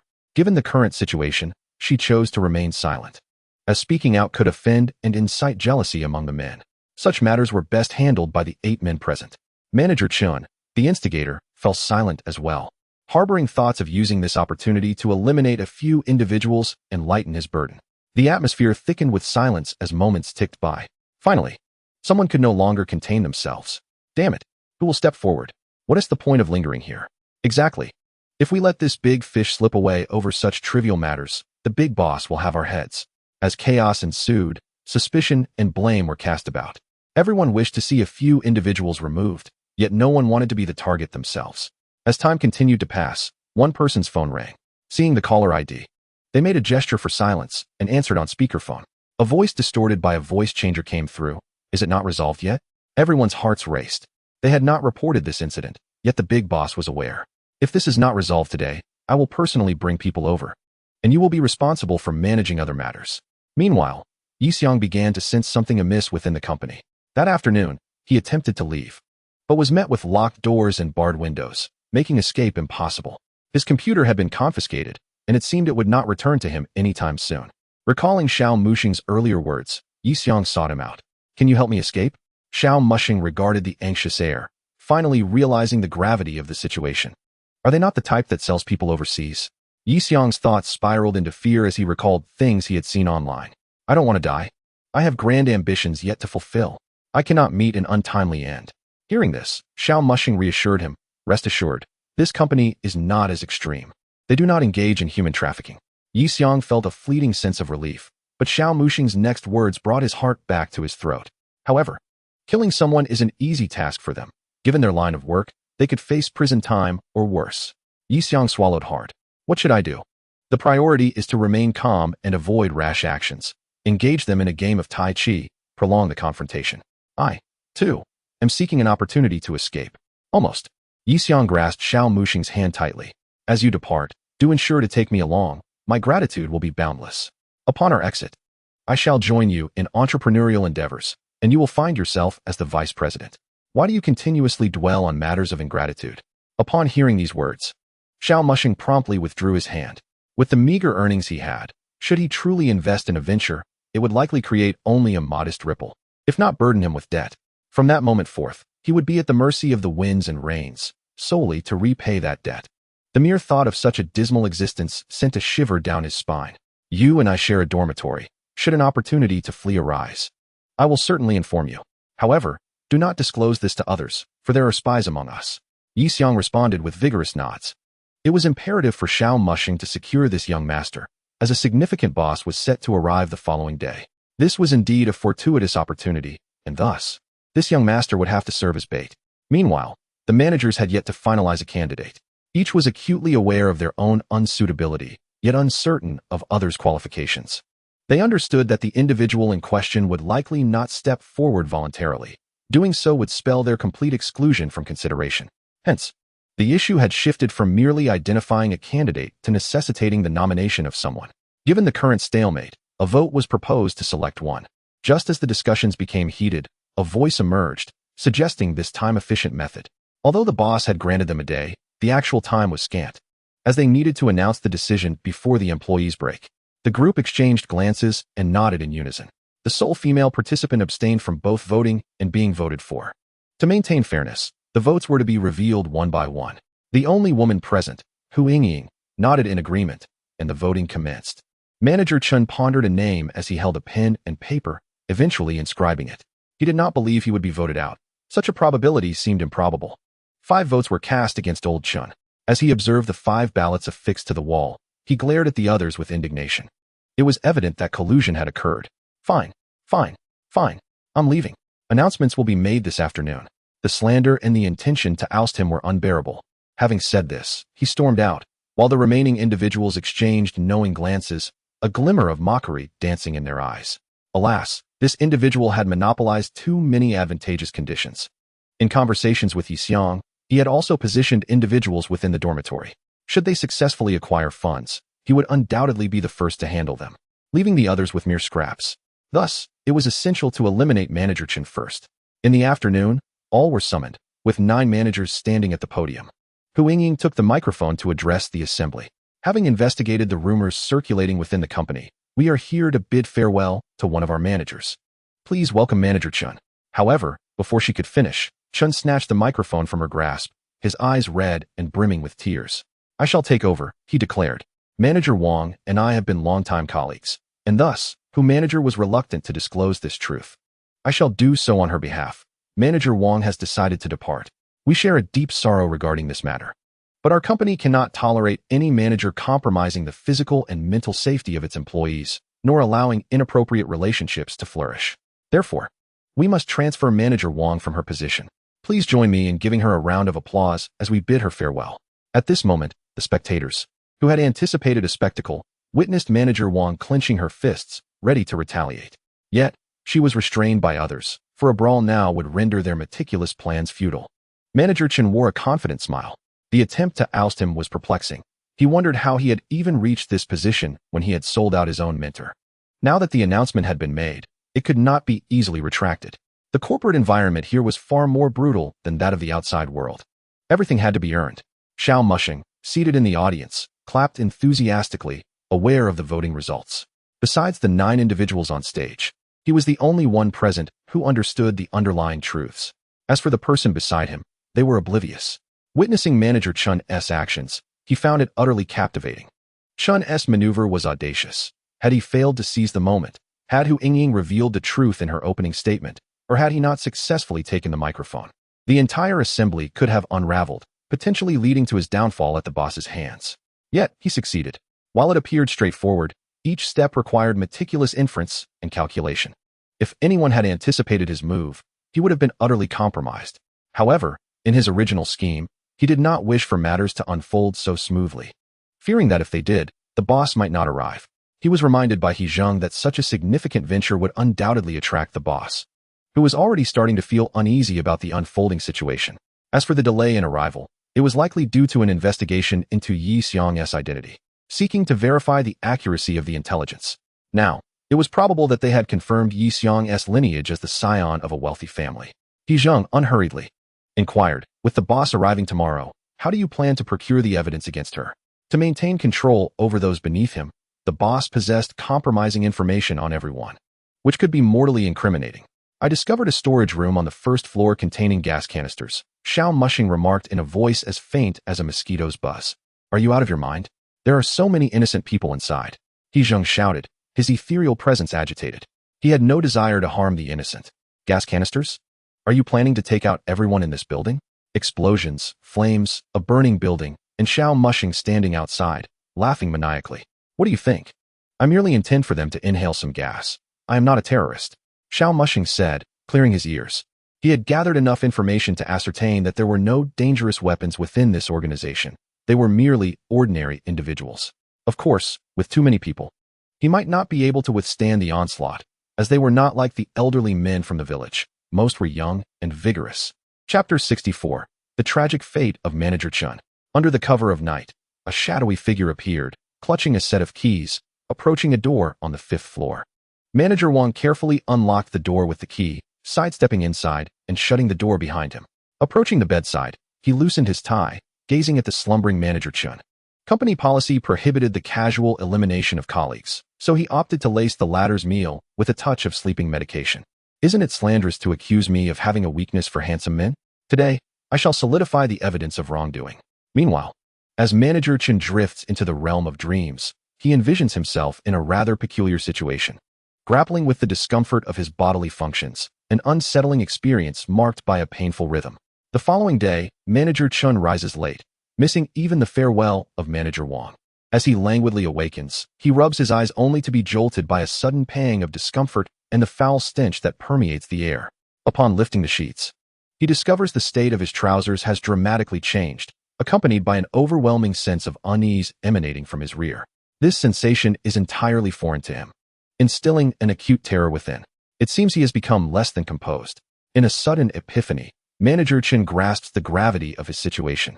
He had been preoccupied with thoughts of how to secure his position and ensure someone else would take his place, neglecting the dire threat posed by a sinister individual lurking amongst them. Now, that very person has finally struck, taking advantage of his moment of complacency. Who could it be? Among the remaining 6 men, who is the perpetrator? At this moment, Manager Chun is consumed by humiliation. He is a man of stature, yet he finds himself in a disgraceful predicament. Clenching the bed sheets, his teeth gritted, he silently vows to hunt down the culprit. He must not be found. If he is, retribution will be severe. Simultaneously, he reflects on Yi Xiong, realizing how much he has sacrificed in pursuit of wealth. This money must be retrieved at all costs.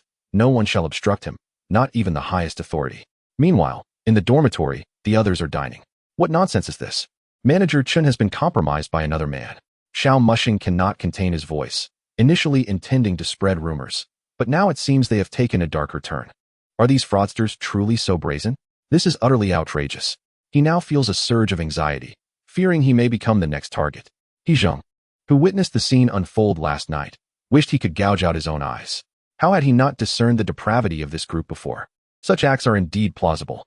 Xiao Mushing's exclamation resonates throughout the hallway, drawing the attention of others in the dormitory. At this juncture, murmurs begin to circulate. Wasn't Manager Wang supposed to depart this morning? It was said that only one member of the leadership has such peculiar tastes. If even the managers are involved, what fate awaits us, the mere employees? Perhaps it's best to leave. I came here to earn a living, not to sell my body. After changing into another pair of trousers, stuffing a few items in the back, Manager Chun steels himself and steps out, only to be met with the scrutinizing gazes of his colleagues. There are glimmers of sympathy, pity, and regret, even a hand that gently pats his shoulder. It's all right. It's all in the past. Be strong, someone offers, eliciting a faint chuckle from him. Yet, the levity fades, and he trembles as he grasps the wrist of the one who spoke. What are you saying? I can't comprehend. You should have left earlier. You chose not to, and now look at the consequences. Hu Yingying sighs. Manager Chun realizes they might possess some knowledge of his plight, but he refuses to believe it. How could such information spread so swiftly? He has barely stepped outside. What if it's merely a misunderstanding? To admit it would spell his doom. What are you talking about? I cannot understand. Could you be more explicit? We are aware that last night you were compromised by a man. What do you mean? The madness and desperation flicker in Manager Chen's eyes. When those words escape Hu Yingying's lips, he collapses against the door, sliding down to the ground as the last vestiges of hope within him are extinguished. Impossible. This cannot be happening. How could such a scandal circulate so rapidly? He hadn't even left the confines of the door. How did they come to know? The others, witnessing his state, corroborate the grim reality. Simultaneously, a chill runs through them. The deviant among them has begun to prey on their own. Manager Chen lifts his head once more, his complexion pale. How many are aware? The entire building knows. A thunderclap strikes Manager Chen's mind. Everyone knows, ha ha ha. Woe is me, his laughter morphs into self-mockery and sorrow, ultimately culminating in a breakdown. He has been ensnared in an atmosphere of oppression and fear, laboring daily under the strain of manipulation. Now, his mental defenses crumble like a torrent unleashed from a dam. Hu Yingying regards Manager Chen's disarray and coldly states, I advise some individuals to manage their belts. At such a critical juncture, is it truly a matter of the lower body dictating the upper? If you cannot control yourself, are you truly so enticing? The boss is likely to arrive soon. Do you intend to choose such a cheerful demise? The remaining 6 exchange wary glances, their expressions betraying vigilance and the readiness to eliminate one another. They are unwilling to endure what Manager Chen has faced. What should we do? One inquires, pointing to Manager Chen, whose demeanor has become entirely erratic. Confine him to his room. We must avoid alarming the others, Hu Yingying replies coldly. Given the current climate, this is the only course of action. With tensions already high, if such matters were to leak further, they would undoubtedly lose control of the situation. He Zheng observes from a distance, watching the apprentice he once mentored. He recalls the painstaking efforts he made to persuade the young man to leave, while the latter aspired to ascend the ranks. I wonder if you regret your choices now. After uttering this, he retreats, disappearing from sight. No one suspects Manager Wang, as he has already been expelled. Outside the small building, a van pulls up. The passenger door swings open, revealing a woman of refined elegance, maturity, and intellect. Though the area is devoid of onlookers, she emanates an enigmatic charm, exuding both mystery and a disarming familiarity. Chapter 65, The Arrival of the Big Boss. Beside the window on the 3rd floor, a gaze follows the woman as she enters the building. He Zheng notes the shift in Xiao Mushing's expression from casual indifference to one of seriousness. What's wrong? Did you see the woman who just approached? Yes. And that's precisely what I needed to discuss with you. That's the big boss, Xiao Mushing replies, scratching his head in dismay. Have you seen her engage in physical confrontations? He Zheng hesitates. What kind of confrontation do you mean? Hand-to-hand combat, the life-or-death kind. Xiao Mushing, now devoid of humor, responds. I've never seen her fight. Besides, we're a fraud organization. How could we possibly require the big boss to get involved directly? So, she's quite adept at staying under the radar then? What are you insinuating? He Zheng was increasingly perplexed. Why was Xiao Mushing akin to a riddle? I have trained in martial arts since childhood, driven by 2 motivations. The elderly master who recognized my innate talent and my somewhat effeminately delicate appearance that I wished to counter with strength, lest I be labeled as effeminate. Although I modestly claim to have acquired a few skills, I have indeed put in considerable effort. This can be considered the foundational training I undertook from a young age. It is precisely because of this that my father would often bind me when disciplining me. For otherwise, he could hardly restrain me, and it was likely I would counter him. Yet, how does this relate to the big boss? He Zheng remained baffled. She approached with a steady gait, a steadiness not cultivated through formal etiquette, but rather honed through martial practice, much like myself, allowing her to adeptly navigate unexpected situations and respond promptly. This implied she was quite formidable. Could you best her? He Zheng genuinely had not perceived that the big boss possessed such capabilities. He had always assumed that the establishment of such a fraudulent enterprise relied solely on cunning and intellect. However, upon reflection, it made sense. A woman navigating through such treacherous waters without any skills would have been devoured long ago, leaving nothing behind. As Xiao Mushing pondered, a feminine voice resonated behind him. Turning to see Hu Yingying, he noticed the sunlight illuminating his profile, prompting her to marvel inwardly. Truly beautiful. Manager Hu, how may I assist you? After observing your performance over the past 2 days, I find it commendable. We require an assistant for the manager's office on the 5th floor. The role entails regular duties on the 5th floor and residing there as well. I wish to know if you would be interested. This proposal stemmed from Hu Yingying's considerations. Given that several employees shared dormitory accommodations, it was impossible to manage the peculiarities of the 6 individuals without a dedicated solution. Thus, the idea emerged to bring an appealing employee to the 5th floor, ensuring their safety by providing them with a private room. After the unsettling incident involving Manager Chun that morning, everyone was on edge, and work had come to a standstill. No manager wished to venture out with others, each preferring to remain close to her. The atmosphere was fraught with apprehension. After much contemplation, This seemed to be the only feasible plan. Xiao Muxing's expression conveyed hesitation. The 5th floor, you say? However, I heard Manager Chen is not stationed there. Just rumors, Hu Yingying replied. Manager Wang has already departed. How could such an event still occur? But why have I not seen him all day? He was quite close to Manager Wang. His departure has understandably distressed him. Xiao Muxing nearly chuckled at this. Their relationship was indeed intimate. So much so that they shared a bed. Moreover, as an assistant, your remuneration would be double that of your peers. Upon hearing this, Xiao Muxing rubbed his hands together. Then, Manager Hu, may I request an advance on 3 months' salary? Hu Yingying was taken aback. What? You shouldn't be in need of funds. She was aware of Xiao Muxing's financial standing, knowing he possessed over 1 million. I recently purchased a property and still owe 20,000. That's why I seek work, to settle this debt. You're still young. There's no need to burden yourself excessively. It's inescapable. I'm in my 20s and still single. If we round up, I'm nearing 30. Moreover, a college friend has informed me of potential redevelopment in that area, meaning purchasing now is a sound investment. I must secure it quickly. The contract is signed, and I've already transferred 100,000. It's just the final 20,000 I lack. I'm even holding an IOU. Hu Yingying recognized the familiar rhetoric, realizing someone had beaten her to the punch. However, it was of little concern. Once the property was sold, she could still net a substantial sum. Is it beyond your capabilities, Manager Hu? If not, I understand. Xiao Muxing feigned disappointment. Hu Yingying sensed that if she declined, he would likely refuse to ascend to the 5th floor. Very well, but I must report this and arrange the funds. We cannot be careless with the company's finances. Any discrepancies could lead to complications. Agreed. I'll comply, she thought, considering how to persuade him to come aboard first, with financial matters to be addressed later. After all, if something were to transpire, he likely wouldn't be preoccupied with monetary concerns. At that moment, a middle-aged man approached, whispering something in Hu Yingying's ear. Upon hearing him, she prepared to leave, but not before handing Xiao Muxing the key. This is the key to room 504. After delivering her message, she hurried out with the middle-aged man. Upon reaching the 1st floor, they found only 7 managers present, with 1 woman addressing them. How should I express my discontent? After several years, you still cannot manage affairs properly?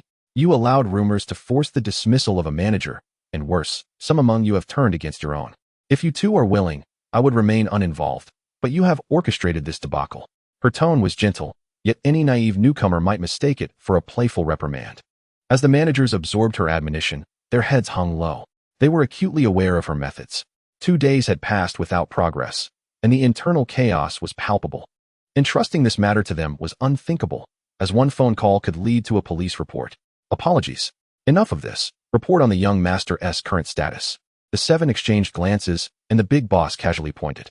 Hu Yingying, you report. I'm feeling a bit homesick, she replied. Upon hearing this, the big boss applauded. Homesick? Did we not intend for them to feel at home here? Have you failed in this regard? Facing the big boss's inquiry, Hu Yingying struggled to articulate her thoughts. Under normal circumstances, their progress would have been swift, but recent peculiar occurrences had forced them to prioritize self-preservation, inevitably slowing their work. Never mind, I will handle this personally. You all return and announce the dormitory adjustments. How will we adjust? Someone queried. Mixed gender accommodations. Surely you need not my guidance on the specifics. No need. Hu Yingying quickly shook her head. They understood the protocol, pairing less attractive employees with those who had been around longer yet were more appealing. While affluent and attractive individuals would be grouped with the average-looking veteran staff, effectively employing psychological manipulation to assimilate their mindsets. I'll ensure the young master is assigned to my quarters. The big boss spoke while casually arranging her hair, fully equipped with strategies for nurturing those sheltered within her greenhouse. Understood. Hu Yingying nodded in agreement. On the 5th floor, Xiao Muxing listened intently to the intelligence that He Zheng had brought back. Is it too late for me to regret my decision? As soon as he left, he began to share living quarters with both men and women. Why was this privilege not extended to him earlier? He Zheng absent-mindedly picked at his fingers. Don't even think about it. They will certainly not assign a beautiful woman to you. Given your appearance, they might suspect your sexual orientation and assign you a man instead. You all are quite extravagant. What is this compared to before? In the past, I went to great lengths just to deceive a wealthy second-generation heir. He Zheng wore an expression of indifference. Let us not digress. Answer my previous question. Do you think you have what it takes to defeat the big boss? It's hard to say. She is merely a woman, and you lack confidence. My brother. She is trained, and I have no idea what her level of skill is. Moreover, she is at least a decade older than me and has extensive experience in this field. I have barely engaged in direct confrontation with others, so it's really uncertain. After all, if he were to utilize everything he is trained in against an ordinary person, he would be at a significant disadvantage. Now that he has taken on the role of a bounty hunter and encounters those opponents, he can unleash his full strength. However, none of them adhere to the code of chivalry. They readily brandish firearms. What can he do in such a situation? Thus, he is not particularly confident against this woman. Nevertheless, despite the apparent gap in skill, he should still manage to hold his own in a few exchanges. Within a room, Manager Chun whispered incessantly, "How could this happen? What shall we do in the future? How will we continue to live?" Everyone is aware now. All have learned the truth. Is there any way to make them forget? Of course. The dead remember nothing, and they cannot spread information. If everyone were to die, then there would be no issues. Yes, let everyone die. But how? How can we kill everyone at once? A bomb? Poison? But what if someone hasn't eaten? Perhaps it would be best to blow up the entire building. Blow everyone up. Gunpowder? That seems impractical. Wait, flour could also work. Dust explosions, hee. With this thought, her previously sorrowful face transformed into one of madness, now adorned with a smile. On the second floor, Yixiang looked at his roommate, who had been replaced by a woman old enough to be his mother. He couldn't help but scratch his head, feeling somewhat troubled. Would Xiao Mushing be able to notify him when he escapes? The big boss watched Yixiang, who was lost in thought. He ran his fingers through his hair. He understood young people like him quite well. Facing someone so mature, knowledgeable, and amiable was indeed a challenge. He climbed onto the brick-piled bunk and moved closer to Yixiang. "Hello, little brother. I've just joined this company, and there are some matters I'm not quite familiar with. Could you enlighten me?" "Auntie, I've only just arrived as well. I'm not sure how to explain." Yixiang replied, feeling bemused. The big boss's lips twitched. "Auntie." Yixiang felt an absence of warmth towards this encounter. Many of the older women he had met throughout his life were like this, mature, poised, and approachable. "But I only just arrived today. You've been here a few days. Why not share your insights with me, particularly regarding which managers are more approachable?" The big boss carefully modulated her tone. Yixiang recalled Xiao Mushing's earlier warning about the presence of spies among the employees. Thus, certain things should never be uttered lightly. If this information were to leak, he might never find an opportunity to escape. But what if this person is also innocent? A subtle reminder should suffice. As for the outcome, that depends on her own fate. As for the managers, both Hu and Chun are quite agreeable. Regarding the conditions here, the environment is terribly inadequate. The beds are merely stacked bricks, hard and uncomfortable, and there is no air conditioning. Now that you mention it, I feel the same. The conditions are indeed subpar. Even for a startup, one cannot be so careless. So many things are poorly arranged.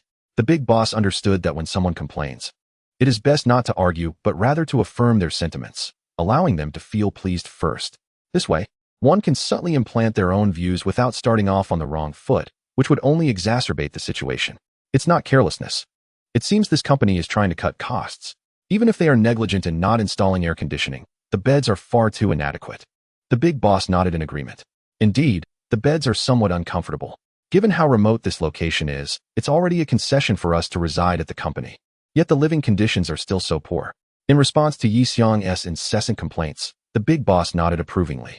Yixiang began to wonder if this auntie was foolish. After all that had been said, how had she not grasped the underlying issues? Never mind. It was beyond his control now. He had done his utmost. The big boss silently noted the foolish actions of those around him. The fact that they could recognize these problems indicated their work was lacking. It was time to seek an opportunity to train these individuals further. Chapter 67. Unexpected Developments. In the restroom, Yixiang finally managed to escape the big boss and prepared to relax. Xiao Mushing arrived in the adjacent stall. Upon seeing him, Yixiang's emotions surged, and he immediately inquired anxiously, "Brother Xiao, when will we escape?" "Soon, but I need to ask you for a favor first. This will assist our escape." Xiao Mushing shook off his trousers. "What is it? I remember you had a sister assigned to your dorm, right?" "Yes, why?" Yixiang tilted his head. Xiao Mushing leaned in and whispered in his ear, "You want me to sell myself out? She is quite a bit older, isn't she?" Yixiang's expression turned one of difficulty and disbelief. He felt that the sister was nearly old enough to be his mother, and calling her auntie was hardly excessive. "If you're unwilling, I'll just leave," Xiao Mushing replied nonchalantly. After much contemplation, Yixiang gritted his teeth and said, "For the sake of escaping, I'll take this loss." "All right, tonight, it's up to you," Xiao Mushing encouraged him. "The individuals on the 5th floor are manageable, while the older employees can be dealt with through the police. The primary concern is that big boss in the room. The most crucial evidence lies with her." Yet, she is not easy to handle, so we must find a way to diminish her resources, making her movements less convenient, and ideally strip the evidence from her possession. After parting ways in the restroom, Xiao Mushing sought out the Taoist priest. Taoist, do you have a moment to lend a hand? At this moment, the Taoist appeared radiant, evidently pleased with his newly assigned dormitory. I'm only responsible for ensuring young Master Yixiang's safety. I do not wish to involve myself in other matters. But what if they want to pair with Yixiang and contest for the family fortune? The Taoist's eyes widened in disbelief as he fixed a steady gaze on Xiao Mushing. Consider your new roommate. Xiao Mushing reiterated. The Taoist gasped. Isn't this a scam? Why go so far? How much can one gain through deception? If a child is born, who knows how much inheritance could be seized? Xiao Mushing shrugged.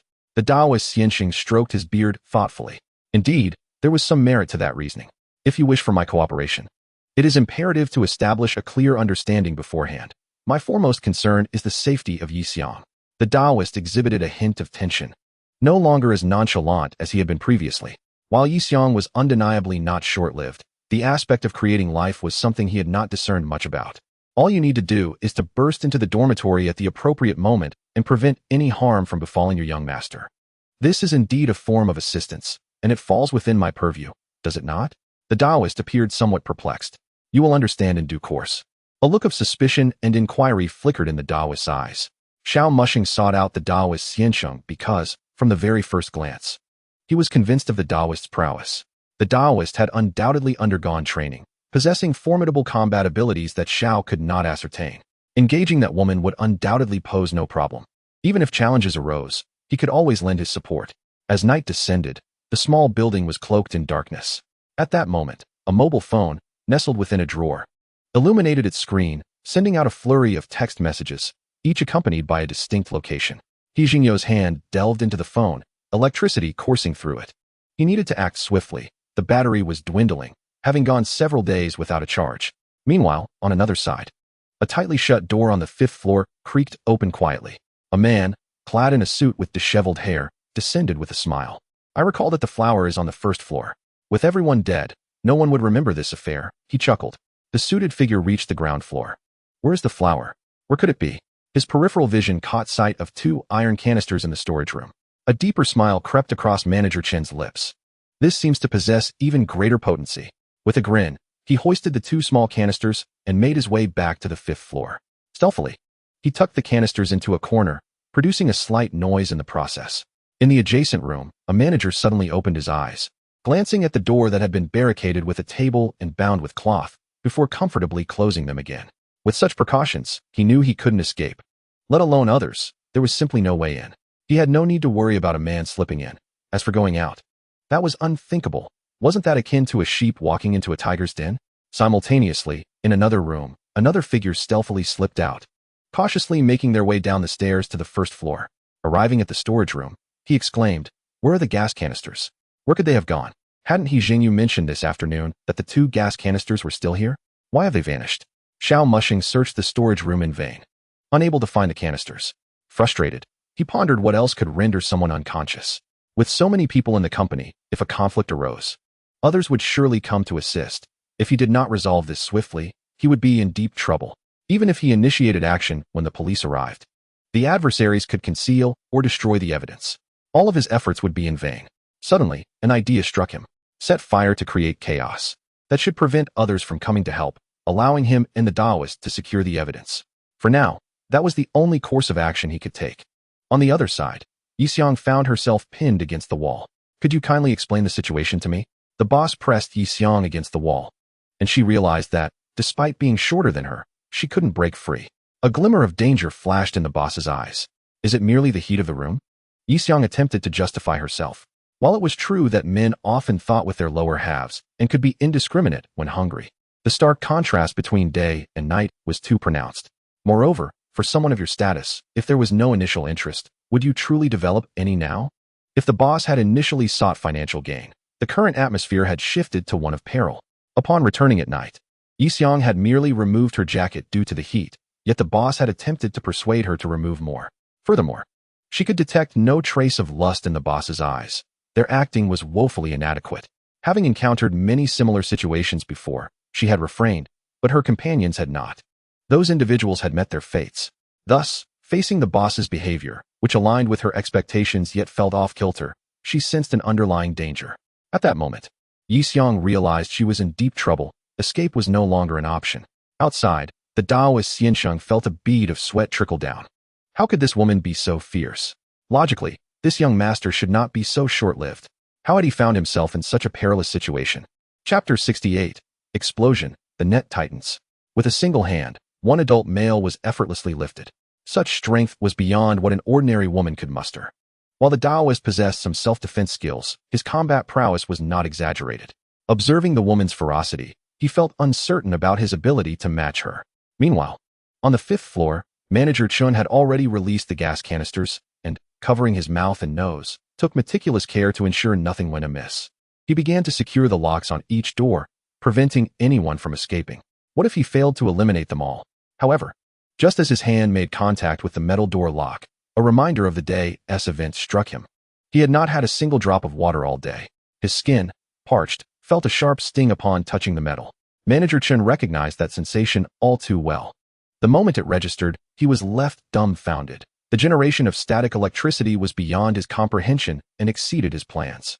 In an instant, he found himself engulfed in flames. As a violent explosion tore through every room on the 5th floor, shattering the glass. Every person lying in bed was enveloped in fire. Having just reached the 2nd floor and poised to ascend to the 3rd, Xiao Mushing ducked into the nearest restroom as soon as he heard the explosion. Indeed, flames surged down the hallway. Taoist Xiansheng also rushed in, swiftly closing the door behind him. Thankfully, the force of the explosion was not too overwhelming. Perhaps the concentration of gas had not been excessively high, merely resulting in a burst of flames. Additionally, with 2 floors separating them, the doors and windows on the 2nd floor remained largely intact. Once the flames subsided, Xiao Mushing rushed out of the restroom, seizing the opportunity while others were still in shock, and made his way to Yi Xiang's room, where 2 individuals were already locked in combat. "Miss, I am refraining from using force because you are a lady. If you persist in holding on, do not blame me." The sounds of impact echoed. Yi Xiang, now paralyzed with fear, dared not move, having already faced assault. Taoist Xiansheng bore the marks of battle, one eye resembling that of a raccoon, with 2 boot prints adorning his attire. "Miss, you are utterly lacking in martial ethics." As he burst in, the opponent wasted no time in delivering a kick, leaving him momentarily stunned. Just then, the already damaged door sustained another violent blow and was kicked open. The boss, seeing someone else seeking death, prepared to retaliate with another kick but quickly retracted her foot. Before her stood a mop head of a rather unsightly shade of brown. Having endured several setbacks prior, Xiao Mushing had finally grasped the significance of wielding a weapon. He brandished the mop with determination. "Xiansheng Taoist, let us unite our efforts." Upon seeing reinforcements arrive, Xiansheng Taoist was eager to vent his frustrations. The boss observed the two with a scornful gaze. "This explosion is on your heads. You have committed murder, do you comprehend?" Xiao Mushing retorted, "Firstly, this has nothing to do with me. Secondly, do you not have blood on your hands?" Her heart quivered at his counter. "Are you a cop?" Yet, as her inquiry escaped her lips, she was met with the abrupt strike of the mop head. Outside the corridor, chaos erupted as everyone rushed to the 5th floor to combat the flames, while some, sensing the disarray, seized the opportunity to flee unnoticed. They had no time to concern themselves with the events transpiring within the room. Regardless of her skills, she was still met with a face full of mop bristles. Before she could gather her wits, Xiansheng Taoist retaliated with a swift kick to her abdomen. Xiao Mushing snapped the mop in 2, handing one piece to the Taoist while he swung his stick with fervor. The once dreaded brown mop had fulfilled its purpose and was no longer an object of intimidation. In such a moment, there was no time for compassion. Should she regain her composure, Xiao Mushing would be at a disadvantage. Did she not witness the state Xiansheng Taoist was in? Had he not arrived in time, he might have been utterly incapacitated. Sensing the tide of battle turning in their favor, Xiao Mushing glanced over at Yi Xiang. "Where is her coat?" Yi Xiang pointed toward the edge of the bed. A flicker of fear coursed through him. These two were merciless even towards a woman. He genuinely could not discern whether they were victims like himself. Xiao Mushing dashed over to retrieve the coat, tearing open a hidden compartment in the collar. He discovered a USB drive. This is the evidence. Meanwhile, police vehicles, flashing red and blue lights, surrounded the 5-story building under the cloak of night. In different cities, other structures faced similar fates as they were encircled by law enforcement. He Zhengyu, during this time, had not only been monitoring the movements of several managers, but also sought to learn the locations of their other branches. Since the plan was to eradicate the entire operation, none were to be spared. Thus, as he manipulated his phone, he sent not only the target locations, but also the names of key figures. Provided their side operated smoothly and secured the evidence, none would escape unscathed. In the back seat of a police car, He Jingyu bore a triumphant smile, though a tinge of apprehension lingered. You are ruthless. You suggested using gas to incapacitate them. Yet it ended in an explosion. Xiao Mushing picked up a piece of candy, attempting to soothe his frayed nerves. The moment the officer had entered, he had been pinned down. Given the chaotic scene, the officer could not discern who was virtuous and who was malevolent, thus opting to detain them all momentarily. Fortunately, clarity emerged in the end. After all, they had crossed paths on several occasions. Some case files had circulated, and his information was undoubtedly among them. A simple background check would reveal all. As for the boss, he was still on the ambulance, fighting for his life. This has nothing to do with me. I did not orchestrate the explosion. He Jingyu wore a puzzled expression. If not you, then who? Surely it cannot be that they acted irrationally and blew themselves up. Who could say for certain? Is there anything else you wish to do? Xiao Mushing inquired, noticing that He Jingyu's turmoil had not yet subsided. I still wish to visit my mother's grave. Upon uttering this, the earlier joy of dismantling the organization faded, leaving only sorrow and regret. When he initially joined that organization, it was not solely due to compromising leverage. It was also for his mother, who was ill. He had exhausted all his savings on her treatment and needed to earn money for her care. He recalled her sorrow upon her passing. Knowing what he had become involved in, while sorting through her belongings, he discovered a handwritten letter, the penmanship poor due to her limited education. As he spoke, He Jingyu's voice cracked. In the letter, she expressed that upon her departure, he should cease his current pursuits and seek a legitimate job, urging him not to stray further from the right path. At the end of the letter, she implored him to burn it, fearing that a prison record would hinder his chances of finding a partner. Since reading the letter, he had not dared to visit her grave, feeling unworthy of her presence. Hearing this, Xiao Mushing contemplated that perhaps he should return to pay his respects. Chapter 69. I truly am a good person. He Li's grave lay in a desolate area of He Jingyu's rural hometown. In times of financial hardship, He Jingyu had been unable to purchase a burial plot in the city. Growing up with his mother and bearing her surname, he remained oblivious to his father's identity and had no desire to know. He often overheard villagers speak of the man, deriding him as a worthless creature incapable of shouldering responsibility, a disgrace to such a good wife, deserving of death in exile. Standing before the grave, He Jingyu reminisced about the past. Xiao Mushing felt an oddity in accompanying a spirit to a grave. After assisting in burning paper offerings and setting out tributes, he mused that one should ideally face their loved one directly. Visiting the grave seemed somewhat redundant. He Jingyu's increasingly translucent figure bowed in reverence. You know my departure was abrupt. My former friends distanced themselves due to my fraudulent actions, and no one is here to burn offerings for me. Fearing impoverished days below, I burn offerings for my mother. Bravo. Xiao Mushing gave He Jingyu a thumbs up. Now that you are leaving, what gift do you plan to bestow upon me? Unabashed, he directly inquired. I once dabbled in pole dancing. I was quite good at it. I have decided to pass this skill on to you. Should you ever tire of being a bounty hunter, with your looks and a wig, you would surely find great success. Xiao Mushing retorted. What if I encounter an unmanageable opponent? Perhaps I could perform a pole dance to entertain them, and they might let me go. Truly, those in this line of work have a more agile mindset than I. He Jingyu replied with a smile, his form growing increasingly ethereal. In that moment, he appeared remarkably at ease, devoid of the previous gloom and heaviness.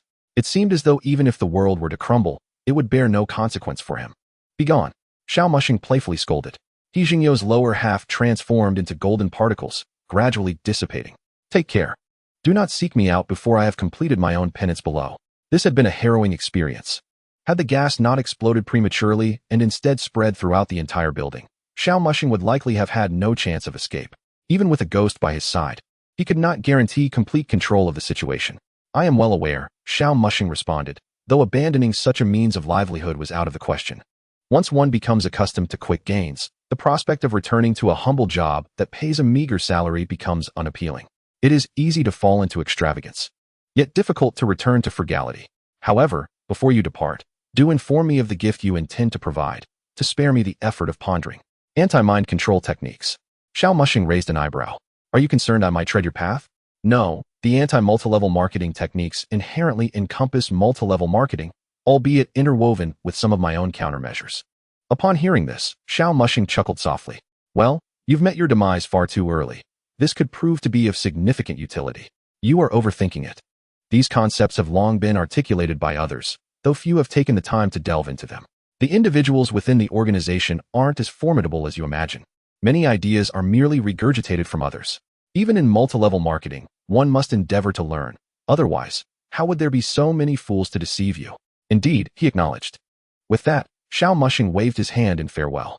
The last vestiges of golden light surrounding He Jingyu dissipated entirely. Xiao Mushing gazed upon his mother's grave. Perhaps he could inter He Jingyu here, as the body should still reside in the local mortuary, unclaimed.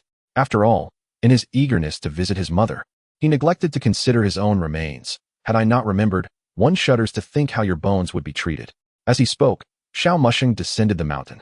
Having received his gifts and offered assistance, he might as well see it through. Upon reaching the village entrance, an elderly man, clad in tattered garments and limping, obstructed his path. Young man, I seek information. Xiao Mushing eyed him warily. In multi-level marketing, one must often assess a person's face to determine their gullibility. The man before him hardly appeared reputable. What is it? Is there a woman named He Li in this village? Xiao Mushing remained impassive upon hearing the name, which he had only just discovered from the gravestone. Don't just mention a name. There are too many with the same name these days. Can you provide something more specific? He should have a child, a boy. Not sure if she has remarried. Just find any He Li with a son, and I'll take it from there. Feigning deep understanding, Xiao Mushing responded. Oh, you must be referring to that He Li. Which one? The man's small eyes widened in confusion. The one whose son struck it rich abroad. A few years ago, he brought her back to enjoy life overseas. I tell you, her son is quite impressive. After years of hard work raising him, he got into a prestigious university, landed a job at a major corporation, and then went abroad for development. It's said he now resides in a villa overseas, indulging in fruits worth thousands per piece, with luxury cars awaiting him at every turn. Upon hearing this, the man's eyes widened in astonishment. Which country abroad? That, I cannot say. He deliberately concealed it, fearing that the father who abandoned him might seek him out. So he didn't inform the villagers. At this juncture, a flicker of anger ignited in the man's eyes. However, upon glancing at Xiao Mushing, he refrained from cursing, likely aware of his reputation in the village. After contemplating, he produced a pack of cigarettes. Young man, you seem quite astute and knowledgeable. Surely you have more insights. Although Xiao Mushing did not smoke, he seized the entire pack. The man, seeing his cigarettes being taken, instinctively reached for them, but withdrew his hand. You've indeed come to the right person. No one in the village possesses more information than I. I travel extensively, based on my inquiries. It seems she is in a prosperous city in the Western developed countries, known for its iconic architecture and remarkable fame abroad. If you truly seek her, spending a few years traversing those major cities should yield results. After all, there are only a handful of developed countries in the West, and not many well-known cities. Particularly those with strong economic growth, perhaps like Europe. Frequenting those lavish buildings should increase your chances of finding her. In this world, while many things abound, wealthy individuals are scarce. Locating a wealthy person is still feasible. Had you inquired with others in the village, they would only tell you she passed long ago. For she was quite the figure in the village. Upon hearing this, the man's lips curled into a smile as visions of a luxurious life filled his mind. Villas, swimming pools, mansions, luxury cars, all attended to by dedicated servants. Excellent. Thank you, young man. He turned and departed, abandoning any further thoughts of entering the village. A hint of disdain evident in his gaze. Xiao Mushing observed the man's retreating silhouette. He had encountered many parents like this, neglectful during their child's upbringing, only to seek them out in old age when they could no longer care for themselves. For such individuals, revealing the truth would evoke no guilt or reflection, only resentment towards He Jingyu for his untimely demise and lack of ambition. In light of this, it would be better to offer a glimmer of hope, leading them gradually into despair. Traveling abroad required substantial funds, and he doubted this man possessed any wealth. Furthermore, at his age, the foreign societal structure would be entirely different from what he was accustomed to, posing genuine risks. More importantly, even if someone informed this man of He Jingyu's death, presenting the death certificate would likely be met with disbelief, as it would signify the end of his envisioned idyllic retirement. This was a lesson well learned. I truly am a good person, Xiao Mushing mused with a mischievous smile. Chapter 70, Justice and Retribution, a New Roommate. The man who had just left the village felt elation for but a brief moment before recalling a pressing matter. It seems I cannot fly abroad. He was burdened with debts, making international travel impossible. After careful contemplation, He remembered a friend he had once boasted to while drinking. He dialed the number on his phone. I wish to travel to a Western country, but I cannot fly. Do you have any solutions? A hesitant voice responded from the other end. I might have a way, but do you have the funds? After all, such matters cannot be resolved without some financial investment. The man pondered and gritted his teeth. How much will it cost? I'll manage. At least around 100,000.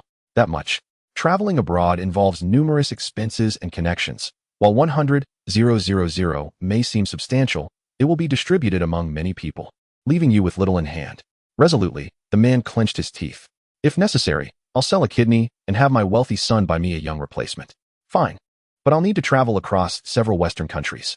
Coincidentally, we will traverse multiple Western nations as well. However, your destination will depend on how far you can go. Agreed. For the sake of my future happiness, such sacrifices are acceptable. Meanwhile, on the other side, a scarred, suntanned man took out a small notebook and marked a check. Perfect. Just one more needed. Now the numbers are sufficient. I do enjoy such simpletons. Not only will they contribute financially, but they will also meet the laboratory's requirements. Truly a twofold gain. Xiao Mushing drove to the local funeral home in the city of Hezhenjiu, where he claimed the body and paid for the cremation. He glanced at the urn in the passenger seat. In ancient Longhua, there was a profound belief in returning to the earth for eternal peace, with some regions even holding that one could not reincarnate if they were not laid to rest properly. Previously, Xiao Mushing had dismissed such notions. He had even doubted the existence of ghosts. However, now he found himself contemplating these beliefs more seriously. He recalled that Luo Yao had passed away over a decade ago without being reincarnated, perhaps indicating a connection to this very idea. As this thought crossed his mind, he was suddenly reminded of the man he encountered at the village entrance that day. It was a pity that he would never know the man's fate. For such individuals, he could only surmise that the rule of law had spared the man's life. Otherwise, he might have buried him on the spot. Returning to that village, he climbed up the small hillside once more. He began to dig beside He Li's grave until he uncovered the side of a simple coffin. He carefully placed the urn against the coffin's side and then reburied it. Although He Jingyu had claimed to have turned over a new leaf before his death, the misdeeds he had committed during his life had deceived many. If a gravestone were to be erected for him, it was conceivable that someone might eventually disturb his resting place. It was far better for the urn to rest next to his mother, who had remained undisturbed in this location for so long. Clearly, the villagers held some respect for her. Perhaps she could offer him protection once more. After ensuring the burial was complete, Xiao Mushing descended the hill, preparing to return home. Just then, a notification pinged on his phone. A payment of 300,000 yuan had been received. This task had not yielded as much reward as previous ones. His assignment had merely been to locate a certain manager and deliver him to the authorities. The individual in question was likely of modest means, perhaps having been scammed and, in a fit of frustration, had offered a bounty for his capture. For such a bounty, he had dismantled an entire organization. It could be said that this individual had managed to achieve a significant outcome with a relatively small expenditure. Rarely could one find such a bargain in any undertaking. He pondered what his next roommate would be like, feeling a vague sense of anticipation. The thrill of such exhilarating days indeed sent adrenaline coursing through his veins. Xiao Mushing felt he could somewhat relate to the exhilaration experienced by extreme sports enthusiasts. The sensation of teetering on the precipice between life and death could indeed be intoxicating. Each brush with survival released a torrent of dopamine, leaving one exhilarated. Meanwhile, Zhou Haihong was scrolling through short videos when she stumbled upon a familiar figure in a news report. After watching the entire segment, she learned about a man who had infiltrated a pyramid scheme, swiftly identifying all its distribution points and obtaining crucial evidence of wrongdoing. Although his face had been pixelated, she recognized his silhouette all too well. Given her knowledge of his actions, she was astounded. The entire organization had been dismantled, taking down such a vast and complex network, filled with numerous members and adept at brainwashing, was no small feat initially. She had presumed he was merely planning to send a few individuals to prison or dismantle a minor outpost. However, she had underestimated him, and he had succeeded beyond her expectations. After the shock wore off, Zhou Haihong continued to scroll, landing on another video, a news story about a man in his 60s who had sold his kidney at an underground clinic to fund a trip abroad. Tragically, due to his advanced age and the unregulated nature of the procedure, he had died on the operating table. The clinic was now shut down, and all involved parties had been apprehended. As for the elderly man's body, no family had come forward to claim it. In the past, individuals had sold kidneys to buy phones. Now, someone had done so to travel. What were these people thinking? Zhou Haihong scoffed before resuming her scrolling. After 2 days of travel, Xiao Mushing finally returned home. As he stood before the door of room 404, he felt a thrill akin to opening a mystery box. However, before he could turn the handle, he heard the sound of a woman weeping from within. The eerie sound sent a chill down his spine. Yet he steeled himself and opened the door. In the living room, a woman was curled up on the couch, her head buried deep in her arms as she sobbed uncontrollably. The mournful sound resonated in his chest, sending shivers through him. Xiao Mushing's lips twitched. Had he encountered this woman first, he might have reconsidered living in this place. At that moment, she sensed someone had returned and lifted her head. Her tear-filled eyes met his, brimming with sorrow and confusion. Why did he kill me? Why? She implored. Xiao Mushing felt a wave of frustration wash over him. He hoped his initial assumptions were incorrect. Who is he to you? He asked. My boyfriend. I loved him dearly, and he loved me too. Why would he kill me? Why must I die? Why? Xiao Mushing sighed. Chapter 71. The murderer issues a bounty. Xiao Mushing dropped his backpack onto the couch and sank into the cushions, rubbing his temples. The woman's words momentarily overwhelmed him with confusion. The previous 4 roommates had been so ordinary. Despite the multitude of eccentric individuals in the world, he had encountered many in his life. Such people often exuded an untouched beauty, one that made him question their purpose on this planet. He recalled a former university roommate who had dropped out due to love, a girl who had once complained about the principal. One night, he had gone and physically attacked the principal, all the while muttering about the girl, calling the principal a scoundrel, leaving the man bewildered. After being assaulted, the principal had even begun to reflect on his actions. Although he had a penchant for superficial projects, the school had provided ample resources for students' everyday needs. Xiao Mushing regarded the principal as decent, as he had not compromised student welfare for the sake of appearances. He remembered that following the incident, the school had implemented 2 additional psychological assessments each semester and introduced specific regulations regarding romantic relationships, such as prohibiting complaints about school leadership during dating. The outright ban on relationships, however, was clearly impractical. Even high schools struggled to enforce such rules, let alone universities. If such regulations were enacted, the principal would likely find himself unable to walk the streets at night. As Xiao Mushing considered this, he gradually pulled his thoughts back to the present, realizing he could not be so hasty. Some matters required clarification. Could you tell me how you died? The girl lifted her head, gazing at Xiao Mushing. She stood up, attempting to grasp his clothing but only passing through it. Accepting her intangible state, she sat back down, her eyes glistening with tears as she pleaded. I can feel that you can take me away from here. Please, take me to him. I want to ask him why he killed me. Xiao Mushing spoke calmly. If you are unable to calm yourself, then continue to weep. When your emotions have settled, we shall converse again. All you need to do is take me to see him, and I shall articulate whatever is necessary. Xiao Mushing cast a cold gaze at the girl. I do not converse with emotionally unstable individuals. If you cannot regain your composure, you may remain here indefinitely, until your boyfriend passes away from old age. In this moment, Xiao Mushing harbored doubts that if one were to lift the girl's crown, they might find a jelly-like substance, smooth and quivering. The girl was subdued by Xiao Mushing's imposing presence. After all, she had experienced life and death, exuding a force that ordinary people lacked. Gradually, she steadied her emotions and ceased her sobbing. Is it acceptable now? Almost. I will ask, and you shall answer. When seeking assistance, one must be mindful of their attitude, rather than solely fixating on their own emotions. The girl nodded. How did he die? He was burned alive. What was his name? Ji Lo. What is your current request? I wish to know why he intended to kill me. Upon hearing this, Xiao Mushing countered. What leads you to believe he would not kill you? A motive is essential for murder, is it not? We have been together for 2 years. I possess no wealth, nor have I taken out any substantial insurance policies. We have never quarreled. Why would he wish to kill me? Surely, I deserve a reason. Xiao Mushing regarded her with surprise, initially perceiving her as merely infatuated. What if he has taken another lover? That seems even less plausible. He has never mentioned a breakup. Moreover, infidelity is merely a moral failing, while murder entails imprisonment and execution. Xiao Mushing began to sense that she was not simply a lovesick fool. You claim you were burned alive. How can you be certain he set the fire? Hearing her words, Xiao Mushing found himself reconsidering her boyfriend's culpability. I glimpsed half of his face and his silhouette as I was engulfed in flames. Xiao Mushing furrowed his brow deeper. How were you burned alive? My hands and feet were bound, and my body was doused in gasoline. A lighter ignited the gasoline upon me, and in the flickering light of the flames, I saw him amidst the darkness. As she spoke, Xiao Mushing's expression grew colder. He could vividly imagine the agony she endured.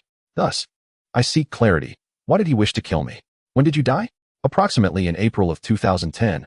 Why do you ask? Do you know what year it is now? Gila shook her head. It is now 2024, which means 14 years have passed since your death. If you wish to locate your boyfriend, it will require considerable effort, and I may not yield substantial results. The Luo Yao case, a series of murders, sent shockwaves through the entire city. Consequently, the bounty offered by the police was exceptionally high. As for subsequent tasks, those are manageable. However, this particular case may not have a corresponding bounty. After all, a decade and a half has elapsed. It is uncertain if the true culprit has been apprehended. We are unaware if the perpetrator's family has engaged bounty hunters or even knows of the existence of bounty hunter forums. Additionally, their willingness to offer a bounty remains uncertain. Therefore, accepting this assignment may yield little financial gain. In the end, one might only receive a token of gratitude from the client. Despite this perspective, Xiao Mushing opened the bounty hunter forum. He entered Jilo, and although the odds seemed slim, he felt compelled to try. To his surprise, a bounty appeared. Task announcement date, 2010. Task: investigate the truth surrounding Ji Li's death and identify the murderer. Bounty: 50,000. The bounty had no record of alteration. It was still posted in 2010. 50,000 from 14 years ago holds significantly different value compared to today's currency. Prices were considerably lower back then, and that sum could still facilitate certain endeavors. Xiao Mushing clicked on the task and selected to accept it. Subsequently, a phone number for the employer was displayed. Ji Lu, at some point, also glanced at his phone and, upon seeing the phone number, displayed an expression of astonishment. How can this be his phone number? His? You mean your boyfriend's? Xiao Mushing keenly grasped the significance of this revelation. Yes, this is his number. You witnessed him kill you. Yet he posted a bounty 14 years ago, seeking the truth and the murderer. I do not know, which is why I wish to confront him for clarification. Ji Lu admitted, equally perplexed. Xiao Mushing tucked a strand of hair behind his ear. This is intriguing. The person who murdered you is seeking a bounty to uncover the truth? Chapter 72, Returning Home in Glory. Xiao Mushing clicked to accept the task, and then turned to inquire. Tell me about the location of your death. 14 years have passed. There is no rush. I will return to my hometown first and assist you later. Ji Lu raised her head. Why are you going back to your hometown? Ji Lu felt her situation was quite urgent. To pay respects to the deceased and to visit a solitary grave. As for your matter, it has been 14 years. There is no need to rush. Before investigating, I might as well have someone help me gather other information. After bidding farewell to Hezhong, Xiao Mushing recalled certain matters. The solitary grave he had entered as a child seemed to have some issues. He had not previously pondered why he could see the spirits within that haunted house. Now, he felt it necessary to explore further. Meanwhile, in a modest 40-square-meter room, a disheveled, haggard middle-aged man stared blankly at a photograph of a girl. The photo was somewhat yellowed and blurry, yet the girl within it beamed with joy, radiating youthful exuberance. 14 years have passed, and I still have not found the murderer. I am sorry, Lele. Flowers truly are of no use. I cannot find the one who took your life, nor can I clear my name. Suddenly, a notification chimed on his phone. The middle-aged man glanced at it. It was a text message. The bounty task you posted has been accepted. Upon reading this message, the middle-aged man was momentarily stunned. He soon realized that after years of fruitless searching, following a friend's recommendation, he had invested all his savings into the bounty hunter forum, hoping to uncover the truth. Regrettably, in the initial years after he posted the task, there were individuals who accepted it, but ultimately, nothing came of it. As time passed, no one took up the task. The longer the interval, the fewer clues remained, making investigations increasingly difficult. Especially since most evidence pointed toward him, many bounty hunters lost the desire to pursue the case, having discovered that the existing evidence strongly implicated the employer. However, lacking decisive proof, they could not convict him. Yet, everyone believed he was guilty. Everyone thought so. Yet, he knew he had never committed the crime. Alas, over the years, greater hope had only led to deeper disappointment. Thus, this message surprised him. Though he had little hope remaining, 14 years have elapsed, and despite exhausting all means, not a single clue has emerged. Meanwhile, at a highway service area, Xiao Mushing perused some documents sent by Officer Long. He had met Officer Long while assisting Luo Yao during the last operation to dismantle a pyramid scheme. One of the locations was in Jinyang, which Officer Long was responsible for. Officer Long had exchanged contact information with him, stating that he could seek his assistance if needed. Indeed, Officer Long recognized his potential, despite his minor ailments, as his capabilities were undeniable, having solved numerous cases. Xiao Mushing scrutinized the clues in the police's possession. Why did each lead point towards her boyfriend, yet lacked any concrete evidence to solidify the case? Was it truly necessary for him to accept the employer's money and subsequently incarcerate the employer?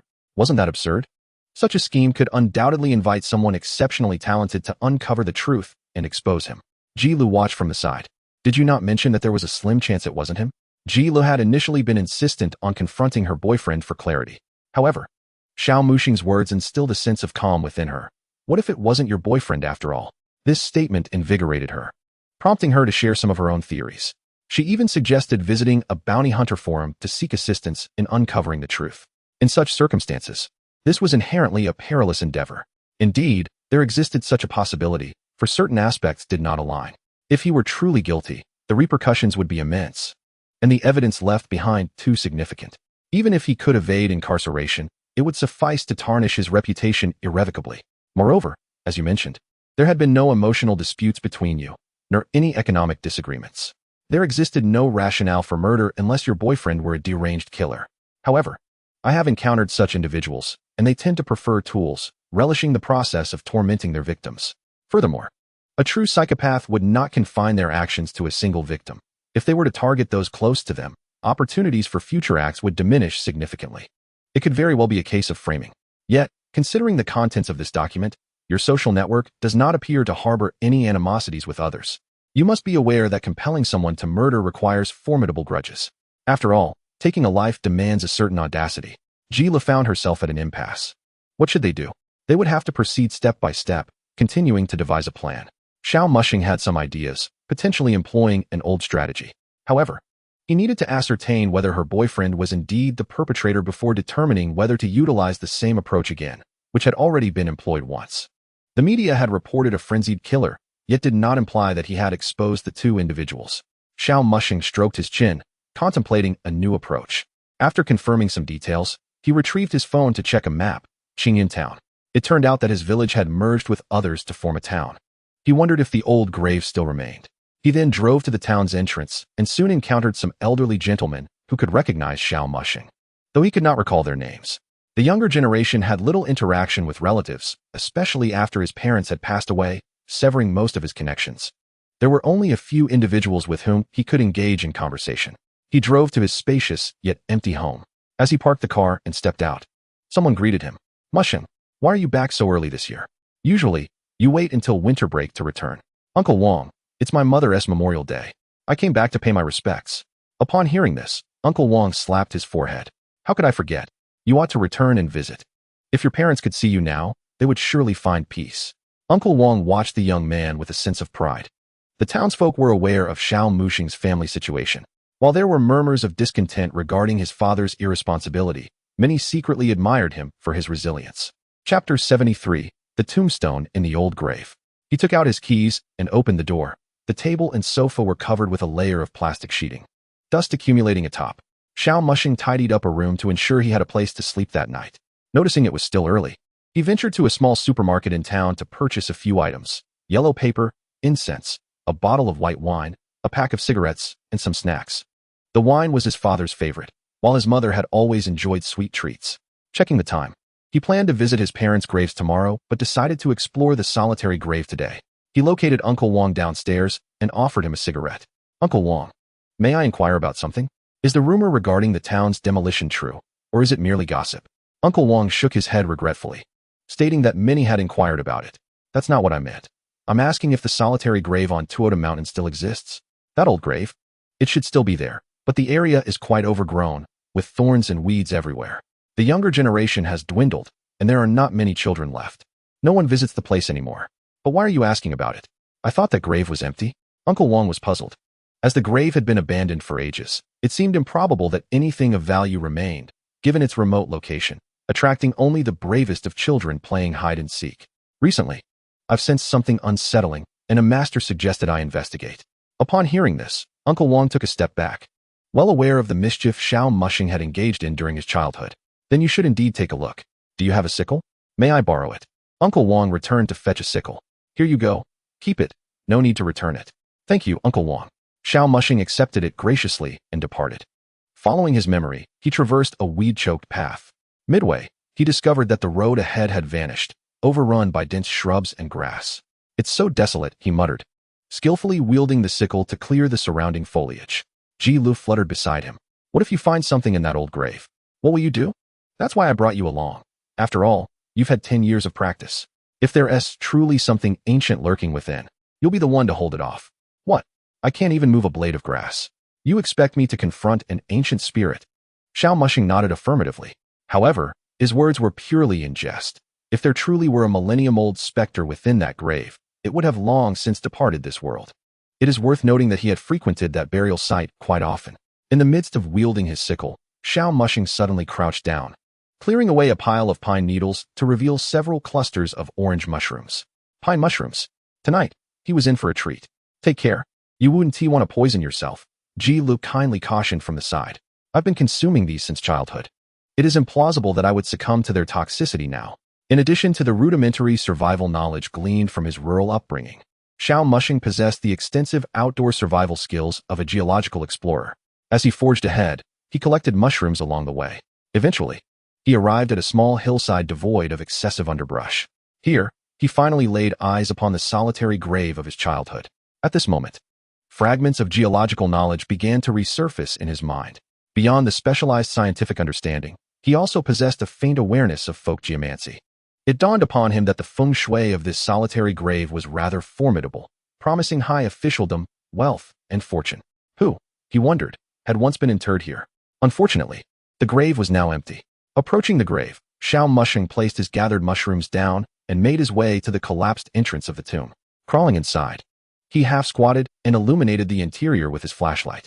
It was desolate. The space once meant to accommodate a coffin was now devoid of all contents. Guided by the memories of his youth, he came to a section of the earthen wall. He recalled that on a certain night, he had dozed off leaning against this very spot. With his sickle, he began to excavate, not harboring much hope. To his astonishment, he unearthed a small stone carving depicting a bovine head. The entire sculpture was merely the size of a palm. Curiously, the eyes of the carving were missing. Flipping the sculpture over, Xiao Mushing discovered some obscured inscriptions beneath the layer of soil. The space was too confined for him to decipher them properly, so he decided to exit and take a better look. Just as he turned, he nearly swung his sickle in alarm. Ji Lu stood behind him, her hair cascading downward like a specter. The beam of his flashlight had inadvertently illuminated her face, nearly causing him to faint from fright. Could you make a sound if you're following me? You nearly gave me a heart attack, he exclaimed. Ji Lu chuckled apologetically. I saw you were quite engrossed, so I didn't want to interrupt. What have you uncovered? Things I overlooked in childhood. Returning now, I feel I must have been onto something then, only to realize it recently. Xiao Mushing reflected on his youthful naivety. Upon seeing the artifact, memories began to resurface. He recalled a dream from his childhood, wherein someone had imparted certain wisdom. It seemed to concern avoiding places laden with heavy energy and not accumulating such energy. However, at the time, he had paid little heed to such warnings, preoccupied instead with escaping his father's grasp.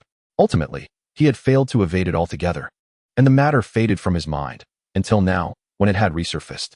Had it not been for recent events, he would likely have remained indifferent even if the old grave were to be disturbed. Emerging from the tomb, Xiao Mushing cleaned the dirt from the back of the stone carving, revealing some indistinct characters that were too vague for him to decipher. Nevertheless, he could discern that there were approximately 8 characters. He decided to keep the artifact for now, intending to consult the village elders upon his return to glean any information regarding the history of the grave. By the way, tomorrow, in addition to visiting my parents' graves, I should also pay my respects to my 2 masters with incense. It is thanks to their teachings that I am able to earn a living. Otherwise, with my looks, I might have been taken home as a prized pet. Chapter 74. Huang Banzian. Before darkness fell, Xiao Mushing descended the mountain, carrying the freshly picked mushrooms to Uncle Wang's doorstep. Uncle Wang was no longer basking in the sun outside, but had retreated indoors. Upon seeing Xiao Mushing, he remarked, "Didn't I say you needn't return the sickle? I gathered some mushrooms and thought to bring you a few." Xiao Mushing replied as he stepped over the unexpectedly elevated threshold. Uncle Wang, beaming, approached to accept the mushrooms. "Look at you, so considerate.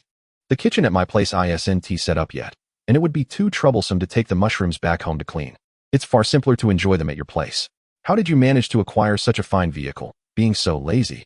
Uncle Wang inquired, a hint of disbelief in his tone. "I won it in a bet," Xiao Mushing responded, and Uncle Wang paused, realizing the car was no trivial expense. Out in the world, it was nothing like the village of old, where one could easily fall prey to violence. Uncle Wang had seen his share of rough characters. Disputes could lead to genuine harm. Things aren't like they used to be. Everyone outside is quite amiable now. They invite me to partake in peanuts, admire fireworks, and appreciate the natural beauty, all while helping me with my personal issues. Everyone seems to be a good Samaritan, not only assisting me, but also providing financial support. Xiao Mushing replied with genuine mirth. Uncle Wang, aware of his advancing age, knew some truths were not easily accepted by the younger generation. Just be cautious out there. He returned to the small kitchen, organizing the mushrooms and preparing a dish with a mix of fatty and lean bacon, resulting in a delectable meal. The flavors were exquisite, and Xiao Mushing relished every bite. At the dining table, Uncle Wang poured 2 cups of wine, taking a sip himself. You're not getting any younger. When do you plan to secure a legacy for your family? When you return for the new year, most of those who have ventured away will likely return as well. Those in college or fresh graduates like yourself could help you find a match, he continued. Uncle Wang was not exaggerating. Having spent so long in the village, even after its amalgamation into a town, his connections remained intact. Moreover, Xiao Mushing, being a striking young man with a vehicle, was presumed to be doing well outside, making it likely that finding a suitable partner would not be a challenge. Why don't you use your connections to find yourself a partner? How long have you been single? Xiao Mushing teased. The children are grown now and can stand on their own. I'm no longer considering companionship for my twilight years, Uncle Wang retorted. I'm trying to have a serious conversation, and you're turning it back on me, he added with mild irritation. Let us be honest, you have your aspirations. And I have mine. Xiao Mushing knew that the endeavors he was currently engaged in made it precarious to find a girlfriend. He might end up in a situation where someone would abduct him and demand a rendezvous on a rooftop. He was quite content on his own. As an orphan with mental health issues, he could navigate life freely and without restraint.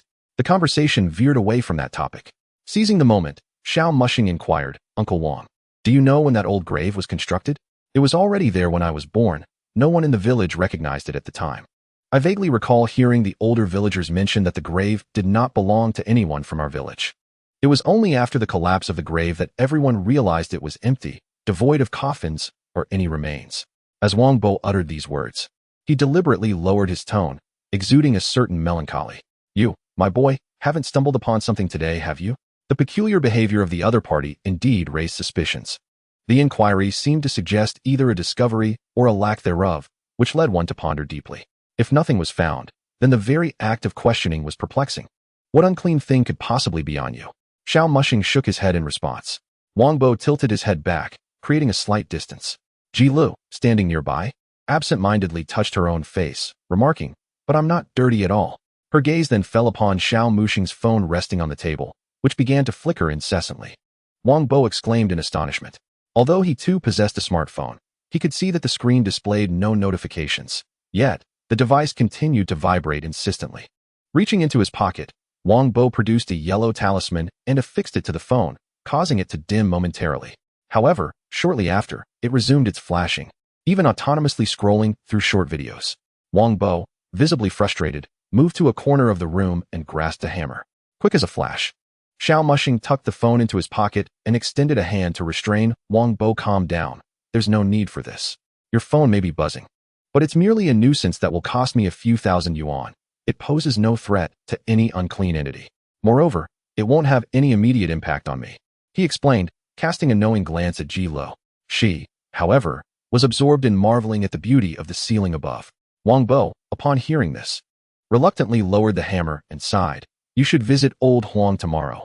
Let him take a look. He used to be the village's Huang Banshan, skilled in matters of fate, career, and exorcism. Is he still around?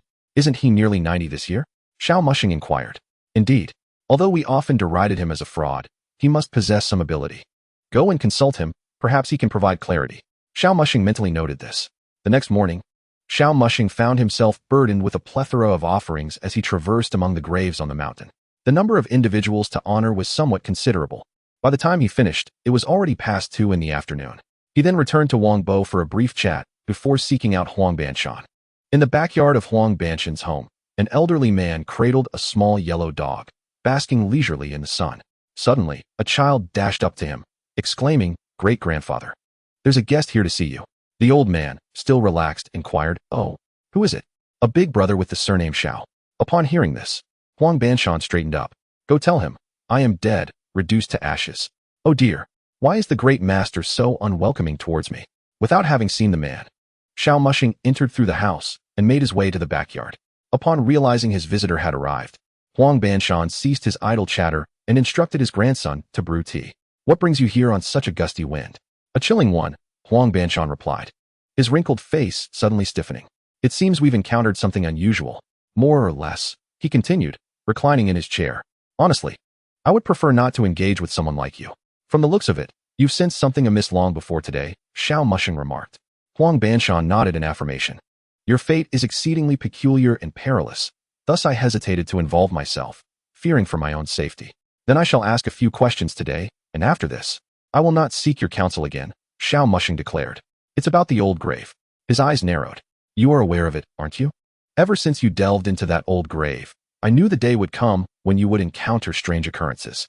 In Chapter 75, Ji Lu felt that Huang Banshan was quite adept at projecting an air of mystery, so she waved her hand in front of him. Yet, as she did so, her hand briefly obscured her eyes, and upon lowering it, she met his gaze. In that instant, she felt as though she were being scrutinized. "Xiao Mushing, it seems this Huang Banshan can see me," she whispered. Hearing this, Xiao Mushing turned his attention to Huang Banshan. "Did you see something just now?" Huang Banshan, swaying slightly, replied, "In my younger days, my abilities were limited, but now, as I approach the end of my life, I can indeed catch fleeting glimpses of certain things, though such opportunities are rare. However, your inquiry suggests you may also possess this sight, perhaps even clearer than my own. Can you share with me the tale of the old grave?" Xiao Mushing pressed. "I should know the most about it in the village. That grave belongs to a Taoist. Or one might say, a ghostly messenger walking among us, as I heard from my father. This grave traces back over 300 years to a time of turmoil, when a Taoist roamed the earth, tasked with guiding lost souls back to the underworld. He could also be considered a living messenger, after all. He was alive while performing his duties. According to legend, this Taoist was immensely powerful, possessing vast knowledge and skills, excelling in poetry and painting alike. Upon his death, he specifically chose this auspicious location as his final resting place, allowing him to rise in rank within the underworld. After a century, his coffin could be relocated to his ancestral grounds, but the grave must remain undisturbed. A new hole must be dug to remove the coffin and then filled in again. This way, not only would he retain his status in the netherworld, but he would also bless his descendants. "How do you know of such tales, or rather, how did your father come to know?" Xiao Mushing inquired with curiosity. "Because my ancestors assisted in the relocation of the coffin. At one point, I regarded these stories as mere folklore. Since you are familiar with such legends and possess some abilities, why not try your hand at being a living messenger?" Huang Banshan chuckled at this suggestion. "Firstly, I didn't quite believe in this at the outset, and secondly, what sort of ghost would linger among the living? If one were not careful, one could end up doubling the trouble. Moreover, with my limited skills, I can easily manage a comfortable life by conning the villagers in this small mountain hamlet. Why would I risk my life for such endeavors? Who knows what perilous events might arise from playing the role of a living messenger?" "You seem quite unperturbed," Huang Banshan remarked. "Is there anything else you wish to inquire about?" He had previously observed Xiao Mushing's fate, which indicated that fortune could be found amidst peril, and blessings might arise from bloodshed. This could ensure his own great wealth, but the fates of others remained uncertain. After all, if one's own fate were not strong enough, associating with such individuals could lead to bearing their burdens. This was precisely why he wished to avoid entanglement with Xiao Mushing. Although riches might beckon, the risks were far too high. He saw no reason to tempt fate. Now, despite the shift in circumstances, this change appeared to benefit his own interests. As for others, the nature of their fates remained unpredictable. In this world, any profession that required one to navigate both sides of the spectrum was bound to invite unrest. Xiao Mushing had gleaned enough information by this point. The stone sculpture was likely a remnant of that Taoist, and upon seeing the bovine-headed figure, he felt a surge of speculation within him, for the imagery of ox head and horse face was deeply ingrained in the collective consciousness. Adding to the peculiar occurrences he had encountered, it was effortlessly easy for Xiao Mushing to draw connections. After a moment of silence, he spoke again. "Are there any other unusual items? Perhaps some legendary artifacts?" He reflected that, given his family's history of assisting with grave relocations, it was unlikely they would possess extensive knowledge. Knowing even this much was a testament to his ancestors' sociable nature. Having conveyed his thoughts, Xiao Mushing smiled in gratitude. "Thank you for clarifying my doubts. I shall refrain from troubling you in the future." "That would be for the best," Huang Banzian thought, pleased with the outcome. Upon exiting Huang Banzian's residence, Ji Lu felt a wave of contemplation wash over him. It turns out that extraordinary individuals truly exist in this world. You've become a ghost. Yet you still find time to ponder such matters, Xiao Mushing retorted with a smile. As for the stone sculpture, he resolved to study it further. Now with a clearer direction, he needed to consider the situation of the other party, especially since they were entangled in a mysterious case, with all suspicions directed towards the boyfriend. Could it be that he would resort to that tactic? Xiao Mushing pondered, deciding it best to remain patient and first meet this boyfriend. He then made a phone call. On the other end, a gaunt man listlessly gnawed on a cucumber when the phone rang.